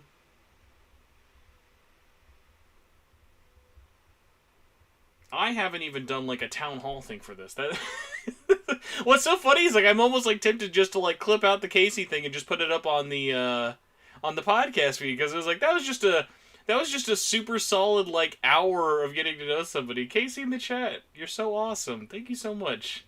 Everybody also, thank you so much for being here. It was all super cool. Here, we'll do this. I'll tweet it out later as a reminder. But for the giveaway, since there was actually 75 of you here, all you're going to have to do is just basically, as long as you are subscribed, just comment on this video what your Twitter @ is, and make sure your DMs are open, and I will pick a winner on Friday. So once this is done, there will be normal comments, so don't do it in the live chat. And then I can scroll through the comments and just let me know what your Twitter is and stuff. Man, okay, this is crazy. We have our next guest here, who I'm going to be much less professional on because I'm a disgusting man and I need to eat. Let's see if my awesome guest friend here, as we have Ruinous Thunder waving in the background. Ruinous Thunder. Hello, special guest star number, I don't know what number we're on anymore. Can you hear me okay? Oh, I'm not sure if there's a delay. Hello? There we go, I can hear you now. How do I sound on your end? Okay, great. Yeah, you sound great. Do I sound okay? Is there like any background noise going on? You are perfect. I can't even hear your turtle this time. That means you've either improved or you're going to have very sad news for me about your turtle, I hope. No! So she's fine. Thank you. Also, I'm sorry. I can't believe I had to bump you. I was like, Casey's gonna give me like 5 minutes, 10 tops. This was such a last minute thing. I was literally in the Little Caesars parking lot where all great deals happen, and Casey was like, I could go on for like 10 minutes, and I'm like, let's go. I mean, I was just listening to the whole conversation, and it was phenomenal. So absolutely bumped me. Like I've never wanted. Casey. I've never wanted. By the way, when Casey was talking about that Evangelion thing at the very end, I've never wanted to just get up and hug my computer screen more than that. I know. Oh man, I felt so bad. But yeah, so mystery guest, we've not even said your name. Who are you, and what the heck are you doing here? So I'm Allisa James. I've been on here in the past several times. I'm generally a video game writer. Like I'm just kind of around at different sites. Currently, my hangouts are Tech Raptor and Tech Radar. So you've left Dual Shockers. You've divorced with Ian. Sadly, he's all gone. I know, and that was actually he's my fave. He's so awesome. I loved working with him too, so I really miss that. But now that you've gone on to bigger and better things, now because like you were saying, this is his first SMT to review. We all know you would have stolen that from DualShocker, so now you both can play it. Yeah, exactly. And then I guess on my end, it's actually nice because I get to play it casually now. Like, I don't have to like rush it or like, think about like how to critically kind of like tear it down. Not tear it down, but you know what I mean? Like really like dig into it. I could just, enjoy it like a fan. So it's nice. No, definitely. And honestly, I'm trying to think, when was the last time we had you on here? Was it for Nocturne previews/reviews? Yeah, that was the last time, yes. Let's put that into perspective. I just realized something. I'm stuffing my mouth with food. I have not eaten like once today. So... Oh, yeah. Mm-hmm. When you and me were playing that game for review, that is when they were dubbing SMT5. How insane is that? Like, in our brains, like, we weren't even like... Because I wasn't thinking the game was ever going to come out this year. At all. Yeah. Oh, yeah. See, I was a true believer, so I knew it was coming out this year. I believed in Atlas. I was like, no way, Jose. And then as I'm looking at my copy now, I'm like, oh, God. What have I done? Why did I forsake them? Exactly. So, obviously you're not playing it yet, but what are your thoughts kind of going into it? Are you excited about it? And is it weird kind of reflecting on it? Because like I mentioned at the beginning, this is, oh my gosh, a over 5-year-long journey now. Because like this has been pretty much teased and worked on since P5 released back in 2016, so it's kind of crazy to think this is here. Yeah, it really is. Like, it's so bizarre. And I remember when I wrote my pieces kind of like, crying about it. Like, please just show us like a crumb of it at E3, please, Atlas. And then, nothing then. So, but no, I'm really excited for the game, honestly. I've really been looking forward to it this whole time. All the previews, because I watched your preview video before you had to private it, and it was really great. Hey, it's still it's still there. Everybody, get those clicks in. We've somehow almost gotten me at like 6,000 or 7,000 views unlisted. That might be like a YouTube record, unless you're like sharing like porn around. I'm sure. Exactly, but yeah, it was funny because I was actually listening to your preview while I was like shopping at like a supermarket, so it was a nice little listen. But yeah, no, it was great. And then like reading other people's previews, reading Ian's review in progress, like just really confirming things that I wasn't too sure about with the game, and I'm really excited to play it now. Like there are absolutely no doubts in my mind that I'm gonna enjoy this experience immensely. So that's gonna be awesome. And for you, were you able to get a super duper special rare limited edition at all? I don't even remember. Yeah, I was able to pre-order it off of GameStop, so hopefully nothing goes wrong, but I do have that. Just refreshing your email every 5 seconds like any healthy adult would. Pretty much, yeah. But I felt kind of like an extra simp because I'm probably going to buy it digitally too, just so I won't have to open up the special edition. But then you won't have like the satisfying feeling of opening, like, I don't know, like, I'll see if I can do this on the mic. There's that interesting feeling, especially with Switch games. I'm gonna grab my Link's Awakening. We'll do it with Link's Awakening.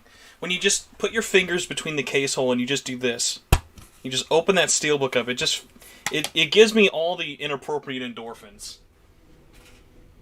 True. Maybe I might try it once, like just to get that feeling, and then go reseal right it. Never touch it again. Exactly. Just go right to the digital. Oh my gosh. So for you though, are you like? Because like I'm sure you are so as aware as I am what an insane fall this has been, like for games. Like, are you glad it's kind of coming out as like one of the last big releases? Like for me, I'm kind of glad that Advance Wars got delayed because this is pretty much my last holiday game, and then after this I'll be able to play catch up with everything else. Yeah, same here. Yeah, I've been really from the summer. I've been busy because like. Neo World Ends with You, Great Ace Attorneys 1 and 2, and then I think in September was No More Heroes 3. So like I was just like right after another, for me at least, for these kind of big sort of releases that I had been looking forward to. So I have been absolutely swamped, like happily so. But so yeah, like you said, this is like, for me, SMT5 is a really great way, and actually Pokemon as well, because I really am one of those people. But these two games are going to be like kind of my rounding out for the year, and then like you said, I'll mostly be playing catch up after that. Is there like one big thing this year that you're like, I can't believe I haven't beaten yet? Like, I feel like for me, I have so many. It's like, I really want to go back to Guardians. I really want to beat Deathloop. Oh my god, there's like horrendously too many. Like, I'm probably gonna be mad that I forgot. Like, oh yeah, like No More Heroes. I still haven't played No More Heroes 3. Like stuff like that. Yeah, yeah. I actually No More Heroes 3 is the one I have to finish, and I also forgot about Monster Hunter Stories too. I also did play that, so that great game as well. But yeah, No More Heroes 3 I need to go back and finish, because I was just really enjoying myself, and then I kind of like stopped. You know how that kind of happens? Like no reason for it. You just stop playing the game, and that's what I did. So I'm gonna go back to it because I really really love it. That's awesome. Now, I'm not sure if you're actually able to answer or not. If not, please do not worry.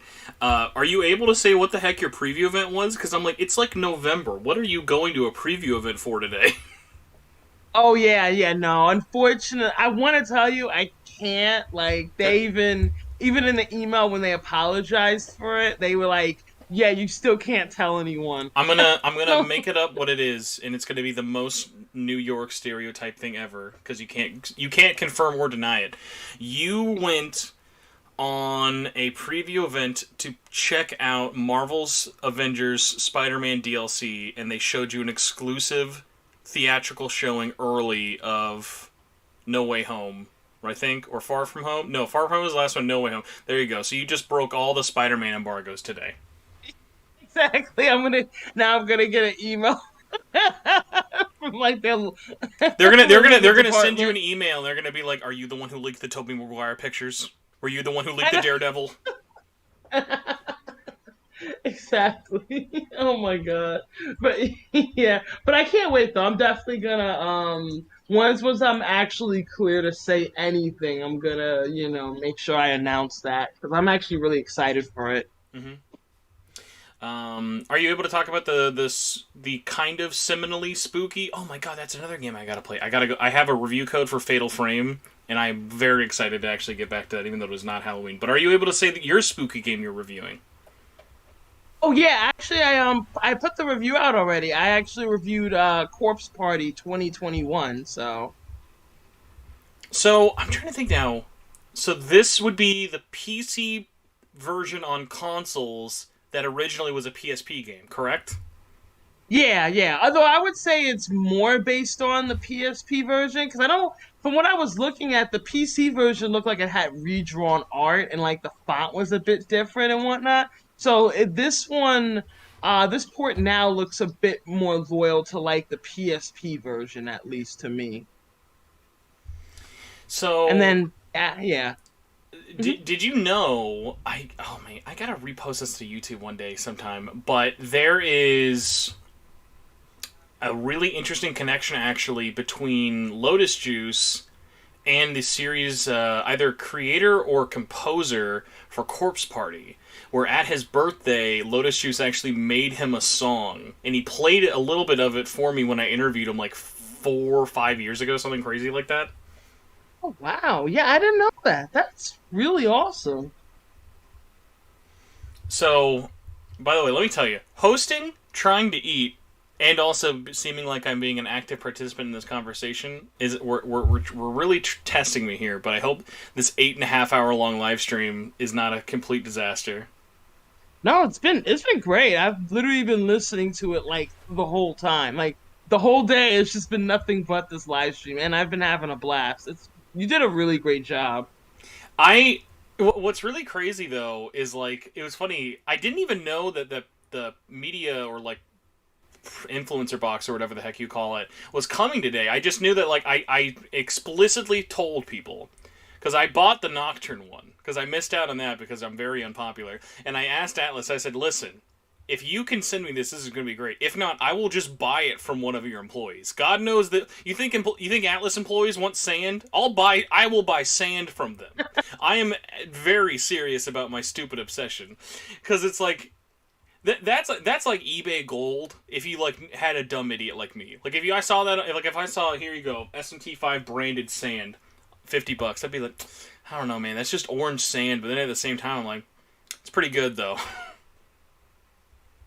I mean, no, I get you. Like that actually sounds really awesome. Like I'm not gonna lie. Like when you brought that up, I was like, wait, does it really come with sand? Because I would kill for that. I need to actually. I'm talking to the lady who was one of the people who worked on it. I'm gonna ask her why it's called magic sand. You know what? That's a really good question. I hope that means it's edible. Will I eat sand on stream? I don't know. I don't think so, but I'm just saying that super chat button's very tempting when it comes to eating sand, so no pressure, everybody. So, Allisa, thank you so much, by the way, for, like, waiting, and everyone else, because, like, I've had a very loose schedule of what I had planned, and then, hilariously, starting early ruined my schedule. Like, my friend Nyarly was like, alright, I'm like, it's 1 in the morning, do you want to start now? Because it was 9 in the morning for me. And I was like, oh, sure, we'll start early. How bad could it go? And then I was, like, doing, like, hour per guest things. I'm like, this is completely throwing off my... This is going to completely throw off my my schedule. How bad could it be today? The answer was very bad. Even skipping my lunch by 3 hours made it very bad. So I apologize for how long I had to make you wait, but also thank you so much for coming on. Oh, and yeah, thank you for having me. Like, it's always nice to come on your podcast, you know, shoot the breeze a bit and whatnot. Like, I'm trying to be as overly nice as possible, so one day I can be really passive aggressive and be like, "Geez, where's that Megaten marathon invite? One of these days, guys. Got waiting on that inbox. Gonna get it one day." One day, but yeah, no. On a serious note, you're always like free to come on. We're just on hiatus right now, just because we're trying to work around some scheduling issues. But we should be back soon. But yeah, we would love you to come on board. Like that would be awesome. So I have bad news. We have a Magic Sand update. Oh no, what happened? I said, why is it called Magic Sand? She says, I don't know. I'm scared to touch it. Oh!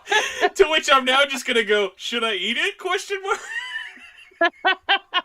That's like your next live stream. Like you're like, if you get past 150 views right now, you're gonna eat the magic sand. Only 1 grain though. Just one grain for every 150 people. Exactly. Oh no, Nathan in the chat trying to get me to eat sand probably says, before you read this, my name is Nathan. Hi Nathan. Oh, we got sexy cam girls back. I like when people are like, get the mods. I'm like, I appreciate you thinking I have mods for this channel. It's very nice to assume. I definitely do not.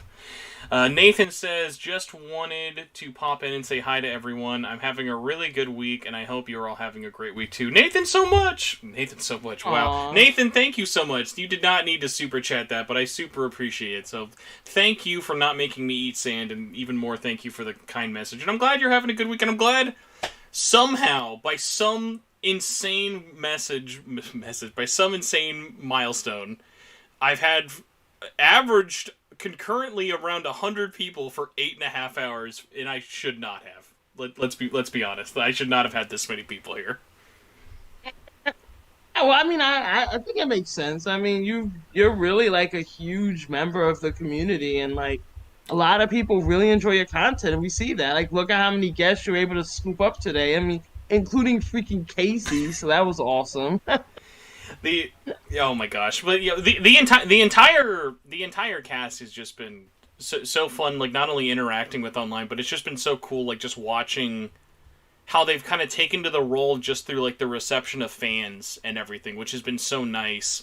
It's like, I don't know. It's like it's one of those like really fun things of like seeing them being so humble and stuff, and not like in a, oh, I'm like just trying to make myself like look cool kind of way. Of just more of just say like, hey man, this is just really this is as big of a deal for them as it is for us. Yeah, yeah, exactly. And it's like that's why I kind of like hearing that perspective from them too.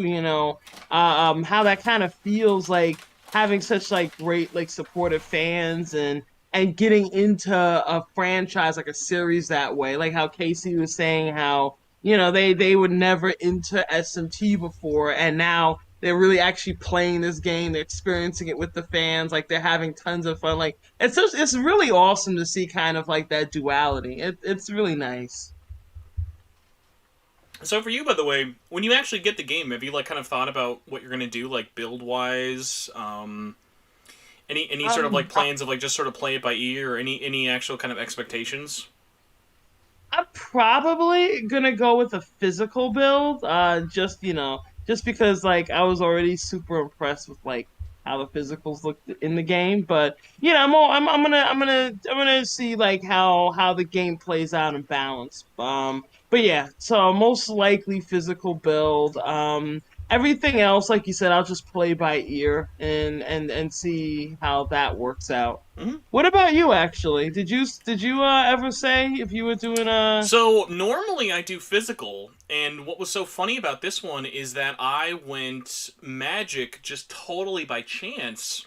And what was so funny about it was I think it's because like you start with Zeo, and I'm like, okay, like it's kind of making me a little bit more biased just to have some sort of magical element.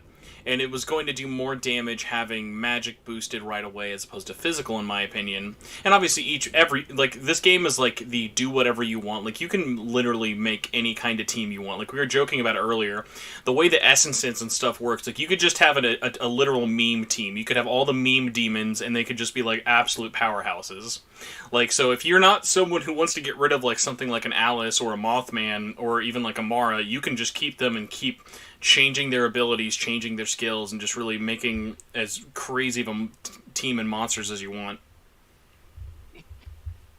Exactly. Like I would say like I know I'm looking forward to my perfect team that's gonna have penis chariot monster, vagina monster. Like I would say titty monster, but they made Artemis actually not have tits for shoulder pads, so good on them. I know. Even though that would have been the perfect like compliment to my team, so I'm a little upset, but Is it just like Team Hermaphrodite at that point? It's like, we've got everything, everybody. There's no discrimination here. We bring them all. Exactly. Well, you know what? I asked this earlier, and we did have an answer. I said, where's the Jesus demon? And we got reminded of Agony from Devil Survivor. Now I need to wonder, is there a butthole demon? I don't know if there is. Exactly. I'm worried to put this in, but I'm about to type this in. SMT butthole. No context on Google. Wish me luck, everybody. Oh no! Oh my god. Google image search, the first thing it gave me was just Navarre's butt. And it just says, how's this? Navarre does have a very interesting shaped butt. I will say that, for sure. Wow. Alright, confirmed. No butthole demons. Unless chat wants to say I'm wrong. No buttholes in this house. Slime team.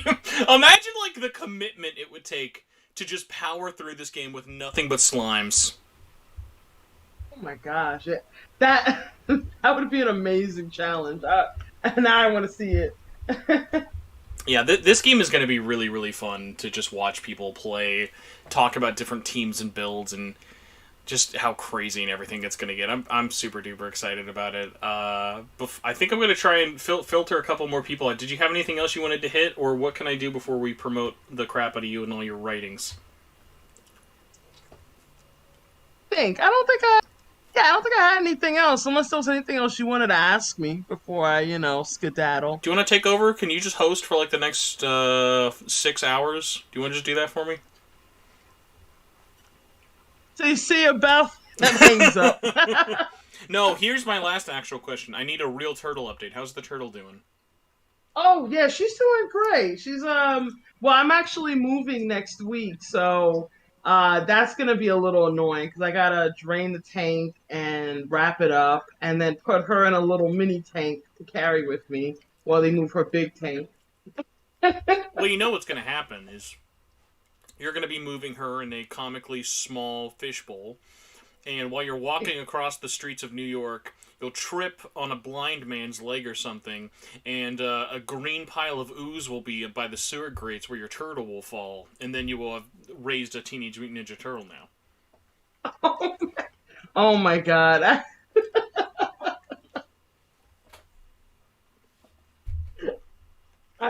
I want to say I wish, but I don't know if I'm ready for that responsibility. How She's old, a how old is your handful turtle already. now? She might not be a teenage anymore.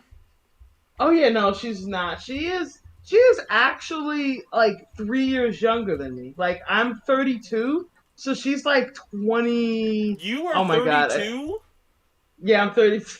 If you told me you were like 18, I would have believed you. I'm the worst at ages though.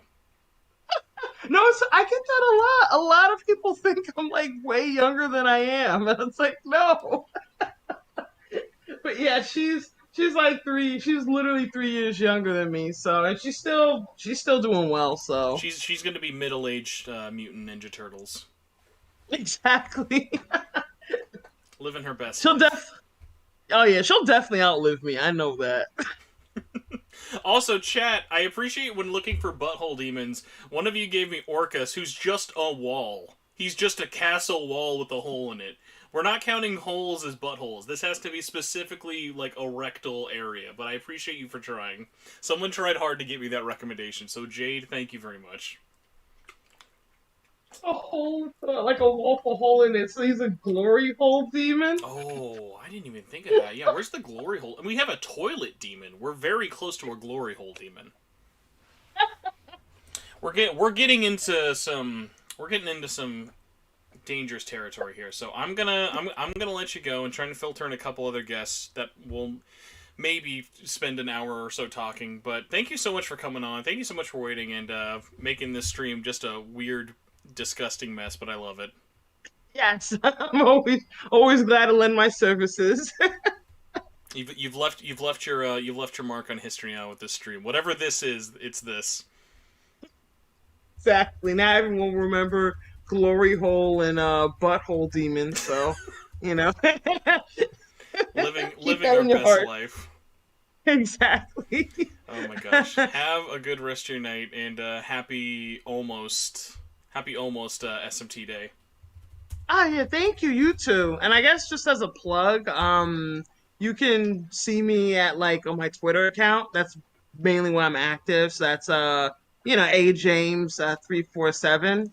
So feel free to chat me up on there and talk whatever. And on there as well, I have my websites that I work for. So check out my works. I post a lot of my stuff on Twitter as well, like whatever I write.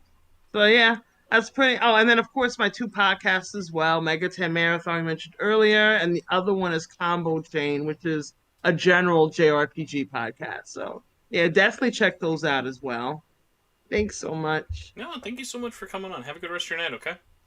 Thank you. You too. All right. Take care. Bye. All right, our next special guest is speed running to answer the call. Maybe.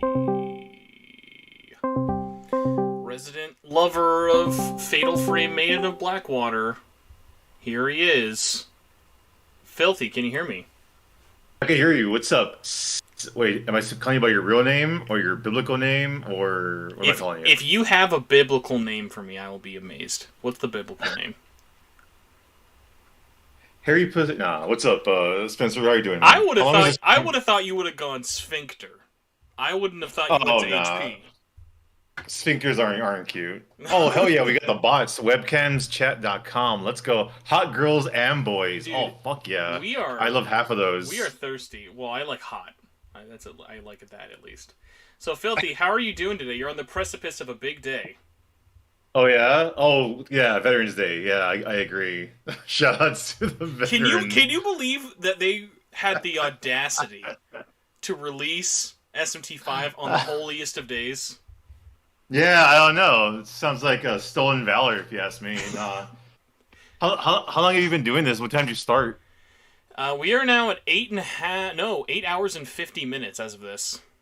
Jesus Christ! And you're not going to end until you finish SMT5, right? Oh my god, dude! I haven't even played it. The best part was I liked when I announced the stream officially yesterday. People were like, "Dude, I wouldn't stream it if I was you. You're gonna get in trouble." And I was like, "Do you think I have the ability, technologically, to even stream myself playing SMT5? Of course not. This is just me and a JPEG talking to you other people."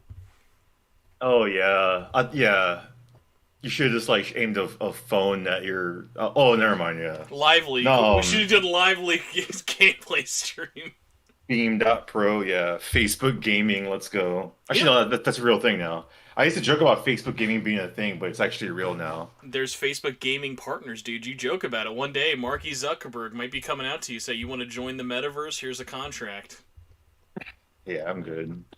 What's up, Cosmo, Young Queasy? Everybody's in chat. Faz is here. Phil's here. I think I saw LaRue here earlier. I think LaRue left because he heard my voice. I know he likes to do that. No. He's busy. LaRue got the invite. LaRue had to dip. LaRue had a big boy work to do. Oh, yeah. I don't have big boy work. I'm unemployed right now, so I got all the time in the world. Well, you're currently in between jobs. One is your last job, and your next job will be just speed running all day, every day. Dude, if I could get paid to speedrun Majin Tensei, oh man, that's all I would do every day for the rest of my life. Now, because you actually at least stream considerably, what would you say like your weekly schedule is? Like, out of 7 days, how often do you really stream? Well, 3.5, because I go to school during the week now, so I only stream Friday through Sunday, and I'll do like a short stream Monday night of like Japanese studying stuff. Mm-hmm. Always fun. So for you, if you don't want to get into this, you definitely don't, because I don't know enough people who really speedrun, because this is such a different thing than like just normal live stream sort of stuff. What do you think it would take for you to make that your full-time job, just speedrunning? In terms of like donations, chat, subs, stuff like that. Like fucking 800 subs probably. Like so what are we like? What are we like 200 away? 100? I mean I had a subathon recently. I'm like 600 away, something like that. Oh yeah, you had the big Halloween one. How was that? I liked the theme of that was very, very timely. It was pretty cool. I got to beat like a bunch of Resident Evil and a bunch of Silent Hill games. It was pretty cool. I've beaten those games like thousands of times each, so getting to play those again in front of people was pretty fun. Now, especially on Halloween. I know you've had a tenured history, at least according to people I've heard, of you and Fatal Frame. Did you get to touch any of this newest Fatal Frame yet? Yeah, I got a code. I got a code after Halloween. That's just something about that hit wrong. Let me tell you. I know I wasn't gonna get very far before Halloween, but it would have felt good to have it on. But I literally had to work on Halloween, so it sucked bad. But it's good you got one. So what have you been playing it on? I mean, I got it on PC, but I haven't really played it. I've been too busy with a bunch of other shit. I forgot that SMT5 comes out the same week as Forza Horizon 5, so I've been all over that, trying to play as much as I can of Forza 5 before. Did you catch any of LaRue's stream last night? Nah, he streams late. He streams late on purpose, so I can't show up and crash it. He had he just doesn't know. Like he was reviewing my podcast from this week with Len from IGN, and I love that this stopped him. I said, Forza is a way huger deal in the general like scheme of like gaming and stuff than SMT, and he's like, no way that's true. I'm like, dude, Forza is so huge, like you have no idea. And I was like, of course, I was the only Forza person in chat, so like I had nothing to back me up besides Google SEO. Oh yeah, Forza's great. I love it. I've not touched 5. Especially the Horizon games. It looks so... Well, it's funny, I've only played Horizon. I started with 2. Shout out to the Fast and Furious one. I played 3. Oh yeah, and I didn't that's play what got me into it too. That Fast and the Furious thing, I think it was like free, or it was like $1. No, that was free as fuck free, which made it even better. That shit had... I remember it was like Ludacris like yelling at you. He's the navigator. Yeah, he's like, way, hey, yo, go over here. The best part go drive this car over here. The best part about the Fast and Furious Forza Horizon 2 was just the fact that they added Get Low, which was what everyone remembered from Fast and Furious 7, was from it being in the trailer. So it was just, you could just race around in Fast and Furious 7 cars while Get Low just blares and Ludacris is just like, yo, hit that ramp! God bless Forza, man. So I'm glad you're trying. I'm glad you're trying 5. Everything my experience of it so far has just been looking at people's hilarious mods on Twitter. Oh, people have mods on that? Oh, you mean like to their cars? Mm-hmm. Yeah, I don't really do that kind of stuff. I kind of just like whatever because the game gives you like a billion cars. It's the same as like when the game gives you like a Megaton gives you a bunch of demons. You're like, well, I want to use them all. Like, I want to try them out, I guess. That's how I feel with Forza. Like, they give you like the fucking first day I played like I don't know like 9 hours or something, and I got like 70 cars like from races and from like a bunch of shit, and I was like, all right, like I'll take them. But yeah, I don't really fuck with the. I'm waiting for someone to have like a Jack Frost like livery so I could download and put it in all my cars. I'm sure someone out there has made one. Maybe He's already in the new Call of Duty. Like I don't know what Forza's. What's the holdup, guys? Come on. Because I know someone made a slime one, and that one was really cool, like from Dragon Quest. Oh shit, LaRue's here. Shout out to LaRue. His ears were burning. He heard us talking about the Forza moment. He had to come back to defend himself. LaRue, my better half. So, that's what I call him. He doesn't call me that, but I call him that. Well, it's a one-sided better half. By the way, Phil, Yeah. I love your comment. If I could highlight a comment, I would. Do I have to play the previous games to catch up with the story of Forza 5? Well, actually, you need to play all of the Forzas, and then you can jump into Horizon. But it actually goes Forza 4, 1, 2, 3, and then 5. It's like a Tokyo Drift thing in reverse. Funny enough, like the story, like obviously doesn't fucking matter, but there are some like hints of like continuity between Horizon 4 and 5. I was like, okay, I'll take it. Because there is a story. It obviously doesn't freaking matter. It's the story can be boiled down to like, oh, we want to like race here. Okay, go do it. You know, it's a festival. But yeah, it's pretty fun. Games are all about having fun. That's like my favorite part about it is having a game with like a billion licensed cars and like you could just have fun with it and it isn't just like strictly like oh you gotta race on this lame fucking track or whatever. Are you playing this on Xbox or PC? I mean I got a Series X, so I'm playing on that. Okay, yeah, because I mean the thing is like it'll run on pretty much anything, but like when you see like Horizon like running in like 4K and 60, like it's fucking really nice. Yeah, Horizon 4, I remember like that was the game I would show people off. Like when someone came over and they're like, "Hey, what are you doing?" And I'm like, "Bro, check out this fucking rig." And like that's the game I would show people was Horizon 4, like fully maxed out, like unlocked frame rate, pretty fucking rad. This is the best SMT5 discussion I've heard all day. Is that where? I thought we were talking about video games. We could talk about Forza all day. I mean, hey, we've talked about GTA today. We've talked about a lot of things. So I'm actually holding my copy of SMT2 on PS1 in my hands just so I could have something to hold. So I guess I'm sort of talking about SMT5. Since LaRue's not there, your other better half, SMT2 on PS1. Yeah, exactly. I also have Dragon Quest 1 on Super Famicom in my hands, but that's all right. So there's always a lot of shit on my desk, so yeah. So Phil, I've brought this up with a couple different people, and I kind of dipped into it a little bit with my last talk. For you, I don't know how much you've actually been kind of paying attention, because I know we last talked after E3, and you were thinking of probably dipping in terms of paying attention to most of it, and like kind of worried they were going to show or talk about things too much. Did you kind of stick with that plan? How much have you really watched leading up to release, and like what do you kind of know going into it? I mean, yeah, I kind of haven't been paying attention really. Just stuff that pops up here and there, like little announcements. I saw that fucking ugly ass jerk off ADV. What girls are here? Fuck yeah! Look at those emojis. They're just getting like free advertisement. Yeah, I always love reading them out. Let's go. Hold on, let me screenshot this. Fuck yeah. But yeah, I haven't really been paying attention. Like I know some stuff. Like I know there's some minor spoilers from scrolling Twitter, and someone's like, "Oh look, Goblin is here." Like, oh great. Oh man, the Goblin spoiler. Yeah. I don't know. I'm kind of trying to go in as blind as I can. I know it's gonna be impossible when I stream because people like to yap in chat, you know. So like for any of the gameplay stuff, because I there's some things I would want to talk to you about in terms of because there's a lot of really interesting kind of strats that could be here for like different run categories and stuff. Do you kind of want to go into that blind, or have you checked? Yep. Okay, then I will I will shut my mouth, but I will say there's a lot of fun customization, like way more than I would have thought going into this. I know people are talking about like asking me if I'm going to speedrun it, and I'm like, well, I don't know because it might be a kind of boring. You want to actually play it first. You don't want to like make your first run the speed run.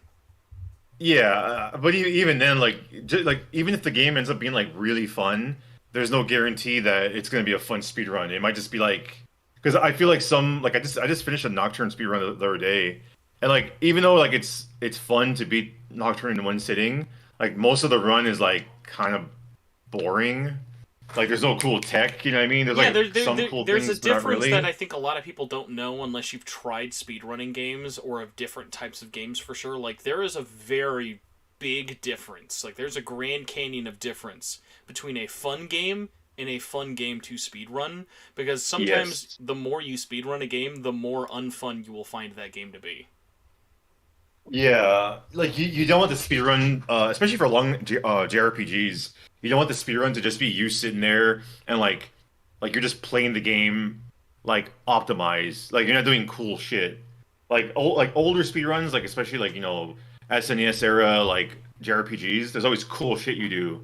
It's like, oh yeah, we talked to this guy holding a fucking panda bear, and the game thinks you're holding the freaking goblet of fire, so you fight the final boss. Like shit like that.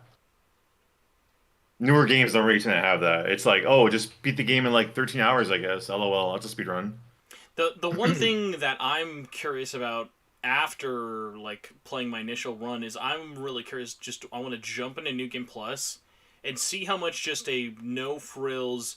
I'm not going to do any of the side content. Like how long the actual game is, because it's kind of like that first run always is the longest. In a lot of cases, especially with RPGs, of then like kind of min maxing everything. Of like I wonder, because like right now the general time for I think most people is going to average around 50 to 60 hours for a playthrough.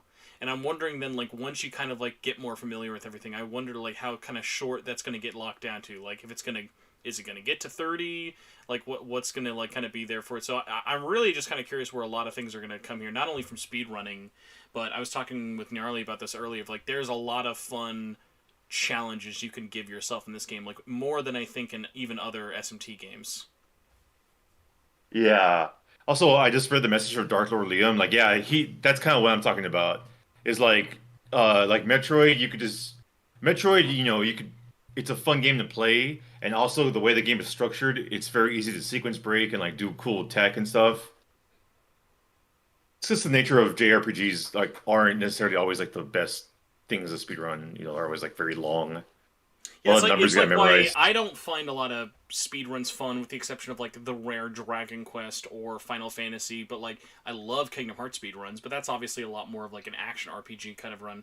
But like that's kind of like needling that like line there. And even though RPGs I like watching speedruns, there is a difference between a speedrun that's fun to watch. I would not want to play a Final Fantasy in a speedrun way. Yeah, same here. Like that's a little too big brain for me. My brain's kind of smooth. Now for you though, because obviously you're known as the guy who likes to speedrun the game we're never going to get officially released in America. That's me. Have you been dipping your foot into other like games of like, oh, let's try and get a little bit more of this, or like things that kind of you want to play but you haven't really touched yet? In terms of Megaton? Oh, no, anything speedrunning. I mean, I sort of was looking at learning the speedrun of Persona 2 Eternal Punishment, because that one's kind of cool where you have everybody die except Maya. That way she gets all the experience. I was looking at the Devil Summoner speedrun, but then I have to like emulate that, and I don't like emulating shit. Not like in a not like in a like moral thing. I'm not a fan of emulating. It doesn't feels lame to me. I'd rather just play on real hardware. Definitely. But anyway, I was looking at the Megami Tensei 1 speedrun, but that's like 4 hours long, and like 3 hours of that is grinding. But yeah, I don't know. I haven't really looked at other speedruns. I did, because I did a run of like on the PS1 version of SMT If. I've beaten Yumi and Akira in a speedrun way, and I was thinking about doing all four because there's like four routes, and I was like, oh, they're all kind of short. I could probably do all four like in 8 hours.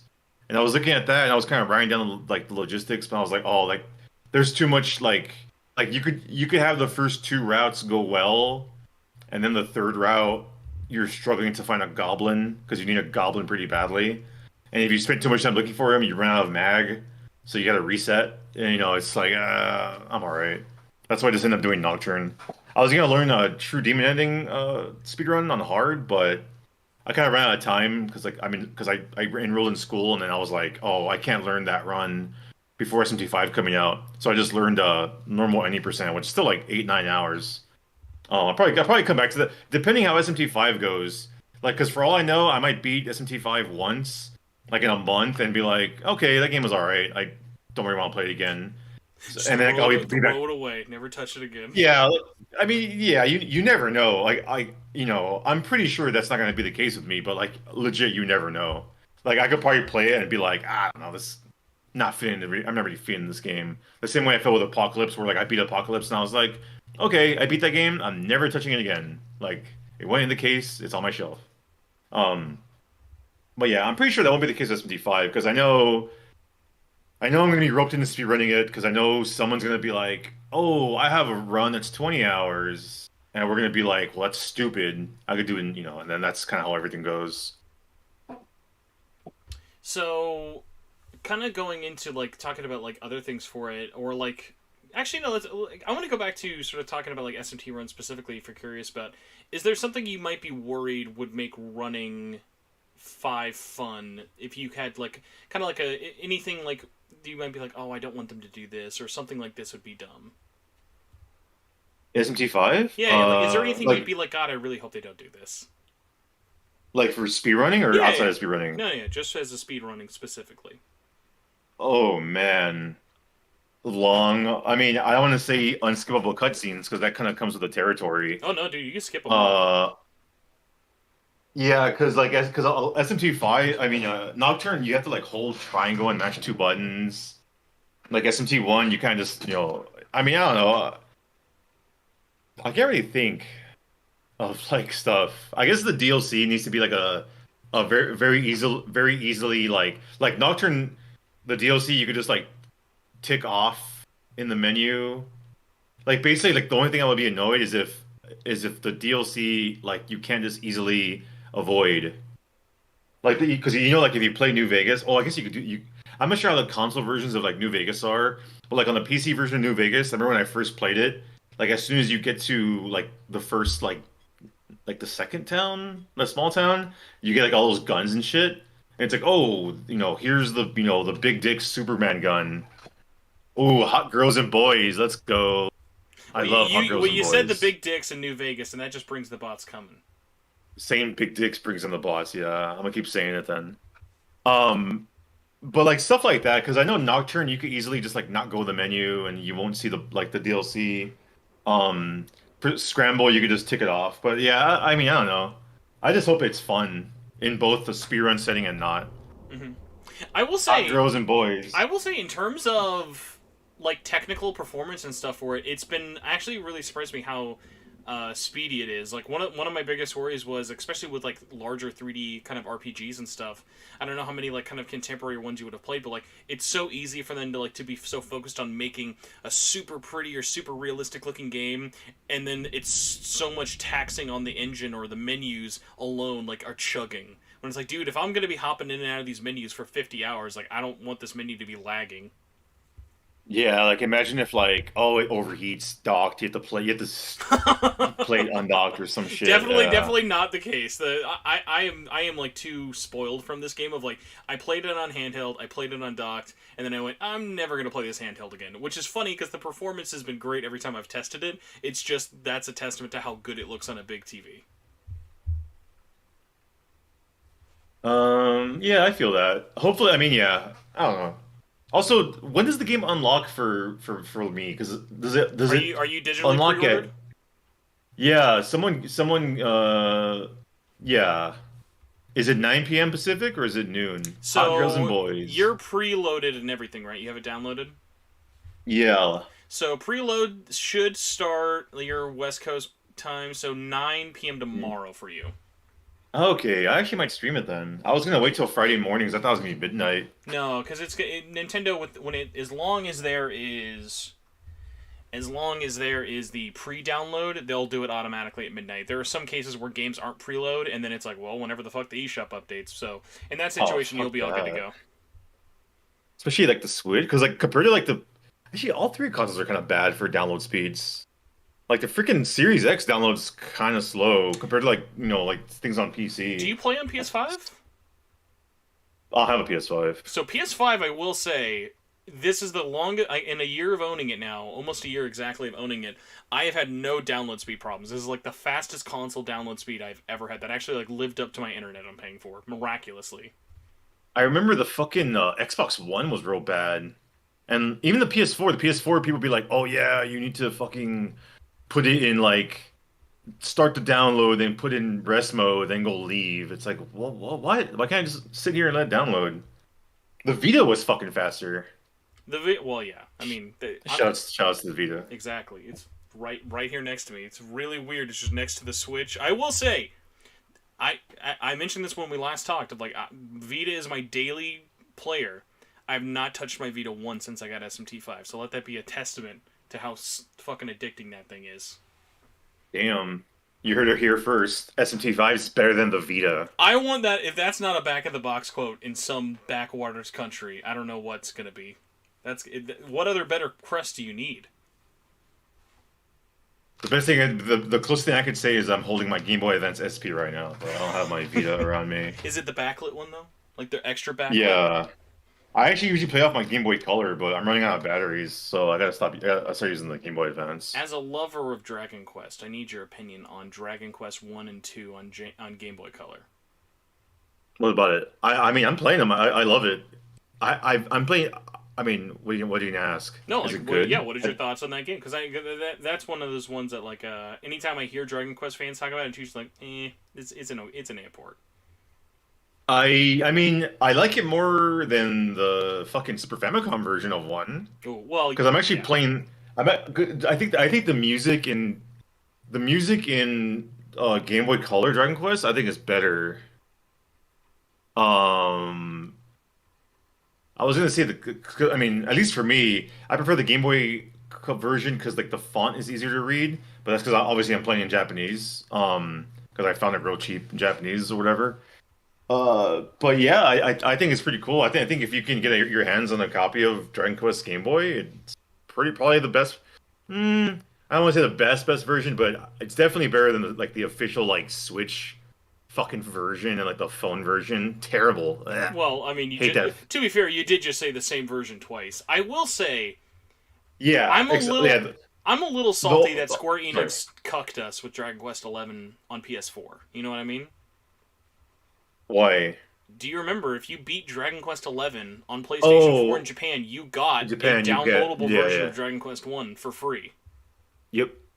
Not here. Yeah. I actually forgot about that.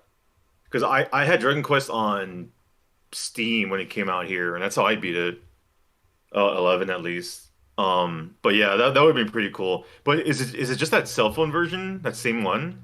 I actually don't know what that one is. I've actually only ever played Dragon Quest on the NES ever, the first Dragon Quest, so I'm not sure. Yeah. I played on NES. I played like I guess every version, like the NES, Super Famicom, fucking Game Boy, and the phone / Switch. It's probably worse all because I actually beat Dragon Quest 1 on phone. That's the first way I beat it. And I was like, "Oh, cool!" And then, like, it's you compare the graphics to any other version, and it just seems so bland, and I hate it. When is our Dragon Quest Pixel remaster? That's what I need to know. I mean, well, 3 is getting that HD 2D thing. I'm actually trying to beat the Super Famicom versions of 1, 2, and 3 before the Switch one releases of HD 2D whatever, Part 3. Because I want to experience like the original before I play not the original, the Super Famicom version before I play the Switch one. I mean Switch, yeah, I think it is coming out on Switch, right? I forgot what HD 2D is coming out. HD 2D, I think, is PC, PS4, which will be PS5, and Switch. Yeah. Also, my Amazon Japan shipped like my Japanese SMT5 collector's edition shipped today. But my American Amazon one hasn't, and like my Canadian ones did, but like it's just weird. Most of those are going to friends, and in case someone thinks I'm a scalper, I'm just I just bought. Well, I mean, hey, I don't know if you heard the voice of the protagonist in SMT5 literally has 3 CEs coming. So hey, you're not alone here.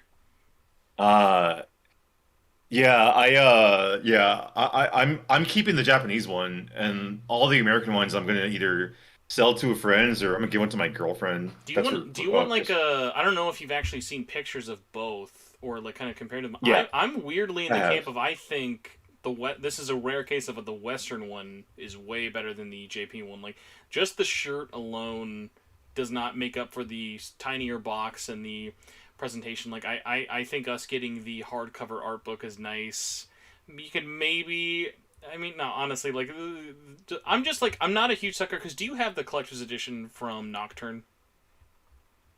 Yeah. It's that exact same type of box. So it's like, I find that box is like, you know what, that's very shelf-friendly, but I just kind of find it a little bit boring, whereas I like how the American one and the Western one is a little bit more flashier. Shows off that key art really, really nicely.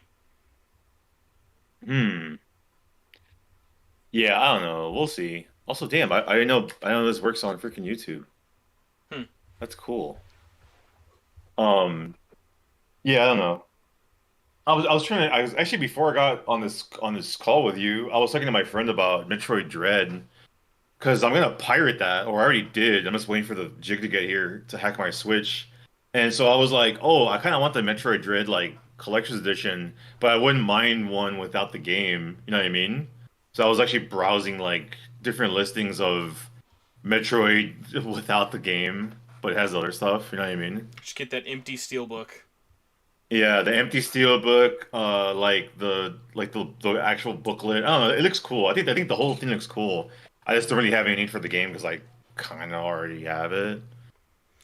See, I at least appreciate that you want the collector's edition, no less, just because of the fact, like, that art book is almost worth the price of the collector's edition alone. That's, like, one of the nicest art books I have, is that Metroid Yeah, Dread I series. imagine. Have you played it, by the way? I'm 3 Emmys in. I need to play more. That's going to be, like, probably my second game after. So once oh god, it might have to be my third. So after SMT5, I've got to review Fatal Frame on PS5, and then I'm going to hopefully get back to Guardians of the Galaxy, which I liked way more than I would have thought I would, and I was very hot coming into it. And then Metroid Dread is going to be my next one. So ironically, Metroid Dread is actually the shortest out of all those games combined. Yeah, I think it's here like what 12 hours max. Oh my! I If mean, you're doing everything. Yeah, yeah, for 100% run for sure. Yeah, yeah. I'm waiting. Yeah, I got too much shit. I got too much shit going on too because I was playing through Dragon Quest One, and then I was like, oh shit, I fucking forgot Forza comes out like it came out last Friday. So I was playing that, and then I was like, shit, now I got SMT5, and I had that Fatal Frame code, and I still had like the Final Fantasy 4 code, but I'm not gonna talk about that. Like they want you to fucking put hashtag sponsored on. I fucking dumb. It's Wait, turned me off. for 14? No, 4. For the Pixel remaster. Yeah, because you know how some companies are. I mean, I'm not even sure I'm supposed to talk about this shit, but you know, like some companies have like their different rules for how you cover a game. Like my favorite was fucking Sega with Monkey Ball because like the rules was just like stream it. That's it. Monkey Ball knew what it had. Monkey Ball's like, listen, Yeah. just show the game. This game sells itself. Just play it. Also, God, thank God that was good. God, I would have been so mad if that game sucked. Yeah, I think it was cool. I know some people say the controls were a little off, but as someone that didn't really play that much of the GameCube versions, I thought the controls were really good. But like I said, I don't have a frame of reference. But like I played that and like instantly like the site we get the keys from was like, oh, it's delivered. And like same with like El Shaddai, Ascension of the Metatron. That one like the review parameters or whatever, like it was like I was already met. But like some companies are like, oh, we want you to make sure you put hashtag sponsored. Make sure you mention that if you play another one of our games, make sure that you put that this game you paid for and you got one from the past. And I was like, man, fuck all these rules. That's why I don't like to fuck around with too much of the like review copies unless like the rules are like not stupid. Shout outs to Koei Tecmo for not having stupid rules. Koei Tecmo, man, they know what's going on. They're like, hey, do you want to show up for a cool game? Here you go. This is when you can show it. Yeah, pretty much. That's I mean, it's fair. None of this like, here's the game. Okay, you can't show this part. You can't show like even after the game comes out. Obviously, I'm talking about Atlas, like and Hey, Square don't Enix. don't Like, show oh, that last level, dude. Oh, I'm going to. I'll say this. I learned today from. I was talking with Mac and Ozzy. I thought this was the craziest thing. I've never seen this. There's a point in the game, much like with PS4 and even Xbox games do this, where you can disable the screenshot button, but it disables video through the whole game. You can take screenshots, but there's a moment in the last hour of the game where it even disables screenshots, and I'm like, that's wild that they think their game is like so holy, like we can't even allow screenshots. I'm like, dude, it's not gonna stop. Like there's already apparently like the final everything on YouTube, which like thankfully I have not seen hide or hair of, and everyone's thankfully avoiding. But it's just one of those funny things of just like, I don't know why they put restrictors in when everyone out there with the capture card still has a capture card.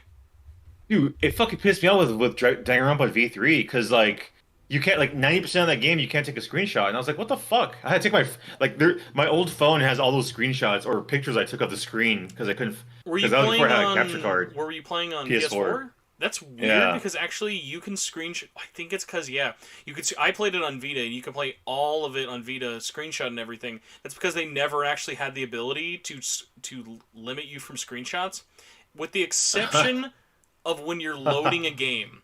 There's a second when you're loading a game where if you screenshot too fast, the Vita will sometimes think you're not supposed to take a picture, and that's the only time it'll ever disable it, and half the time that doesn't even work.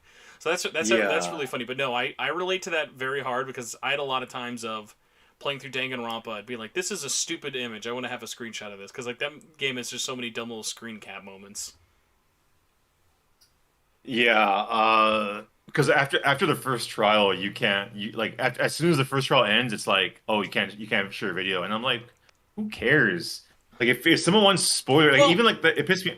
If someone wants spoilers, they're gonna find spoilers. Like you limiting a button is. I at the very least think if you're gonna be enough of a dick to block the share button on a console, have a timer of when that block goes away. Like give it a 6-month window of then you can take video. Like because the only company who's ever actually gone back and removed those limiters are actually Square Enix. Atlas doesn't do it. You think Atlas is gonna go back and patch Persona 5 Vanilla to let you record and stream after the first 30 minutes? Of course not. When I streamed Royal this year, like I forgot that was a thing, and then all of a sudden the game was like, oh, like that's how I knew shit was gonna happen. That it was like, oh, you entered this, you can't screenshot this part. It was like that part, like October, I think. Like I mean, I'm not gonna spoil Persona 5 Royal, but it was like some part like October, November. The game is like, oh, you can't record this, and I was like, oh well, I'm streaming it, so tough shit. Good luck taking me down, I guess. You can try. I never liked all those rules they have about, oh, you can't show this, can't show that. I'm like, well, how the fuck are you gonna speedrun it then, idiot? Like with fucking Scramble, there was Scramble runners that were like, because they were already running the Japanese version. I was like, oh man, what are we gonna do? It's like, just fucking run it. They don't fucking care. Yeah, it was like one of the funny things I was telling Nyarly, he was like wondering if he would get in trouble if he like posted it during one time as opposed to another because of like conflicting time things. I'm like, dude, Japan stops caring as soon as it's out. As soon as they can make money from the game, they do not care who posts what. As long as you're not like leaking the game story or cutscenes, they could care less. Or music. I think if you post them on YouTube, I think if you make a big deal, like you post on YouTube and say like the forbidden part or like the third semester of Royal, I think if you do that, it's kind of like you mean like having it. a channel like Faz or like Buffmeister for the people who like do like stuff like that for it. Like, that was like one of those really funny things of I would love to actually have gotten or ever still have a chance to get Faz on here to like talk about that because that was such an interesting thing of like when he was going through the thing with his channel getting strikes and warnings about like getting taken down of like no matter what you say from a fan's perspective, they just have like they have that like right of way. Like YouTube can kind of do a little bit for it, but when it's like, hey, that's our game, and if your content is pretty much just showing assets that they paid for, it's pretty much like their ball in their court. Like that's why like it's pretty much like a miracle he actually got his channel back under control. Yeah, I was never really a big fan of like the whole thing where like they own the game that you're streaming or doing video on, so they could just have any way. They could just do whatever they want with it. Like, well, oh, like, I think there's different aspects to that conversation. Like, I get it in terms of like, hey, don't ask for my money just because I'm let's playing your game. But there are different ones of like, let's say with example like releasing assets from like unused assets from like an Atlas game. If they want to take that down just because hey, that's our stuff we made and we don't want that out there because that might make us look bad, then they're totally able to do that. Like that makes sense. I don't know. I remember seeing those videos that like Faz posted. I don't remember anything being in there that's like. Oh, I mean, what was in there that would make it Atlas look bad? It's just like cool stuff that's unused. It's a thing There's that's a like, whole hey, this there's is a whole website. like there'd be Sorry. aspects of like, hey, you put why did you spend? So this is more of a looks bad from an investor thing, not from a fan or interesting thing. This would be like a, hey, why did you spend all of this money recording dialogue in Japanese that's never going used, and then you even spent more money to localize it in English that ever got used? Like there'd be situations like that where, hey, like it's just to like make everybody like kind of look better in the end. And like for historical archiving purposes, yeah, it's cool to like know all that stuff that like got cut even if it's not there. But it is also one of those things like as soon as that's like if that was ever thrown in any form of court, it's like, hey, you bought that game and you own that game, but they also own that intellectual property, so it would just pretty much just get Nintendo'd immediately. Yeah, the thing is, like, it obviously with Faz was absolutely a personal thing against Faz because I'm looking on the website right now and I can see all this stuff, everything that was cut from Royal. I could see all of it. Why isn't this website taken down? I think another large portion of that doesn't get brought up in the conversation, and that I would want to talk about a lot more is a thing that didn't get brought up a lot is you were making money from it too. That's a whole nother conversation of having that up in a like informational way is one argument, and I think another one is also copyright laws obviously being different in each region, but also you're making money off of someone else's copyrighted materials they did not release. Then they have the say in that when you're making money off the content. There's ads on this fucking page too. Why isn't this site taken down? This is interesting. Mm-hmm. It's definitely it's definitely got tons of hypocrisy. Like seriously, if anyone is ever interested, like especially Japanese copyright laws are a fucking wild ground. Especially also Korean copyright laws are hilarious for the things that do and don't fly. Like what? I'm not familiar with any Korean media. If you have ever anything. watched any like Japanese or Korean variety show, they have just absolute free game and free reign to use any sound effect, any music, anything they want, and they have no legal ramifications for it. Huh. It's an absolute like it's its own like thing. I really think it's such a cool topic, but not a lot of stuff really gets into it for it. But it's so weird. It's very different than how, like I think actually most people hate it. I was gonna say love it or hate it. Most people just hate it. Like American copyright laws, you kind of see like where the lines begin and where they end. They are very blurry and very messy in a lot of Asian countries. Interesting. I know like Chinese copyright laws are also kind of weird because like they're kind of aren't, and they actively go against like the laws where the original media is, like here in the United States or whatever. But like no one cares here because it's like whatever, they're gonna steal it anyway. Interesting stuff. All right, man. We started with Forza and somehow ended on copyright laws, but I appreciate it. So I think I might wind us down because I think I'm going to try and maybe get out of here before 11 hours, and I'm going to try and get a couple other people in. But it was good talking to you, man. Yeah. You say you're gonna go 11 hours?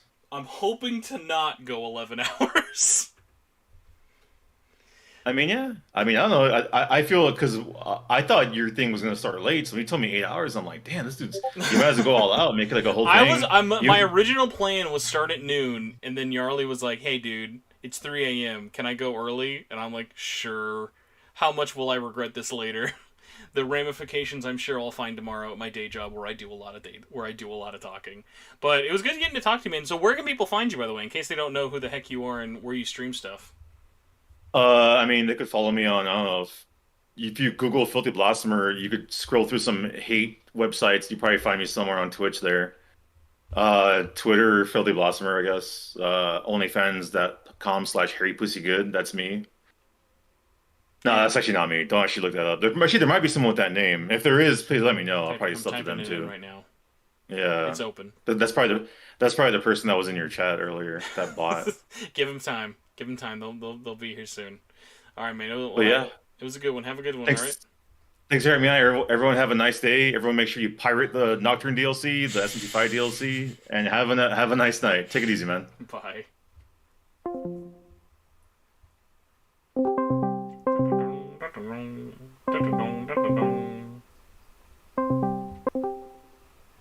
Hello.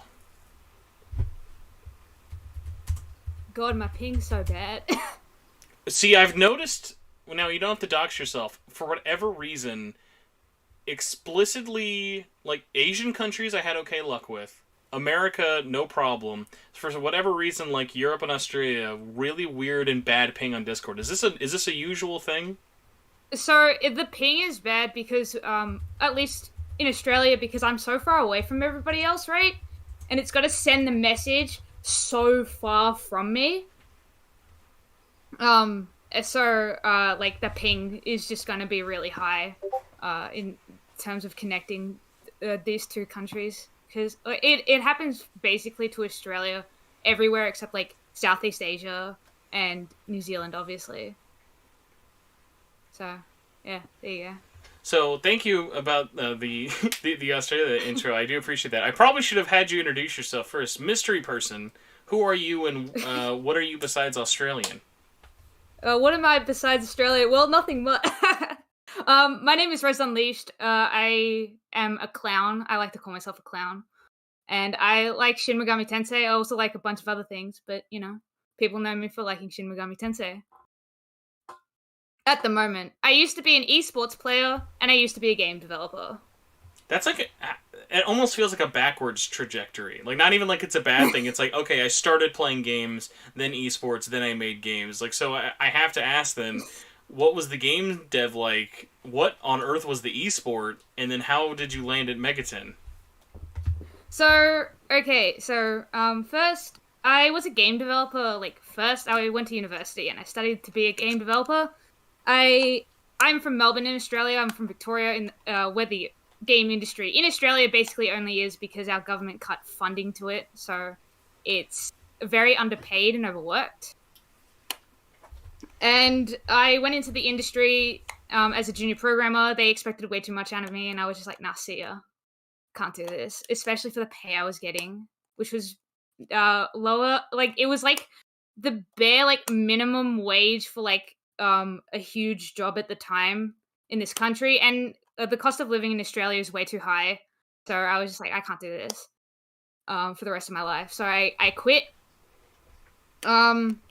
Then I became an esports player, professional Pokemon, first and foremost. I came 5th at the last World Championships that happened in Washington, D.C. in 2019. Obviously, they haven't been able to have one since COVID. So I've still got that under my belt because none other one has The reigning champion. No one can beat you as long as there's not the reigning champion.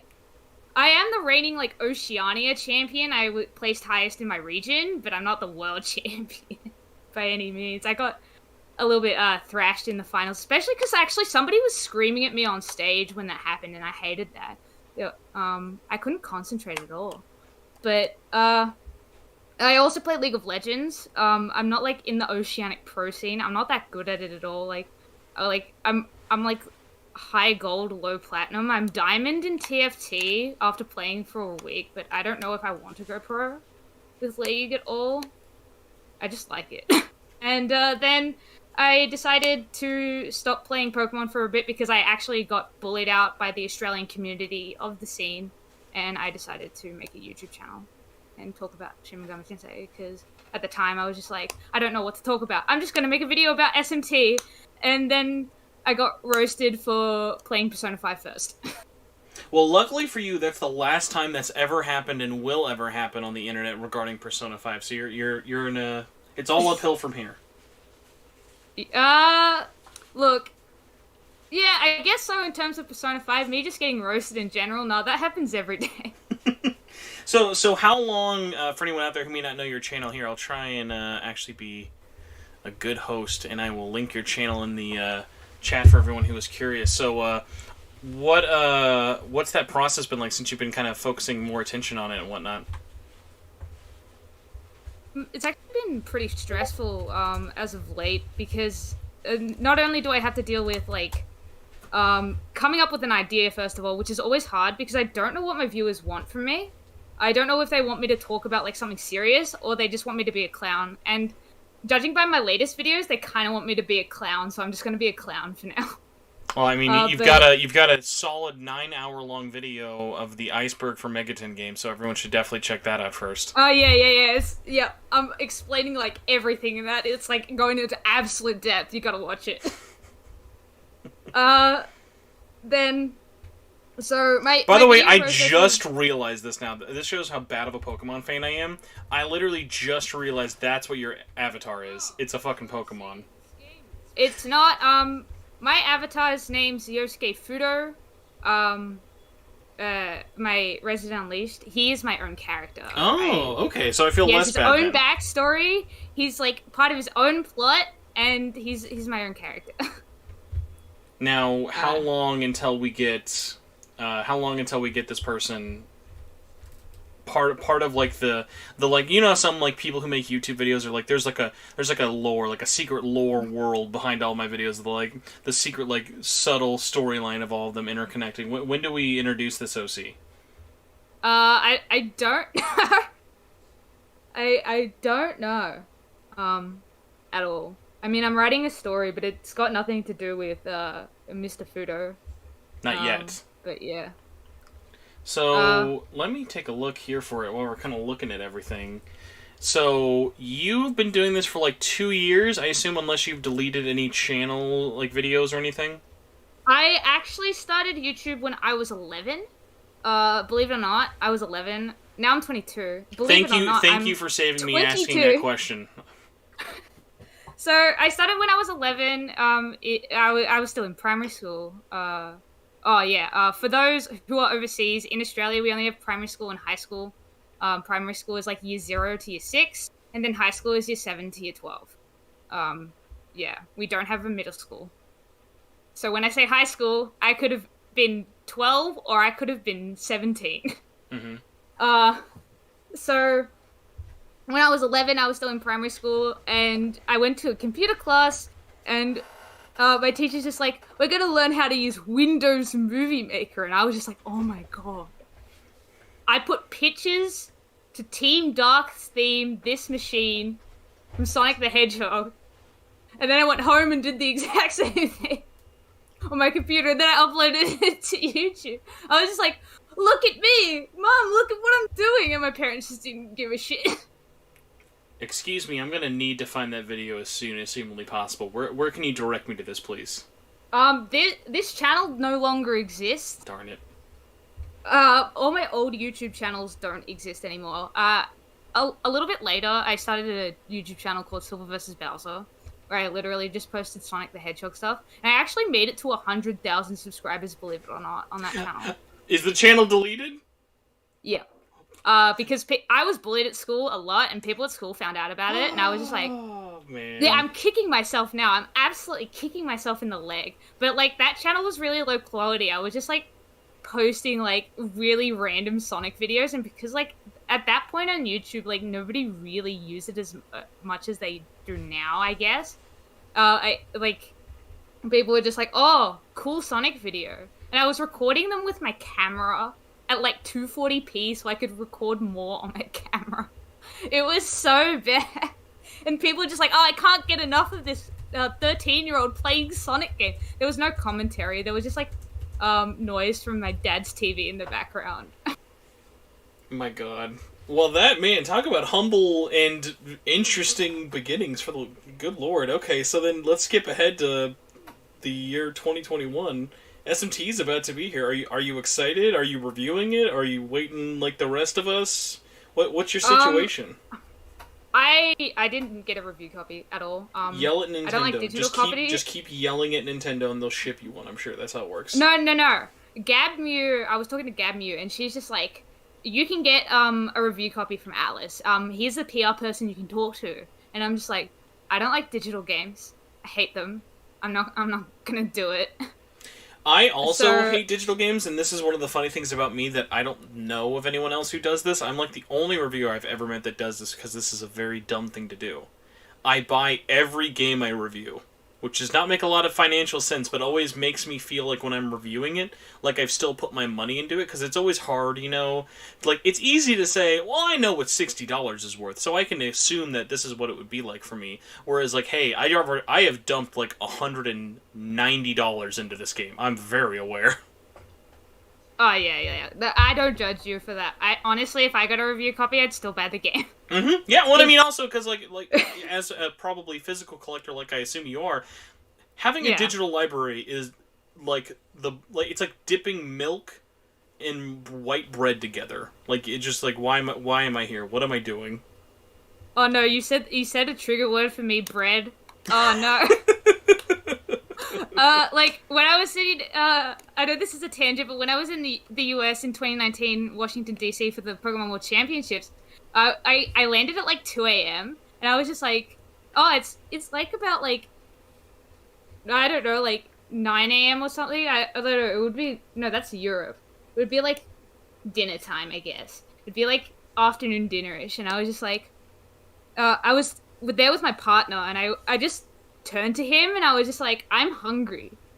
And he's just like, I want to do something else. And I'm just like, no, I want food. I need to be fed. And nothing was open except this, I don't know what you call it in America, but we call it a supermarket in Australia. It's just like a grocery, I guess you call it a grocery store. We call them supermarkets here. So we find one, and then it's 2 a.m., and we're walking, like, these shady streets of DC. I'm fucking sweating, and then we got bread, and I was just like, oh, yeah, I love bread. And then I put it in my mouth, I'm just like, this is disgusting. What am I eating? It turns out, in the US, they put sugar in bread. Mm-hmm. Yeah, it's very different compared to you guys.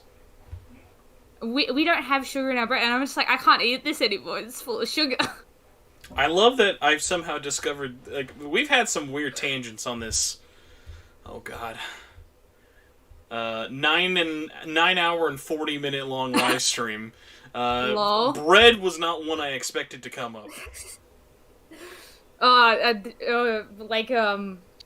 When my sister said bread in the car once, and we're just going on a road trip with my family, and I'm just like, oh, dude, no, not US bread, and then my sister's just like, shut up. Stop talking about US bread. I'm just like, I can't get over it. So, oh my gosh. See, unfortunately, then I want you to know I'm holding back as much as humanly possible.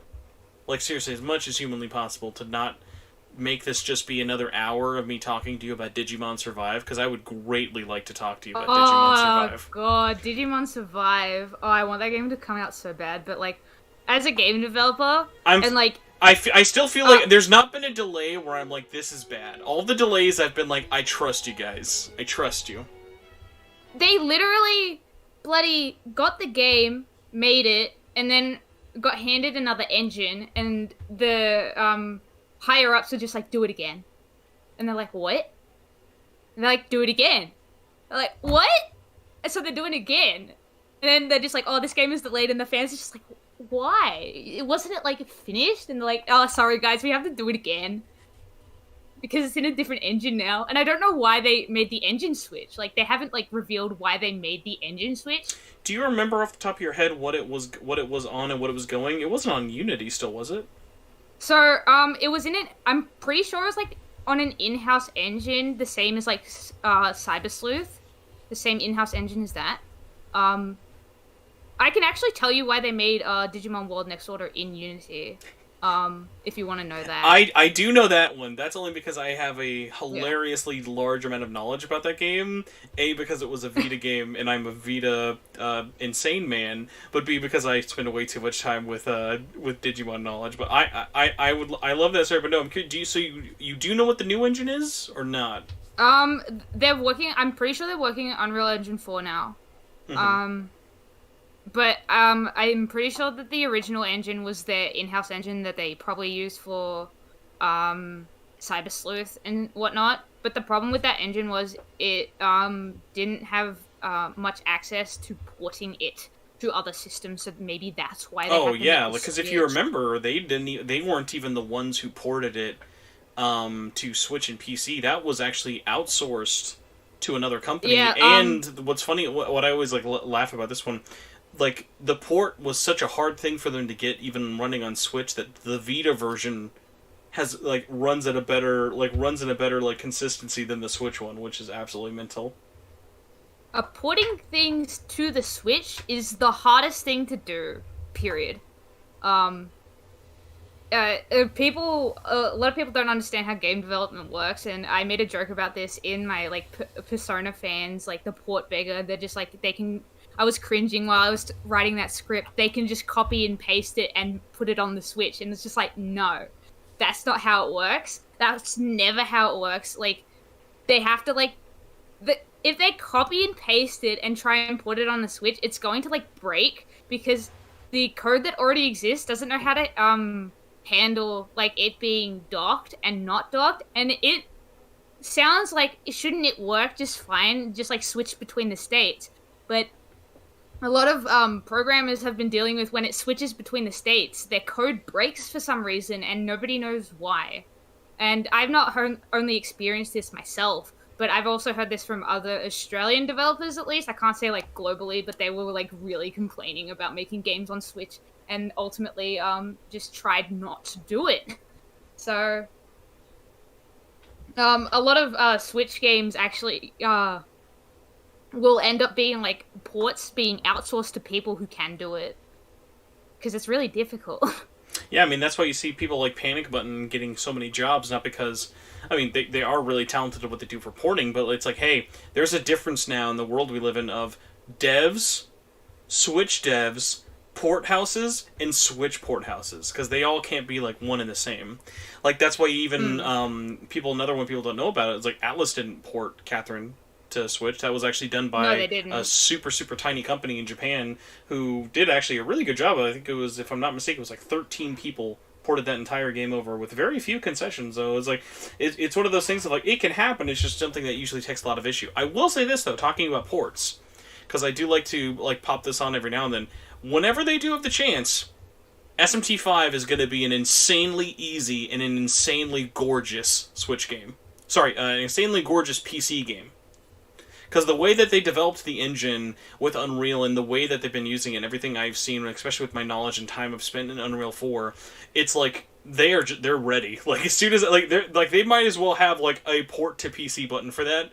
But it just is all a matter of when contracts and everything are up. But this game is just super dynamic in terms of its resolution, its frame rate. Everything is very fluid without actually getting in the way of the game's mechanics, just because it being an RPG makes it a lot easier with that. So I'm just super, super excited to I don't know how many years it's going to be, but if this thing ever does come to PC, it's going to be a technical showpiece, even though it is based off a hardware from almost 5-6 years ago. In my opinion, I think the game looks good for what the hardware it's on, but they'd have to do it up if they were porting it to somewhere else, because even though it does look a lot better than a lot of other Switch games that are around, I can still see flaws, and I hate this. Being trained to be a game developer, it's just I was also trained to be an film and art, I guess plays and stuff, analyze those. I can't see them the same way anymore. Every time I look at something, I nitpick it. I think it's been interesting. The more I've spent around game dev knowledge and stuff, for me, it actually has made me appreciate SMT5 a lot more while playing it. So, for example, people, when the game is going to be out, you're going to notice there's definite, frame buffering. There's lots of instances of, shimmering and, anti-aliasing. But then other situations that I think are interesting are, with the demons, once you're, 6 or 7 feet away, they immediately start cutting animations. And they will just keep cutting frames of animations until they literally look like a slideshow presentation from across the room. But, my thing is that I would rather have characters with less frames of animation and have more characters on the screen than actually just have 1 or 2 characters running at 60 frames flawlessly. Yeah. Sorry, I need to look up, feet to meters. So like think a person or two away. Basically like you would like say like here's me on one side of the room, here's you on the other. So like when you're around people and you're in motion, it's gonna look fluid. But like the further you go, it's just gonna like it's more visual. Like if you're looking for it as opposed to you're seeing it in general. Make sense? Yeah. I'm still gonna like really like freak out over the game and geek over it. Like it looks good, like everything. Like I'm gonna appreciate it a lot. But then the more I go into it, I'm just gonna like stare at it and be like, oh my god, that's that one shimmer effect. Oh my god, it doesn't look as good as the others. I see. The longer I play it, it's funny. I'm like, I want a behind the scenes or like I want a GDC talk on how they made this game because I'm sure like they did some actual witchcraft and wizardry to make this thing work on Switch. Like, this should not look as good as it does on Switch with everything it has going for it. Because there's actually... The craziest part about it is whatever they did to the engine, there is no considerable difference in performance at all going from docked to undocked. I would put it to the year that it's been made, honestly. The amount of time they also spent on it as well. I don't think it's any magic trick. I just think it's, like, effort. And Unreal Engine 4, obviously, like, upgrading itself over the years. And, yeah. Thank Fortnite, everybody. If it wasn't for Fortnite, this game wouldn't look that good. Where's my Unreal Tournament 4? Come on. I mean, wasn't there that whole thing where, like, they were going to make another Unreal, and then no one helped them make it or didn't like what they were making, and then they were like, okay, well, we're just going to give up on this. I don't know. All I know is that Fortnite wasn't supposed to be what it is, and now it is. That's about as much as I know about Epic. I can say, though, like, I do appreciate, like, games that, like, are flawed. Like, I've been playing Battleland Wonderland recently, and it's fine, except in, like, 2 levels where it really fucking lags out for no reason. I'm playing it on PS4. And That is the one thing I will say. There's no moment when I'm playing this game like with SMT5 where I'm like, oh god, they got too greedy, or like the design got out of hand, you know, and it started like affecting the actual gameplay, and like starts getting rough. Like, thankfully the game doesn't get to that point, at least. I would like Persona, like, I know Persona Studio and like the Atlas Studio are like different, but like coming from like the expectations of development of Persona 5, even Tokyo Mirage Sessions was fine. So, you know, in terms of like that aspect, I wouldn't like even imagine that Atlas would do that to their game, because that's just not something I associate with them. No, I definitely making it lag. I definitely get that, but I do have like one more question I want to ask you, if you don't mind. Yeah, sure. Scott, actually, what time is it for you now? It's like 11 a.m. It's 12:51 p.m. Oh, even worse timing. So, let me see here. So, for you, because we were talking to my friend Will earlier, did you go for the collector's edition, or are you just going for a regular copy? I got the collector's edition. I wanted to say this actually when you asked me yesterday. I don't think the collector's edition actually sold out in Australia. No, yeah. What's funny is like there are a lot of countries actually that are like they're still in stock. Like even countries in like Asia still have them ready and still in stock. It's just like America is a lot more scalper friendly, I think, than like other countries. Australia's pretty scalper high. Like getting a PS5 here is almost impossible. Oh my god, dude! How much is a PS5 there? That's what I want to know. $749. Oof. But you gotta consider like our minimum wage is a lot higher than America's. So we earn like the cost of living here is high because we earn a lot more money just in this country. Mm-hmm. But yeah, so poor Zeki Red cries in Mexico. I know how much the normal Steelbook copy costs in Mexico. Do not worry. It is insane. Anything below the American South border, the prices are disgustingly bad. Oh, that sounds terrible. I'm sorry. Oh god. The other thing is what I actually haven't told anybody yet, but one of the reasons why I actually opened my Mega 10 channel, like, well, it's not really my Mega 10 channel anymore because I've been like, Digimon, Devilman, there's some Project Alter Beast there too, whatever. But, like, one of the main reasons why I opened it is because, nobody in Australia really appreciates, like, all this more obscure Japanese stuff, it always gets one shipment here, one shipment only, and if you don't buy it on release, you never get it at all. Mm-hmm. So you can't talk to people about it, and I'm just stuck playing League of Legends with everybody. That's it. Yeah, that's definitely such an issue, and I think a lot of games are getting to that point now. Of even companies who used to not make really tiny amounts, it's either a game is super duper common and you find it everywhere, or if you don't buy it at launch, you are fucked. Obviously, SMT5 is not going to be a game like that, but like honestly, I can guarantee you that in Australia it is. Oh no, for sure. Honestly, Yeah. like even something like Digimon, which is big, like Digimon Survive is not going to have a huge print run. That's going to have a one and done. Yeah, I could, like, maybe not in, like, some bigger territories in, like, Europe and North America, but, like, in a lot of other countries, yeah, for sure. Unless, somebody makes Digimon so popular, yeah, I don't think it's going to be as popular as it was in the 90s at all. One day, we can make a comeback. I'll try. You know, once SMT is done, once SMT5 is out of the gate, I can fully dedicate myself to, nothing but PlayStation Vita, Dynasty Warriors, and Digimon. Everyone's favorite. Dynasty Warriors is so good. Well, you've made a very good friend here, because let me tell you, I'm standing. I even did a stream of. I went through because I'm an idiot, and I went, oh, I like Koei Tecmo. I will buy every PlayStation Vita Omega Force game, even like the. Oh no! Even like the Attack on Titans and Berserk and like the Japanese exclusive ones. Dude. Oh yeah. I was gonna say Berserk and the Band of the Hawk is like the pinnacle of like the Warriors games I've played. Like Strikers is close, but I don't know. I just had so much fun playing Berserk and the Band. Oh, of the Hawk, it's a great game.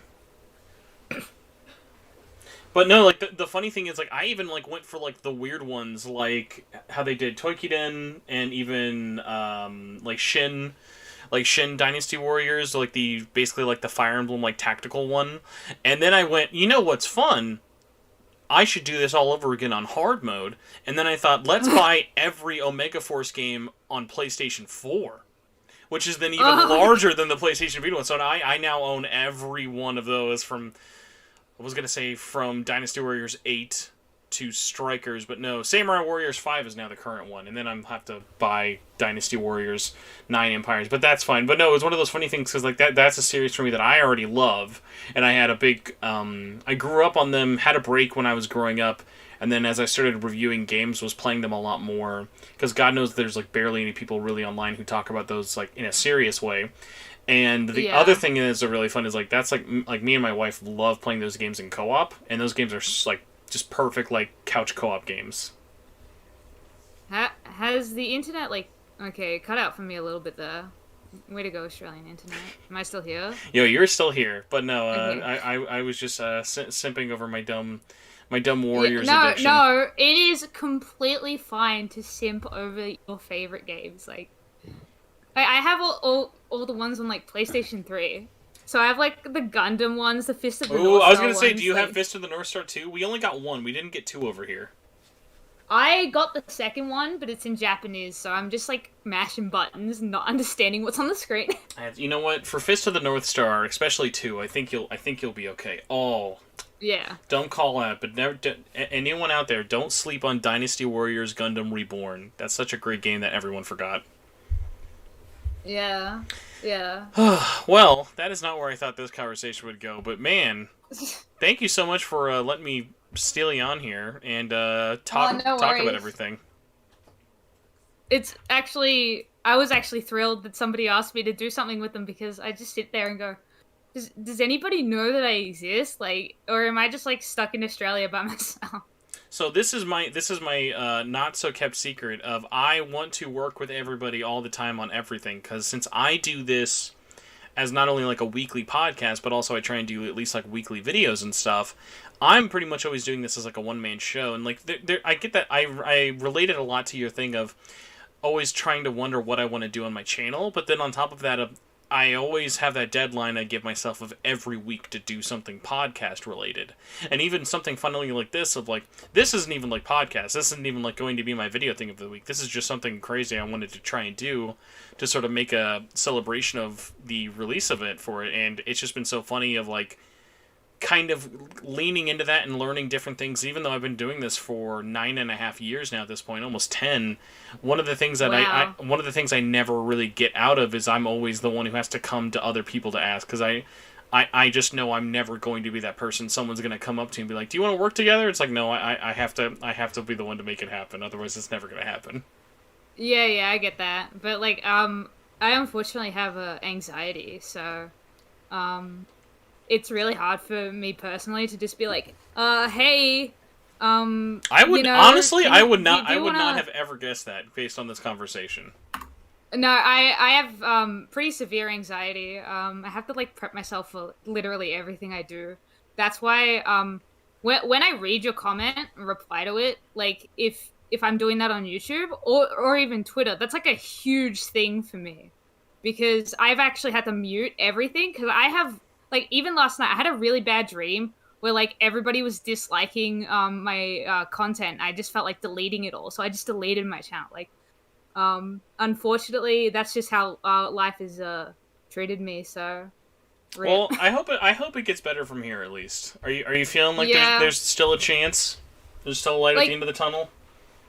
Like, all I can do is be medicated for it at the end of the day. But it's something that, unfortunately, I left way too late, because I didn't really address it when I was younger, so I'm kind of stuck with it now. But, you know, you just gotta learn to live with it and just accept that it's something wrong with you, and try to deal with it in constructive ways. Not let it consume you, you know? No, I definitely get that for sure. But yeah, thanks for ending on a real talk. I appreciate that. No worries. All right, have a good rest of your night, though. Or I guess day. Yeah, that'd be day for you. Day. Yeah. It's bright and sunny outside. I am in the middle of a horrendously disgusting thunderstorm right now. Like, my light's actually been flickering, so I'm ready for this stream to end. That's so bad, and you're doing the stream as well. Yeah. Oh, I feel so... My heart goes out to you. Thank you. Thank you again for popping on. No worries. I'll catch you later. All right, see ya.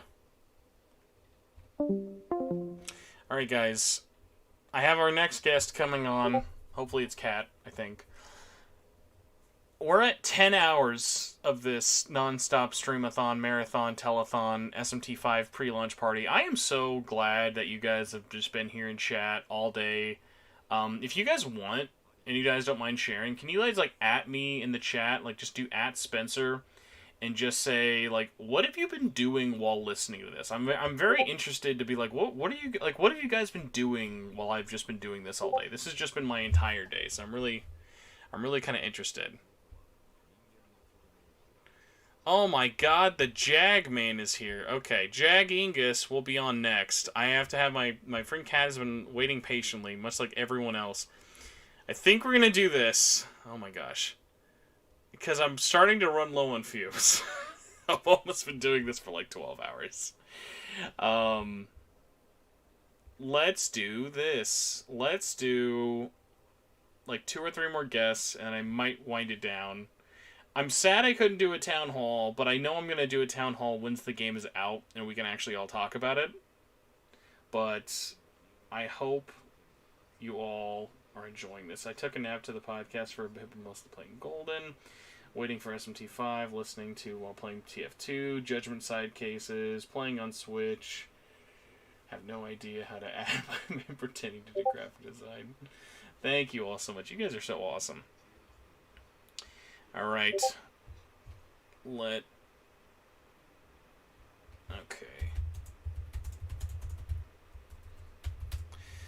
Because also my wife is going to kill me if I just keep doing this for, like, the rest of my life. Let's get Kat in here. Cat. Shiny Mew. Cat's dead. No more cat. Poor cat. Doesn't want to talk. If Cat doesn't say anything, I might replace her with Devin. and just cold call Devin. Let's find out. Let's give... Oh. You say you're speaking. I see no words. If you do video, I can't show it. I mean, I can show it, but... Oh, no, there we go. Cat's thinking. Cat's screaming, probably. Cat's like, yes, Mo, trucker, ding dong, bing bong. Silly Willy, Billy, Jilly, Hunky, Dory, Talkathon. Boy, really killing it here. I believe in you, Cat. I'm speaking. Alright, Cat, I will let you fix your Discord and I will bring you back in a second. So, please keep trying. I believe in you.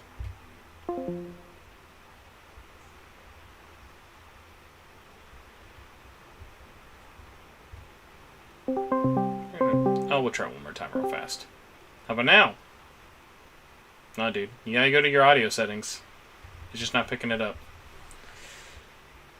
I'm sorry, Cat. Oh, Cat's striking. It's you, not me. If it was me, I wouldn't...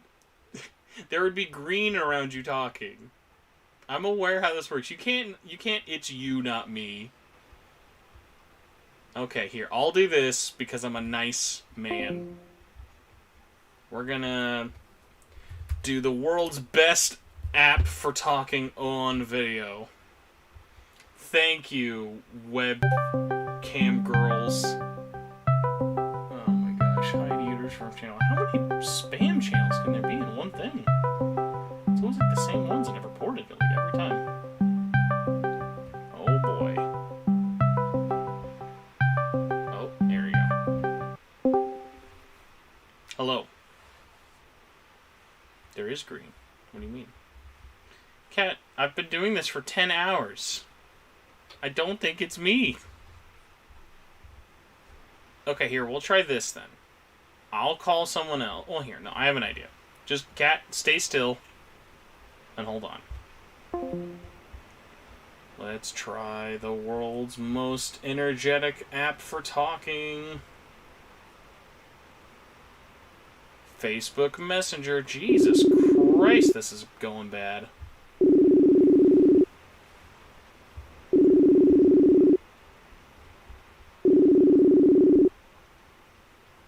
This is literally her phone. If she doesn't pick this up, I don't know what she'll pick up.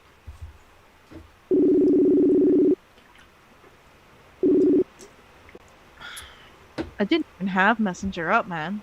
Oh, it doesn't matter. You could have just picked up your phone. Yeah, but I have my nice microphone on my computer. Duh. We're 10 hours into this. You think we're gonna start doing nice things now?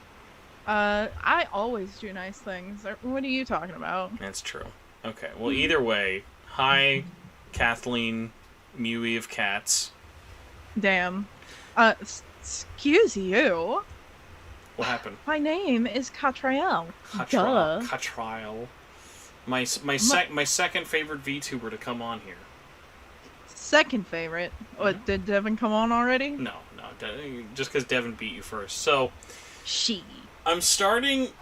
This might come as a surprise. I'm starting to get kind of tired. And also, I've had like 2 slices of pizza. I've actually not eaten very much of the food I got. I got it, and was in such a hurry to get Casey on, because I thought I would only have like 10 minutes that I've not eaten. And then you spoke for 2 hours, didn't you? Well, I spoke for literally almost 10 hours today, dude. I mean, I meant with the person you were trying to get on. They're all long. They're all very long conversations. But Kat, understandable to be honest. You're the internet's hottest VTuber. What is your plan to VTube SMT5? Are you excited? Well, I've been playing Nocturne. So it's been alright since I have to admit I'm a bad SMT fan, and I haven't finished Nocturne. I mean, so that doesn't make you a bad SMT fan. It just means you weren't in a big hurry. I'm more surprised you're wanting to go from Nocturne to 5 right away. But I mean, at least you're not doing it the other way. Well, I mean, I've been having like a really good time with Nocturne, so it's not too bad. I just can't get into playing on my 3DS right now, man. I just can't. I mean, it's the year 2021. I would hope you're not getting into playing your 3DS very hard. Well, because I'm not gonna replay Devil Survivor or 4 SMT4 Apocalypse. It's just not gonna happen, man. No, I mean, those are great games, but it's also, again, it's like, dude, 5's almost here. Just enjoy 5, you know? Yeah. And, like, I don't know. It's been fine, so it's whatever. Well, that's good. But tomorrow night, my guy. For chat. But very excited. Hoping everything. Wait, what's tomorrow night? Oh, PTJ said, "Is it dropping in North America tonight?" It would be tomorrow night. It's gonna be tomorrow night, 9 p.m. Western time. Actually, wait, Kat, is it 6 for you or 7 for you right now? 6. Okay, yeah, it'll be 9 p.m. It'll be 9 p.m. Yeah, right? Yes, 9 p.m. Should be when it unlocks. If not, then I don't know. Because we just had daylight savings this past Sunday, so it's all good. But Kat, what have you been up to today, though? You're not playing Nocturne right now, so what's your life consisting of? Well, when I was done with you, and once I figured out when I was eating dinner, I was gonna set up and start streaming Nocturne again. Hi, Trader. That's a good plan. Oh, can we get an exclusive podcast interview with Jungo? Jungo's on the bed, but Trader is about to jump in my lap. He is just meowing at me, saying hi. That's what. Does the Japanese version have an English option? Nope, not with any SMT game. You know what's funny? We actually don't know this. I wonder if they will offer English as free DLC, like how America gets free Japanese DLC. You think they would be that nice? It is weird because Persona 5 does not have an English dub option in Japan, but I wonder if, since this is a simultaneous release, if they would. Nah.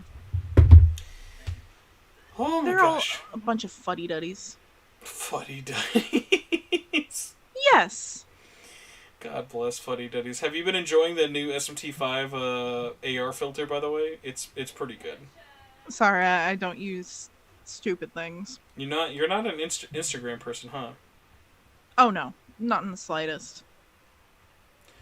I've only just started to use Twitter, and that was only so I could use it for VTube Twitter. Is VTube Twitter like a different part of Twitter? Like, would I want to be in VTube Twitter? It's okay.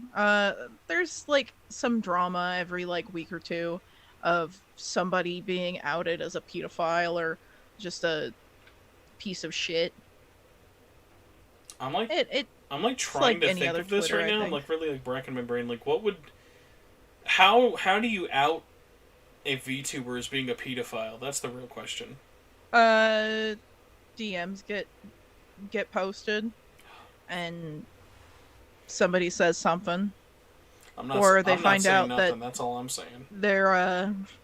Their base is more geared towards children, and they're like late 20s, and that's kind of disgusting. You know, if they're talking to 12-year-olds on the internet. That's yucky. Like, can we just agree that's yucky? Yeah, it's not great, but you know, otherwise I've met some really cool people VTubing, so it's all good.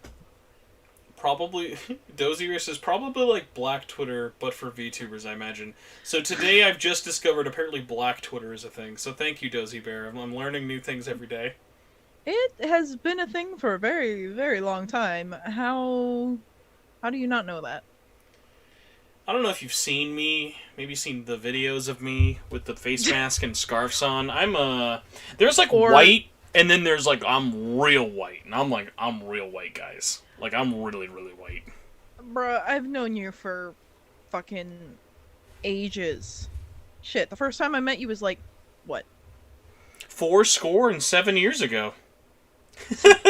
I like all caps. Black Twitter is very much a thing. I'm gonna have to ask like May, so like describe to me the Twitter subsex, please. Y'all. Spencer, I don't know if you want to talk about TaioCon any. I want to, but I'm also like, I need to get this thing prepped for my dad's birthday next month. Wow, that's a big thunderstrike. I'm seriously ready for like my power to go out at any moment, guys. So, what was I gonna say? I am ready for TaioCon. I can hear it. It's really big.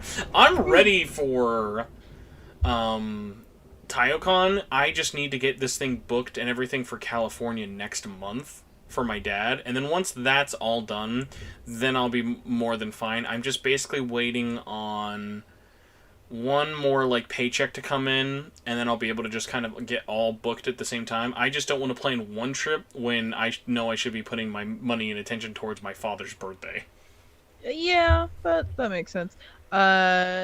Sleepy SMT TaioCon in Mesa? Yes, it is in Mesa. It is in January. We for SMTN, we've had meetups before for, you know, SMTN almost every year of Taio. And I think I've gone to most years. I didn't get the first year. That was in, what, 2013 was the first year for you guys? Did I go the year...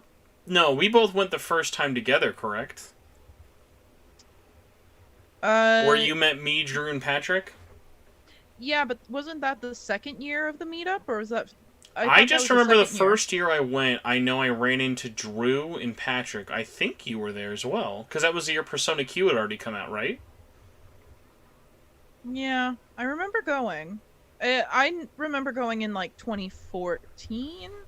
Or was that 15? 2015 was my first year, because 2014 is when PQ came out. Bro, I can barely remember what I did last week. I can't remember fucking 7 years ago. Well, I'm trying to wrap this up so my wife doesn't divorce me, and I should probably try and get out of here before the 10:30 mark. So, Kat, Yeah. where can people find you, and what are you going to name your Nahobino? You can find me at twitch.tv/Catrael, Katrael, or on Twitter at Catrael VT. Probably not gonna spell that out again, because fuck you, that's why. But I don't even know, because I don't know if you've gone to look at my streams for Nocturne. I named my Demi-Fiend. His first name is literally just, excuse me, I'm gonna blow out your ears. Ah! All A's. I'm really sad. I thought you were going to commit and his name was, excuse me, I'm going to blow out your ears. That would be a great one. No, I was really stupid, and I just really wanted to call him like 5 A's with a Datsu on top. I just was like, fuck it, I'm stupid. I also named my what's the male friend? I forget his name. Isamu. Yeah, Isamu. I named him Pro Gamer. By the way, Sleepy SMT, do not worry. I'll end this stream off with the TaioCon commercial as our finale, because that's the best way to end this stream, honestly. Kat, before you leave, make sure you post in the chat your stream thing. I did. You did? Stinky. What? No, I didn't tell you what I named. God, I am so dumb. I can't remember the name of the girl either. I named her Jeans Jantaloons. I don't know why. I thought you were going to say Big Honkers. No, I named her Jeans Jantaloons because, you know, she wears pantaloons. She's the jortiest of jorts. Dude, like, I was having some friend. Marcus was in the chat, along with Chris, who's also my artist, and they were just doing a bunch of gene puns with like jorts, and it just went a little too crazy, and I was fucking dying. I posted a link on or a video on Twitter because it was just like stupid. It was ridiculous. I loved it. God bless. Kat, thank you so much. You brought the thunder back, so thank you for your ruinous thunder. You're welcome. I hope it ruins your day. No, ruinous. Okay, goodbye. Okay, thank you. I'm sorry. Thank I'm you, sorry. ruinous thunder. I appreciate it. All right, I think we have 2 guests left, unless something completely crazy happens. I just realized I'm not talking to you on Discord, so I'm gonna hang up on you on Facebook. So goodbye, Facebook. Kat already hung up. All right, we got 2 guests left: the Jag and my Mag. Hopefully his voice records this time, or else I'm going Stag. Ringin' Jag, Nahojingus. Oh, Chigingus. Hello. What are you naming your Nahobino when you play SMT5?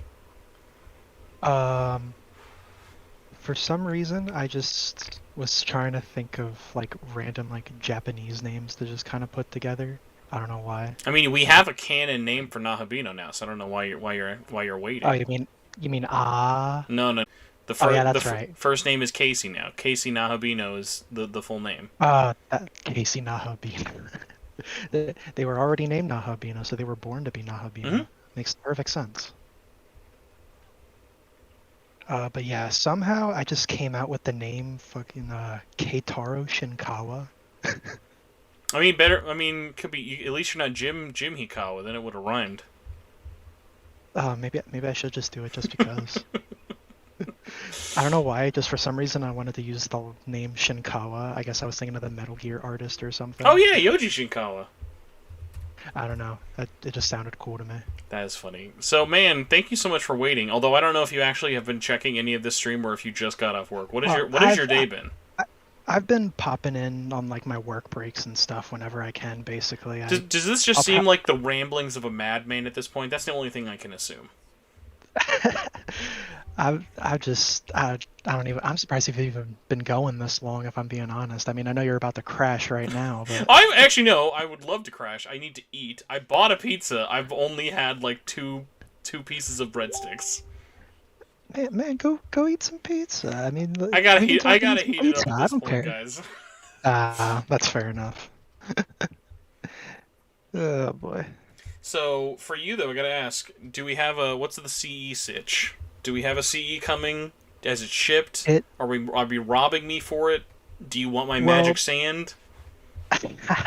I mean, I wouldn't be against the magic sand, but I was looked on Best Buy on my order earlier today, and it's not giving me like the option to like it's graying out the option to like in-store pickup, change like it's graying out that and like just change shipping stuff. So I'm kind of hoping that means it'll ship tomorrow because they tend to ship them, like, to things your house the day or to your before. store?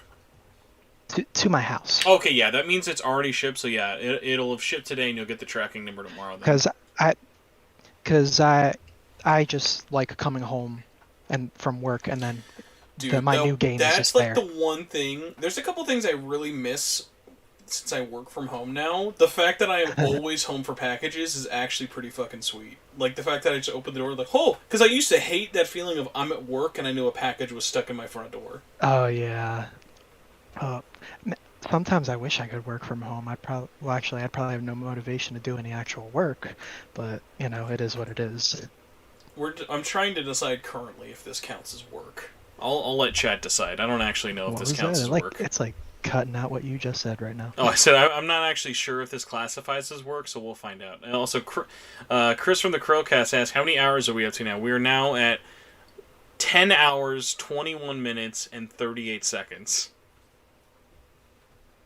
You just went full-on robot mode for me. I'm wondering if it's my internet. Let me check if it's my end or your end. Discord has been very funky all day. Low and everything. Wow, no, that's weird. Yeah, it's actually on your end, surprisingly. So are you able to hear me, though?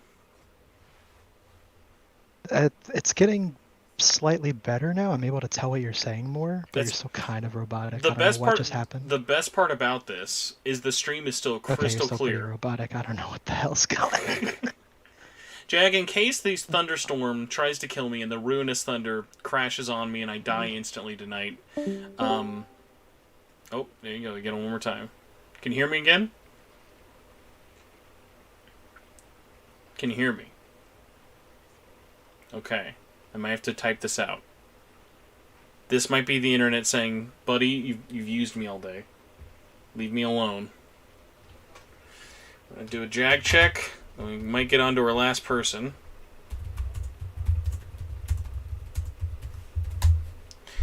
If not, I appreciate you all for stomaching with me. Nah, no work. No work. When I still lived in St. Joe, people would steal my mail at the point. Oh, that sucks. Dude, how are you still streaming? We're almost done. Your router is on 4 drip right now. Oh, IV drip right now. Yeah, to be fair, that is actually insane. You're a robot right now. Okay, Jag. Here, I'm gonna just do this. Jag. Wait. Wait, actually, hold up. Oh, I think he can hear me now. Good now. Yeah, now right as you're about to go, it works again. Of course. You're negging me into staying longer. You know I'm hungry. You know I'm weak. You know I'm a frail man. But you're like, I'll make him wait. Yes, I'm currently controlling your ping and teasing you with the idea of getting to eat some pizza right now. Oh my god, dude, that pizza! It's me pulling the strings. It better just. No, I don't even want to chew it. I just want to leave it in my mouth to let it feel. Yo, shoutouts to GJaw1 on Twitter for following me. Just for their fact that I'm one of 2 followers. Me and IGN. And their comment of their profile just says B and D. And I'll let you decide what the B and the D stand for. So thank you for that one. Bravely default. Yeah, pretty much. So, oh my gosh, yeah, this is our life now. But Jag, before I move on, robot out again. Do you have any questions for me? Any embargoes I can break? Anything you want to put out to the ether before SMT5 is out? Well, I mean, not really, considering, let's just say I've got a little taste of it myself. Ooh, a little sneak under the table. You could say that. Just gave it a little taste. Like, you want to taste that pizza right now? Oh, just a little taste, you know. Let me dip my toes in. let me see what holding Aogami's hand really feels like. Let me get in that hand. Let me see. Do you think Aogami has a sweaty palm? I imagine he's got big burly man hands. That's what I'm thinking Aogami's hands are like. For sure. I bet his palms are probably never sweaty. This man is too perfect. He's too perfect. I can't trust a man this gorgeous and perfect, unfortunately. Exactly. I definitely didn't play just to get some Nahobino screenshots or anything. Nope, not at all. Oh my god, dude, the screen. Oh my god, I can't get into this. And Nintendo cops are gonna get on me. It's like the Pokemon leaks. And once it's on my Switch, I'll probably do even more, and it'll be a problem. And no regrets. That's all. Well, Jack, thank you so much for being a patient man, a good man on our Christian server. So I appreciate you, and enjoy the rest of your night, man. Yeah, it was fun talking with the robot for a little while. You know, good times. the Robo Spencer. All right, man. You know what it was? It was the sand. The sand got my routers. That's why. Oh, that's sand. The magic Robo Sand. You would think it would make your Wi-Fi better. You would think, but no, not the right kind of sand. That's the magic words. The magic that slows down the Ethernet. I feel like I've been robbed. That's me looking at how did you spend your last day off this week? Here, let me direct you to this video. You can see exactly what I've done with my free time. You can spend half of your 24-hour day watching this stream. Oh my god. This might actually be the longest video I've done on this channel ever. This would be a really tough one to beat. Yeah, the night is young, everybody. Well, one of these days he's gonna... No, actually, I was about to say you're gonna do a 24-hour stream, and I'm like, no, you probably couldn't handle that. You're barely handling 12 right now. Actually, to be fair, we did do a 48-hour long stream, but there were moments of us sleeping on stream, not actively participating. I mean, that was actually all the way back in 2016, counts. 5 years ago, weirdly enough, with Persona 5. That is crazy. I was about to ask why you were streaming that long. They had a That makes marathon, sense. a 48-hour long marathon leading up to the Persona 5 reveal gameplay trailer.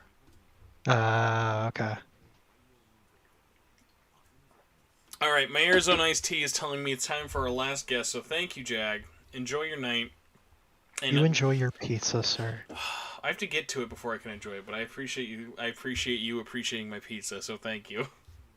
I'm saying it in advance because I know you're gonna be in heaven. At If that it's point, bad, finally, if my that day is over. pizza does not taste bussin', I don't know what I'm gonna do, and I don't even know what bussin' tastes like. You want it so bad that it's gonna taste bussin' to you no matter what. That's true. Probably. It could be. I could be licking the sand right now, and I'd be like, "This is some." You could be bussin' eating sand. it while it's not even heated up yet. You'll just be like, "Oh, this is the best pizza I've ever had in my life." Desperation pizza is like really really good. Let me tell you guys. Have a good Late one, night Jag. desperation pizza, hitting different. See you, man. See ya. Oh my gosh. Last but not least, the Chris of my will, the will of my krill.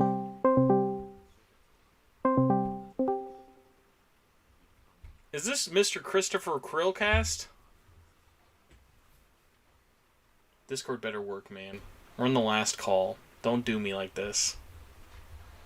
I will fax you if that's what it takes. He's typing. We can't end too strongly, guys.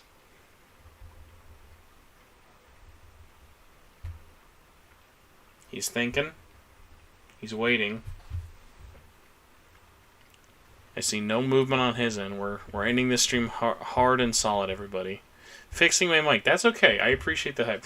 Everyone in chat, thank you. I don't know how we've not dipped under 60 viewers, even as we're coming to the end of this. You guys are awesome. Don't forget. Oh my god, that's so true, dude. I will not be able to talk. So, what was I saying here? So yes. Remember, if you want to get that Steelbook All right, copy... can you hear me? Hey, there he is. Here, let me Okay, do it my... was set up as push to talk, and I have no idea which keyboard Just it was smash the supposed to whole be keyboard clicking. down. So give me 1 second so I can remind everybody. If you guys want to win that copy of SMT5, the Steelbook edition, not the collector's edition, I'm not a madman, comment on this video, make sure you're subscribed, and just basically say, I want to win SMT5 Steelbook, blah, blah, blah, blah, blah, and then put your Twitter @name there. But Chris, you're here. You're my final guest before I'm free from this mortal coil. Yeah, I'm the demon shrimp of SMT5, obviously. Chris, I just realized something horrifying with your name. I'm not going to out you on your Discord name. Please tell me you were not born in 1992. Oh, I absolutely was. How are you only a year apart from me? I feel like we look nothing alike. I can't hear you now, Spencer. Uh-oh, I can't hear you. Really? Now I can. We're good. Oh, wow. Shoot. That was very weird. I was saying, how on earth are we only a year apart? That's a good question. You have to ask our parents, I suppose. I'm going to have a long conversation with my father's testicles after this, but that is not part of this podcast.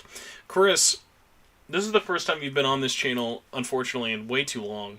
So I need to ask you, number one, who are you? Can you pimp the Krillcast? And are you excited about receiving your 19 copies of Shin Megami Tensei 5 this Friday? Well, I have to tell you, Spencer, I actually had forgotten I pre-ordered the premium edition and then got the shipping notification and then realized, oh, I also bought the Steelbook edition from GameStop. So there's that. They're both going to be here Friday. The Krillcast is a variety podcast of the sort that nobody watches, but that's okay. We cover pretty much everything, but Spencer knows, Halo, but also SMT and Persona and Fire Emblem and anything you can think of that nobody's watching us for. We're pretty much covering everything. Wait till you just decide on April Fools to just actually do a very serious Krill shrimp documentary podcast, and then that's where they'll all be. Yeah, we just do an insider on the 343 situation, 6 months into Halo Infinite being out. We're going in. Yeah, the krill dives deep. We are doing an actual Krill podcast to finish out the year. Really? With a marine biologist, yeah. Now, That is going now to I need to happen. ask, where did you find this marine biologist? They're a YouTuber. They've mostly been doing Subnautica because they haven't been able to go diving in a while. You know, the only way that'd be better is if you did that episode in Subnautica, live, interviewing them. I was considering it. I'm thinking about adding actual gameplay to our podcast. I think that would be a fun addition to what we already do. We are doing the Metroid Mondays, which I have no issue bringing extra people on to make fun of me while I play Metroid.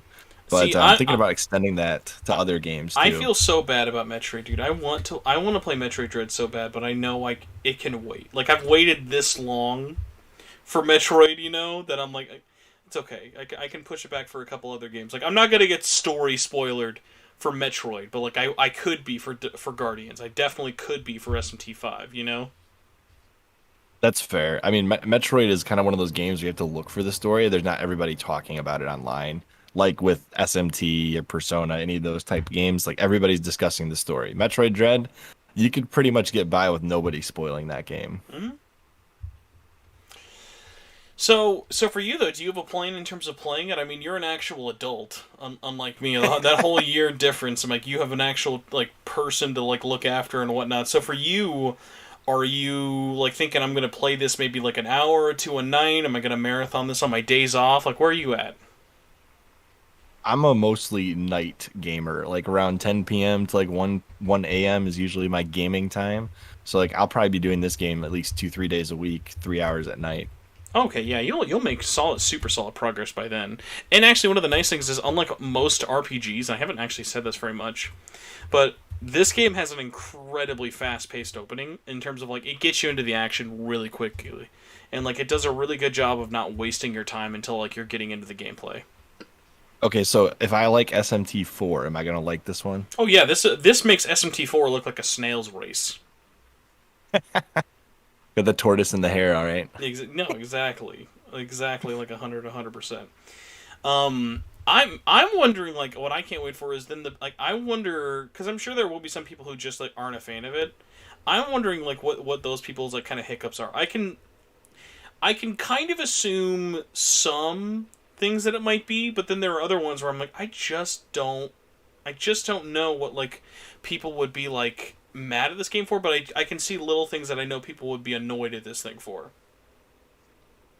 Yeah, I gotta take your word for that right now because I haven't had a chance to actually play it. But if it's anything like the battle system in 4, I can't imagine having any complaints other than not having enough time to get through it in a timely manner. I mean, do you realize it took me, I think I looked at my PS4 play hours for Persona 5 Royal, and I know that game's not like hard by any means compared to other games, but I think I had like 250 plus hours in that game by the time I finished it the first time with the platinum. I don't know if that's sad or an accomplishment. I was going to say, that is some damn dedication. Oh my gosh, we got our first person in chat who's not reviewing it with the game. Zeron in chat, if you're able to hear me, if you wanna send pics for proof, you can be our you can be what we look at for the last couple of seconds of this podcast. I can't believe we've talked so long that like the game's just out now in some countries legally. Right? Yeah, I'm kind of jealous. Neither of my copies will be here till Friday at this point. How about you, Spencer? You got your. Yeah, it's right next to me. That's some fast shipping. Amazon really fucking. Wow. They busted out the magic sand for this one. Hey, speaking of that sand, all right, what in the world is this? This sand I keep hearing about? Orange. So I don't know if you saw earlier. I got a press box from Atlas. It was actually 2. I got a press box, and in one of the boxes, literally, is 2 containers of magic sand from the Netherworld. Like, so you know how there's sand everywhere. You better in wear SMT5. that sand. Where? You got to put the sand on your hair or something. I gotta wonder, like, like, this has gotta kill someone if I ate it, right? This would have to kill somebody. You're just gonna put it on your chair so you can sit in the SMT5 sand while you play. No.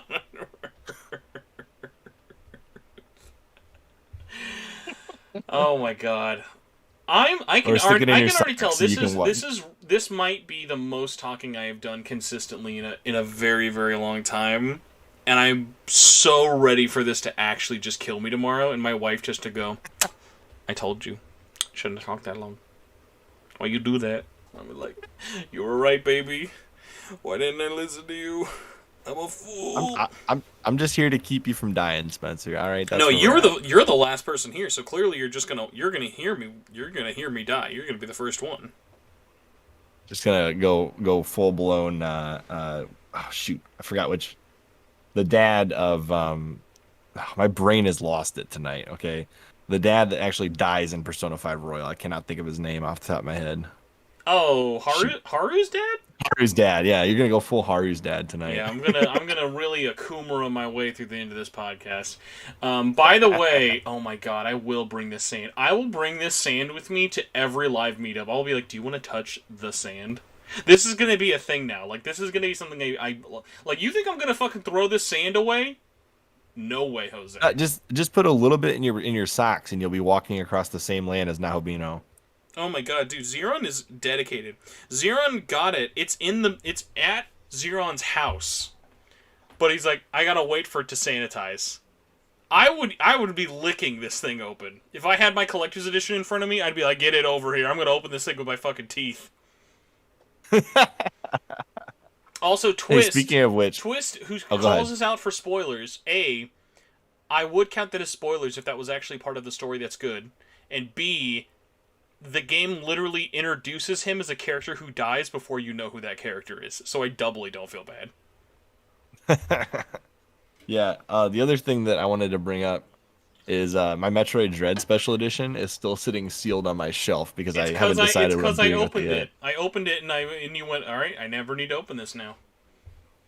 What, Metroid Dread? Yeah, I opened Metroid Dread and you went, well, if he opened it, then I don't need to look at it anymore. I can just get pictures from Spencer. Oh no, I plan to open it. Every time I get ready to open it, I'm like, oh, but wait, I've already played this game. Do I really need to open the special edition now? So, and I feel like that's gonna happen with SMT5 for me. I feel like I'm gonna get both of these in the mail, and I'm gonna immediately go and open the regular one, and then I'm gonna be like, ooh, but do I really want to open the collector's edition, or do I leave it sealed? So, Chris, I got a question for you.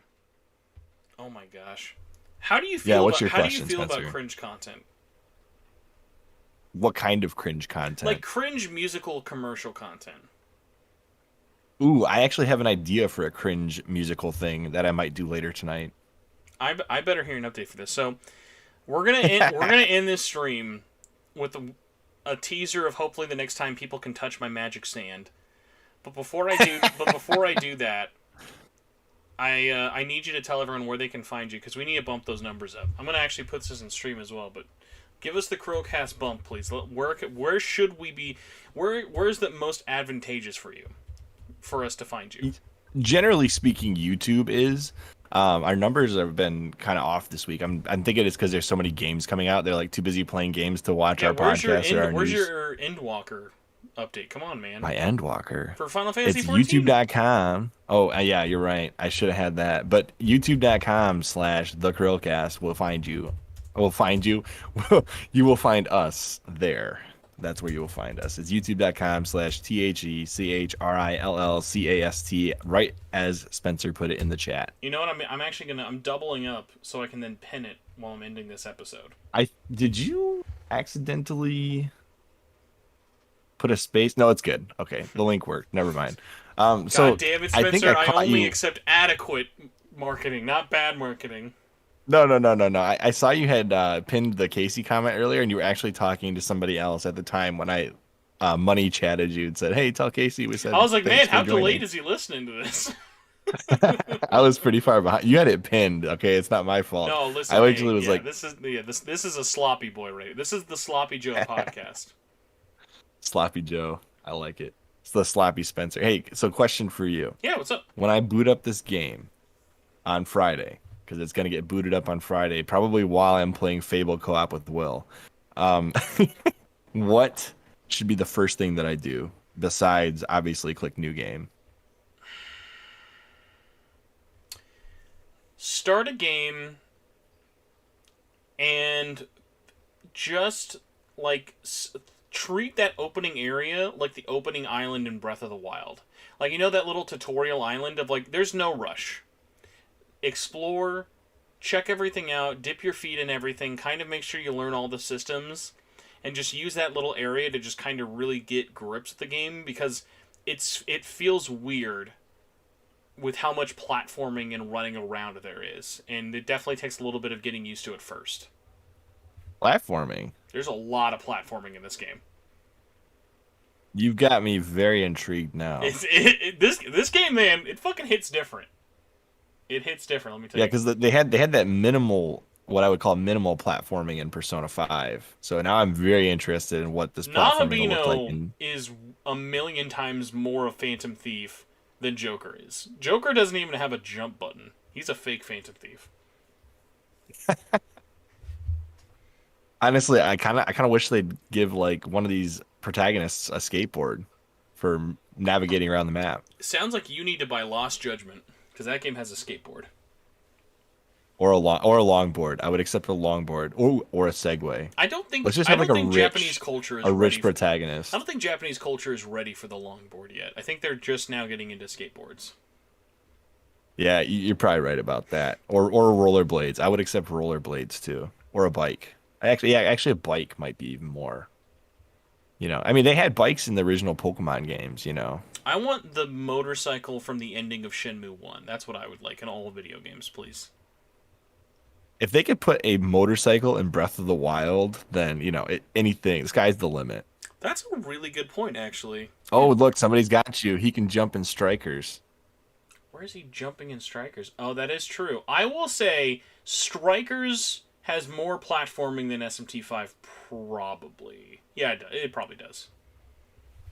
Yeah, I still need to put out my comparison video where I did the remote play on the Vita at the same time that I was doing the Switch version, which I've actually been playing through Strikers on both systems at the same time because I'm just an idiot. You're a madman. Also, Strikers does have a skateboard. Mirth is completely right. That's a great point. Oh, shoot. Amanda as well. There is a skateboard in the game. Everyone can skateboard. Well, I am color me an idiot because that's where I'm at. Chris, I was gonna say you were gonna be my last person on the show. I'm glad we can end it before 11 hours. And then something incredibly crazy just happened. What's that? My friend Waffles, who used to do this What just podcast happened? with me. My friend Waffles used to podcast with me. Probably did like 100-something episodes. Just woke up out of a coma. And is going to end the show off with me because we're both too tired to actually talk anymore. You, me, and everyone watching the stream, we're going to watch the Taiyokan commercial 30 hours later after trying to leave me. Oh, the wife in the comments. Sorry, Mary. All right, everybody. We're gonna wrap things up. Chris, say hi to Will for me. Say hi to the kids for me. And for the love of God, teach me what a year difference makes in being a man one of these days, please. Hey, Spencer, next time I get Chris Raygun on, you're in. I don't even care what the topic is. It could be about coloring hand turkeys. I'm in. Dude, we're going to get Chris Raygun on to specifically discuss the flannel he wears every once in a while. Just specifically the flannel. Oh my God. All right, man. You have a good night, all right? Hey, you take care. Thanks for having me on. I know it's late. You know, get some sleep tonight, Spencer. I need to get some food first, and then I'll get some sleep. But thank you for coming on, man. Take care. Bye. I lied. Waffles is going to be last, but there's one more person who wants to show up right before the end. Because somehow we actually made it. If he picks up the phone. Maybe. If he doesn't, that's okay.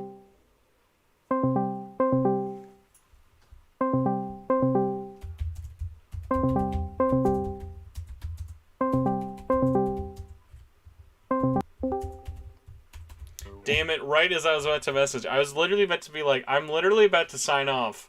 So I'll let you come back on and say hi and bye because you were literally my first person I had on here. Can you believe I have only stopped for one lunch break and I haven't even eaten that lunch yet? What did you get? I literally got pizza. I ate like 2 breadsticks and I haven't even eaten. It's gonna be cold. Oh, it's very cold. Oh my gosh. So, Nyarly, you're here one more time. You're not the last person. That's going to be Waffles. Waffles gets the special privilege. But I wanted to ask, what is the last... Oh god, let's look at how long I've been doing this. I've been streaming for 10 hours, 47 minutes, and 11 seconds. What have you That's been up gotta to? be your longest stream. What have you been up to, man? Sleeping, and I just got out of class. The opposite of I, me. you know, I Did you eat? I would have streamed. Well, I mean, I had dinner last night and I had some coffee, but other than that, I haven't had anything. Okay. Ben E with the super chat, $6.90. Thank you so much, man. He says, thank you, Spencer, and the great stream. Thank you for watching. Dude, this stream never dipped under 60. That is insane. Nice. Also, if you were not aware for it or not, the only thing weirder than me getting the Atlas PR box was that I opened it for Casey, who did not have the PR box. So that's going to be probably something I clip out of weird things. But let me tell you... I didn't get the... Well, I asked my dad if anything came in the mail for me, and he's like, no, so I'm guessing I didn't get it. Listen, I'll let you touch my sand when you get back next month. I have 2 cases of magic sand. You can be the first one to touch it that's not Mary. You want to hear it? You can just hear it now. Okay. It's good sand. Also, it came with a scarf. Yeah. I was very perplexed by this scarf. I thought it was like a tablecloth for a hot minute. So Nyarly, I'm about to leave finally and eat, maybe hypothetically, but I'm going to watch the Taiyokan commercial. Have you ever seen the Taiyokan commercial? This is a very famous ad. No. You've never seen the Taiyokan commercial? I don't live in Arizona. That should not stop. This is like that Otakon commercial where the guy goes, Garugamesh! It's like that level of commercial.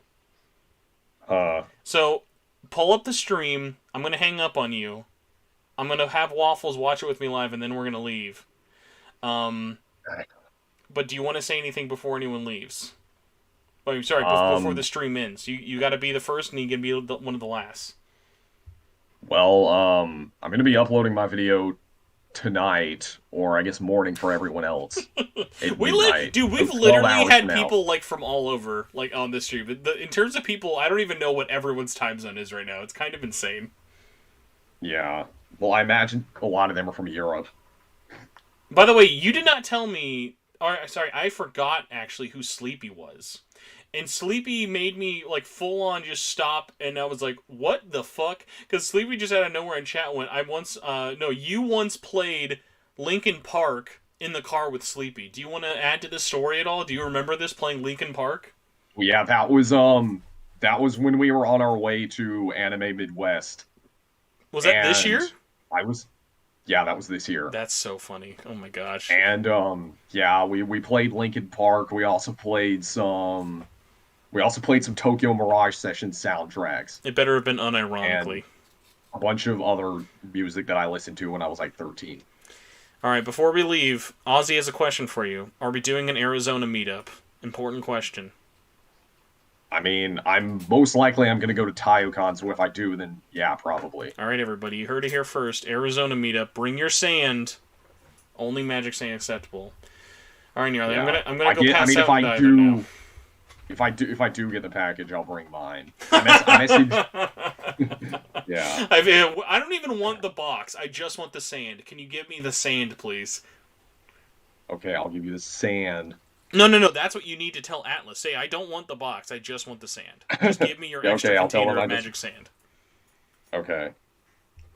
All right, man. All right. I'm gonna go See ya. leave this, but hey, for real, if you've not seen this, come to the stream. I'm going to show it in all of its glory. You need to see this disaster. Okay, I'll watch it. All right. Last person, if they're still here, after waiting for 6 minutes, our final guest of our 11-hour-long live stream. Linkin Park does have some big... Oh my gosh.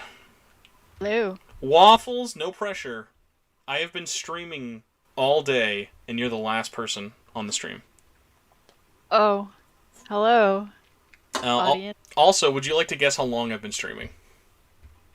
10 hours? You fucking nailed it. 10 hours, 52 minutes, and 8 seconds. Nice.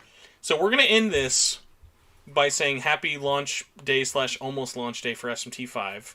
I want to say a couple of things. If you want to add something, go for it. I know you just like woke up. Everyone's time zones are all out of the place. So, Waffles, you just got a Switch just for this game. Did. That's how you know you're an adult. When you buy a Nintendo product the week before the game you want comes out.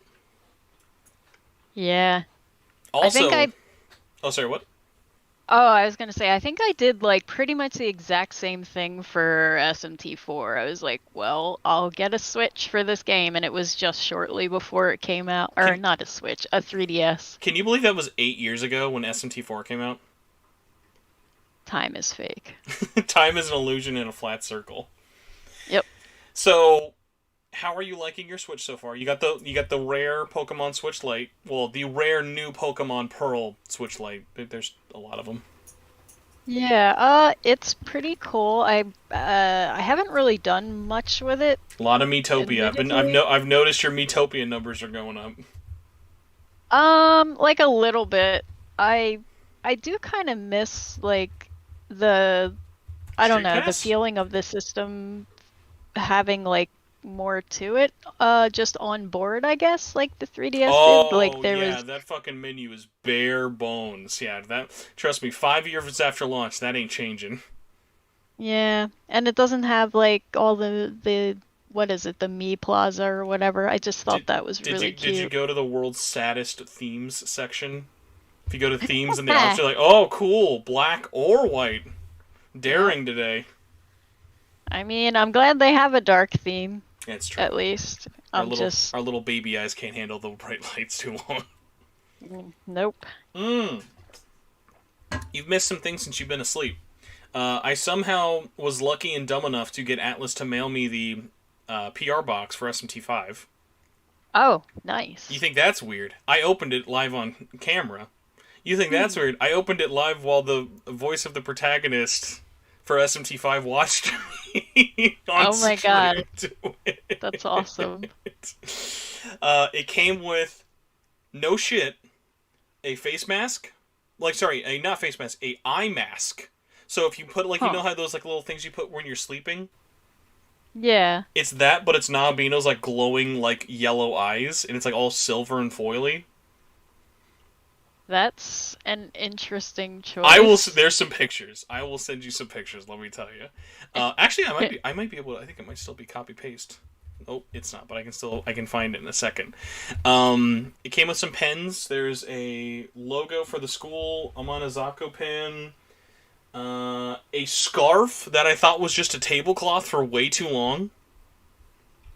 Just like a blue theme, like it would look like a scarf from the school. That it was just like so plump. I was like, I don't know what this is. Like, what do I do with this?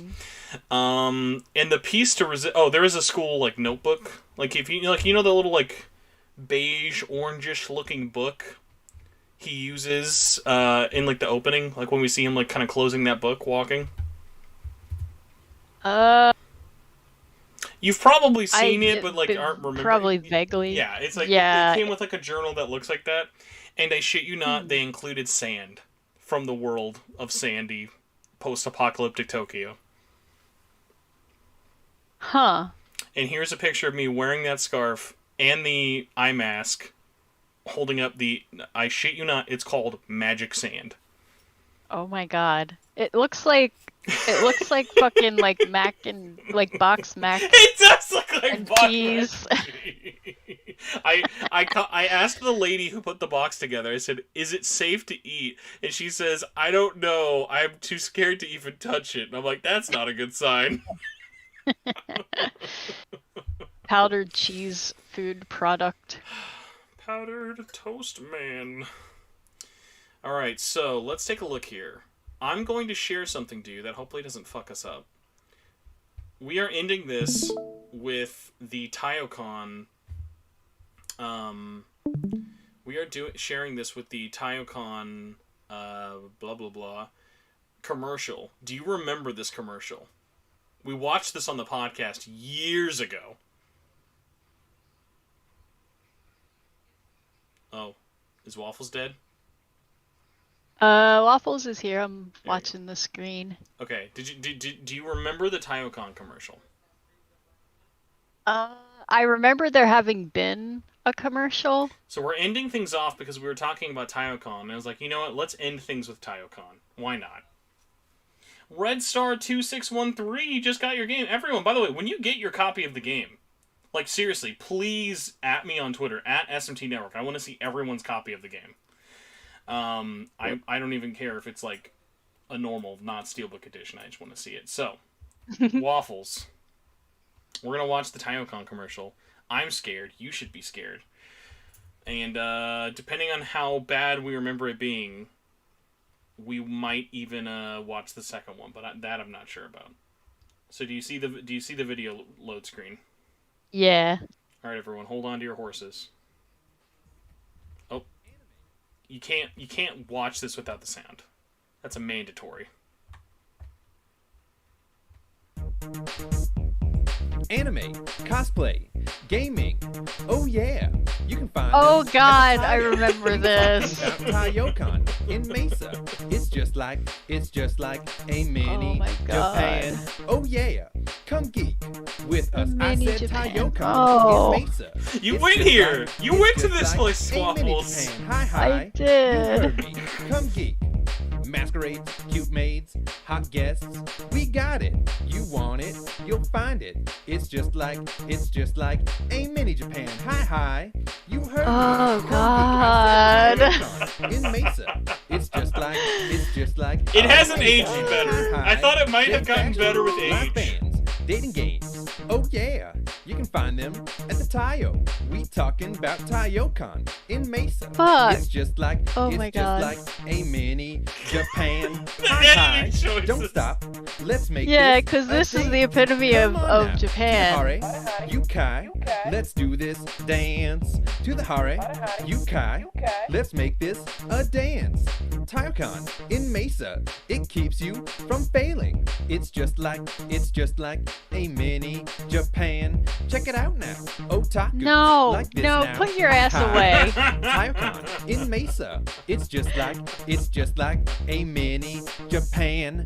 Poker rave. Let's dance. Oh my Taiyokan God. in What do you think? Mesa. What do you think the It's just poker like- rave was? it's I'm worried just to like ask. a mini Japan. Let's break it on down now. Oh yeah, you otaku's gonna like. Oh, now that's a great one. It's just like. It's just like. You know it, otaku, so why don't you just sing it? It's just like a mini Japan. Oh yeah, you said What if we got copyright struck for this by Dustin? Japan. Oh yeah, you would like this. Good Lord. Weeboo. So there's another one? There's a second. You don't remember? Oh my God! All right, I'll let chat decide because this was bad.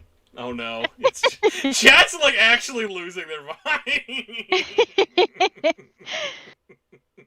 Hari, Yukari still slap. Okay. Why is this so long? Twist, if you think that was long, the second is a 4-minute long commercial. No. Okay, just because you said that, I now have to share it.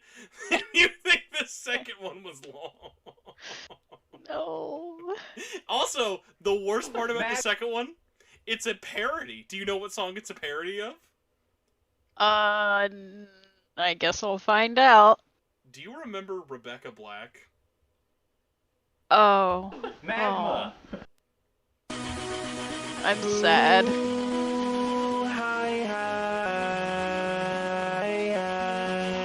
I think this one only having 5,000 is actually more something. Like, this should be higher. 7 a.m. still working on my cosplay still. Gotta pack, gotta take a shower. Gotta watch my shows, gotta watch Pokemon. Look at everyone, nobody's ready. Putting cosplay on, everybody's rushing. Gotta get down to the hotel. Gotta get a ride. I see my friend. No room in the front seat. I wonder, this was just online, right? I hope they didn't put this on TV. I didn't even everything about like they paid this to like air on TV. Taiyocon, gotta get down at Taiyocon. Everybody's looking forward to Who the is this guy? Do you remember when we went after finding this commercial? I asked the guy Everybody's please tell me looking this guy's forward still here. to They were like, the we had a convention. Herb derpin, Oh. herb derpin, herb derpin, herb derpin. Fun con. Looking forward to the convention. 2:45, we're finally heading there, cruising so fast, my wig's flying off. Con, think about the con. Just like a mini Japan, I'm ready to geek out. My plushies by my right. Tayo has got it all for otakus, anime and cosplay, How did the production gaming value and go down in the fashion, second? That's what I wanna masquerades and cute mates. Yeah. Podcast too. It's Taiyocon, gonna get down at Taiyocon. Everybody's looking forward to the God, can he convention. stop? Can he It's cease? the butt. Like the butt, I need to Getting understand down why at we focus on the Taiyocon. butt so much. Everybody's looking forward Yeah. to the convention. Herb derpin, herb derpin, Herb derpin. What? Fun. That takes me back to Looking another forward to the convention. No. Today was boring day. Today it is Tayo. Her boots are disappearing. We are so excited. We so excited. We go into a Next time I con go to Taiyocon, I today. have to sing this. Tomorrow is still Tayo. And Sunday is Tayo too. I don't want this convention to end. But this commercial, though. It's a Mesa. Well, you knew we needed I'm a rap sitting in first. panels. Fast, skip in line. Cause I'm staying at the hotel. Holy crap, there's a cat bus in front of me. Gonna get an autograph, gonna squeeze. Check it out, it's the Tayo with the best Joe. We gonna geek out. Come on, It's y'all. Taiyocon, gonna get down at Taiyocon. Everybody's looking forward to the convention. Was that- Taiyocon, Ugh. getting down at Taiyocon. Everybody's looking forward to the convention. Herb derpin. Man, I can't tell you how uncomfortable hearing the word herb derp Fun makes me in the ear. looking forward to the Oh convention. my god. Like, Taiyocon, how do you gonna get down more at cringy Taiyocon. than the original song? He did it. That's what they Like- prefer. He actually made it worse than the original. Taiyocon, getting God. down at Taiyocon. Everybody's looking forward to the convention. Can we not? Herb I don't derpin, like herb that. derpin, The crotch herb thrusting. Herb derpin. Fun. Does it make you feel better? At least he's not at the Looking convention. forward Like to if the you go now, you know he won't be there. Yes. Thank God. Like imagine you go to Taiyocon and you just see his butt just shaking with that song blaring. Yeah. I don't want that. I never want that. Do you ever want to see that ever again? No. That's a great idea. All right, everybody. That was the worst way ever to ruin this very long 11-hour and 5-minute stream. Happy release day, SMT5. We really rang you in the way we started, and for that I'm truly sorry. Waffles, we gained 20 viewers while watching that. We went from 60 to 80. What in earth was Damn. that? What on earth? Hello, new viewers. Bro, this... Oh my god. Okay, everybody, thank you for watching this. Thank you for putting up with me during all of this and making this stream actually not a giant disaster. Will, with a very accurate, always end on a low note. Now that's very true. Oh my god. Believe it or not, though, Taiyocon is actually a fun place, unless you're Waffles, who's going to lose $20 at the QT, but that's just a very specific... Man! I will always be bitter. Fuck that place. Just the quick trip, though. Just that one specific quick trip. So, I wonder. It's an inside job.